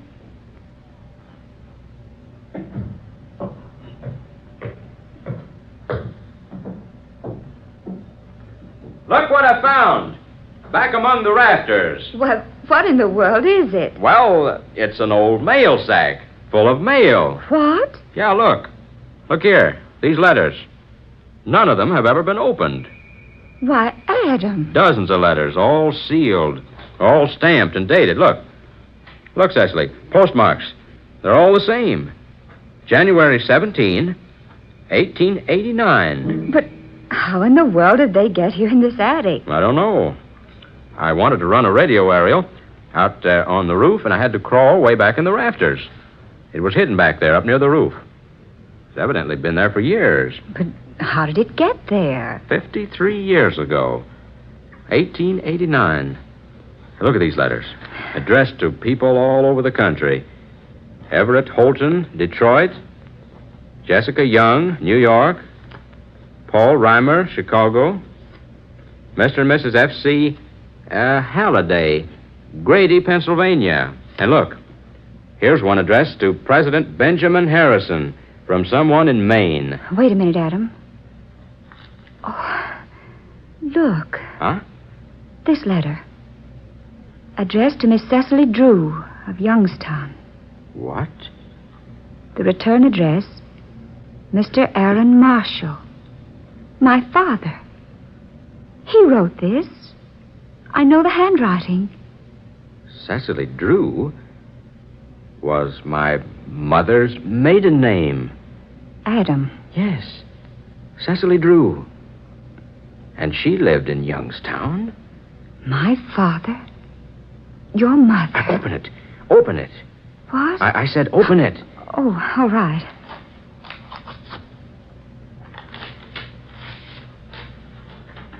Oh. What is it? It was my father. Listen. My darling Cecily, I have bad news. I have just learned that someone else has filed for the patent rights to my invention. By some queer trick of fate, another inventor had the same idea as I. Only he has been fortunate enough to get his application for patents into the Bureau ahead of me. I fear all my work has been in vain, all my sacrifice useless. I have nothing to offer you now, my dear, but my love. If you still love me, hurry here to marry me. I shall surely never exist if you don't. All my undying love, Aaron. He wrote that, your father, to my mother. Adam, the train robbery. What? I remember hearing about it on the radio. The train your letter to me was on was robbed. The mail was stolen. And the same thing happened 53 years ago. To your mother and my father. Only she believed he failed to come back to her. And he died, never knowing she hadn't read his letter. And his letter has been here, hidden all these long years. Your mother and my father.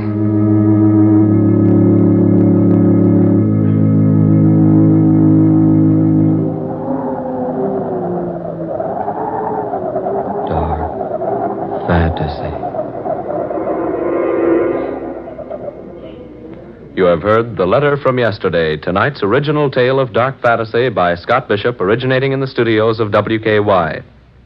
This is Tom Paxton reminding you to buy United States war bonds and stamps. Dark fantasy comes to you each Friday night from Oklahoma City. This is the National Broadcasting Company.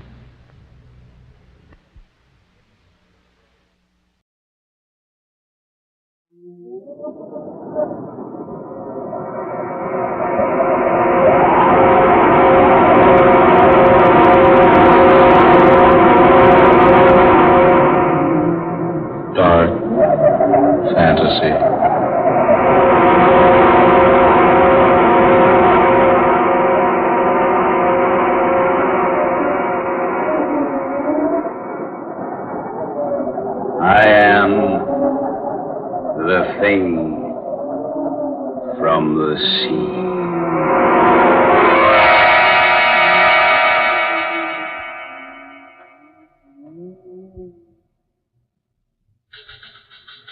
Sorry, Mr. Hedges. This is all we can dig up on that story about the missing Hollywood people. Well, we can't wait any longer. We got to go to press. Let's see what you got.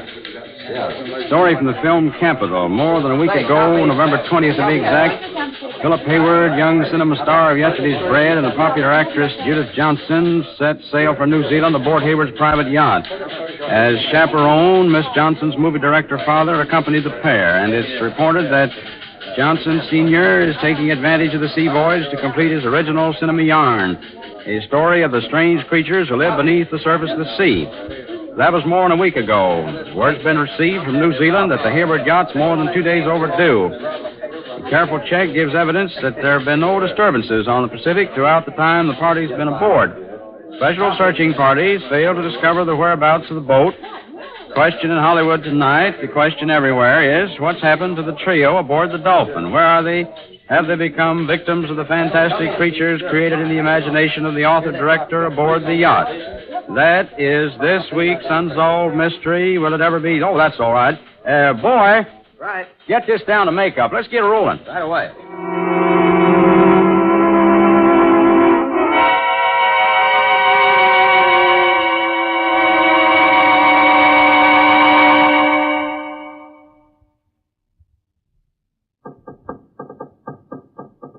Confound it, Hayward. Stop that fool noise, will you? Oh, take it easy, Johnston. No reason to start shouting at each other, you know. Now, look here.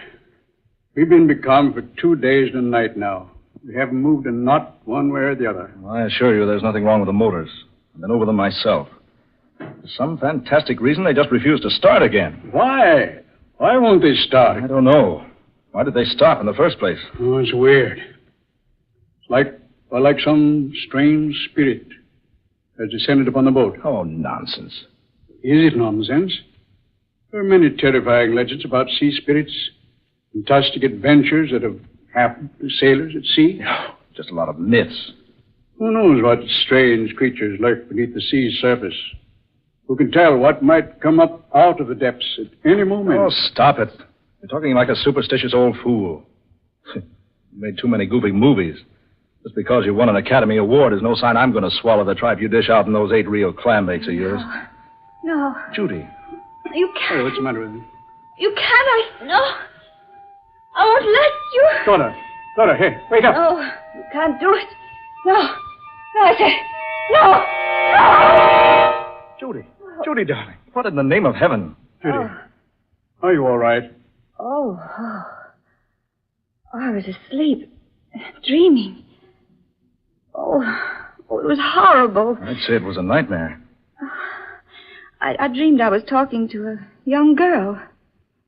Yet, she didn't seem like a girl at all. She looked more like a mermaid. A what? She was like a nymph from the sea. I thought she stood looking at me. She told me she'd been dead for centuries. And yet, not really dead. I couldn't understand what she meant. She said something about her body being dead, but her mind being free to wander about the world. Fantastic. Oh, Dad, it was ghastly. She kept trying to convince me that I should let her mind enter my body. Well, what did she say she wanted to do? She said the entire civilization of the Earth depended upon the task she had to perform. Oh, Phil, she seemed to be actually trying to force me out of my body so she could enter it. Judy, what did this creature look like? Oh, she was awful looking, Dad. She had long hair. Green and slimy like seaweed. Her teeth were brilliant red. They were long and pointed. She kept staring at me with her little beady eyes. They were horrible, for there were no eyelids. She never blinked once. She just stared and stared. Yes? What else, Judy? It was horrible when she touched me.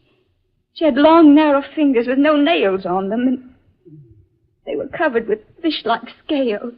It's positively the most amazing thing I've ever heard of. Mr. Hayward! Mr. Hayward! Oh, yes, Ned. What is it? Oh, I say, look at the lad. What's wrong, boy? You're pale as a ghost. Mr. Hayward, the dolphin. She's moving. The boat's moving. Good. The men got the motor started. No, sir. That's just it. The motors aren't running, and there's no wind. But the boat's making about 20 knots an hour. Why, this boat couldn't possibly move without motors. That's not all. There's a man at the helm steering the boat. And he's a man none of us have ever seen before. Ned, are you sure? Sure as I'm standing here, sir. And he's the strangest thing I've ever seen. Well, let's go have a look at him. Hey, come on. Judith, you'd best stay here. Oh, no. No, I'm not going to stay here by myself. All right, come along, all of you. Follow me.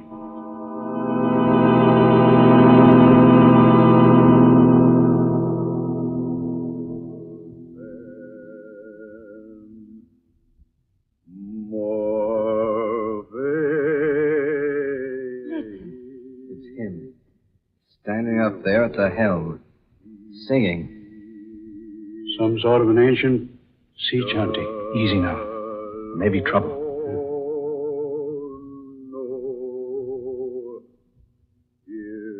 There he is, sir. You see, Mr. Hayward? Oh. Yeah. I say, Hayward, that's no man. It's some sort of a sea monster. Look at his hands, Mr. Hayward. The lad's right. Long, narrow fingers with webs between them. And no fingernails. Dad. Phil. They're like the hands of the girl in the dream. Where's he taking us? Yes. I wonder. Behind us, sir. Oh, good Lord. A huge wall of water rising out of the sea. Get down those steps, everybody. Get down, everybody. Down the steps. Here, into the cabin. Hurry!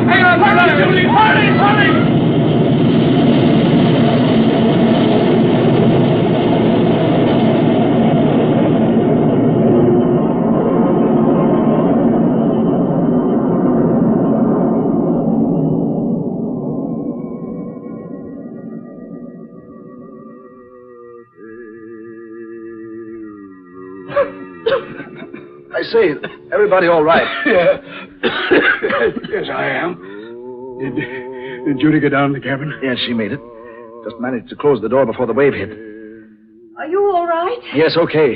You, Judy? Oh, what in the world caused that? Yeah, what? No wind. And a wave of water, hundreds of feet high. It's a miracle we didn't capsize. Look, sir. To the port side. Yes, Ned? It's land. Land, by heaven. It can't be. Not in these waters. There's no land for 500 miles. And what's that over yonder? Mirage? No, sir. That's no mirage. It's land. It certainly is. Long, low coast, extending north and south as far as you can see. A low, steaming land. Look. Look at the heavy vapors rising from it. You're right, Judy. It is steaming. That must explain the sultriness that's been round us these past 2 days. Why, I've been in these waters a dozen times. This has never been here before. It's an entire continent, where there ought not to be anything but empty sea. Land from the sea. That explains the wave that swept over us. A wave that high could only have been caused by an undersea disturbance. Oh, nonsense, Johnston. You're trying to say an underwater convulsion forced this vast expanse of land up to the surface. Precisely. A land called Iban. Now, I'll have to have a better explanation than that. Things like entire continents rising up out of the ocean just don't happen. Well, then, if Dad's not correct, what is the explanation? There is no other. A land called Iban did exist at one time, nearly 10,000 years ago. Ruled by a man named Bool and a woman named Lana. They both possessed wonderful powers and knowledge. Bool, the emperor, destroyed the continent of Iban. How? By releasing vast, unknown forces beneath the continent. Forces that only he and Lana knew how to control. But why did he destroy it? I don't seem to recall. I read the legend once, doing research for one of my pictures. It seems that for some reason or other, Bull and the girl were to release their spirits from their bodies. And those spirits were to have the power someday of recalling the sunken land from the sea. Then if such a story is true, that must be the land of Iban we're approaching. Not at all impossible. And if it is true, couldn't that monstrous chanting thing at the helm be Bull himself? Oh, Dad. Taking us with him back to his long-lost kingdom. You don't actually believe that, do you, Johnston? Why not? Well, I certainly don't. Well, Phil, what else can we believe? That wave couldn't have swept us off our course enough to put us in sight of this land. Besides, look at it. Steaming. And that sultry, foul odor. Land covered with seaweed. There's no one at the helm, sir. That monster's disappeared. Oh, but look. There's someone lying on the deck beneath the wheel. It's a man. Yes. Yeah, maybe that thing's met with a bit of hard luck. Now, careful, Hayward. Right. He's breathing. Only slightly. I say, who is he? Not a member of the crew. How'd he get on board? Why is he lying here on deck? What happened to him? Oh, he's conscious. He's trying to tell us something. Look here. Who are you? I... Stowaway. Hid in supply room. Went to sleep. I don't remember anything.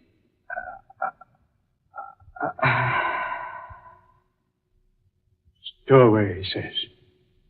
Hid in the supply room and went to sleep. Wait a minute. He's dead. Hayward, I'm going to have a look over here. Oh, Judy. Oh, Phil, I feel so strange. Oh, dear, you look ill. So very strange. You'd better go below to the cabin, dear. Yes, I'd better. I'll lie down for a while. Shall I go with you, dear? No, I'll be all right if I rest a little while. All right, dear. Be careful going to your cabin. Okay. Oh, Ned. Get a tarpaulin and cover the body. Right away, sir. Hayward, come over here a minute, will you? Yes, Johnson. What is it? There. Have a look. See? Someone's climbed down that rope ladder. and gone ashore through the mud and slime. Whoever it was, he didn't sink in very deep. Seaweed's too thick. Kept him from sinking. I wonder who it was. I'm in favor of finding out. Oh, Ned. Yes, sir? We're going ashore. Watch out for Miss Blake, will you? Right, sir. And not a word of this to the rest of the crew, understand? Yes, sir. All right, Johnston. Down you go. Yeah. We'll follow those footprints and see where they lead us.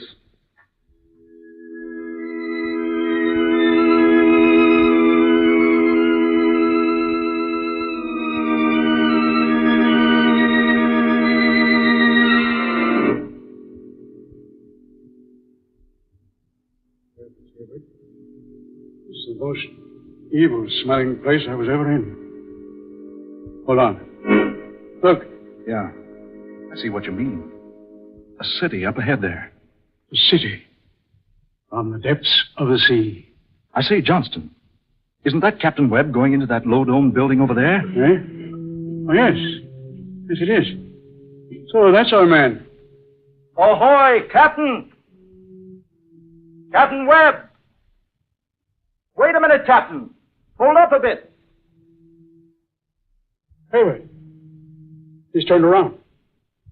That snarl on his face. He's got a gun in his hand. Hayward. It isn't Webb. It's that thing. What in the name of heaven is... Stand back, the two of you. Stand back. What? You're not Captain Webb. I am Boole, Emperor of Eban, and I've returned to claim again my ancient kingdom.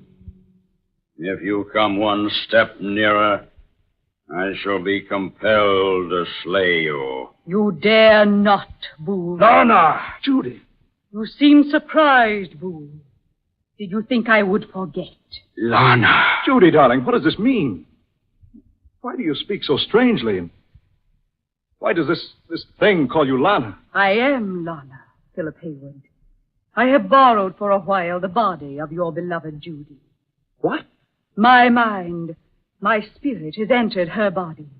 You see me as Judith Johnston, but now I am Lana, Empress of the Kingdom of Eban. I have returned to rule Eban. And I have returned to prevent it. You cannot prevent it, Lana. Look here. This quarrel is none of my affair. I demand that you release whatever power you have over my fiancée. I have borrowed her body only for a little while, Philip Hayward. Just as Boole has borrowed the body of the captain of your craft. Yeah. The body I first borrowed was a weak one, a sick stowaway. The captain's is a sturdy body. Now it is mine. But you must return it to him, Boole. It is the law. You must return his body unharmed, just as I must return the body of Judith Johnston. It shall be so. I am about to enter the temple now to regain my Ebonite body. You cannot open the burial chamber unless I accompany you. I realize that full well. I enter the temple now. I shall await you, Lana, beside the sepulchre. Look here, Lana. Oh, whoever you are, this is some horrible nightmare. Philip Hayward, we must act quickly. I will try to explain. When Boole destroyed Eban 10,000 years ago, we sealed our Ebonite bodies in a vacuum chamber inside this temple. And our spirits left our bodies to roam the universe until Eban should be restored. Now Boole intends to re-enter his body and build a new Eban. Once he does reclaim his ancient body, all is lost. For no one save me can destroy him. And if I slay him, I too must die. But what can you do? I have a plan. Come with me into the temple where Boole awaits.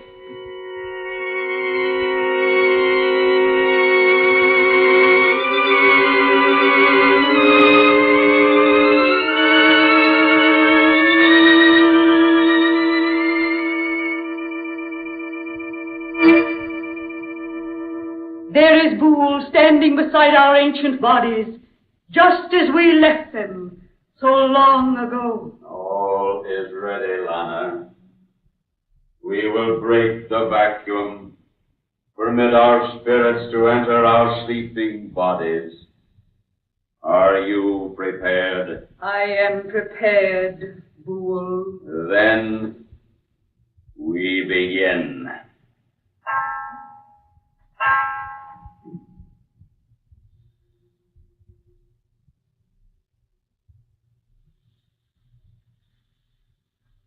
Howard, look. Those bodies in the glass vacuum. They're beginning to move. Yes. Slowly. Slowly. Look at them.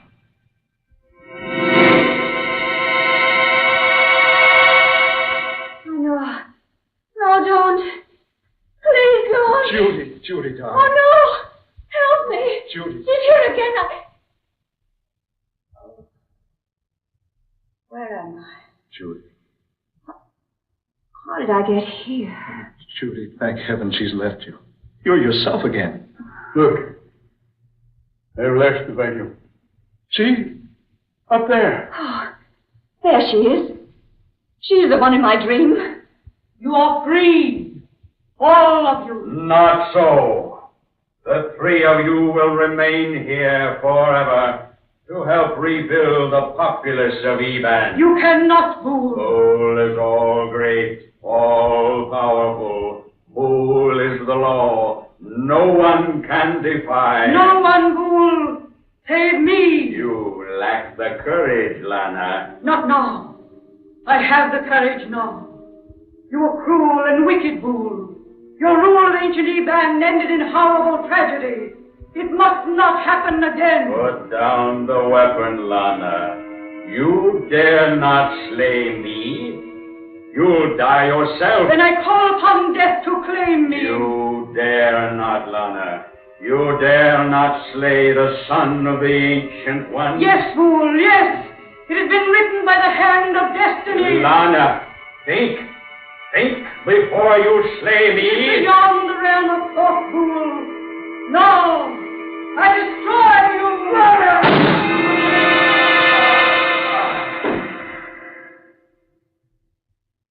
She did it. She did it. That is the end. All is finished now. Now you must go. Can you come with us, Lana? No. For soon I perish also. You must hurry now. Leave Eban quickly. Go while yet you have time. Hasten before it is too late.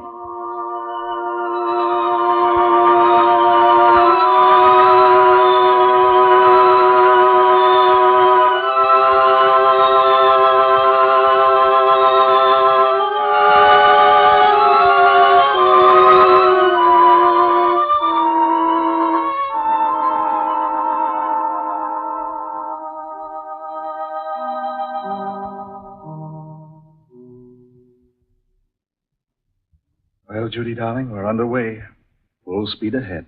No trouble starting the motors, dear? None at all. Your father and Ned are down with the crew.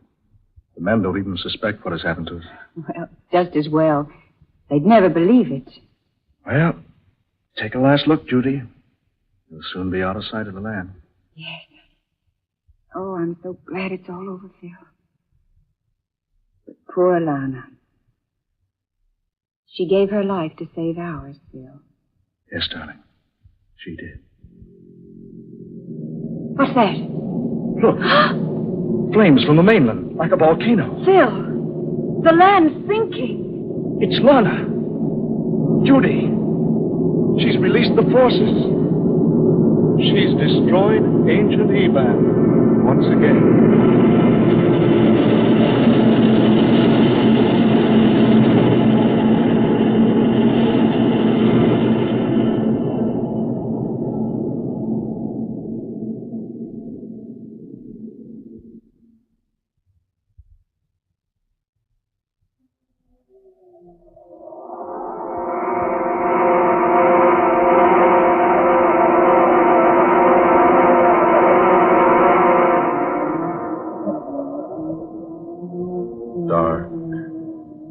Fantasy.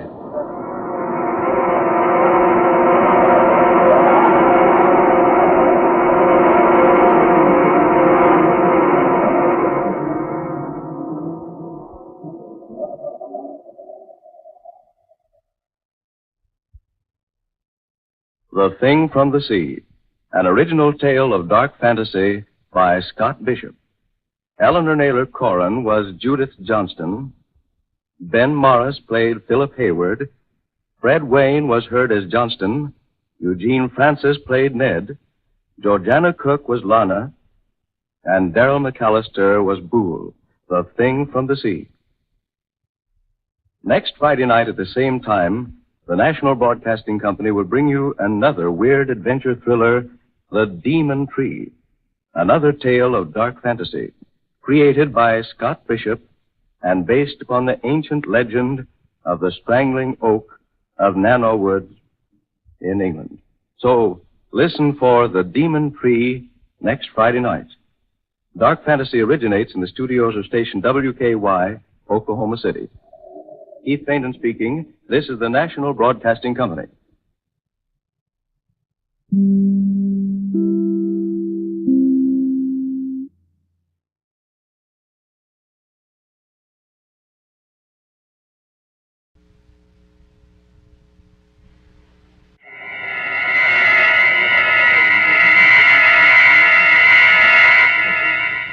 Dark fantasy.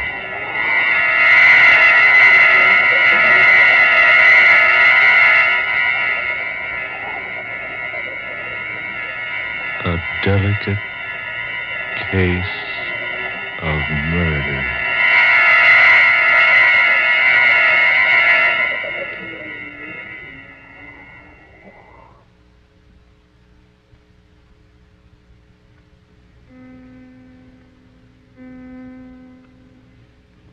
At 2 a.m. I say, Winstead, will your wife be down shortly? Yes. Laura promised a special seance from Miss Keaton here at 2. Yes, and I can hardly wait. I've always been so curious about things like this, but I've never attended a seance before. Well, I assure you, Miss Keaton, you'll find it most fascinating. I've been watching Laura practice for almost 5 years. She makes more progress with every sitting. It's absolutely astounding what she can do. Isn't it, Winstead? Yes, quite. Oh, yes. She really didn't know she had the power, until about 1937. Remember, Winstead, the penthouse party? Who gave the beastly thing? Do you remember? Yes, I remember very well. It was Quentin Ramsey. Oh, yes, that's who it was. Ramsey had a mystic oracle board, Ouija. No one could get the thing to work until they coaxed Laura to sit down and have a try. And she made the board work? Oh, indeed she did. All over the place. It was absolutely weird. She got messages from several of the guests' friends who had passed on some time ago. People she'd never heard of until that night. Wow, wonderful. Well, she used the board for about a year and then found out she could get pencil messages. Pencil messages? Yes, she simply substituted a pencil for the little heart-shaped board with the isinglass window. Her messages came in more rapidly that way, were more complete, and this method was less tiring for her. You mean she actually contacts departed spirits that way? I mean, she did. But she gave up the writing method 2 years ago. Didn't she, Winstead? Yes, thank heavens. Every place I'd go, I'd find a paper simply covered with strange scratchings and harebrained so-called messages. But look here, old fellow. Do I detect a shade of sarcasm in your voice? I dare say you do. I'm rather bored with the whole thing. But why, Winstead? Simply because it's all a lot of... Well, go on. Oh, never mind. No, I wish you'd come on downstairs and get this thing over with. Frederica, I urge you not to waste your time with this foolishness. Foolishness? Now, look here, Winstead. You can't talk about your wife's work like that. No, darling, really. I'm absolutely fascinated by it all. I can't wait for Mrs. Winstead to come down. No, she'll be down in a moment. I say, Winstead, really, I can't understand your attitude about Laura's work. Why, you used to enjoy watching her work immensely. Yes. I used to love her immensely. What? I say, does that mean that you... Mr. Rogers, you said a moment ago that Mrs. Winstead doesn't communicate by means of pencil writing any longer. Why, no, she doesn't.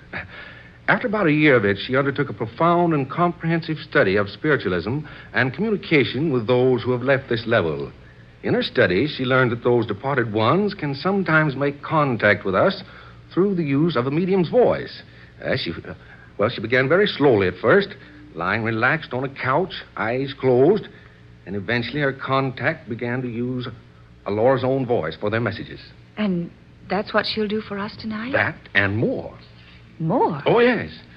You see, Miss Keaton, after Laura Winstead perfected her means of vocal communication with spirits, she continued her studies and experiments until she became able to bring about materialization. You mean... I mean, now we see the departed one with whom we commune. Oh. Well, I really didn't expect that. I thought possibly a few table wrappings. Oh, there'll be more than mere wrappings here tonight, Miss Keaton. Oh, here's Laura now. Laura, dear. Good evening. Or should I say good morning? It's after 2 a.m. Yes, Laura. We've been waiting for you. Really, I think you could be more prompt. Do you, Harvey? Well, perhaps you should hold the seances instead of me. Now, Laura, there's really no reason for you to make a scene. Oh, no, of course not. We're not here for a scene. It's for a seance. Yes. Shall we begin, Laura? Yes. Harvey, if this is going to bore you, I suggest you go into the library until we've finished. No, I'll remain here. Then I must ask you to assume the right attitude. You know we always have difficulty getting good contact whenever a disbeliever is present. Oh, I'm sure Mr. Winstead believes, don't you, Harvey? I'd rather ask that same question of you, Frederica. We're finished here. Oh, don't worry about me, Mrs. Winstead. I'm quite open-minded. I'm sure you are, dear. Now, if we'll all gather around the table. Rogers, will you turn off the lights, please? Oh, yes, certainly. There we are. Now we'll all... Oh, what's that? What's wrong? What's happened? Oh, never mind, Laura. Frederica, are you all right? Oh, yes. Yes, of course she is. I merely missed my chair and bumped into hers. So sorry, Miss Keaton. Oh, I'm sorry, too. Please forgive me, but I was startled for a moment. There now. We're all settled. It was entirely my fault, Miss Keaton. I'm terribly sorry. It's quite all right, Mr. Rogers. Is everyone quite ready? Yes, Laura. All ready. Shall we begin any time now? Harvey, we will begin when the opportune time arrives. Let me tell you once again that if you are impatient, it will be best that you will leave us. Oh, no. No, Harvey, please don't go. Don't worry. I have no intention of leaving. You please all join hands. Roger, give me your hand. Miss Keaton, yours, please. Now, you two clasp hands with Mr. Winstead. Yes, I understand. Harvey, where's your hand? Oh, there it is. All set, Laura. Now, whatever happens, no one is to break the contact. Is that perfectly clear? No one. We will soon make communication with one from another level. Where will we see the spirit? I must ask you to be very quiet, Miss Keaton. No one is to speak. And when the materialization takes place, please do not utter a sound unless it addresses you personally. We're gathered here to commune with whomsoever wishes to contact us. We've gathered with open minds and with a unity of purpose. If there is someone who wishes to speak to us, or any one of us, will he or she please make herself known? Is someone seeking contact? Please knock twice for no, thrice for yes.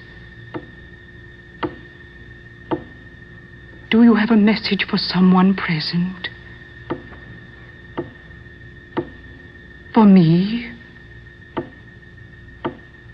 No. For someone else who is present here? Do you wish to speak through me? Do you wish to show yourself to us? Ah, very well. We will await your appearance now. When you are ready to speak through me, please begin.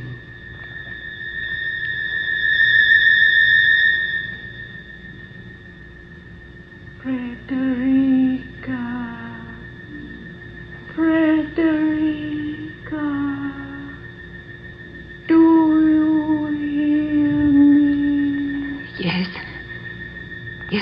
hear you. I am calling to you, Frederica. I hear you. I am over here. Over here. Yes, I see you.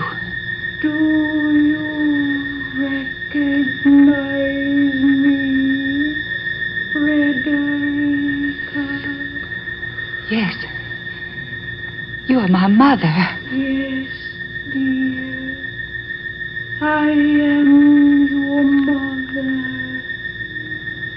Do not worry, Frederica.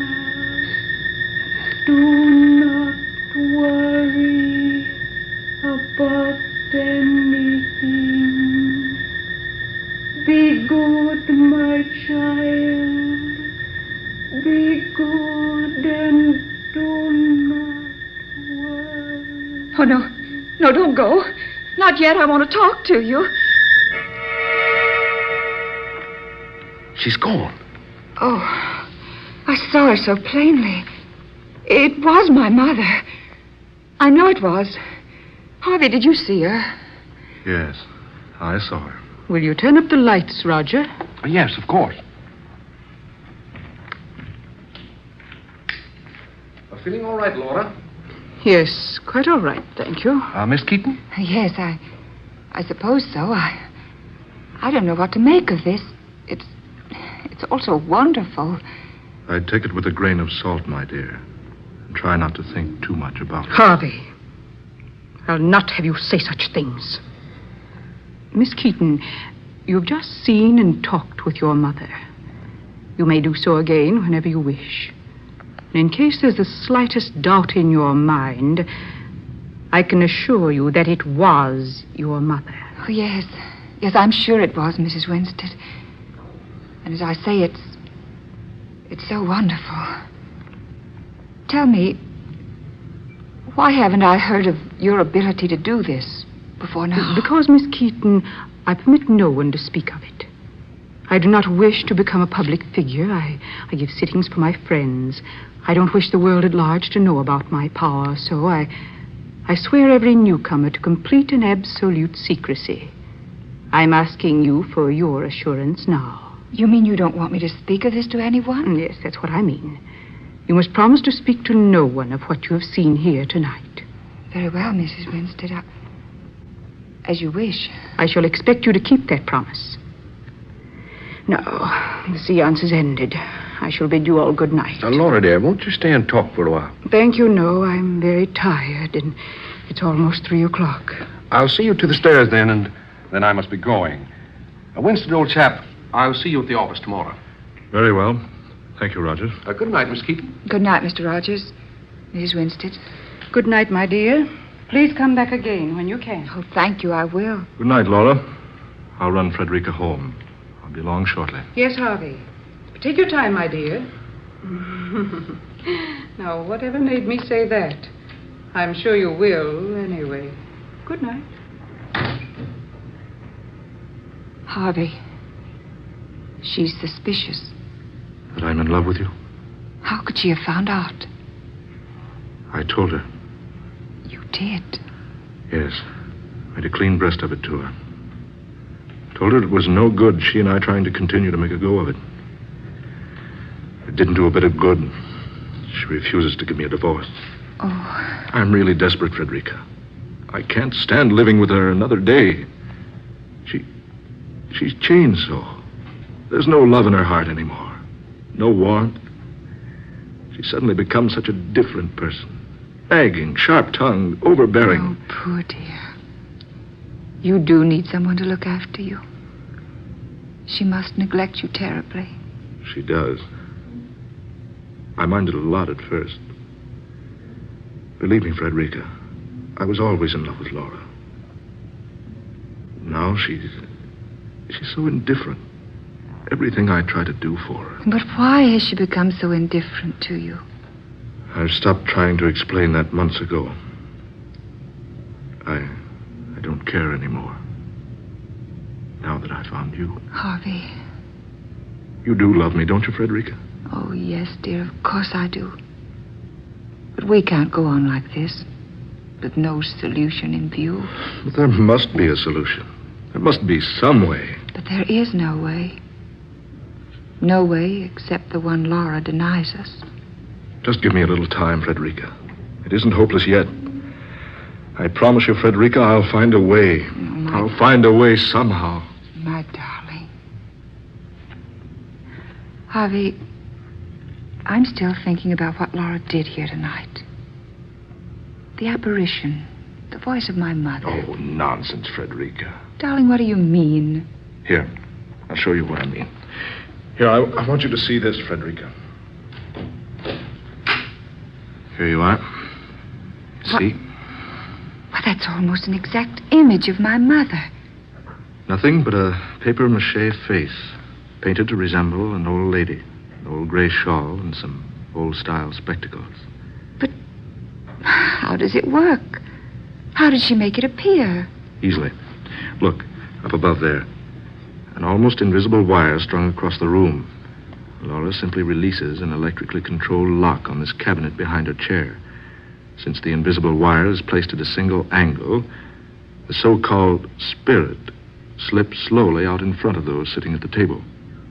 Here, like this. There. Then Laura says whatever she wants to. Changing her voice.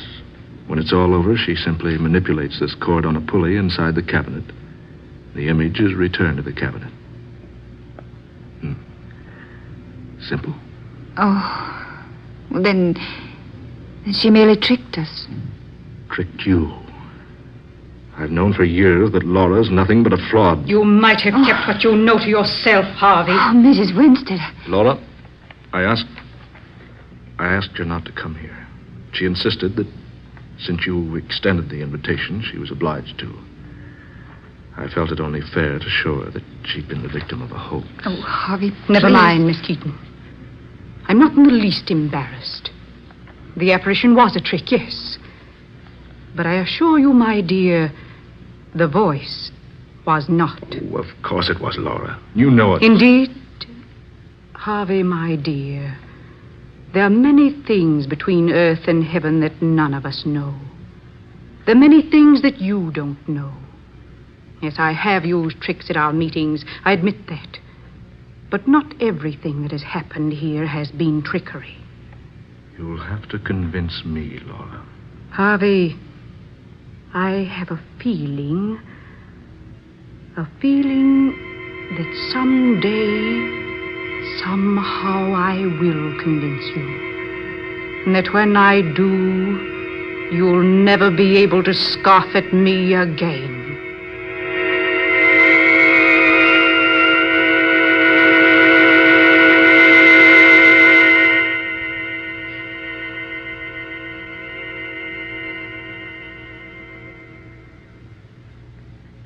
Laura, I'm sorry about last night.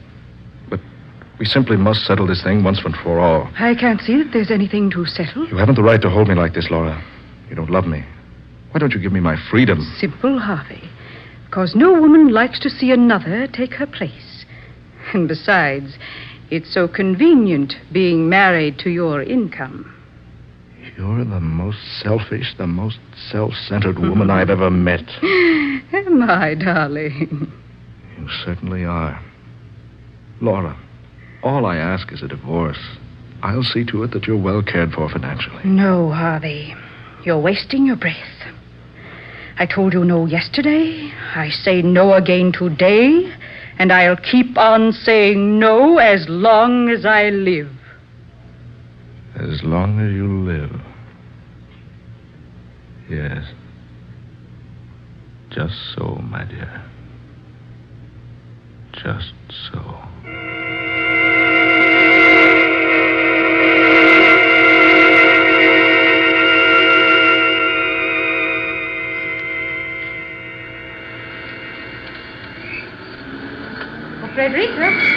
Frederica, darling.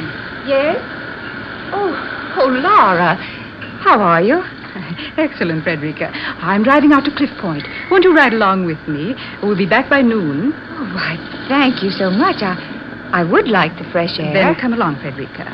I need some company, and besides, I want to have a little talk with you. Frederica! Laura! Laura, stop! Stop the car, for heaven's sakes! Laura! Good heavens, Frederica! She'll be killed!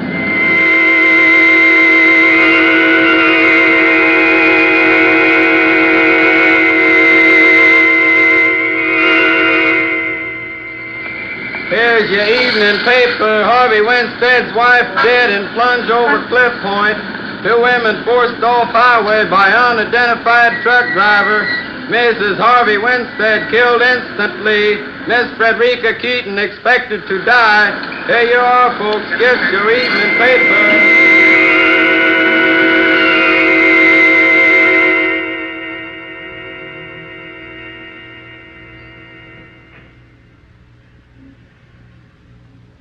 How is she, Doctor? How is Miss Keaton? She's slightly improved, Mr. Winston. Thank heaven. But she's still in a very serious condition. She regained consciousness early this morning after a 10 days coma. She seems to recognize people, but something is wrong with Miss Keaton's nerve centers. For one thing, she can't use her voice. An operation, perhaps? Yes, a very serious one. To require, well, quite an expense. Oh, hang the expense. Get the best surgeon you know of. I'll pay all the bills, everything. Only Frederica Keaton must recover.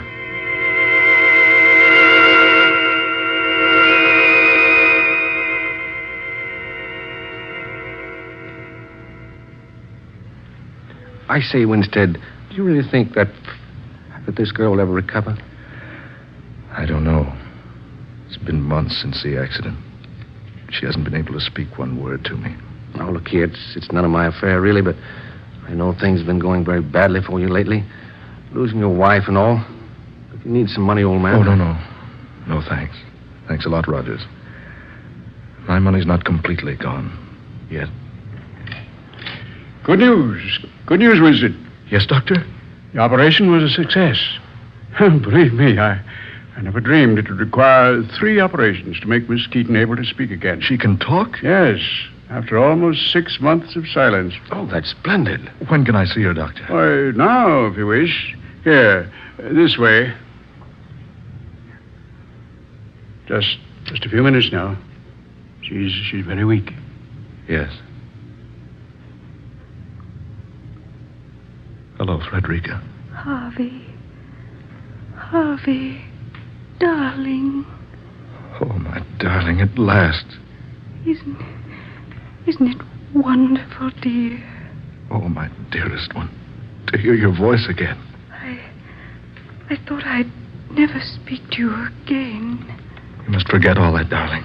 Get well soon, please. Because just as soon as you're strong enough, we'll be married, dearest. Just as I've always told you we'd be.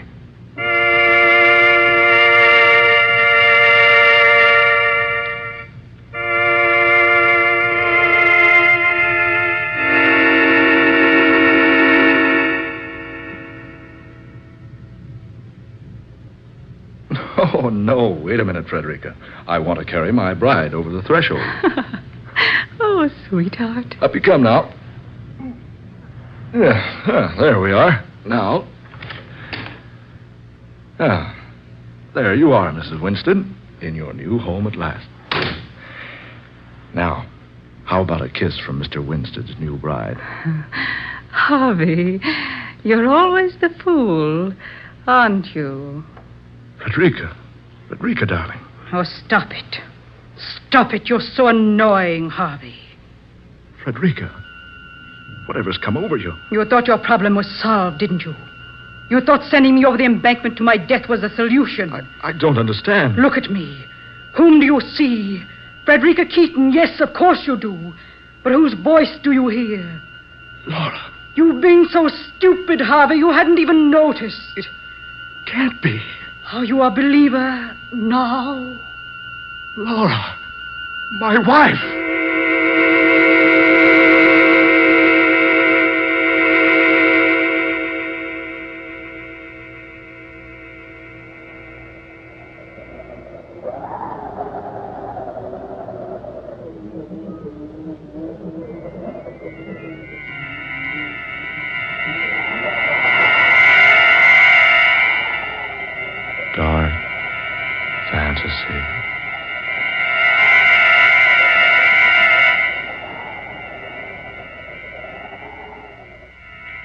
You have heard A Delicate Case of Murder, the 14th original tale of dark fantasy by Scott Bishop. Georgiana Cook was heard tonight as Laura Winstead. Ben Morris was Harvey Winstead. Eleanor Naylor Corrin played Frederica Keaton. Muir Height was Rogers. And Fred Wayne was the Doctor. Next Friday night at this same time, listen to the 15th unusual tale in this series of dark fantasy, Spawn of the Subhuman, in which the nation's favorite soprano star makes an aeroplane flight to an incredible destiny that awaits her at the hands of a strange and mysterious madman. Tom Paxton speaking. Dark Fantasy comes to you from WKY, Oklahoma City. This is the National Broadcasting Company.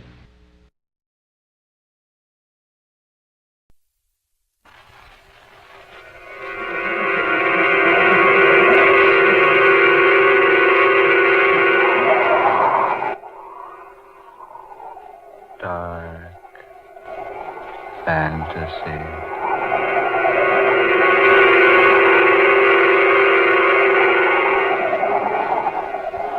I am your brother.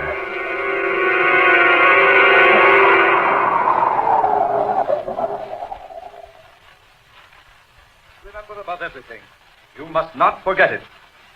The first appearance of bleeding some days following operation is of the utmost significance to the surgeon.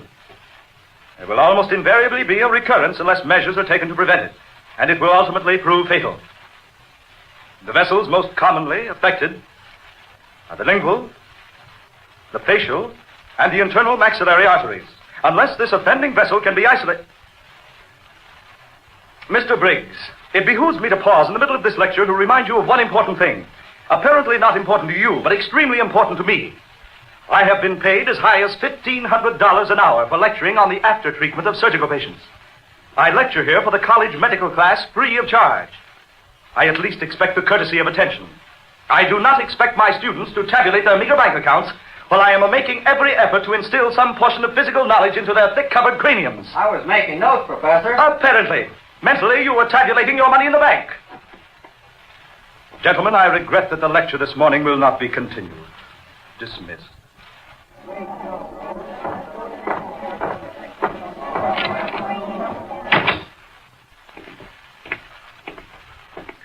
Julius, is the lecture over so soon? Stupidity. Nothing but stupidity. Stupidity, Julius? Trying to teach those idiots the secrets of surgery is like trying to drill the Alzonian theory into a 2-year-old. Sit down, Julius. You're tired. I'm not tired. I'm simply exasperated. What's come over you, Julius? You've suddenly become so cantankerous ever since the death of Stephen Hamlin.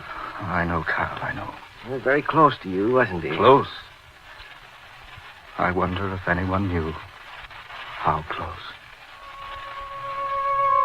I wonder if anyone knew. You've known him ever since he was a boy. Yes, ever since he was a mere child. I remember when he first came here to the university. He didn't impress me as all the others did. There was no eagerness about him to learn. He seemed to have no ambitions to learn. And yet his grades were the highest that have ever been made in the history of our institution. Yes, just so. It's a pity that he had to die. Perhaps. Julius, all of us naturally expected you to be quite shocked to hear Stephen Hamlin's passing. But you fooled us completely. Well, you didn't seem the least bit startled when we broke the news to you. No, you seemed almost glad. Did I, Dr. Miller? Yes, Dr. Simek. Has the body been cremated? Yes, this morning. Were my directions carried out? To the letter, Julius. The brain of Stephen Hamlin was removed. I myself mixed the solution you gave me. I submerged the brain into the solution and removed the air from the container. Where is it now? In my laboratory. It's a perfect specimen. The best developed human brain I've ever seen, Doctor. Take me to it. Now? Yes, take me to it. But haven't you another lecture, Julius? Don't argue with me. Take me to your laboratory. Or must I go alone? Why, of course, Julius. Of course. This way.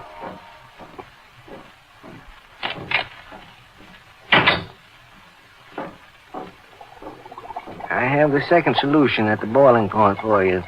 Just as you ordered, Dr. Simek. Good, excellent. Here, the brain. Yes, just so, just so. Most excellent work, Carl. Most excellent. I'm glad you're satisfied. Do you wish to add the solution now? It should be done, I believe. Stephen Hamlin's brain must be preserved. This is one sure way of doing it. I must admit I don't know what your method is. Certainly I've never heard of it before. I wouldn't think a solution like that would preserve anything. It is a preservance no one has ever known of before. Are you ready, Doctor? Yes, quite ready. Yeah. We can insert this glass funnel through the rubber stopper on the container. I'll do it, Doctor. There. Now. You may extinguish the Bunsen burner, Dr. Miller. You want the second solution just below the boiling point. Yes, very well. Is there anything I can do for you now? No, nothing. Stand back now. I'm about to add the hot solution to the other. There. Perfect. Yes, perfect. Is it necessary to remove the air from the chamber again? No, not now. Not now. I'll replace the punctured rubber stopper with a new one. Yes, do that, Dr. Miller. Just a moment. Dr. Zemek. Yes, Dr. Miller? This brain. Look at it. I have looked at it, Carl.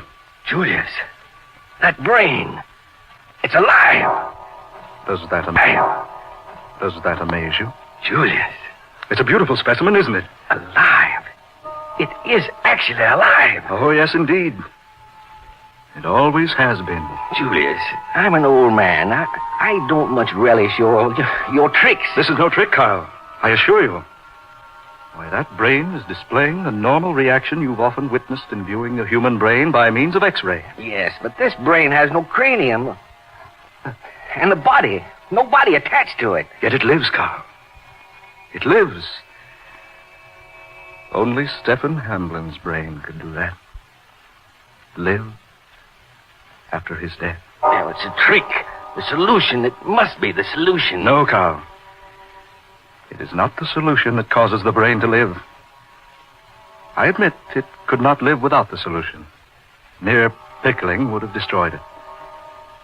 But the solution will preserve the life, Carl.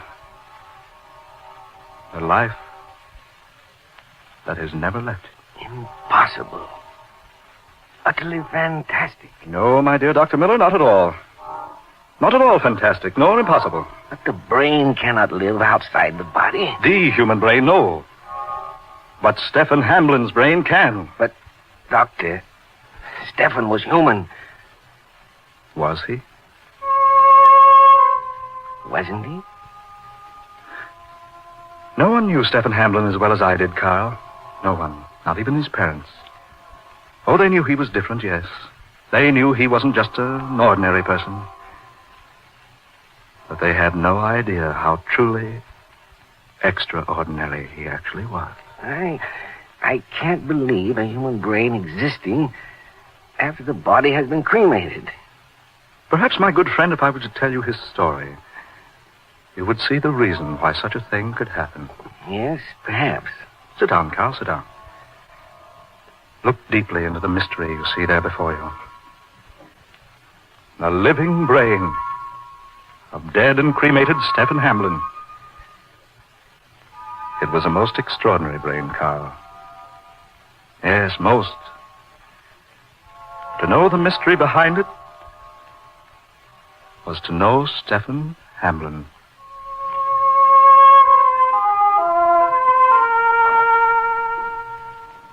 I remember the first time I met him.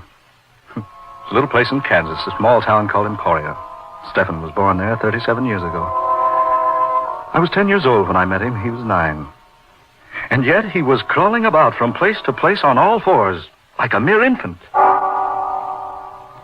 He'd been examined by the best doctors in America, taken to New York, to the West Coast, everywhere for observation. And each examination brought the same verdict. Perfectly capable of walking, but apparently unable to do so. Probably because of some mental handicap. A good enough excuse. A good enough diagnosis for the stupid. It may have been a mental handicap, yes. But if it's so, it was of Stephen Hamlin's own making. He had never spoken a word, uttered a single guttural sound in all those 9 years. He'd never smiled, never frowned, never cried. 9 long years crawling on hands and knees, never uttering a sound. And yet, his vocal cords were pronounced perfectly normal, completely developed. And yet he had never spoken. Never.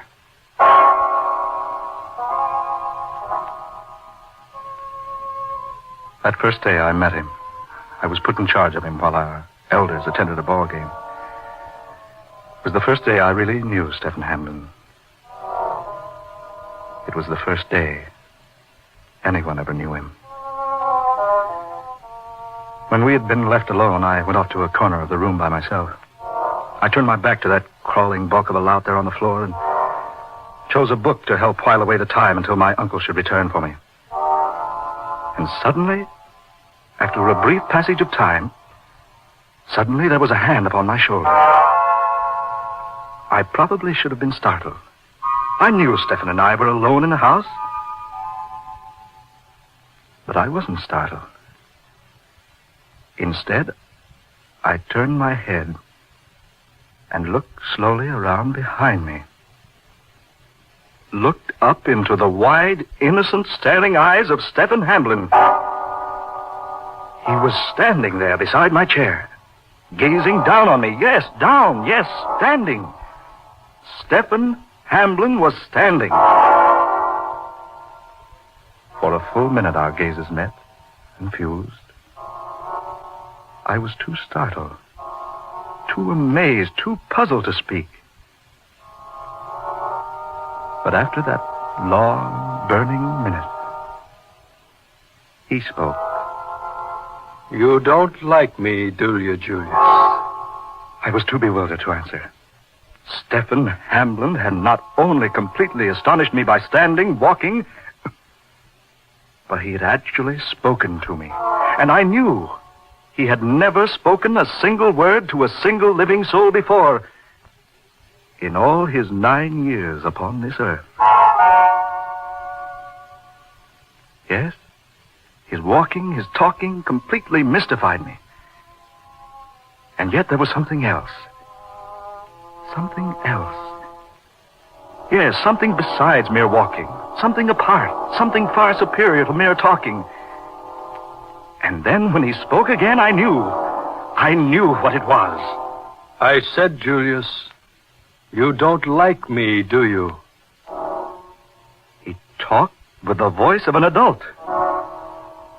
I was more speechless now than I'd ever been before.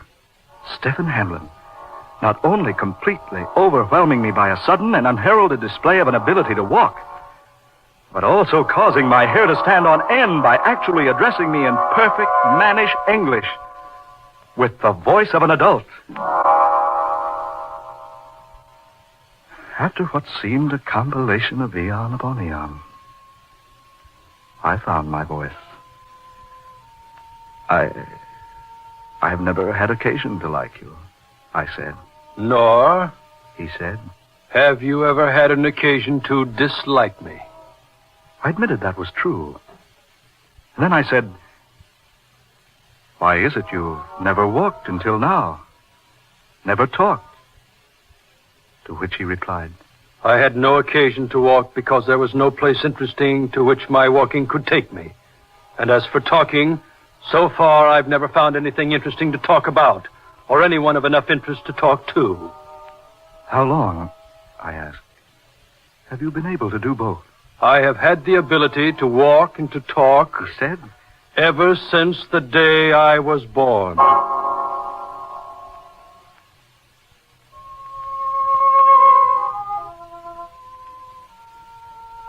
After a while, we became acquainted.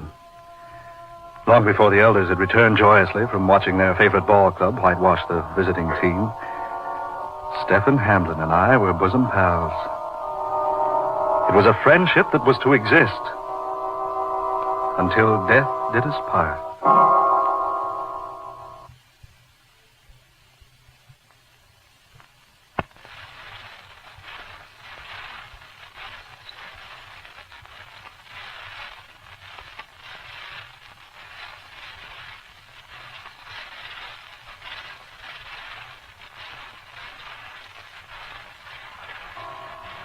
After that, Stephen Hamlin stood upright on both legs. Spoke like any other human. Did I say human? Forgive me. The only difference was that his was a fully developed mind, a fully developed voice, but a highly underdeveloped anatomy. I remember one day when Stephen and I were playing together on the school ground. I remember I was practicing high jumping at the time. Stephen was watching me. And all of a sudden, he jumped to his feet from where he had been sitting and stood staring wide-eyed. Then quickly he raised both hands before his face as though to shut out an evil, horrible sight. Suddenly there was a noise in the air. The noise of wheels upon rails of steel, spinning, speeding, racing wheels. Clickety-clack, clickety-clack, clickety-clack, screaming as they went. And at that very instant, Stephen covered his eyes with his hands as though to blot out some unspeakable terror.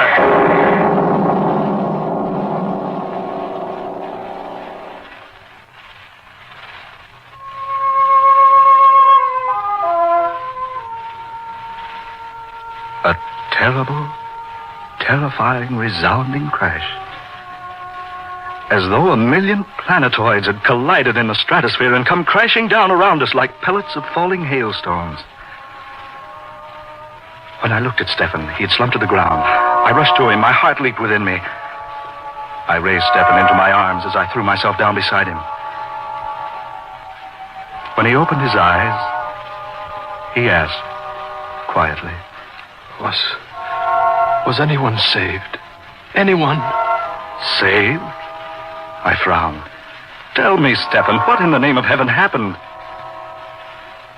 He was quiet for a moment.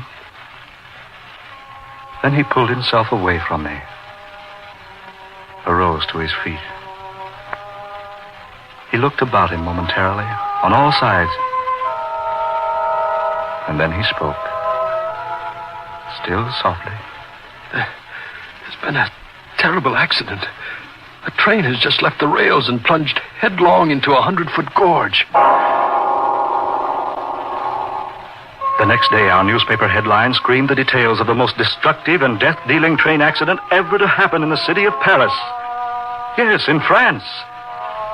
It had happened at the very moment Stephen had covered his face in terror, and we had heard that pounding, awesome crash.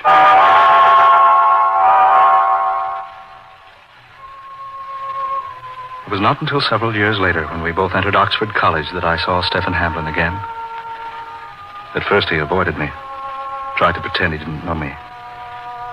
But when I finally managed to get in a word with him and remind him of our first meeting, he told me he was glad to see me again. But he was extremely cold, almost insultingly reserved.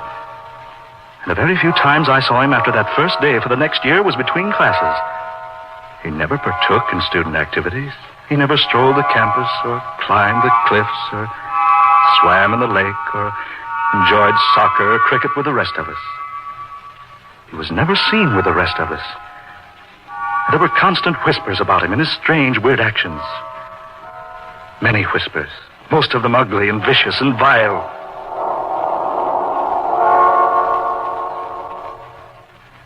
It was 4 long years before I talked to Stephen Hamlin again.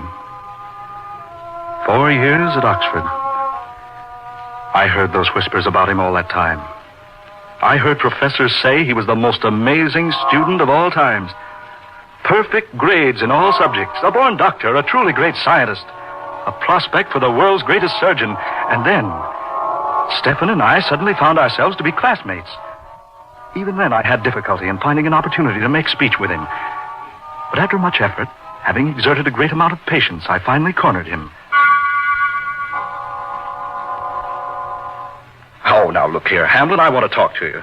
Yes, Dr. Simek? Oh, please call me Julius, Stephen. I think I want to talk to you, Julius. Good, excellent, my dear fellow. Where shall we go? My room should be as good a place as any. Suppose we go there. All right, Stephen, that's perfectly right with me.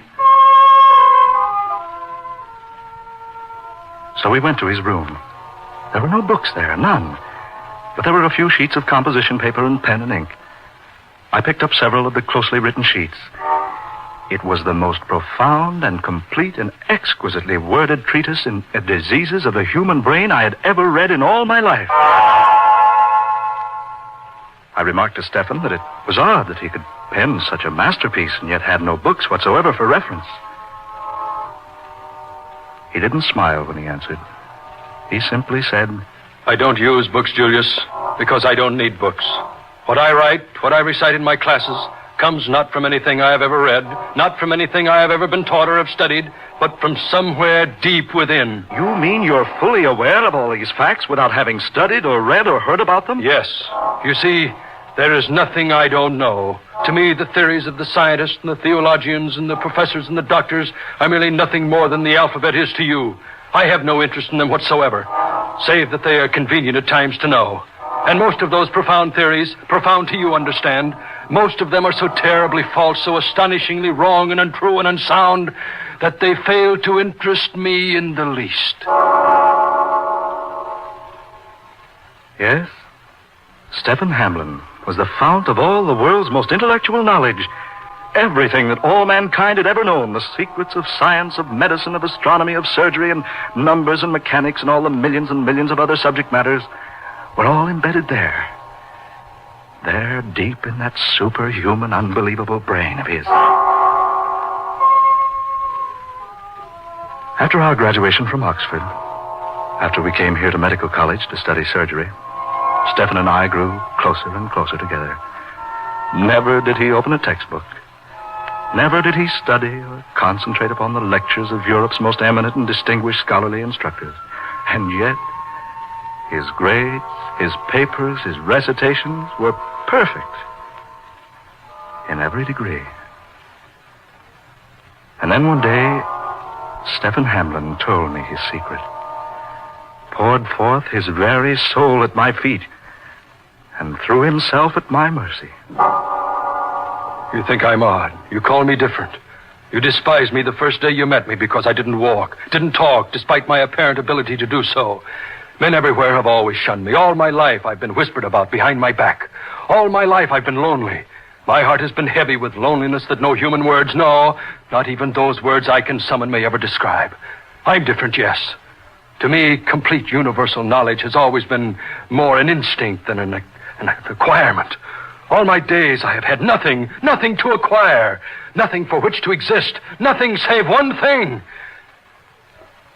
Ever since the day I was born, I have been looking for my brother.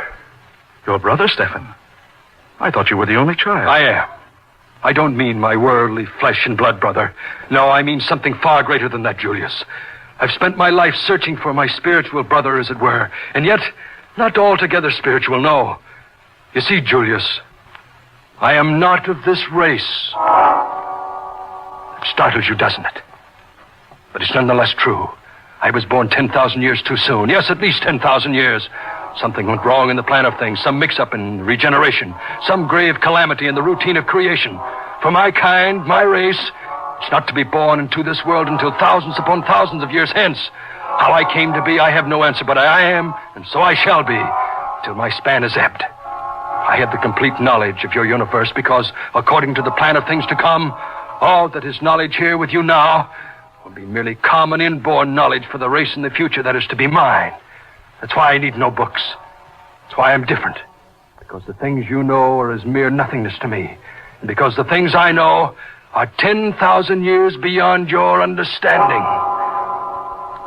I brought you here, Dr. Julius Simek, to announce to you the end of your civilization. I found the means of destroying it at one fell swoop. The sooner to bring about the appearance of my race, the better for the world. I've sought the world over for my brother, the one like me, one of my race, but now I'm certain there is none. That I am alone. I can foretell everything. I know everything that is to come, all save one thing. I do not know my destiny, my own individual end. I do not have the power to foresee that, or to foresee who will bring it about.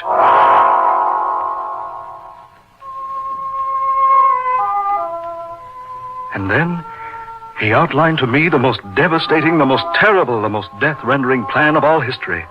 for the dispellation of the present race from the face of the earth. Bitterly he outlined it, poison dripping viciously from his every word. It was so simply done, so quickly, so painlessly, that its very program rendered unto me a nausea that I found almost impossible to overcome. I argued with him, pleaded, begged, I reasoned, bullied, threatened. All to no avail. He had made his plans.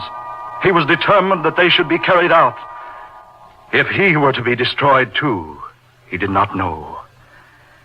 He could not foresee his destruction, nor his destroyer. His destroyer. No. He didn't know what his own end upon earth was to be. He could foresee all future things, save his own destruction, save his own destroyer. His destroyer. Someone had to destroy him. Someone had to. Someone. He was still babbling about that wicked, wretched plan of his, outlining it like a madman. I looked about me, cautiously at first. Then, desperately, when I realized he had forgotten my existence, I groped for a solution to this terrible, impending calamity. And just then, Stephen opened a desk drawer, withdrew a small compass. I caught a glimpse of a small gun in that drawer. I could see, even at that distance, that the gun was loaded. He was still talking about his plan, still bewailing the fact that he alone on this earth had the power possessed within him, still decrying the fact that he had searched the world over for his brother. Not his flesh and blood brother, but a brother of his kind, his race. He knew that were there another soul of his kind alive on earth, that soul could foretell the end, the destruction of Stephen Hamlin. Suddenly he arose from his chair. He ordered me to come with him. He was about to work his havoc upon an unsuspecting world. And then desperately I acted. Quickly I yanked open the drawer of his study desk, took out the gun. I leveled it at his head. He stood terrified a moment. And then there was a pleading in his eyes. A pleading, not for his life, but a pleading to spare him the damage a ripping bullet would do to his masterly brain. And in that instant, in that final desperate second before he lunged at me in an effort to save his life, there was recognition. The flash of an age-old suspicion at last fulfilled. And as I lowered my gun to a level with his heart, I knew that the pain within my heart at that moment would never be removed. Like lightning, he made for me, speeding across the room, charging at me. I tried to stop him, tried to warn him, shouted at him. Keep back! No, keep back, Stephen! Keep back!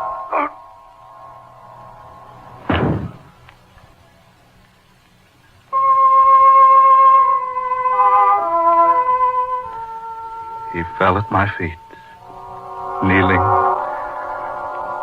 almost in supplication. He had not foreseen his end. He did not know. He could not know. For I was his brother.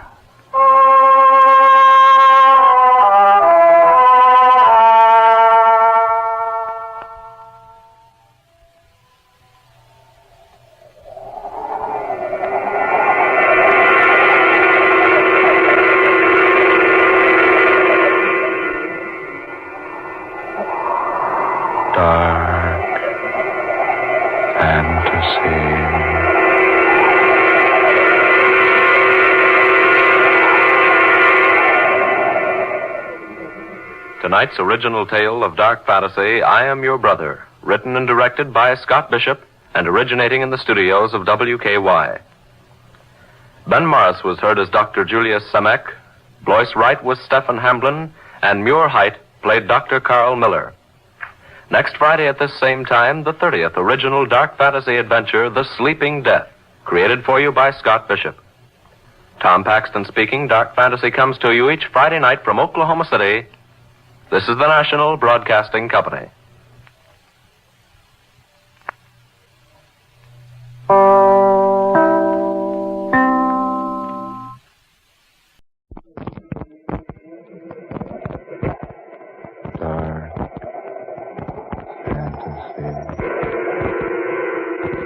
Convoy.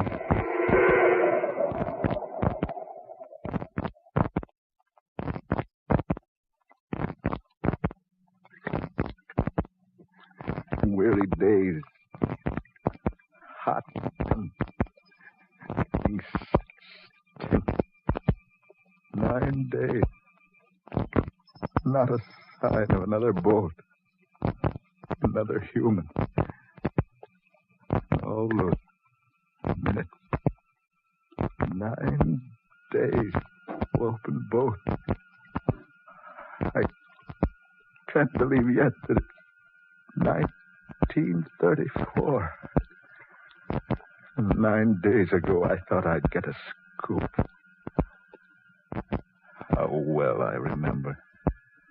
I talked Winston Everly into going with me, using his private yacht far out into the Atlantic, where things were happening. Together we defied precautions, offered ourselves as bait for some unseen devil beneath the waters of the Eastern Sea.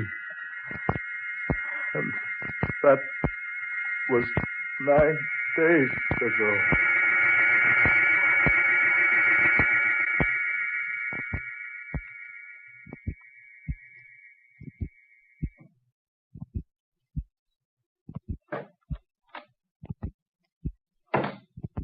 Well? I've been on deck an hour. There's nothing. I told you it was useless, didn't I? I'm still not convinced that it is. Something has happened to those 3 missing ships. Certainly something has happened to them. They simply sank, that's all. But it isn't all. It's plain nonsense. Thinking those 3 boats went down with all hands on board with not a clue to their disappearance. Besides, what about their radios? Not a distress signal was picked up. All 3 cases. I know, but that's still not a sign something unusual has happened. Well, just use your head, man. This is 1934. Boats just don't go down in the Atlantic without someone somewhere knowing about it. These 3 certainly did. Just disappeared into nothingness without leaving a trace. And I still say something went wrong in each case that can be explained in a natural, normal manner. And I say that you don't know what you're talking about. Well, don't be so violent in what you have to say. After all, I've gone this far with you. I might as well see it through. I'm sorry. Just anxious, that's all. Yes. So am I. There's no sense biting each other's heads off. We may need them before we're through with this. I've set the automatic pilot. All's clear. Good. I'll go up on deck and have a turn at the wheel after a bit. Game of rummy? No, I don't think so, thanks. Poker? No, thanks. Got a cigarette? Yes, somewhere. That last ship, the SS Clara Anna, went down just about where we are now. The other 2 somewhere in this vicinity. Oh, here's a smoke. Thanks. Why do you say the ships went down in this vicinity, Adams? No one knows where they went down. What I mean is they were last heard from within a vicinity of, 50-mile radius sphere. All of them. I admit it would be a strange coincidence for all 3 of them to disappear in such a small area, but, well, stranger things than that have happened at sea. It's not a coincidence. Something has happened to those boats which none of us can explain. Something that isn't ordinary. Mr. Everly. Oh, what's that? Brown in the radio room on the talkback system. Mr. Everly. Hand me that microphone, will you, Adams? Sure, here. Yes, Brown? Just got a report that all passengers on those 3 remaining ships have been reported safe. You mean the boats have been found? No, sir. The passengers from all 3 ships were sent adrift in the lifeboats. Well, what's happened to them? Well, none of them seem to know. They're all in perfect health, though. But they're all in a stupefied condition, as though they've been drugged. That's strange. Any further news? No, sir, none. I just picked it up from a news broadcast from the States. Thanks, Brown. Now, what do you think, Everly? Strange. All hands from all 3 ships set adrift in the lifeboats, and none of them knowing what happened to them. And all of them in a drug condition. That doesn't make sense. No one could drug 3 boatloads of passengers. Through the drinking water? Half of them don't drink water when they're aboard. Still, they were drugged. But how, man? How? That's another mystery I'd like to clear up. Then perhaps you can. What? I say. Where did you come from? Who are you? My name is Siegfried. How did you get on board? Where did you come from? One question at a time, if you please. I came on board in the same manner I boarded the other boats lately. The others? The 3 others. You're responsible for what happened to those boats? Yes, I am. But how? Why? I needed them for my own purposes. You destroyed them? I sent them to the bottom of the Atlantic. I repeat, you destroyed them? Quite the contrary. I used them to a very good advantage. What do you mean? Would you like to know? I certainly would. Then I shall be glad to show you if you wish. It will entail a trip to the bottom of the sea. You're talking like a madman. Am I? I regret you think so, because I assure you I am by no means demented in the slightest degree. Those people set adrift in the lifeboats, apparently drugged. What happened to them? It's naturally best that they do not know what happened to them. They were not harmed. They were carefully guarded against danger, and no harm shall come to them. But the boats? The cost of the boats and the inconveniences which naturally arise through their loss have all been taken care of. And each passenger has been repaid 10 times for everything he was forced to leave behind when placed in the lifeboat. I don't understand all this. Who are you, anyway? I shall tell you soon. But now we must make haste. Time is most valuable. What are you going to do? You told me you wished to see what I did with the 3 boats. I'm ready to grant your wishes and to take you to the depths of the Atlantic. But, You see, I need your boat. My boat? Yes. I've come to take it. I welcome you to go along with me, if you wish. But where? What are you going to do with the boat? I've already told you I need it. Together with the others, I have use for it. At the bottom of the sea. That's perfectly ridiculous. No one has need for a boat down there. I have. How do you propose to take us there? I cannot tell you that. You will merely do as I say. I will take you down beneath the surface safely, and I will return you safely. How can we be certain of that? I have given my word.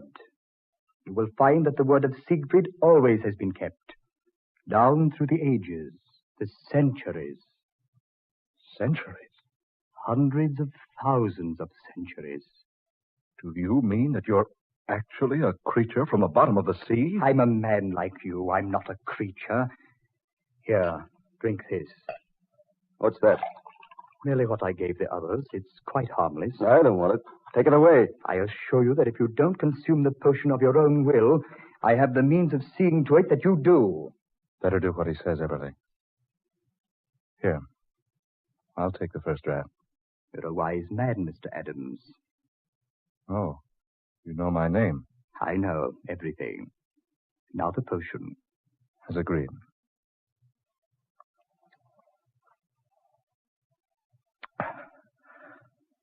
All right.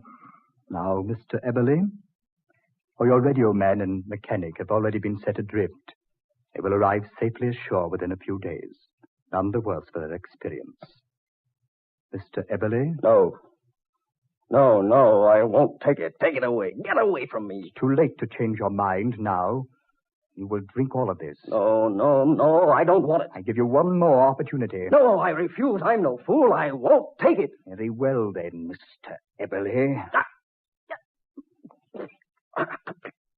There. What have you done to her? I told you I had the means of compelling you to take the mixture. Now it's well with both you and Mr. Adams.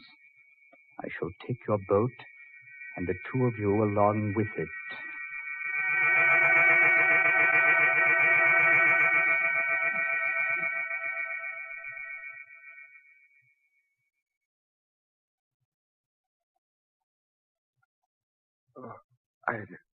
Are you quite all right now, Mr. Adams?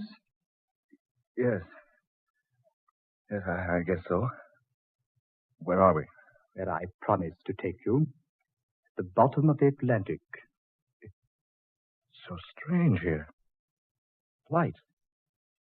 Like the light above. This is almost like the place up there. Surely you're jesting. This is no spot beneath the sea. Oh, but I assure you it is, definitely. Your stubborn companion is about to rejoin us. And what's happened? Oh, Adams, are you all right? Yes, he's quite all right. And you, sir? What in the world did you do to us? I gave both of you an ancient formula, one which induces your spirit to leave your body momentarily. Then I brought you here and permitted your spirits to return again. But where are we? You are 50,000 leagues beneath the sea. Why, we can't be. So your companion thought, Mr. Heberley. You're both mistaken. There's no water, no seaweed, no sign of underwater creatures. No, indeed. That's because you've been brought not to just an ordinary place. What do you mean? What place is this? This is the ancient continent of Atlantis. Atlantis, you say? I've never heard of the place. That's because you're not a student. Your friend, Mr. Adams, seems to know quite a bit about it. Yes. An ancient continent, once located in the Atlantic Ocean. Thousands upon thousands of years ago. And which disappeared beneath the surface of the Atlantic. But that sinking of the continent began more than 1 million years ago, according to our scientists. And so it did. Slowly, over thousands of years, Atlantis began to decline, to be claimed by the waters, and new lands began to rise. South America, your continent, they had no existence in the days of Atlantis. And far to the west lay the mighty land of Mu. But what about you? Well, finally, after hundreds of thousands of years, all of Atlantis had been consumed by the hungry waters, except the island of Poseidonis, so named after the god of the sea. Yes, I know that. Poseidonis was destroyed by volcanic eruption. Not destroyed entirely, but the volcano's disturbance sent our land far beneath the sea, and that was 9,000 years before the death of Plato. 11,000 years ago. Yes, roughly speaking. But you say this land of yours wasn't actually destroyed. No. There were in our land wise men from Greece, and together with our wise ones, they foresaw the volcanic disturbance and the sinking of Poseidonis. Yes. This is the ancient island of Poseidonis, last home of mighty Atlantis. Yes. And you have existed here all this time. There is no time here, no death, only life. Amazing. Now we're fighting to preserve our life, our civilization. After these 11,000 years, our existence is threatened by the vicious waters. What do you mean?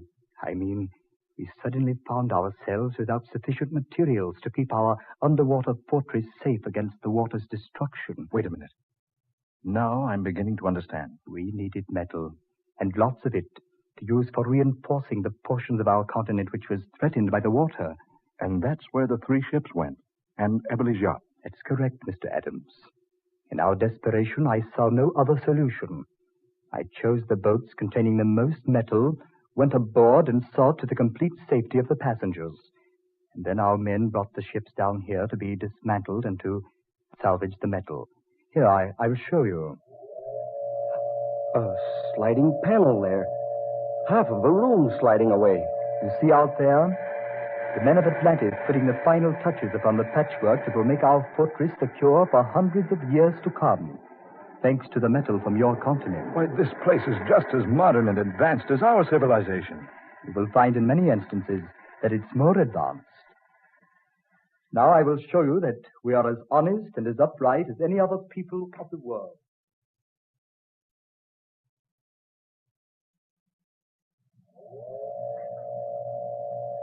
This is the treasure room of Atlantis. Harvey, look. Jewels, gold and silver, treasures of every sort here. The room is completely filled with valuable treasures. Each passenger on those boats we confiscated received a portion from our treasure room, enough to more than repay him for whatever loss he suffered, and the boat owners were paid double the value of their vessels. When you return to the surface above, you will be given a portion likewise in payment for your yacht, Mr. Eberle. I've never seen quite so many valuables together in one place in all my life. Oh, come now. I've shown you the explanation of what has been happening. It's time we refresh ourselves, and time you were preparing for your return journey.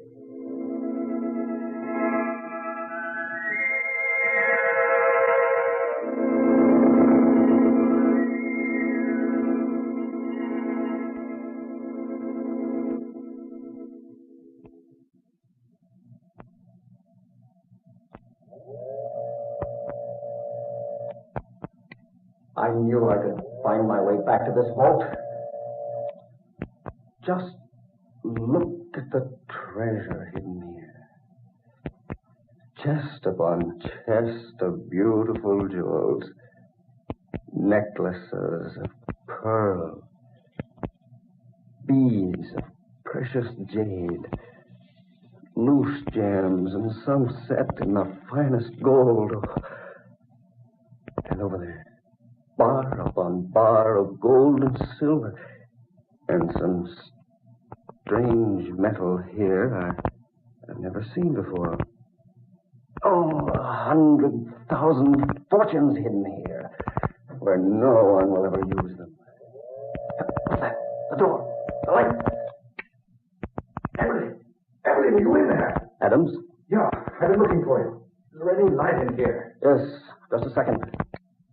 Close that door. What are you doing in this treasure room? That fellow who calls himself Siegfried says we'll leave here soon, and I'm taking some of this treasure with me. But he said you were to have a portion of it. Yes, in pay. Listen up with you. I'm taking some he won't know about. But you can't. It's not right. What difference does it make? No one will use this stuff. Might as well take some of it where it's as gems as I can. I know I have the 11,000 years. I see that. He's about in his 11,000th childhood, I'd say. Here, hold these diamonds. But I don't want any part of this. I'll take care of getting them away from here. Eberle, I advise you not to do this. Listen. You came you. You could not conquer the worldly desire to steal our treasures. You'll never use them. Nonetheless, they still belong to us. Why not let us take them where they'll do us some good? They're useless laying here. I had intended to give each of you enough of the treasure to make you well fit me from doing so. Look here, Siegfried. Those are loves to Adams have known better than 10,000 years ago in vice. Till the same greed and sin and iniquities included all evil. And so I gladly send you back where boat to pay for your... You get that before you reach the sacred torture.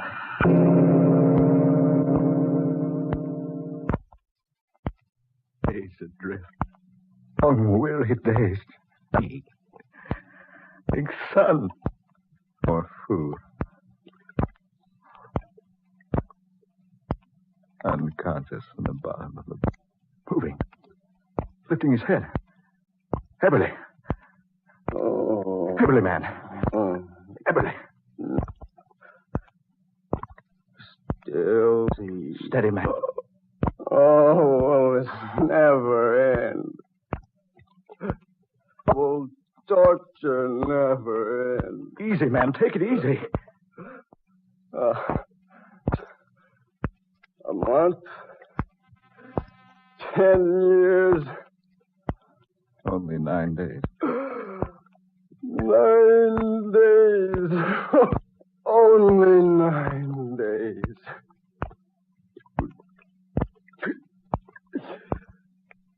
I can't stand it, Harvey. I can't stand it any longer. Save your strength, man. I'm going mad. I can't stand it. There in the bottom of the boat. The chest of treasure in payment for my yacht. Eberle! Eberle! What good will it do now? We'll be dead when we reach shore. All we'll be dead. Steady. But nobody else will get it. What are you going to do? There won't be left here for anybody else. I'll see to it that no one else gets his hands on it. Emily! He cheated us out of the rest of that treasure. Emily, don't jump! No one else will get this. Emily! I'll take Emily!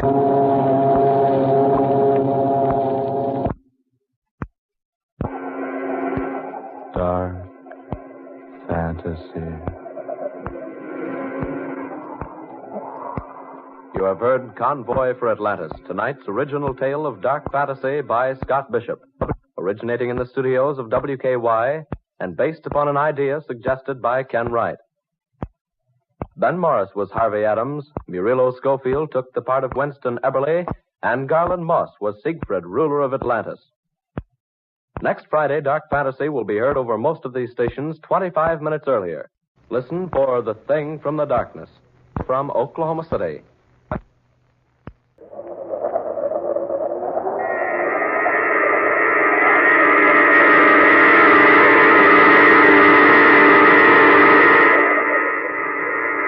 Dark fantasy.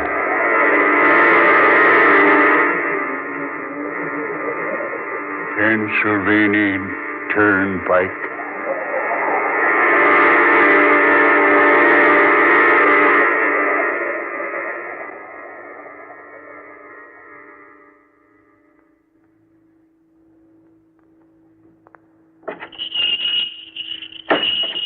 Howdy, stranger. Howdy, mister. Mind if I come in and sit a while? Nope, reckon I don't. Gets sort of dad-blame lonesome along this highway. Much obliged. My feet wouldn't hold up another mile. Are you hitching? Yep. Going fur? Don't know. Come fur? Yep. Come a right smart piece. Getting pretty old to be hitchhiking. Get many rides? Yep. Had anything to eat lately? Not much. Coffee smells good. It is good. Make it myself. How about a cup? Warm you up. All right. Matter of fact, I'll have one with you. Got any manse bread? Any what? Manse bread. Never heard of it. No. I forgot. Reckon you never have. Here you are, mister. Nice and hot. How much? Oh, just a nickel. I don't know what a nickel is, but take it out of that. Much obliged. Hey, hold on. This ain't no nickel. What's that, mister? I say this ain't no nickel. It's a gold coin. Hey, don't you know it's against the law to have gold in your possession these days? Against what law? Why, well, we went off the gold standard years ago. Everybody turned in their gold. Well, they turned into the government. And, well, they got silver in exchange. I see. You best return my coin. Well, this coin is old, ain't it, stranger? Somewhat. Yeah, old. Got the head of the King of England on it. Can't see the date very well. See, 1700 and something. Take this coin instead. I gave you the gold one by mistake. Well, brother, I ain't making no mistake when I give it back to you. To my way of thinking right now, that gold coin ain't worth a plug nickel. Yeah. I think you'll find this one's legal tender. Yeah, thanks. How about a sandwich? What? A sandwich. I don't know what you're talking about. You're a queer one. Here, wrapped up in this wax paper. A sandwich. Never seen nothing like that before. Yeah? Why don't you try one on the house? Eh? I said try one. No charge, yours. Oh. Thanks. Good coffee. Yeah, got to admit it is. Folks around here always have a good word to say for Joe Davis and his coffee. Don't you know where you're heading for, stranger? No. Haven't the slightest idea. How come? You mean you're just a roaming about with no particular end in mind? No. I've planned what I intend to do for years. Well, what are you intending to do? That I'll discuss with no one.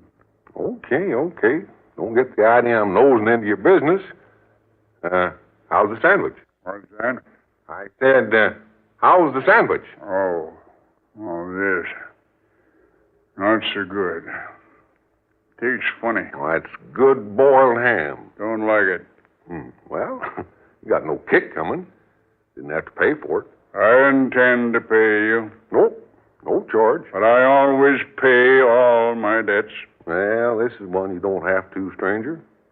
Especially since you don't like the thing. I've paid every debt I ever owed. Except one. Well, one's not so bad.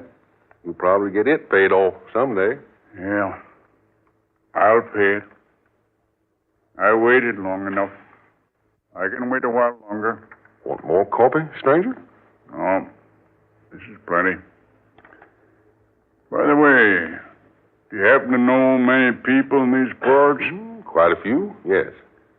Ever run on to any folks with red hair? Red hair? Yeah. Well, let me think. No, can't say as I have. Why? Oh, I'm just interested in folks with red hair. Are you? Only take rides in cars with men with red hair. Why is that? Oh, I got a pretty good reason. You see, the man I owe that debt to has red hair. Oh, has he? Brilliant red. Where are you putting up for the night? Ain't sure. Depends. Well, there's a tourist cabin about 2 miles up the turnpike. Might stop in there. Place have many customers? Yep, quite a few along this time of year. Might stop there then, have a look around. Mister, if you don't mind my saying so, you've got me puzzled. And so? Yeah, you sure have. Those clothes you're wearing. Never seen anything like them before in my life. You probably never will again. What do you mean by that? Oh, nothing especially. You're sure the mysterious one. You better have another cup of coffee. No, thanks. Well, how about a cigarette then, huh? No, I'm old-fashioned. I smoke a pipe. Well, okay. Fill her up then. Say, what kind of tobacco is that? Eh? Oh, it's King's Choice. Never heard of it. No. Reckon you never have. Something new? Older than you were. Where can you buy it? Reckon you can't anymore. Oh, quit making it, huh? About 100 years or so back.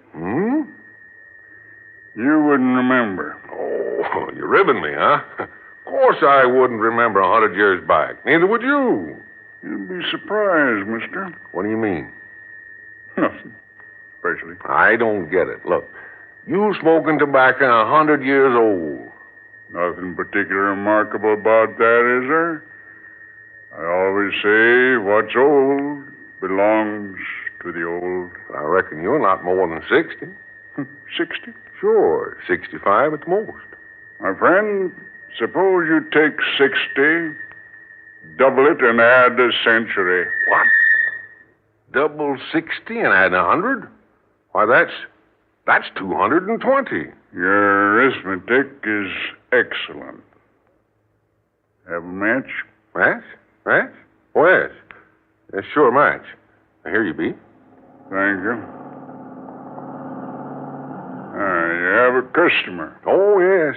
Generally, somebody stops for a few gallons of gas along about this time. Better throw away that cigarette around that gasoline. Be back a minute, old-timer. Yes, sir. A little gas? No, I'd like a little information. Well, got a lot of that, too. Can you tell me the way to Pine Knob? Pine Knob? What's that, tourist camp? No, it's a town. Pine Knob, Pennsylvania. Never heard of it. It's out this way someplace. It's supposed to be about 80 miles out of Pittsburgh in this direction. Well, see, Pittsburgh's about 78 miles back. Well, then I should be pretty close. Never heard tell of no Pine Knob. Been living here, man and boy, for 40 years. Ain't never seen nothing of the place or heard tell of it. Well, I know it's out here someplace. I've followed my directions here. I don't know whether to take that crossroad or follow the turnpike. Sorry, can't tell you, mister. Perhaps I can. Eh? Oh, you. Pine Knob, you say, mister? Yes. It's a small town somewhere in this neighborhood. Not in this neighborhood, it ain't. You don't happen to remember anything about it, do you, old-timer? That's a nice hat you're wearing. Huh? I said that's a nice hat you're wearing. Yeah, thanks. Did you ever hear of Pine Knob? Mind if I see it? See what? Your hat. Oh, forget my hat. You know anything about Pine Knob? I might. After I've seen the hat. Look here. If you know how I can get to Pine Knob, I'll... Hey, look, mister. Let him have a gander at the hat. You were the old boy. He hasn't got all his marbles. Oh, very well. Here. You can buy it in any hat shop for $10. Free initials if you want them. Yeah. Quite nice. What's that? The hat? Oh, you haven't even looked at it. No. I was admiring the gentleman's hair. What about my hair? I said it's nice. Right? Now, how about the hat back and a little information? Oh, your initials in the band. K.M. Could the last name be Minor? Yeah, that's right. Oh, you saw my driver's license on the steering post. No. How'd you know? I just hoped I was right. Oh, hang it all. Do you or don't you know how I can get to Pine Knob? Yes, I know. Will you tell me then? No, I can't do that. Why not? Because the way is seldom traveled. You'd never find it by directions. Then can you go there with me to show me the way? There's nothing I'd like better than to take you to Pine Knob. Ah. Well, now, that's more like it. I'll pay you for whatever your time's worth. I'll collect all right. But I assure you my time's of practically no value whatsoever. Come on around, get in. I'll ride in the back. No, come on in front with me. No, thank you. I prefer the back. Say, mister, you better humor the old boy as much as you can. He ain't as bright as he probably used to be. Oh, all right. All right, old-timer, hop in. Oh, thanks a lot. Oh, you're welcome. Come back and see me.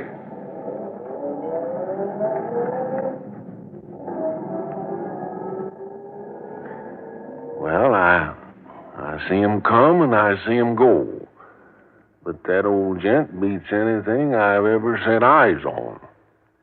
Oh, the old man dropped his bag of tobacco. Almost half full. King's Choice. The Smoker's Friend. Raymond Tobacco Company. Established 1756.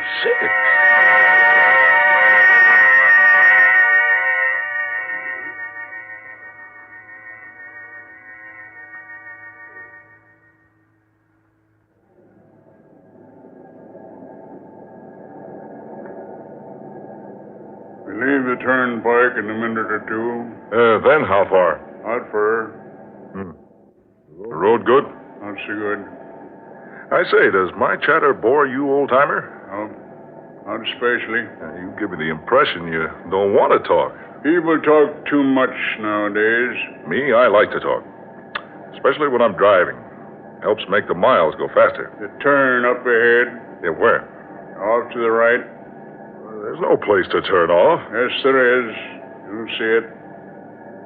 There. See? Well, yes. Well, that road, it wasn't there a moment ago. It's been there for years. It's the road to take. This isn't any ordinary road. Right. It isn't. And no automobile tracks. Never been an automobile on this road. I don't understand. You will, presently. And a stagecoach. Stagecoach? Yes. You can see the hoof marks in the soft earth. Oh, I was noticing. 6 cold black horses, the pride of Pennsylvania. What's that? Nothing important. I see. Look behind. Behind? Yes. Look, where's the turnpike? We have left it. Far behind. Oh, not far. Less than a half a mile. We should be able to see it from here. No. It's nowhere in view. And the buildings along the turnpike, where are they? All of that is past. Past? Yes. There is no turnpike. There are no buildings. Nothing but open prairie land. Trees. Hills. Tall grass. No fences. No other roads except this one. It's the only road for miles around. But where does it take us? The Pine Knob. That's where you wanted to go? Well, yes, but You asked me to show you the way to Pine Knob. This is it. Well, everything's changed so. Suddenly. Everything's different. Yes, naturally. But why? Did you ever ask yourself what time really is? Time? Yes, Mr. Miner. Time. I don't follow you. Suppose a long time ago something had happened to you. Suppose that incident was so important, so outstanding in your life, it was necessary for you to do something about it. I still don't understand. Let me put it into the present instead of the past. Suppose today something should happen to you. Suppose it is so out of the ordinary that you'd never forget it. Probably something you think needs revenge. Revenge? And suppose you decided your spirit would never rest until you'd found that revenge, even though many scores of years had passed away. I don't understand. Now, what would you do, Mr. Miner? What could you do but roam from place to place seeking that revenge? You're talking over my head. Am I? You certainly are. What I'm getting at is this. If you'd find yourself in just such a situation, time would suddenly have no meaning to you. You'd think no more about the past or the present or the future. Time would be something unknown to you. Things you call the future now wouldn't be future at all. Incidents you call past wouldn't be past. They'd be now. What you call present, all rolled up into one. That's a strange way of reasoning. Not so strange once you've experienced it. Have you ever experienced it? I assure you, yes. You mean that things that have happened in the past are actually happening now? Precisely. And things in the future are taking place now, too? Naturally. One case being possible, the other naturally follows. Oh, just some philosopher's theory. It's much more than a mere theory. Oh, you know better than that, and so do I. What's happened in the past has happened. What's going to happen certainly isn't taking place now. Possibly I'll change your mind about that before this day ends. Oh, no. Not me, mister. By the way, you haven't told me your name. Names are unimportant. Only incidents are important. Yeah. And you haven't said how you knew my name. That was quite obvious. Your red hair. The initials in your hatband. I still don't see how you There's knew. Pine Knob. Ahead. Yeah. Down in the valley. Yeah. Where did it get its name, Pine Knob? Because in the center of the town you'll find a little mound with 3 pine trees growing from it. It was under these trees that men have been trying for their lives. It's from them that men have been hanged. That's a pleasant thought. The town seems deserted. Yes, I suppose it is by now. What do you mean? You'll see. There. Stage office is over there. The stage is in. See? Across the road. Pull up here. Across from it. Yeah, right. So this is Pine Knob. I see.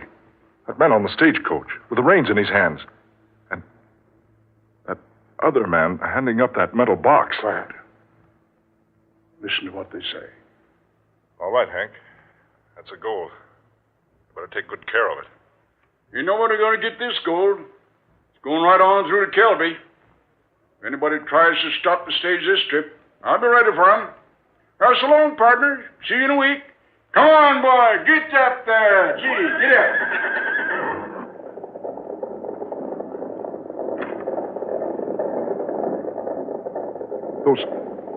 Those 2 men. The one on the stagecoach. Exactly. He looks and talks exactly like you, and the other one like me. We must follow that stage. Start the car. I don't understand all this. Start the car. Follow the stage. I'd take my oath that those 2 men are It's not time to talk. Follow the stage. Oh, what is this, a dream? No. I waited a long time for this day. What do you mean? Yes. 9 score years I waited. 9 score? More than 3 normal lifetimes. And finally the day is here. Look here. Whoever you are, would you mind telling me just what this is all about? Why are we following that stagecoach? See? It's beginning. What's beginning? Stage. See? You stopped. Yeah. Something's wrong. More than you think.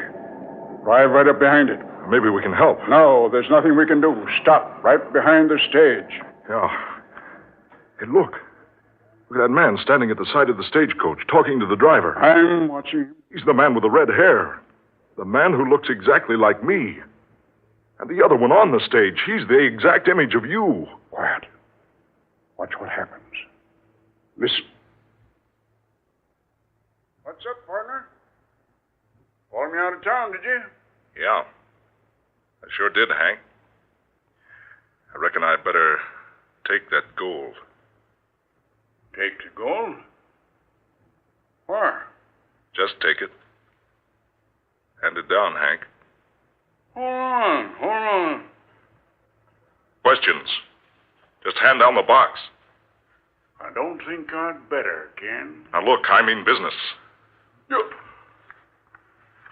drawing a gun on me, partner? I mean business, Hank. Hand down that gold. You're robbing this gold. I'm taking it and clearing out. Here tell folks is settling out west. I aim to go there. Ken, I done trusted you like a brother. I never thought the day'd come when you... Hand me down the gold, Hank. This gold's going to Kelby. It ain't going no farther than it is right now. I'm taking it with me. Put away your gun, Ken. Don't argue with me, Hank. I'll shoot you if I have to. And by Ginger, you'll have to. I ain't handing down this gold. Keep those hands on the reins. Not on your life, partner. Don't go for that gun.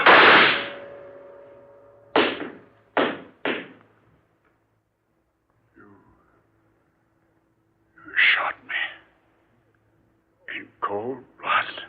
No. I didn't have a chance. You knew I didn't carry a gun. Just a rifle there on the seat. No. I didn't do that. I didn't shoot you. I wasn't going for no gun. You've murdered me. No. For heaven's sakes, this isn't real. I've never fired a gun in my life. You think it isn't real? No. Oh, it can't be. Now, you understand what I meant by no past, no future? That man on the stage, You. 180 years ago on this spot. But it can't be you. That man on the stage was shot. He fell. He's lying there on the ground now. Is he? Turn around. See for yourself. Gone. Everything's gone. Everything but you and me. I didn't kill you. That man with the red hair, the one who spoke like you, looked like you, was the first member of your family to settle in this country. He was my partner. I trusted him. He murdered me. But I didn't. Now, the debt is about to be paid. No, you can't blame me for something that happened almost 200 years ago. I've waited this long for my revenge. I won't let it pass by now. Get into the car. No, keep away. Don't come near me. Don't touch that wheel. Time has come. I'm driving now. No, I say. There's no way to escape. You can't murder me. I had nothing to do with that shooting. You can't escape. I will escape. I will. You're doomed. I knew you were some devil. You brought me here to kill me. But you can't. The road ends around the turn up there. Nothing but a 1,000-foot drop down the mountainside.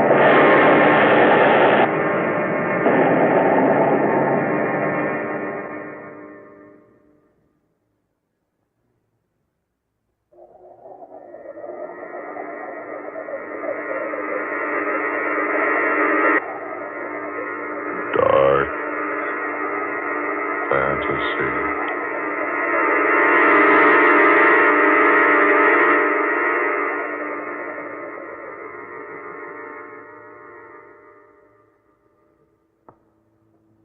Pennsylvania Turnpike.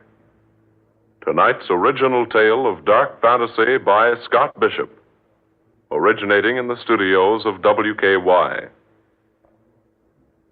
Ben Morris played Ken Miner. Fred Wayne was heard as Hank, and Muir Height was the filling station attendant. Next Friday night at this same time, listen to the 19th in this series of unusual and original tales of dark fantasy, created by Scott Bishop. Next week's story is called Convoy for Atlantis, a fantastic yarn of ships that disappear in the night, and of strange and valuable treasures which arise from the sea.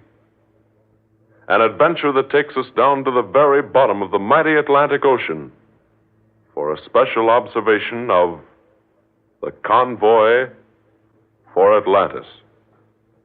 Don't miss this weird tale of an ancient race that lives again on a mighty sunken continent.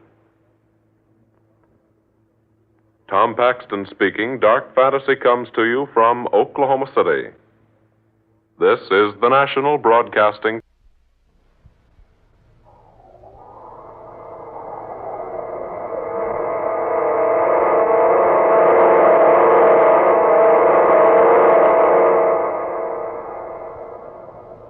Dark fantasy.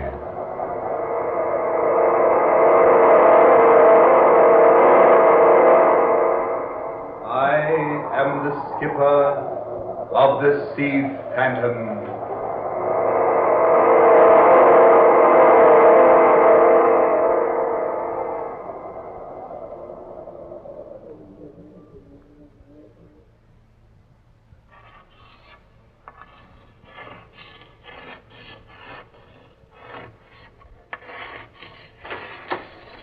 I say, sir, and what be you doing in the captain's cabin?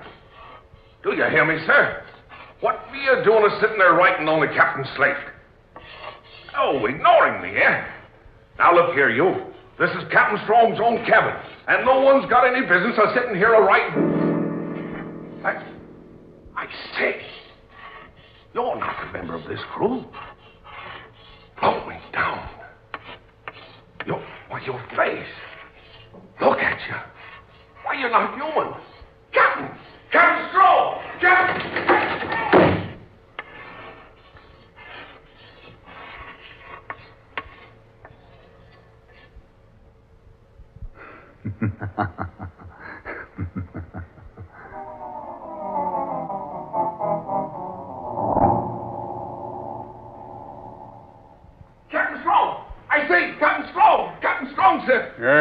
Isaac. What is it, man? What's all the rumpus? Begging your pardon, sir, but there's someone in your cabin, sir.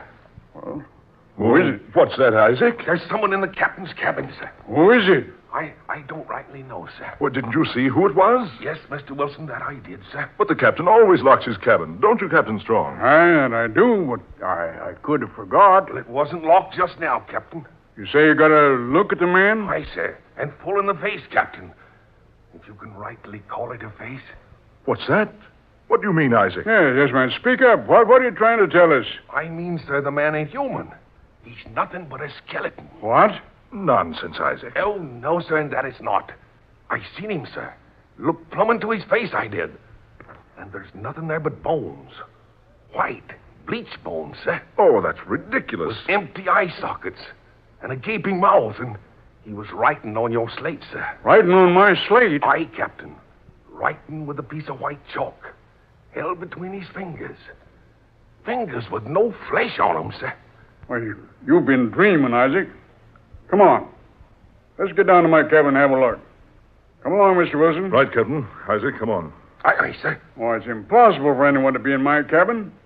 All hands are either on deck or down in the engine room. That's what I say, Captain Strong. He ain't one of the crew. He ain't rightly nobody, sir.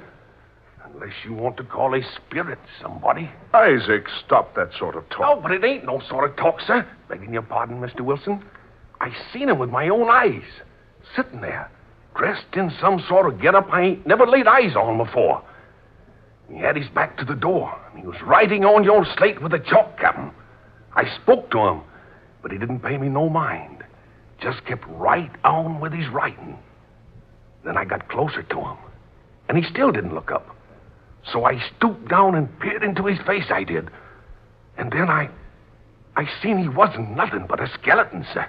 Well, if you were a drinking man, Isaac, I'd have you flogged and put in irons. I'm not so sure he hasn't been at the keg, Captain. Begging your pardon, sir. You'll see for yourself soon enough. Here's the hatch. You first, Captain.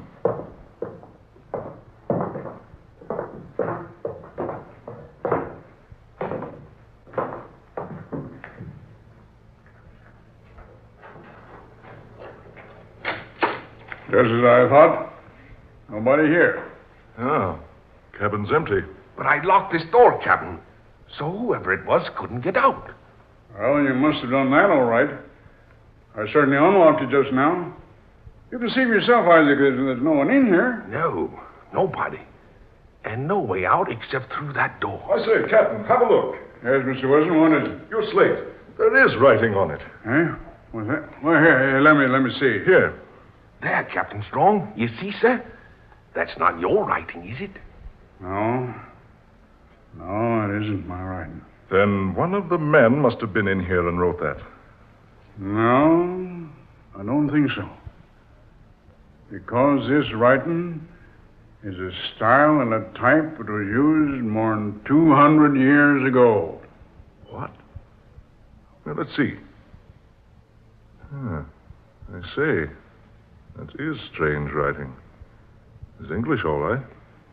Such a peculiar spelling and phrasing. Blimey, I can't read it at all. Isaac. Aye, Captain. Now, seeing this, I can't help but believe that you saw somebody sitting here in my cabin writing on my slate. But I won't be convinced that it was a skeleton. But I tell you, sir, It was your imagination, Isaac. Oh, no, sir, it wasn't no imagination. I said it was your imagination. You understand? Aye, sir. Now, I don't want you to open your mouth about this to the crew. You hear me? There's some explanation. I'm not going to have you stirring up the crew with this. They're all superstitious enough without that. Aye, sir. Those are orders, Isaac. I'll have you in irons if you breathe a word of this to the men. Aye, sir. That's all, Isaac. Aye, sir. Well, Captain Strong? What do you make of it, Wilson? Most extraordinary. I'm positive Isaac did see someone in this cabin. But surely not a fleshless creature. I don't know. Isaac is a sober, steady sort of person. But confounded man. He hasn't much imagination. Well, who ever heard of a skeleton aboard a ship, much less one that could write on a slate. Stranger things than that have happened at sea. You know that. Yeah. Yeah, that I do. But I can't convince myself that what Isaac saw was really some fleshless creature without a brain or heart or eyes. Can you make out the writing on the slate? Yeah, I think so. Says, it is not correct, the information you have about the sea phantom. Change your course 6 degrees north, northeast, to location 26 degrees, 7 minutes longitude, 18 degrees, 9 minutes latitude. Jonathan Strange. Jonathan Strange? No, it can't be. He was the famous captain of the Spanish galleon, the Sea Phantom. The one we're hoping to locate. Yeah, he was. Jonathan Strange. Dead for 224 years. Lost in a gale in 1718. Yes. But not in the position this message on the slate directs us to. No, indeed. The Sea Phantom was supposed to have foundered at 20 degrees longitude. The message says 26 degrees and 7 minutes. Yes. Could this be a trick? A trick, Captain? Someone else who's heard of the immense treasure that went down with the Sea Phantom. Someone who's trying to steer us off our course. Get to the treasure themselves. I doubt that. What do you say you doubt it, Mr. Wilson? Well, sir, we've kept the entire expedition completely secret. Not even the crew know what we're up to. We've tried to keep the entire expedition a secret. I'm positive I haven't mentioned to anyone. Nor have I, Captain Strong. When I stumbled upon the information about the Sea Phantom, I knew there was an excellent opportunity to recover almost $1 million worth of gold. And naturally, I needed a boat. You were the first one I thought of. Neither of us would have had a reason for disclosing our knowledge about the treasure. That's just it. That's why I'm so inclined to believe Isaac was telling us the truth. About the thing without flesh, writing this message? Precisely.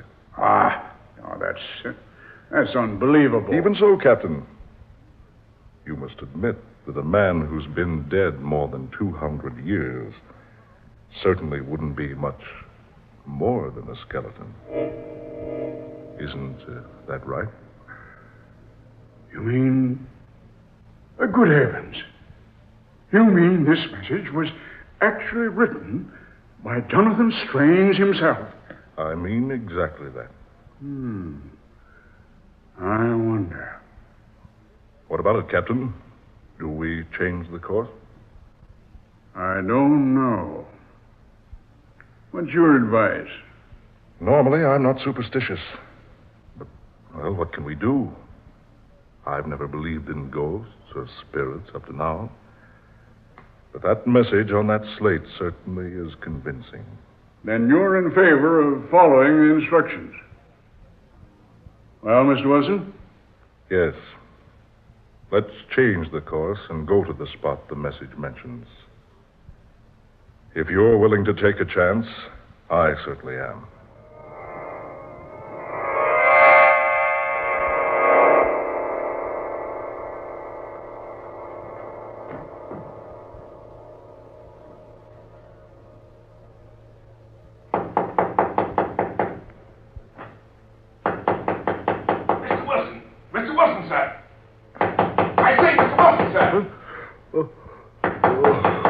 What's the matter? Who's that? Mr. Wilson. Yes, who's there?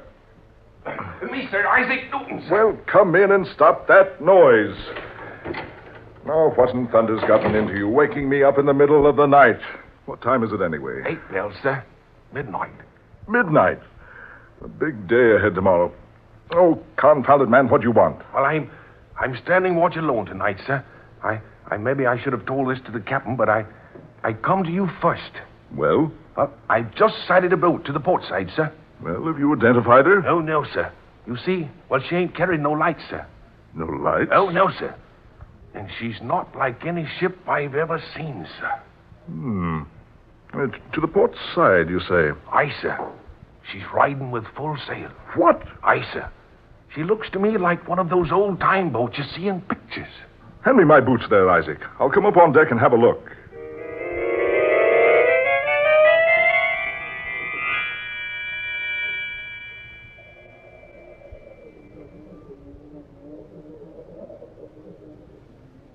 There she blows, sir. You see? Not a sign of life aboard her, sir. And the moon's full tonight. Look, man. Look. What, Mr. Wilson? That name on the bow. I can't see that far, sir. My eyes are... That name. The Sea Phantom. Sea Phantom, sir? Yes. No wonder she's carrying no lights. No wonder there's no one aboard. What do you mean, sir? Isaac, if you've never seen a ghost ship, take a look at that boat out there. Ghost ship? Yes. The Sea Phantom went down in these waters more than 200 years ago. Blow me down, sir. Are you having a joke with me, Mr. Wilson? No. No, this is no joke. That's a ghost ship, right enough. You watch. She'll be gone in a minute or two. Begging your pardon, sir. But that boat's real. Ghost ships always look real, Isaac. But look you, sir. She's close enough to see. She's within throwing distance, I do believe. Here. This belaying pin here, Mr. Wilson. I'll try to throw it aboard the Sea Phantom. Good. You watch. That pin will just go through thin air. We'll see, sir. Well, here goes. Ah. There, sir. You hear that? She is real. But that boat's so old, she should have fallen apart years ago. And besides that, she's supposed to be at the bottom of the Atlantic. She looks old enough, all right, sir. But I don't understand what you mean about her supposed to be... Isaac. Aye, sir. Lower a boat. A boat, sir? Yes, confounded a boat. Lower one at once. Are we going aboard the Sea Phantom, Mr. Wilson? I am, yes. Now lower a boat to the port side and double quick about it.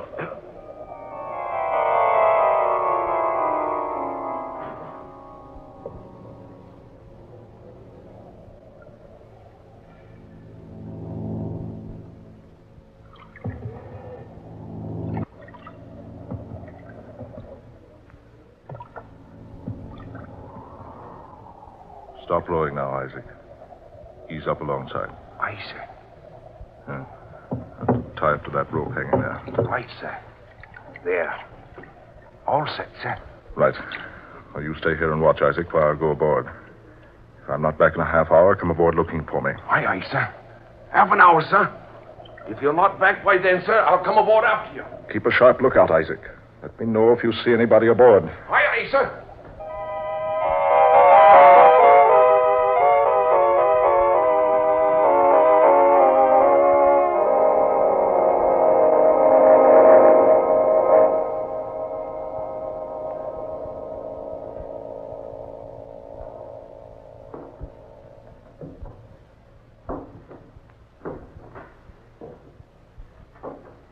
So quiet aboard.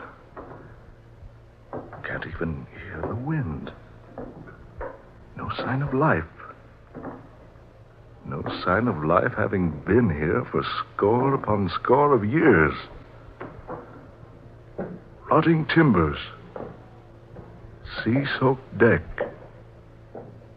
Twisted, tangled ropes. Empty kegs with rusted hoops and warped staves. Strips of time-worn sails. And canvas swaying on the masts. Everything's so quiet. Quiet as though in reverence for the dead. Here. The hatch. Captain's quarters must be down here.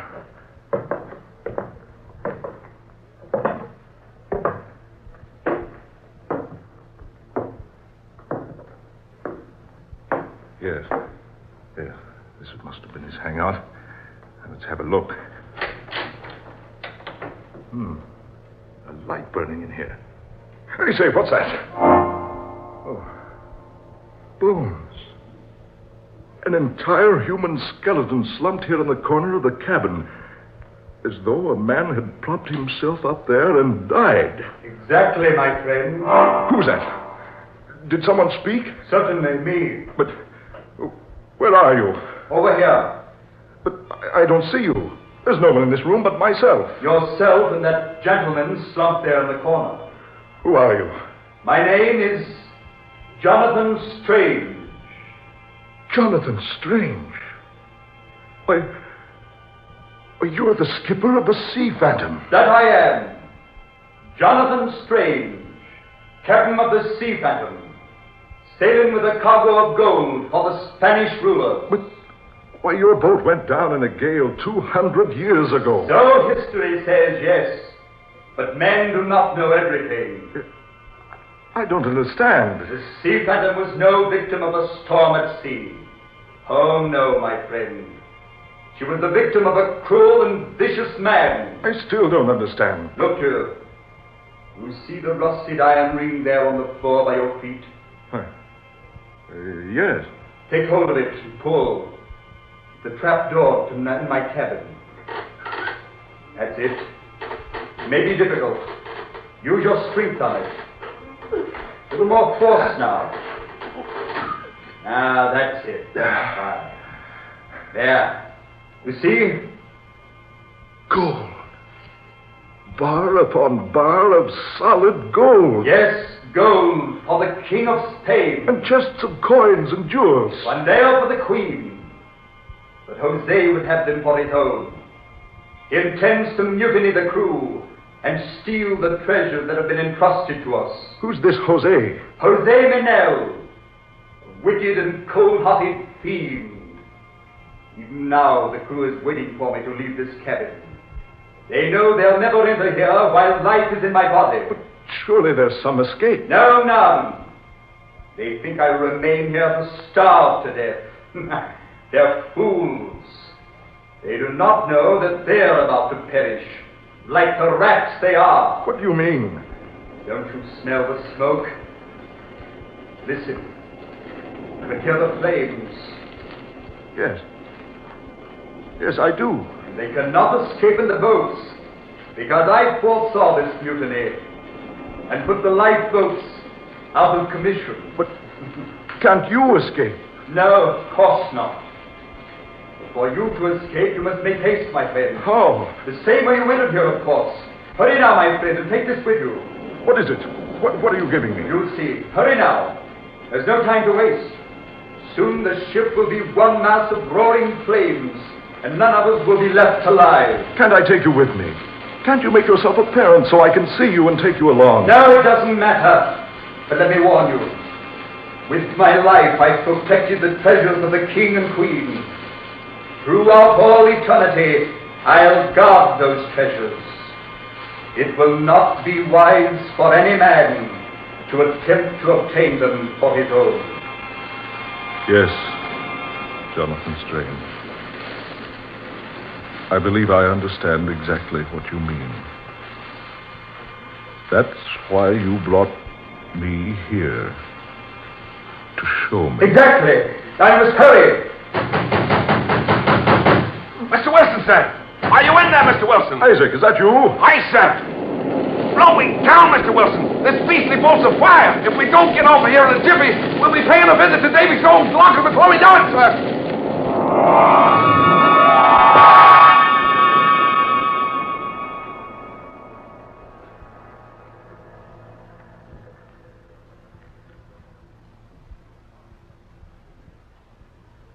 And so, Captain Strong, that's exactly what happened. And I repeat, it was no nightmare. Isaac here can vouch for that. It's the very truth, Captain Strong. Word for word. So help me heaven. And that was fair warning. And whoever attempts to get the treasures of the Sea Phantom is doomed. Aye, sir. Just as those mutineers were doomed 200 years ago, sir. It's odd. Very odd. I'm amazed you or the others of the crew weren't awakened by the sound of the fire. No? None of us heard a sound. The men don't even know about it now. I wouldn't have known about it myself if you two hadn't told me your story. If I hadn't seen those bits of charred wood floating on the surface this morning. It was a huge treasure, Captain. I saw it in its hiding place, beneath the skipper's cabin. And you got none of it? Not a single bit. Oh, wait. I almost forgot. Just before I left the boat, this thing was handed to me. Handed to you? But I thought you said there was nothing in that cabin but a pile of bones. Yes. Yes, that is right. But this seemed to come, well, almost out of nowhere. And it was placed very firmly in my hands. He sure enough had it in his hands when I broke into the cabin, sir. Let's have a look. Why, this was the ship's log. The log? Yes. The complete log of the Sea Phantom's voyage. From the date of sailing, right on up through the mutiny. Look. This writing. It's the same hand. The writing on my slate and the writing on this paper are the very same. Curve for curve, angle for angle. Here, let me see. Oh, I say, Captain. Yes, Mr. Wilson. Look here. On this last page. It reads, "Now that it has become my solemn duty to protect the treasures which have been entrusted to me, I will send the Sea Phantom to her ocean grave together with the treasure. This is my course as I see it. God assist me. Jonathan Strange, May 29th, 1718.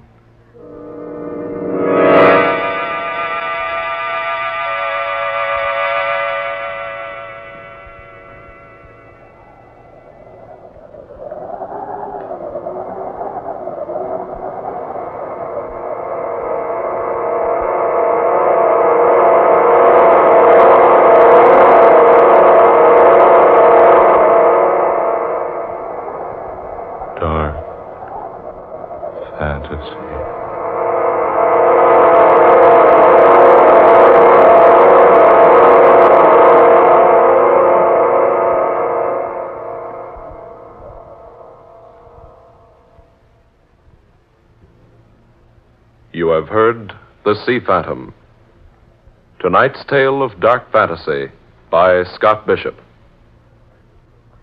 Ben Morris was heard tonight as Mr. Wilson. Fred Wayne played Captain Strong. Muir Height was Isaac, and Garland Moss was Captain Jonathan Strange, skipper of the Sea Phantom. Next Friday at this time, we'll bring you another dark fantasy drama. Being the 13th story in this series, and next Friday being Friday the 13th, Scott Bishop defies superstition utterly and completely to bring you one of his most exciting and unusual tales. Listen for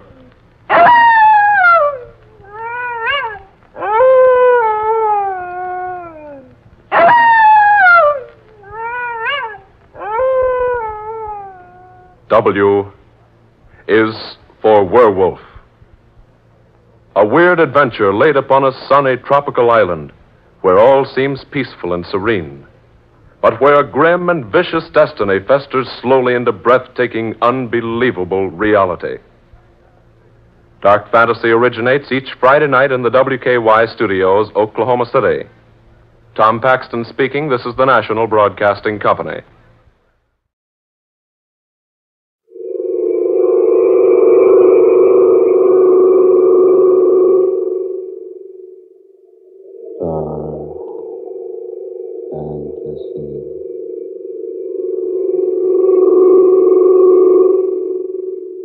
Anybody here? Richard, that high-back chair.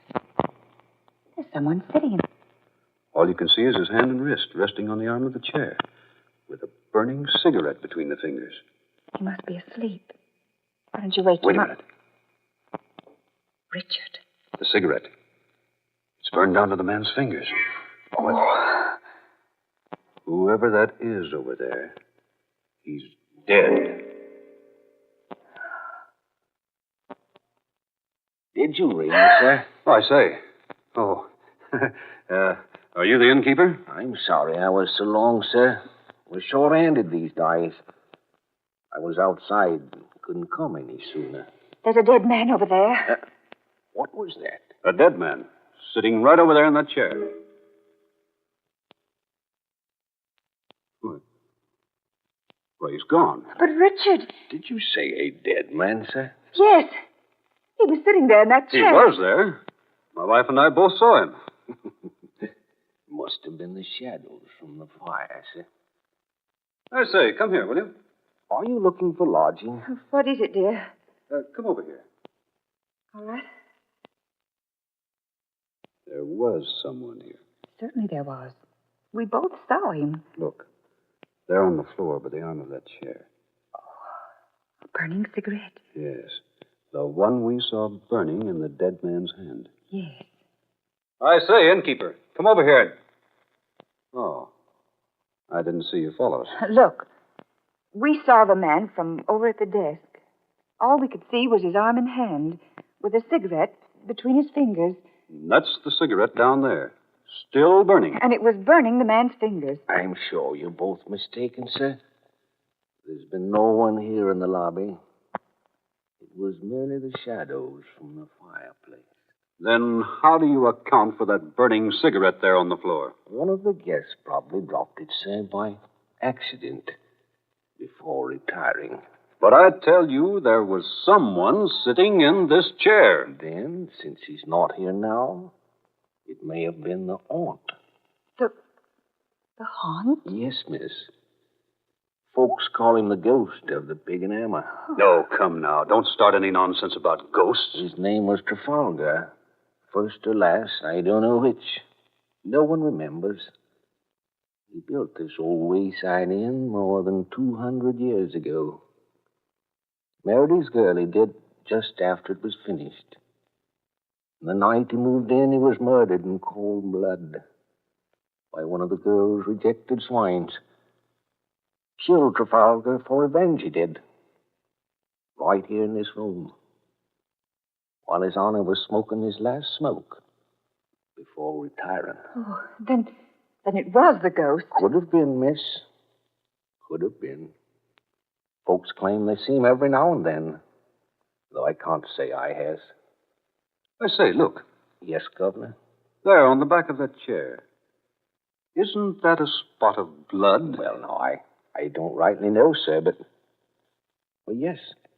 I believe you're right, Governor. Oh. The man was stabbed in the back, he was. Through the heart.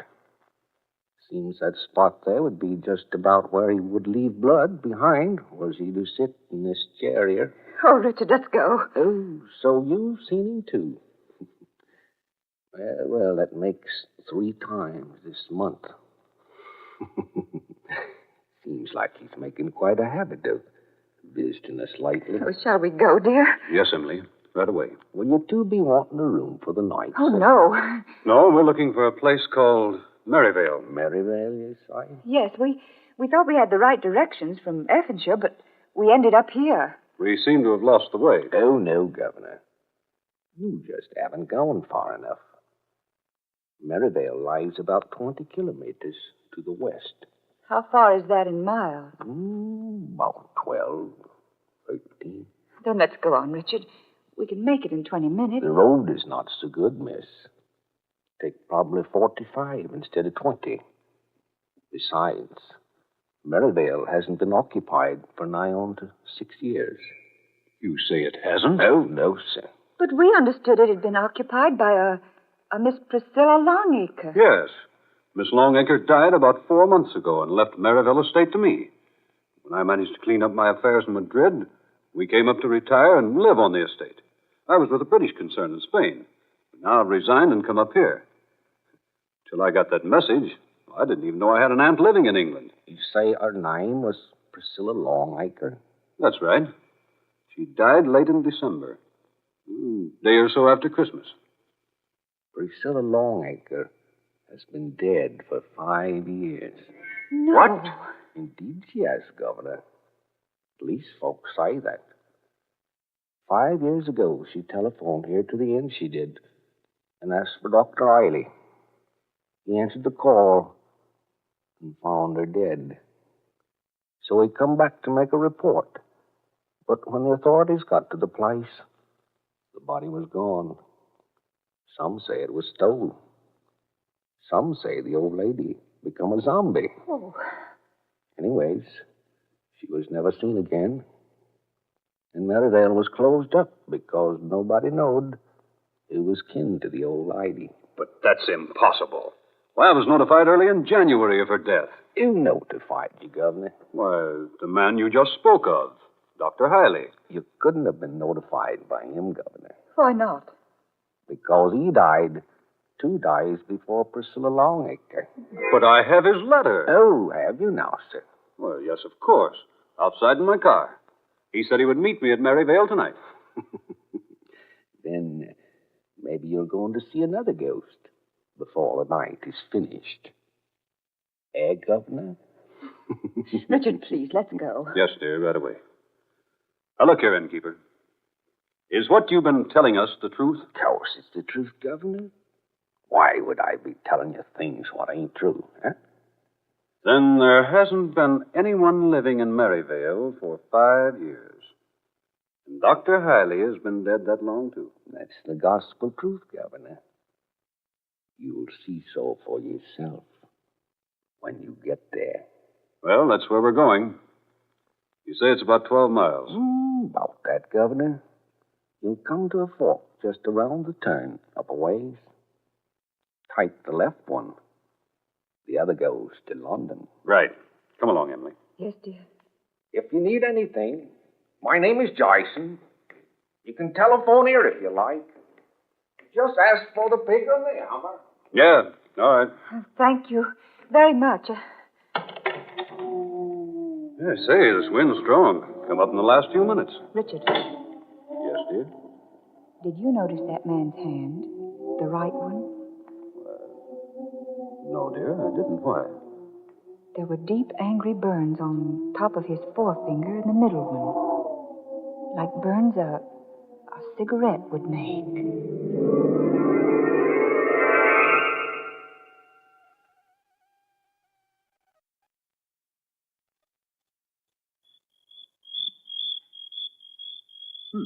Place seems deserted. Thank heaven that wind stopped. Oh, Maryvale is in a small valley.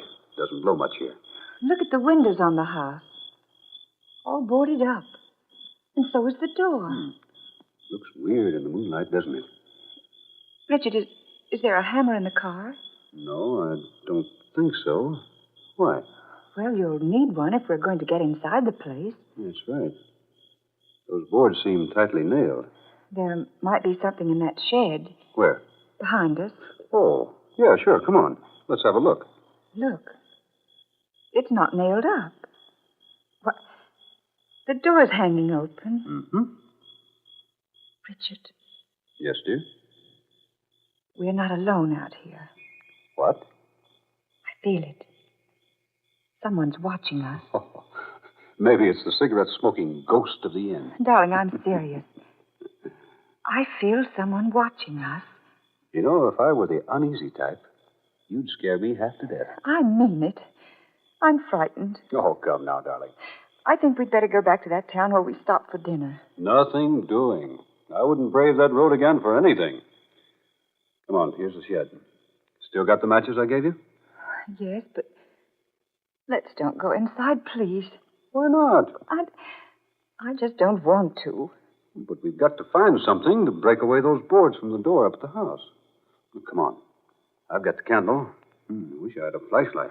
Richard, don't. It's all right, dear. How about a match? Oh, Richard. Come on. Give me a match. Oh, all right. Here. Good. There should be an old length of pipe or something in here we can use.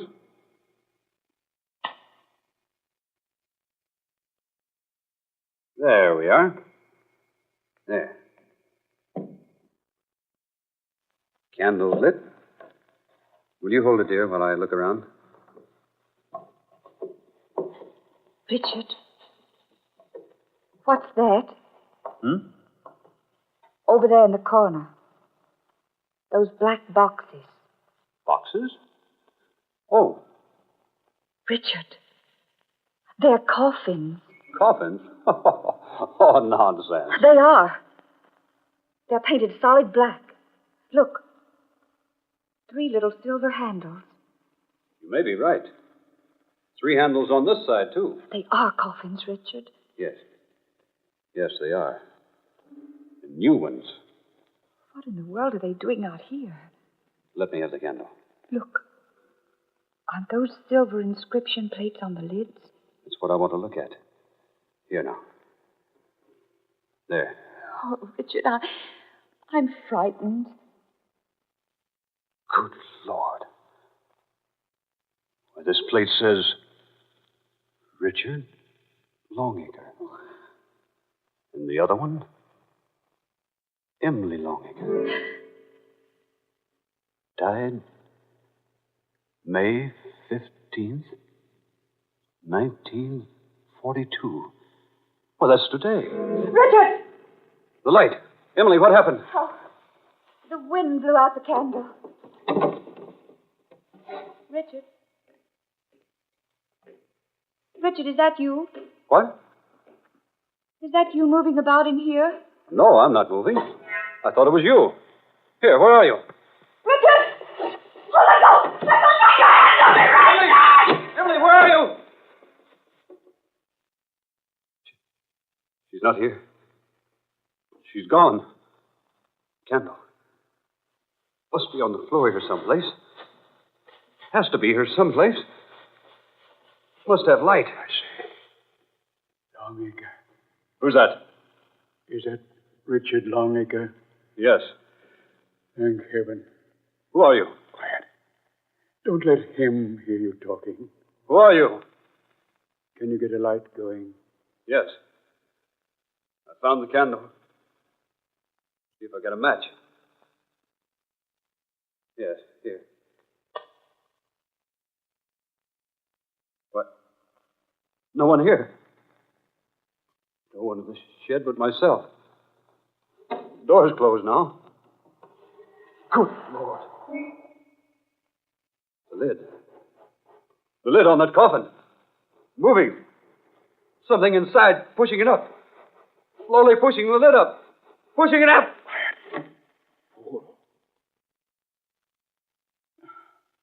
Take this confounded lid, will you? Well, don't stand there looking like a stupid country bumpkin. Take this lid so I can get out of this cursed casket. Who are you? How did you get in there? Will you take this lid, you fool? Sure. All right. There. Now, help me out. Sure. Give me your hand. Here. There. How long were you in that thing? Oh, heaven only knows. Hours before you and your wife came into the shed. My wife? Where is she? I have a pretty good idea. Where is she? I rather imagine he's got her. He? Who? Stuffy in that box. Who? Where's my wife? There, you fool. He comes back and finds me here. Who are you? Tell me what you know. My name is Warren Hiley. Hiley? Yes. Dr. Hiley. The one who sent you the notice of your aunt's death. But he said you were dead. He? The innkeeper. Oh. Jason. Yeah. That was his name. Jason. I rather imagine he would tell you I'm dead. You see, he thinks he killed me. What? Yes. 5 years ago. He lured me out here to attend to the occupant of Merivale, Priscilla Longacre. My aunt? Yes. I found the woman dying. Someone had attempted to murder her. Someone did. I couldn't save her life. The innkeeper? Exactly. He attacked me. Left me for dead. But I recovered. And I hid the body of the dead woman. Found a place to hide myself. But why? Why, what? Why did you hide out? Why didn't you return and accuse the innkeeper of murder? I had no proof. Besides, I was always devoted to Miss Longacre. I wanted to find that motive behind the crime. I did not know it would take 5 years to do so. What was the motive? It's not a novel one. Jason wants to buy Merivale because somewhere on this property are buried more than 3 tons of silver. Silver? Yes. It was brought to England from France during the Revolution. Its owners were captured and executed. The silver finally became a legend. But now, I have discovered it. Here? On this property? Indeed, yes. Would you like to see it? Now, look here. I'm not interested in silver until I find my wife. Where is she? I think I can take you to her. Well, then suppose you get about doing it. We must be most careful. Here, hold the light over here. Oh, sure. Here, help move this straw aside. Hey, careful of the flame. There. The trap door. Yes. Quiet now. Very quiet. I'm going to open it. All right. Careful now. Give me the light. You go first. All right. I'll follow. Careful. Careful at the bottom. There's a quick-lime pit just a few feet from the bottom of the ladder.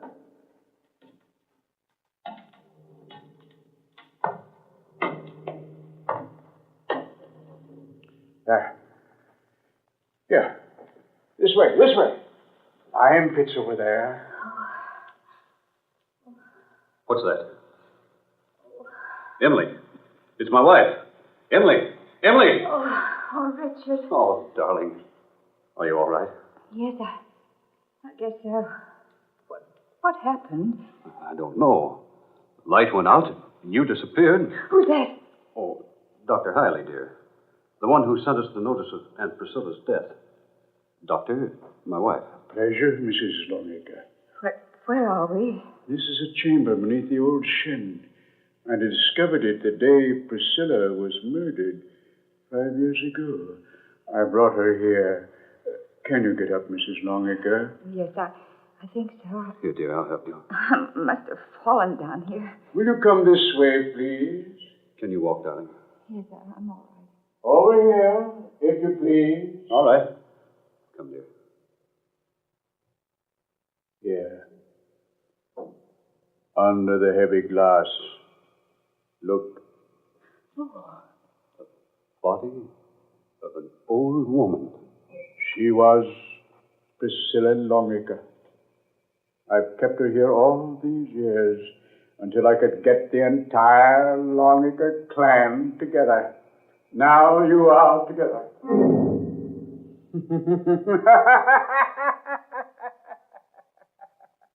I waited for this day. 5 years I waited. Richard. Look here, Dr. Hiley. Jason! Yes, Doctor? Jason. The innkeeper. Watch them closely, Jason. I'll watch them, Doctor. Richard. You, Dr. Hiley.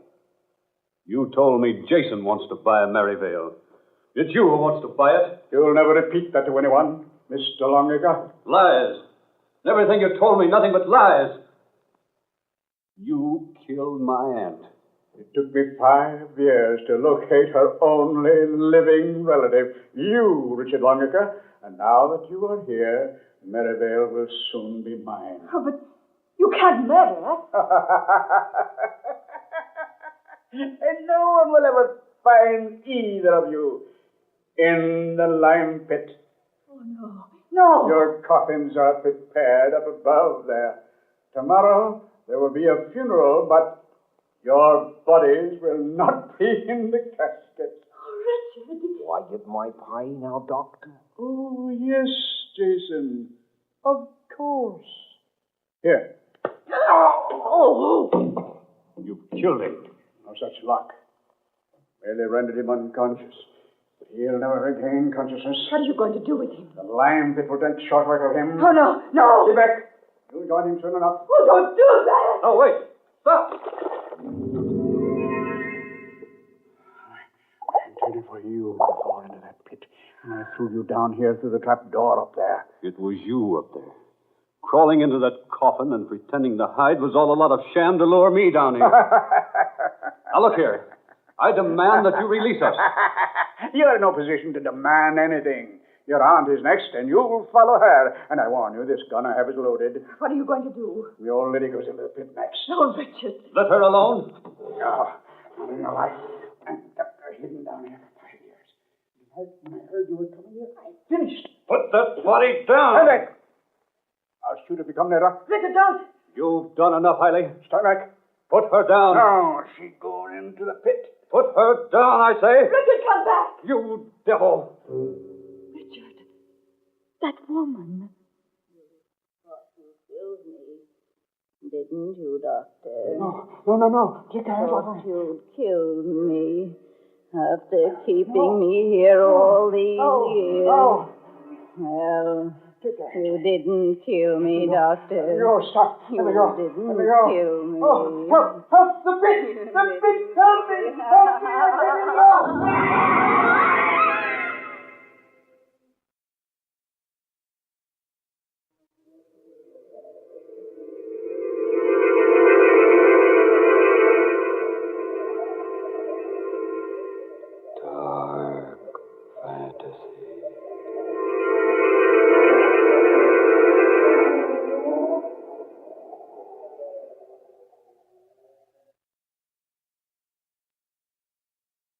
You have heard Funeral Arrangements Completed. Tonight's original tale of dark fantasy by Scott Bishop. Alf Daniels was heard as Richard Longacre. Eleanor Naylor Corrin was Emily. Fred Wayne played Dr. Hiley. Georgiana Cook was the old woman. And Muir Height was Jason. Next Friday at this time, one of the most unusual of all dark fantasy adventures.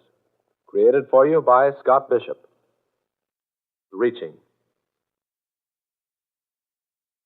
For pictures of the production Dead Hands Reaching and of the dramatic staffs of Dark Fantasy, as well as for vivid and exciting picturizations of next Friday's story, Dead Hands Reaching, we call your attention to the 2-page story appearing in the magazine Movie Radio Guide, dated tomorrow, May 16th.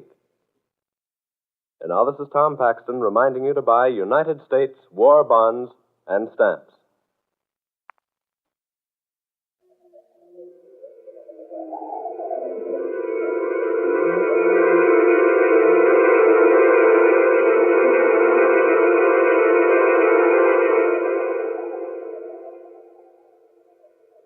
Dark Fantasy comes to you each Friday night from Oklahoma City. This is the National Broadcasting Company.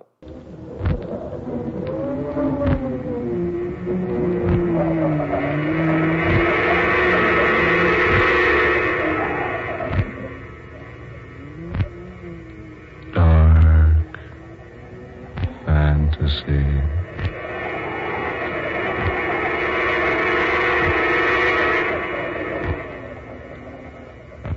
The Sleeping Dead.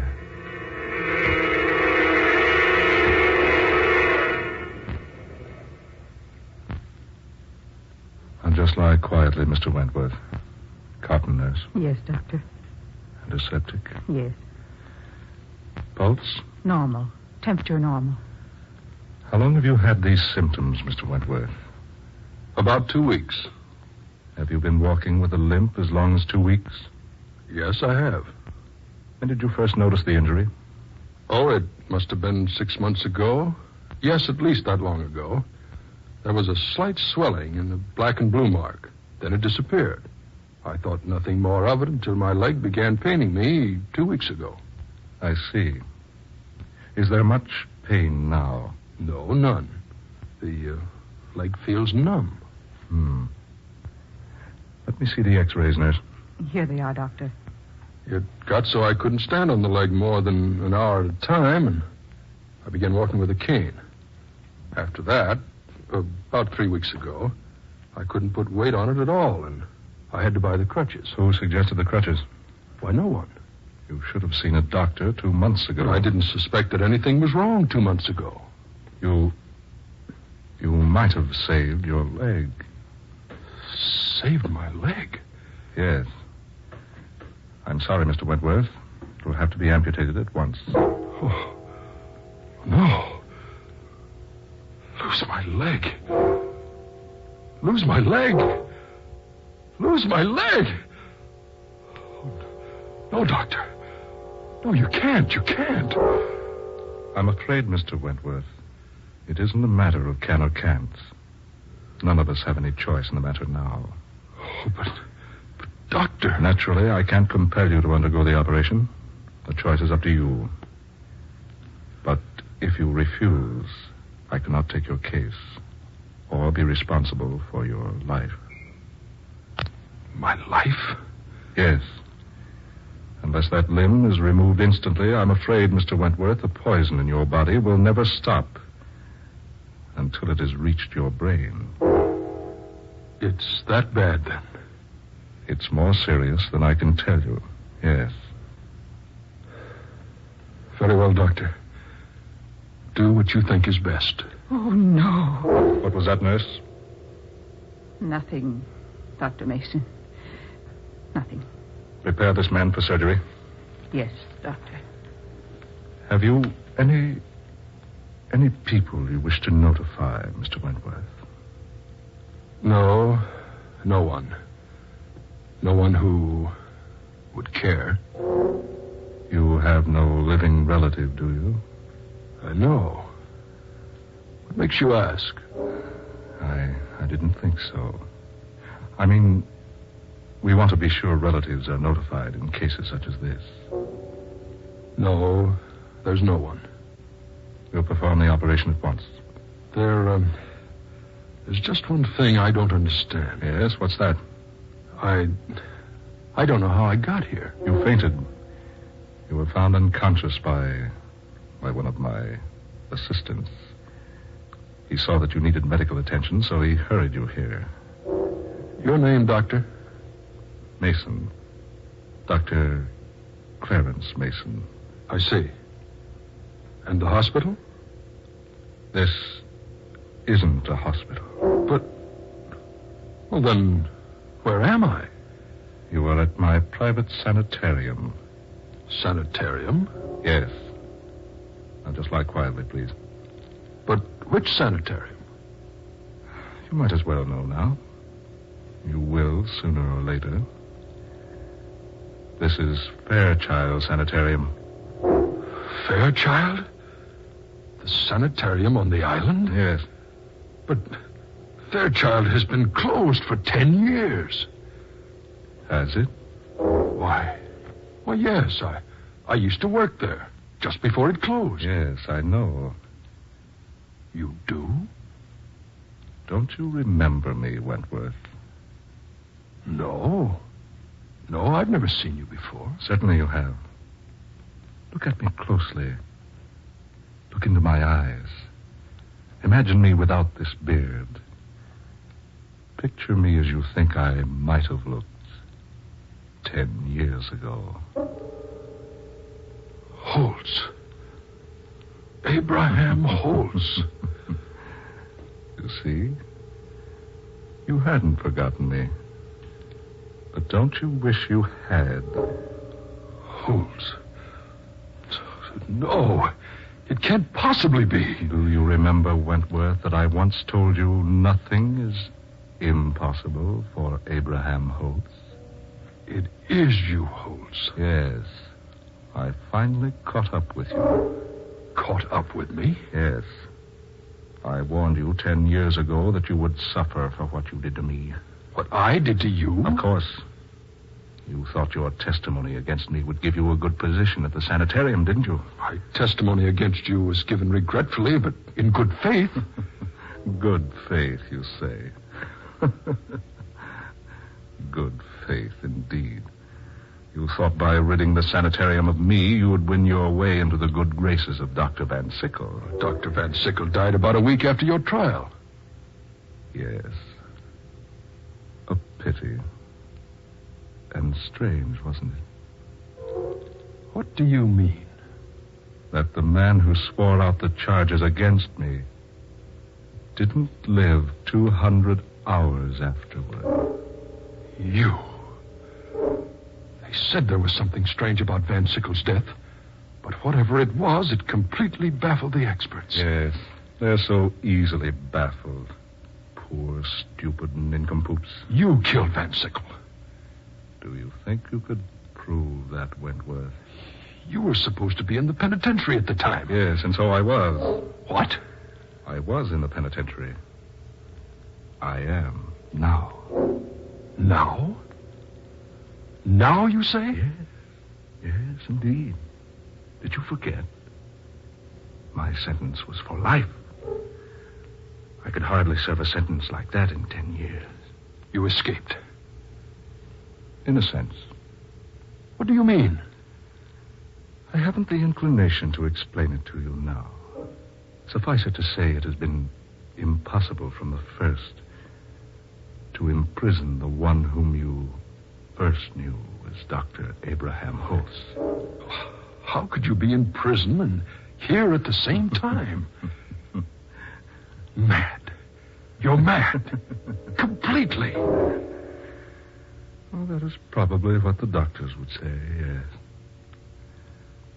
But I repeat, their plain, out-and-out stupidity is as amazing as it is alarming. I'm getting out of here. Out of here? Well, yes, of course. Go right ahead. You bet I will. I'm going to get out of here so fast Well? Something delaying you, Wentworth? My leg. I can't move it. What have you done to me? I've merely made it a little inconvenient for you to leave. You devil. I think that's what you said, Wentworth, in the courtroom when you testified against me 10 years ago. Remember? Remember what you said, Wentworth? I do. I remember quite distinctly what you said. You've asked me to testify in this court just what my reaction has been to the practices of Dr. Abraham Holtz. Well, gentlemen, when I first came to Fairchild Sanitarium, Dr. Holtz was apparently a normal, capable, practicing surgeon with a very extraordinary ability. But then he began to change. Yes, change. He ceased to be human. Yes, he became more like a devil. That's it. He became more like a devil. You remember that, don't you, Wentworth? Oh, I only said what I thought was true. You did cease to be human. You treated me and the rest of the interns like we were beasts. You were like beasts to me. Suddenly everyone became beast-like. Because suddenly I found myself in a position that put me far above every other human on earth. Made all mankind to me like beasts are to man. What do you mean? Found yourself in a position? Sometime, Wentworth. Sometime soon, perhaps. You'll know. The electric warning. Someone has just entered the front door of the sanitarium. I must leave you now, but first... What are you doing? While I am gone, you must rest. Get away. Get away. Get away. An injection of this, Wentworth, to quiet you. No. Keep away from me or I'll...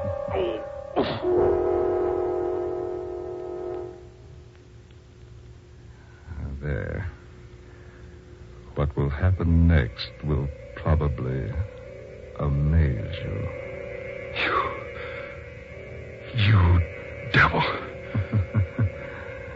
You persist in calling me that, do you?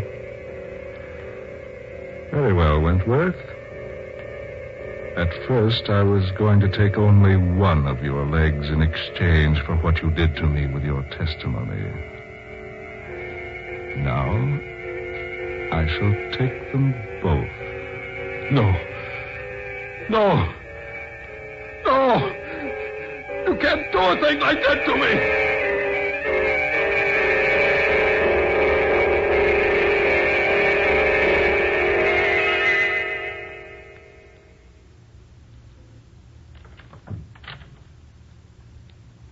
Is Dr. Mason here?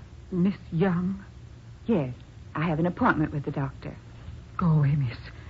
Go away. Quickly. What? Oh, please. Please, I beg you to go away before it's too late. Too late? Yes. There's nothing but trouble for you here. Trouble? What do you mean? No, I can't tell you. I can't. Just go away, Miss Young, while there's still time. Perhaps, nurse, Miss Young doesn't wish to go away. Dr. Holtz. Oh, please. Quiet. You will go take care of the patient in surgery, nurse. Yes, doctor.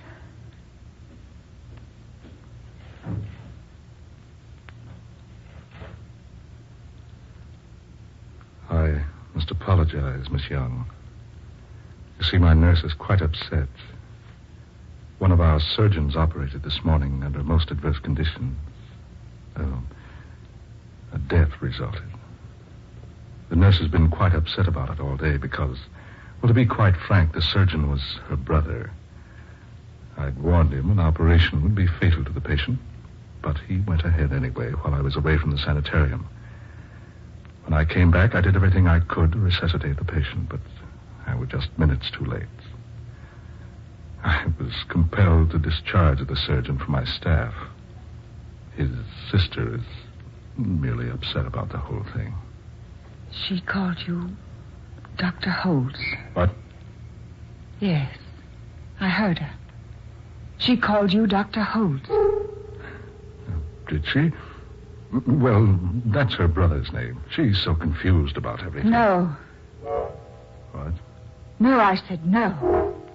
That isn't her brother's name. It's your name, Doctor. Miss Young. Yes.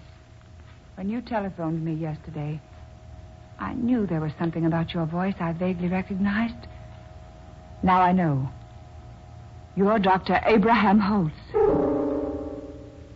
You always were a very keen and intelligent woman, Miss Young. Dr. Holtz. It's nice to see you again, Linda. You escaped from prison. In a way. You lured me here. Pretended you needed a supervisor for your sanitarium. I should have known better. Yes, Linda, perhaps you should have. What do you want? I thought perhaps we could have a good laugh together over my court trial. Laugh? Yes, just so.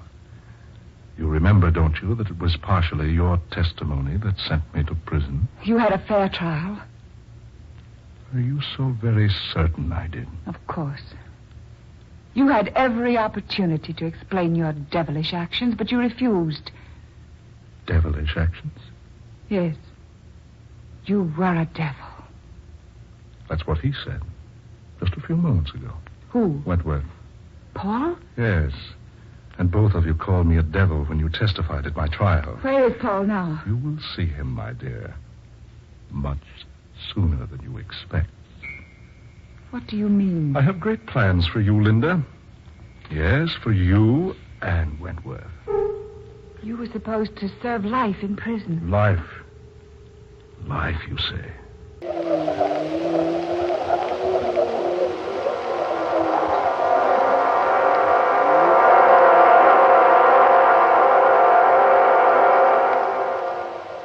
Dark fantasy.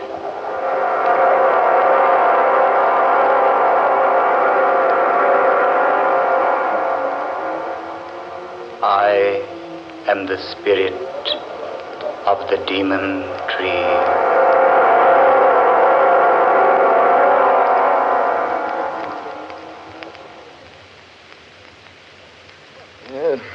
£3 on the Jack of Diamonds. You should tear your money up, Humphreys. It would last you longer. Perhaps you're right, Crane. But this way I get a sense of honest toil. I say, isn't anyone else betting? Oh, let's quit. I'm tired of losing. Oh, look here, old girl. Could I loan you a few pounds? No, thank you, Crane. I have enough to get me back to London. If we ever do get back. Now, why do you say that, Clara? It's only a matter of a stage getting through here to the resort, taking us out of this beastly place. Beastly place is right. Why people come here for a rest is more than I can determine. Honestly, I've never spent such an uncomfortable week in all my life. Well, think of me. I've been here 3. So have you, Humphreys. Oh, look here, you two. It's 3 o'clock. Now, they're expecting the stage around 8 tonight. What do you say the 3 of us go for a bit of a walk through the forest? I say, why not? Oh, here comes Danvers. Perhaps he'll join us. Anything to get away from this place. Good afternoon, Danvers. Greetings, good people. I take it you're no happier than when I left you a while ago. Oh, the place is as gloomy as a morgue. We've just agreed to take a walk in the forest back of the inn. You're invited to come along if you like. Sounds like a good enough way to pass the time. Oh, good. And we all go together. Besides, I'm quite interested in that forest out there. You remember, of course, the story the night clerk told us last evening. Yes, I don't like him. He talks through his nose. People should talk through their mouths. No. I mean, what he told us about the forest. What about the forest? I didn't hear it, Humphreys. Well, the clerk said it was a gorgeous place. Lots of beautiful foliage, vivid colors, clear water lakes. But nobody goes there. It's so beautiful. That's just it, Clara. You see, people have gone there and never come back. Rubbish. A lot of nonsense. Why, the clerk is just superstitious, that's all. I am inclined to agree with you, Danvers. Why, he even told us an absurd story about a tree out there in that forest that's supposed to strangle people. Strangle them? How? Oh, I don't know. With its branches, I suppose. Just some absurd legend that people around here like to believe. I believe it's more than just a legend, Crane. Eh? And what makes you say that, old man? Here. I talked to the clerk again later last night.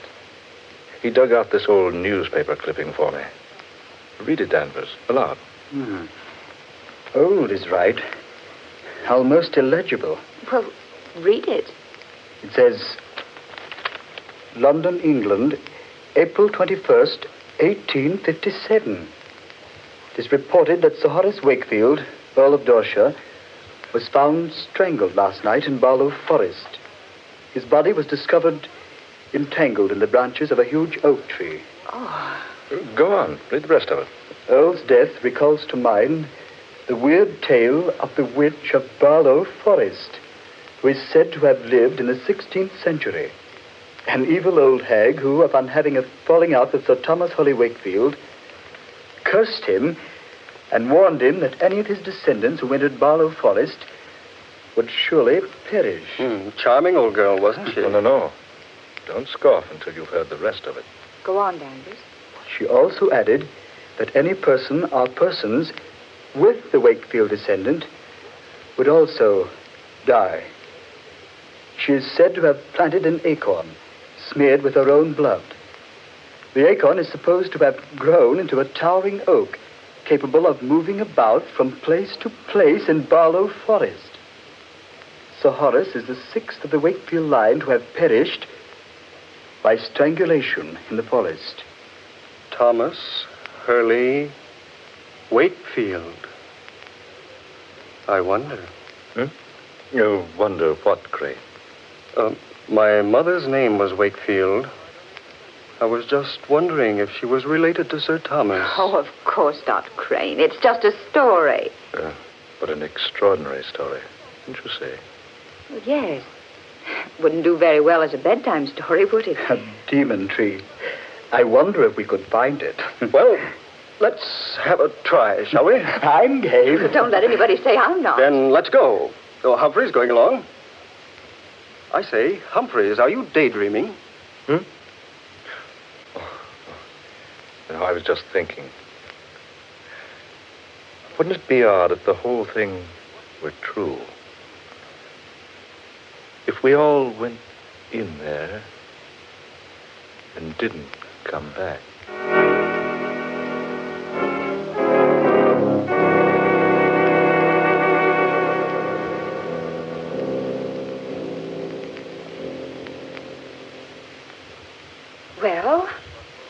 you gentlemen see any way we can get into that forest? It's as dense as Father Time's beard.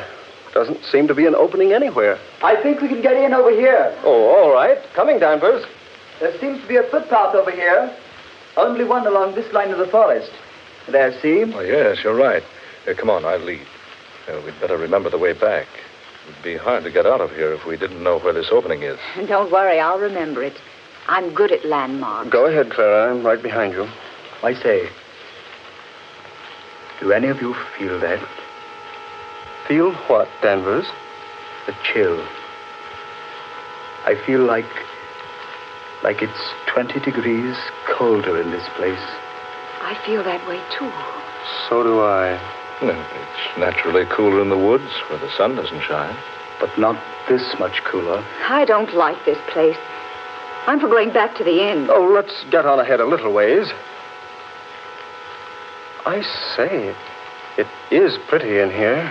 Pretty or not, it gives me the creeps. It isn't the kind of cold caused by climatic changes. What was that, Denver?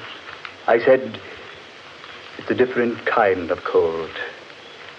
It's the kind that creeps up your spine when some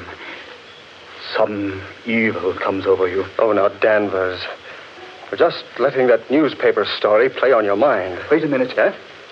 Look! That tree there in front of us. It looks like a human giant. Jove! You're right, Danvers. I could swear it moved just a moment ago. It did move. I saw it, too. That's the strangest looking tree I ever saw. Look at that bark. I wonder if... Crane! What's wrong, man? I just touched the bark of that tree and it didn't feel like bark at all. What? No, it felt like human skin. Here, let me feel it. By heaven, it's true. It does feel like skin. Warm and smooth and soft. Yes. It feels that way to me, too. Here, Humphreys, you touch it. No, thanks. Go ahead, Humphreys. Feel it. I have no desire to. You see, I'm sure you're right. What's that? I feel that this is the demon tree of Barlow Forest. Humphreys. I think we've seen enough of this place, haven't we? Let's get back to the inn. Yes, let's. All right. Come on. I say, wait a minute. Have you noticed how dark it is? All of a sudden. The sun's behind a cloud, probably. It's impossible to see the sky through this foliage. It is darker. I can hardly see where I'm walking. Are you quite sure this is the right way? I don't remember this clearing. I don't either. Wait a minute. By heaven, this isn't the way. It must be. We're on the path, aren't we? No. No, I don't think we are. It's so dark. Do any of you have a flash? I certainly don't remember this clearing. I think... What was that? What was what, Crane? You'll think this is foolish, but I swear I felt the branch of a tree brush across my face and shoulder. That's impossible. There's not a tree within 50 feet of us. But I felt it, I tell you. It rustled like a branch covered with leaves, and yet it felt warm and soft, like human flesh. Crane, are you sure? Yes, look, we're lost here. It's dark as night, right in the middle of the afternoon. And we've lost the path and that tree. Easy, Crane. Keep your head, man. I'm getting out of here. I'm not going to stay here and be murdered. Crane! Stay with us. No. I'm going to find the path and get out of here. Crane, stay here. We'll find a way back. I don't want to stay here and die. I want to get away from this place. Crane, don't be a fool. Crane!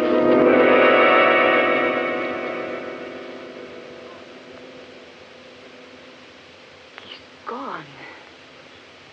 Now he is in for it. We're better off by staying together.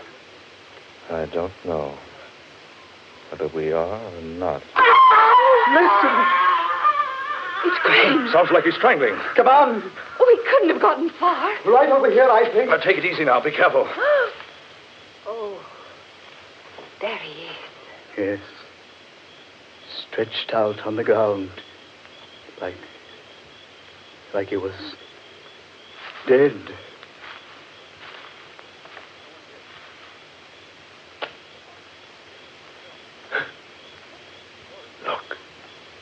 Look at him. Oh. Marks on his throat. Like hands would make. That wasn't done by hands. See? Stains on his skin.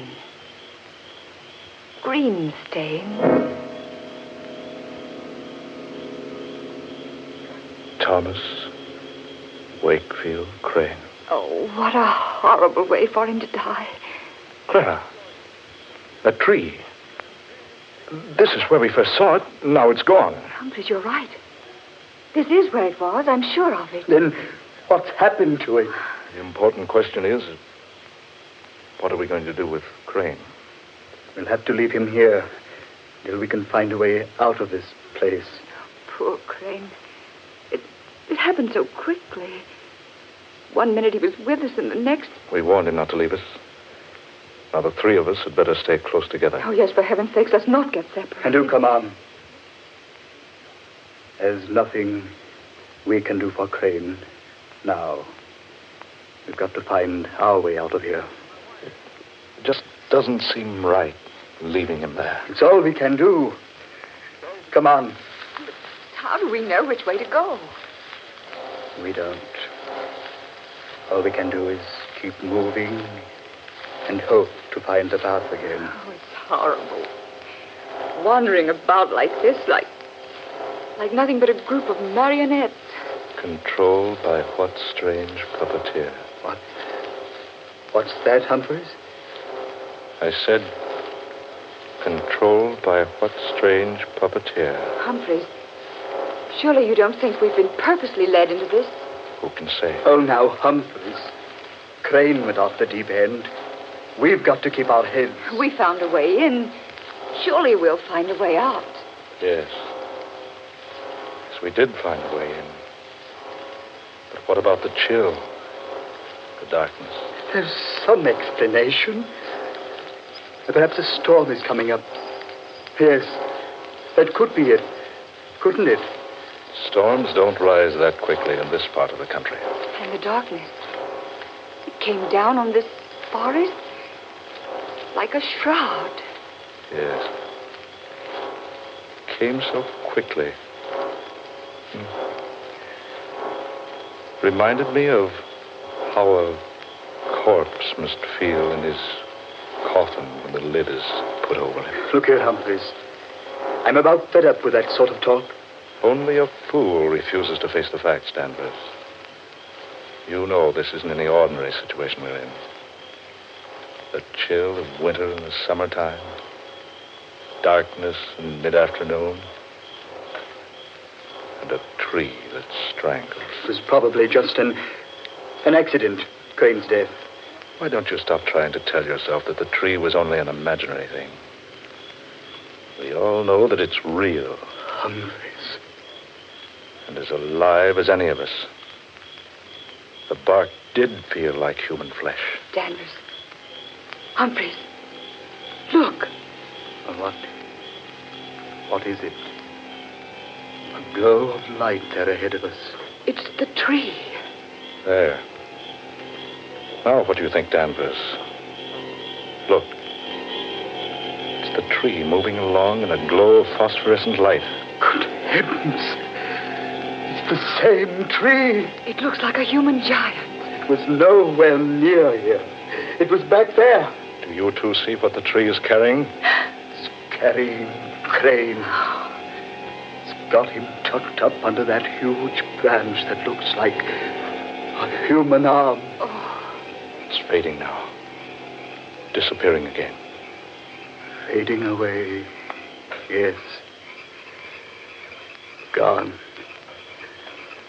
He's gone. Now do you believe, Danvers? Now do you admit that the tree is alive? What else can I believe? I don't know. Danvers, look out! He's fallen into a water pit. Oh. Help! Humphreys! It's quicksand! Humphreys, he's sinking. Help! I'm into my waist! Get me out of here! Stand still, Danvers. You'll just sink deeper. Quick! Help me out of here! Get something I can grab onto! Here, Danvers. Danvers, grab the end of that pole. Here, let me help Humphreys. Grab it, Danvers. Grab it. The pole, Danvers. Grab the end. I You are. I can't! That tree branch! It's beating me! Good Lord. Listen, Clara. A tree branch. But we can't see it. I can't get near the pole. The branch keeps beating me back. Humphreys, do something. He's up to his shoulders now. I can't make it. I can't help. Save me! Save me! No, he'll go under the quicksand and strangle. Danvers, there's nothing I can do. That tree! The demon tree! There's no escaping from it.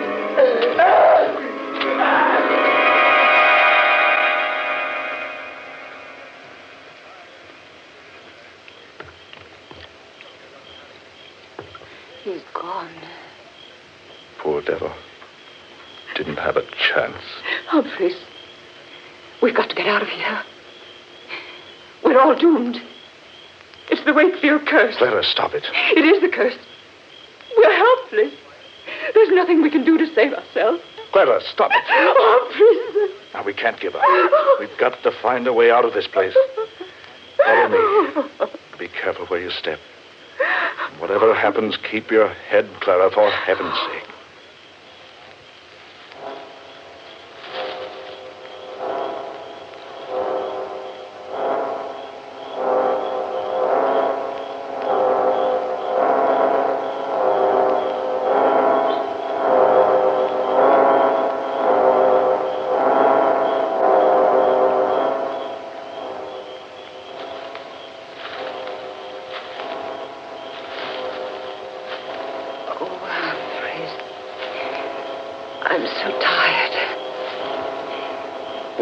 For hours.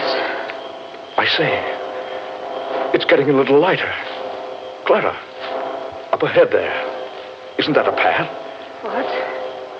Oh, you're right, Humphreys. It's the path we came in on. And look, there's an opening through the trees. Yes, I remember the landmarks. Oh, thank God for the light. Come on, Clara, out of this place. There's nothing we can do for Danvers or Crane now.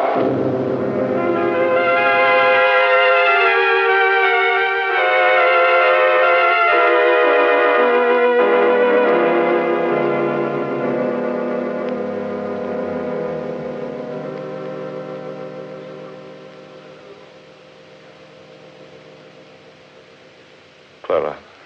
Yes? I wonder if you feel as I do. I thought we'd be safe back here in the hotel.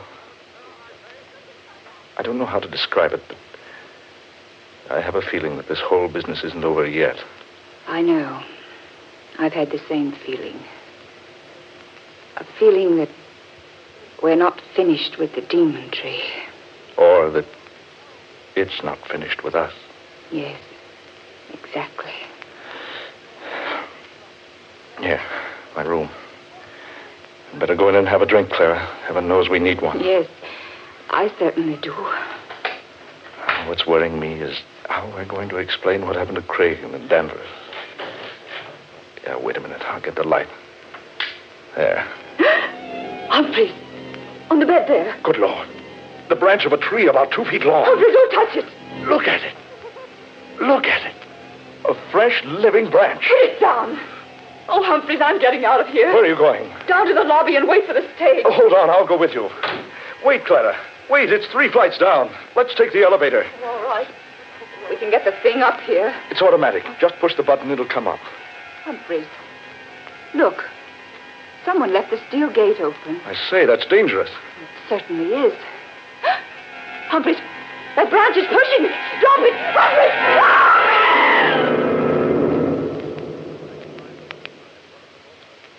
Good Lord. Clara! Clara! That branch! It pushed her down the shaft. It's after me. Get away! Get away! Help me! Help me, somebody! The tree! The demon tree! It's choking me!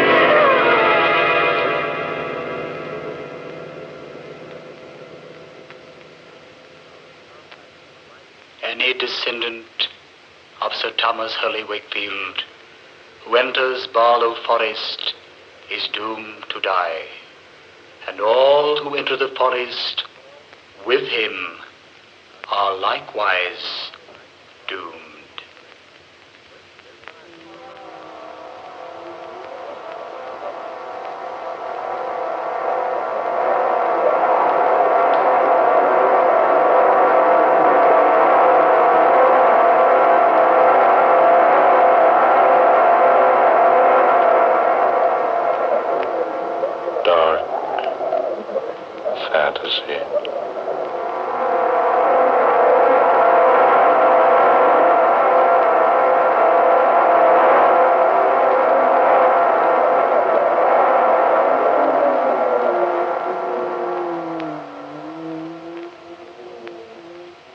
You have just heard The Demon Tree, an original tale of dark fantasy by Scott Bishop. Tonight's cast included Eleanor Naylor Corrin as Clara, Ben Morris, who was Humphreys, Garland Moss took the part of Danvers, and Murillo Schofield was heard as Crane. Next Friday night at this time, the National Broadcasting Company will bring you another unusual and fantastic adventure thriller, Men Call Me Mad, the story of another world and the people who inhabit it. An exciting and weird tale of dark fantasy created by Scott Bishop. Dark fantasy originates in the studios of station WKY Oak.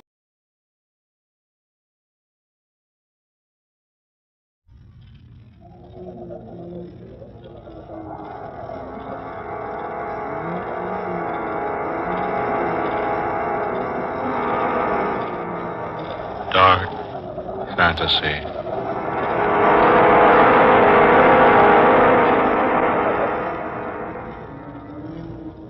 I am the man who came back.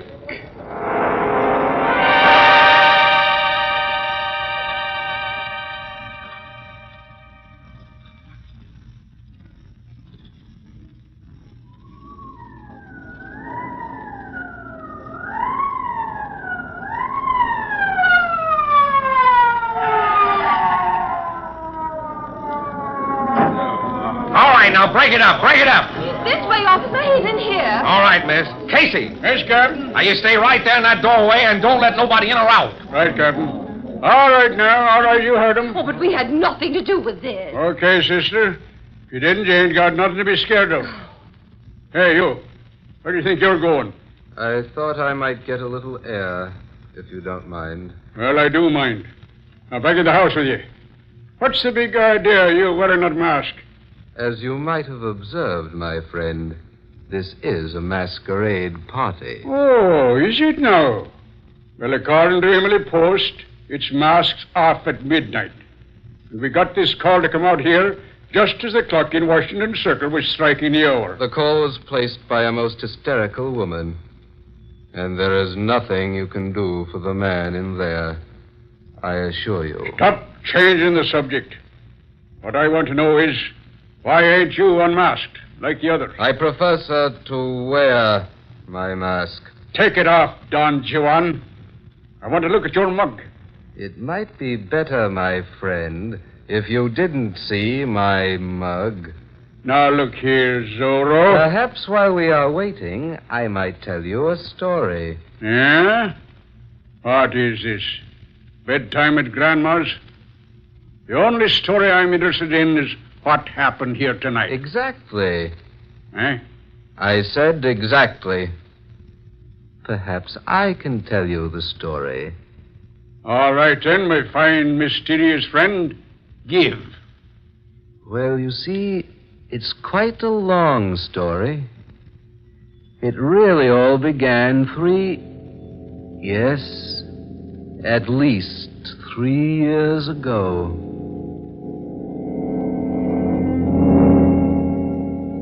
I remember that evening quite well. I let myself into Granger's apartment. It was a golden key I used. A bright golden key. And there was no one there when I arrived. So I closed the door and waited.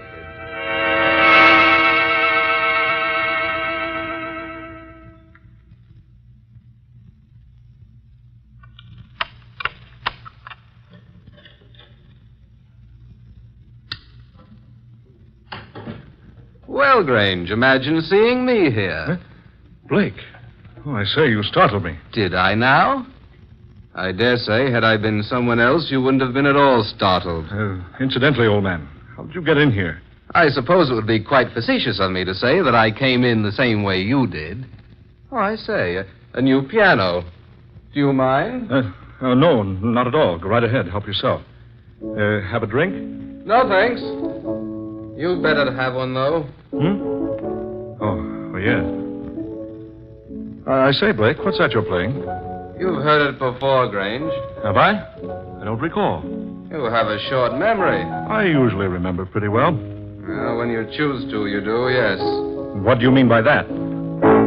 My wife has played that tune for you every night this week, and last, and the week before that.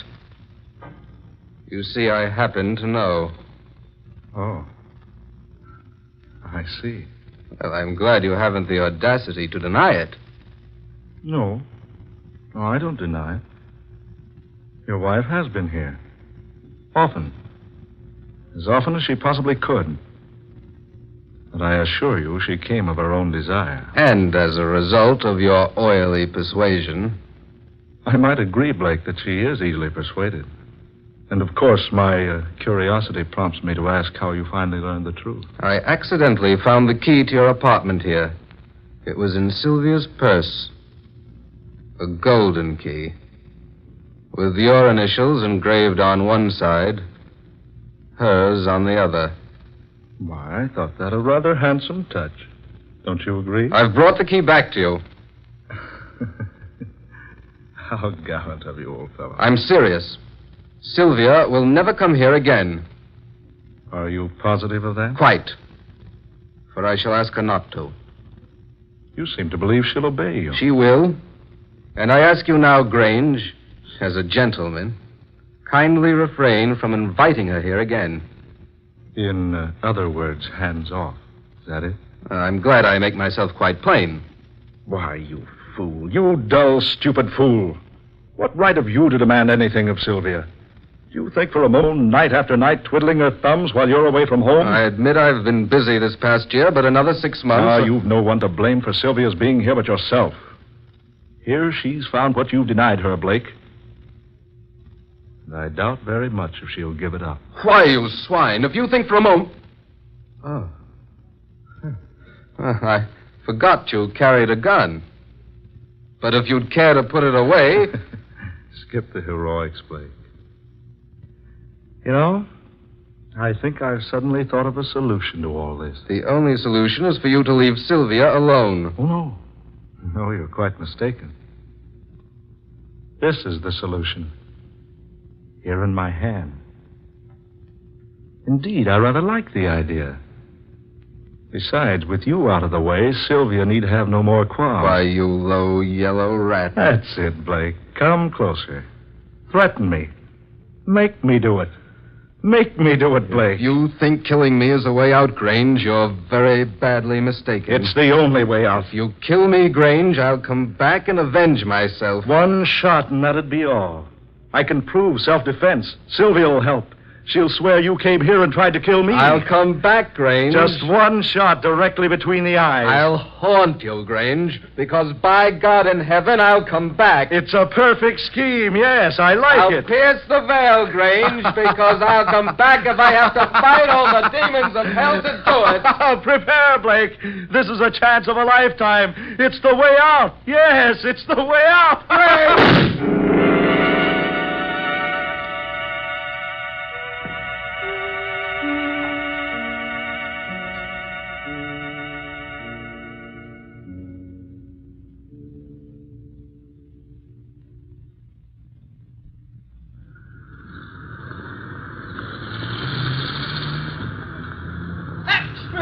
Get your extra paper. Wealthy playwright slain in millionaire's apartment. Read all about it. Here you are, Mr. Keith Grange playing self-defense and slaying a Philip Blake.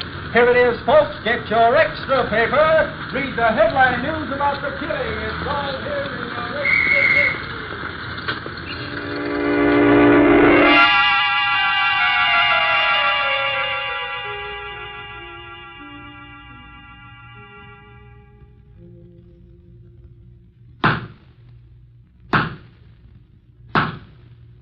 It is the judgment of this court that the defendant, Keith Grange, did shoot and kill the deceased Philip Blake on the night of April 16th, and that in so doing, he acted in a line of self-defense.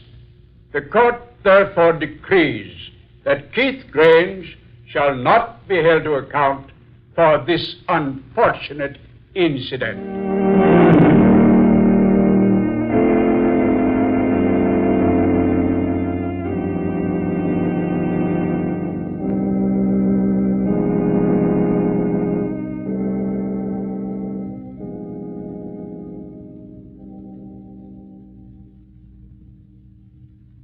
Well, my dear?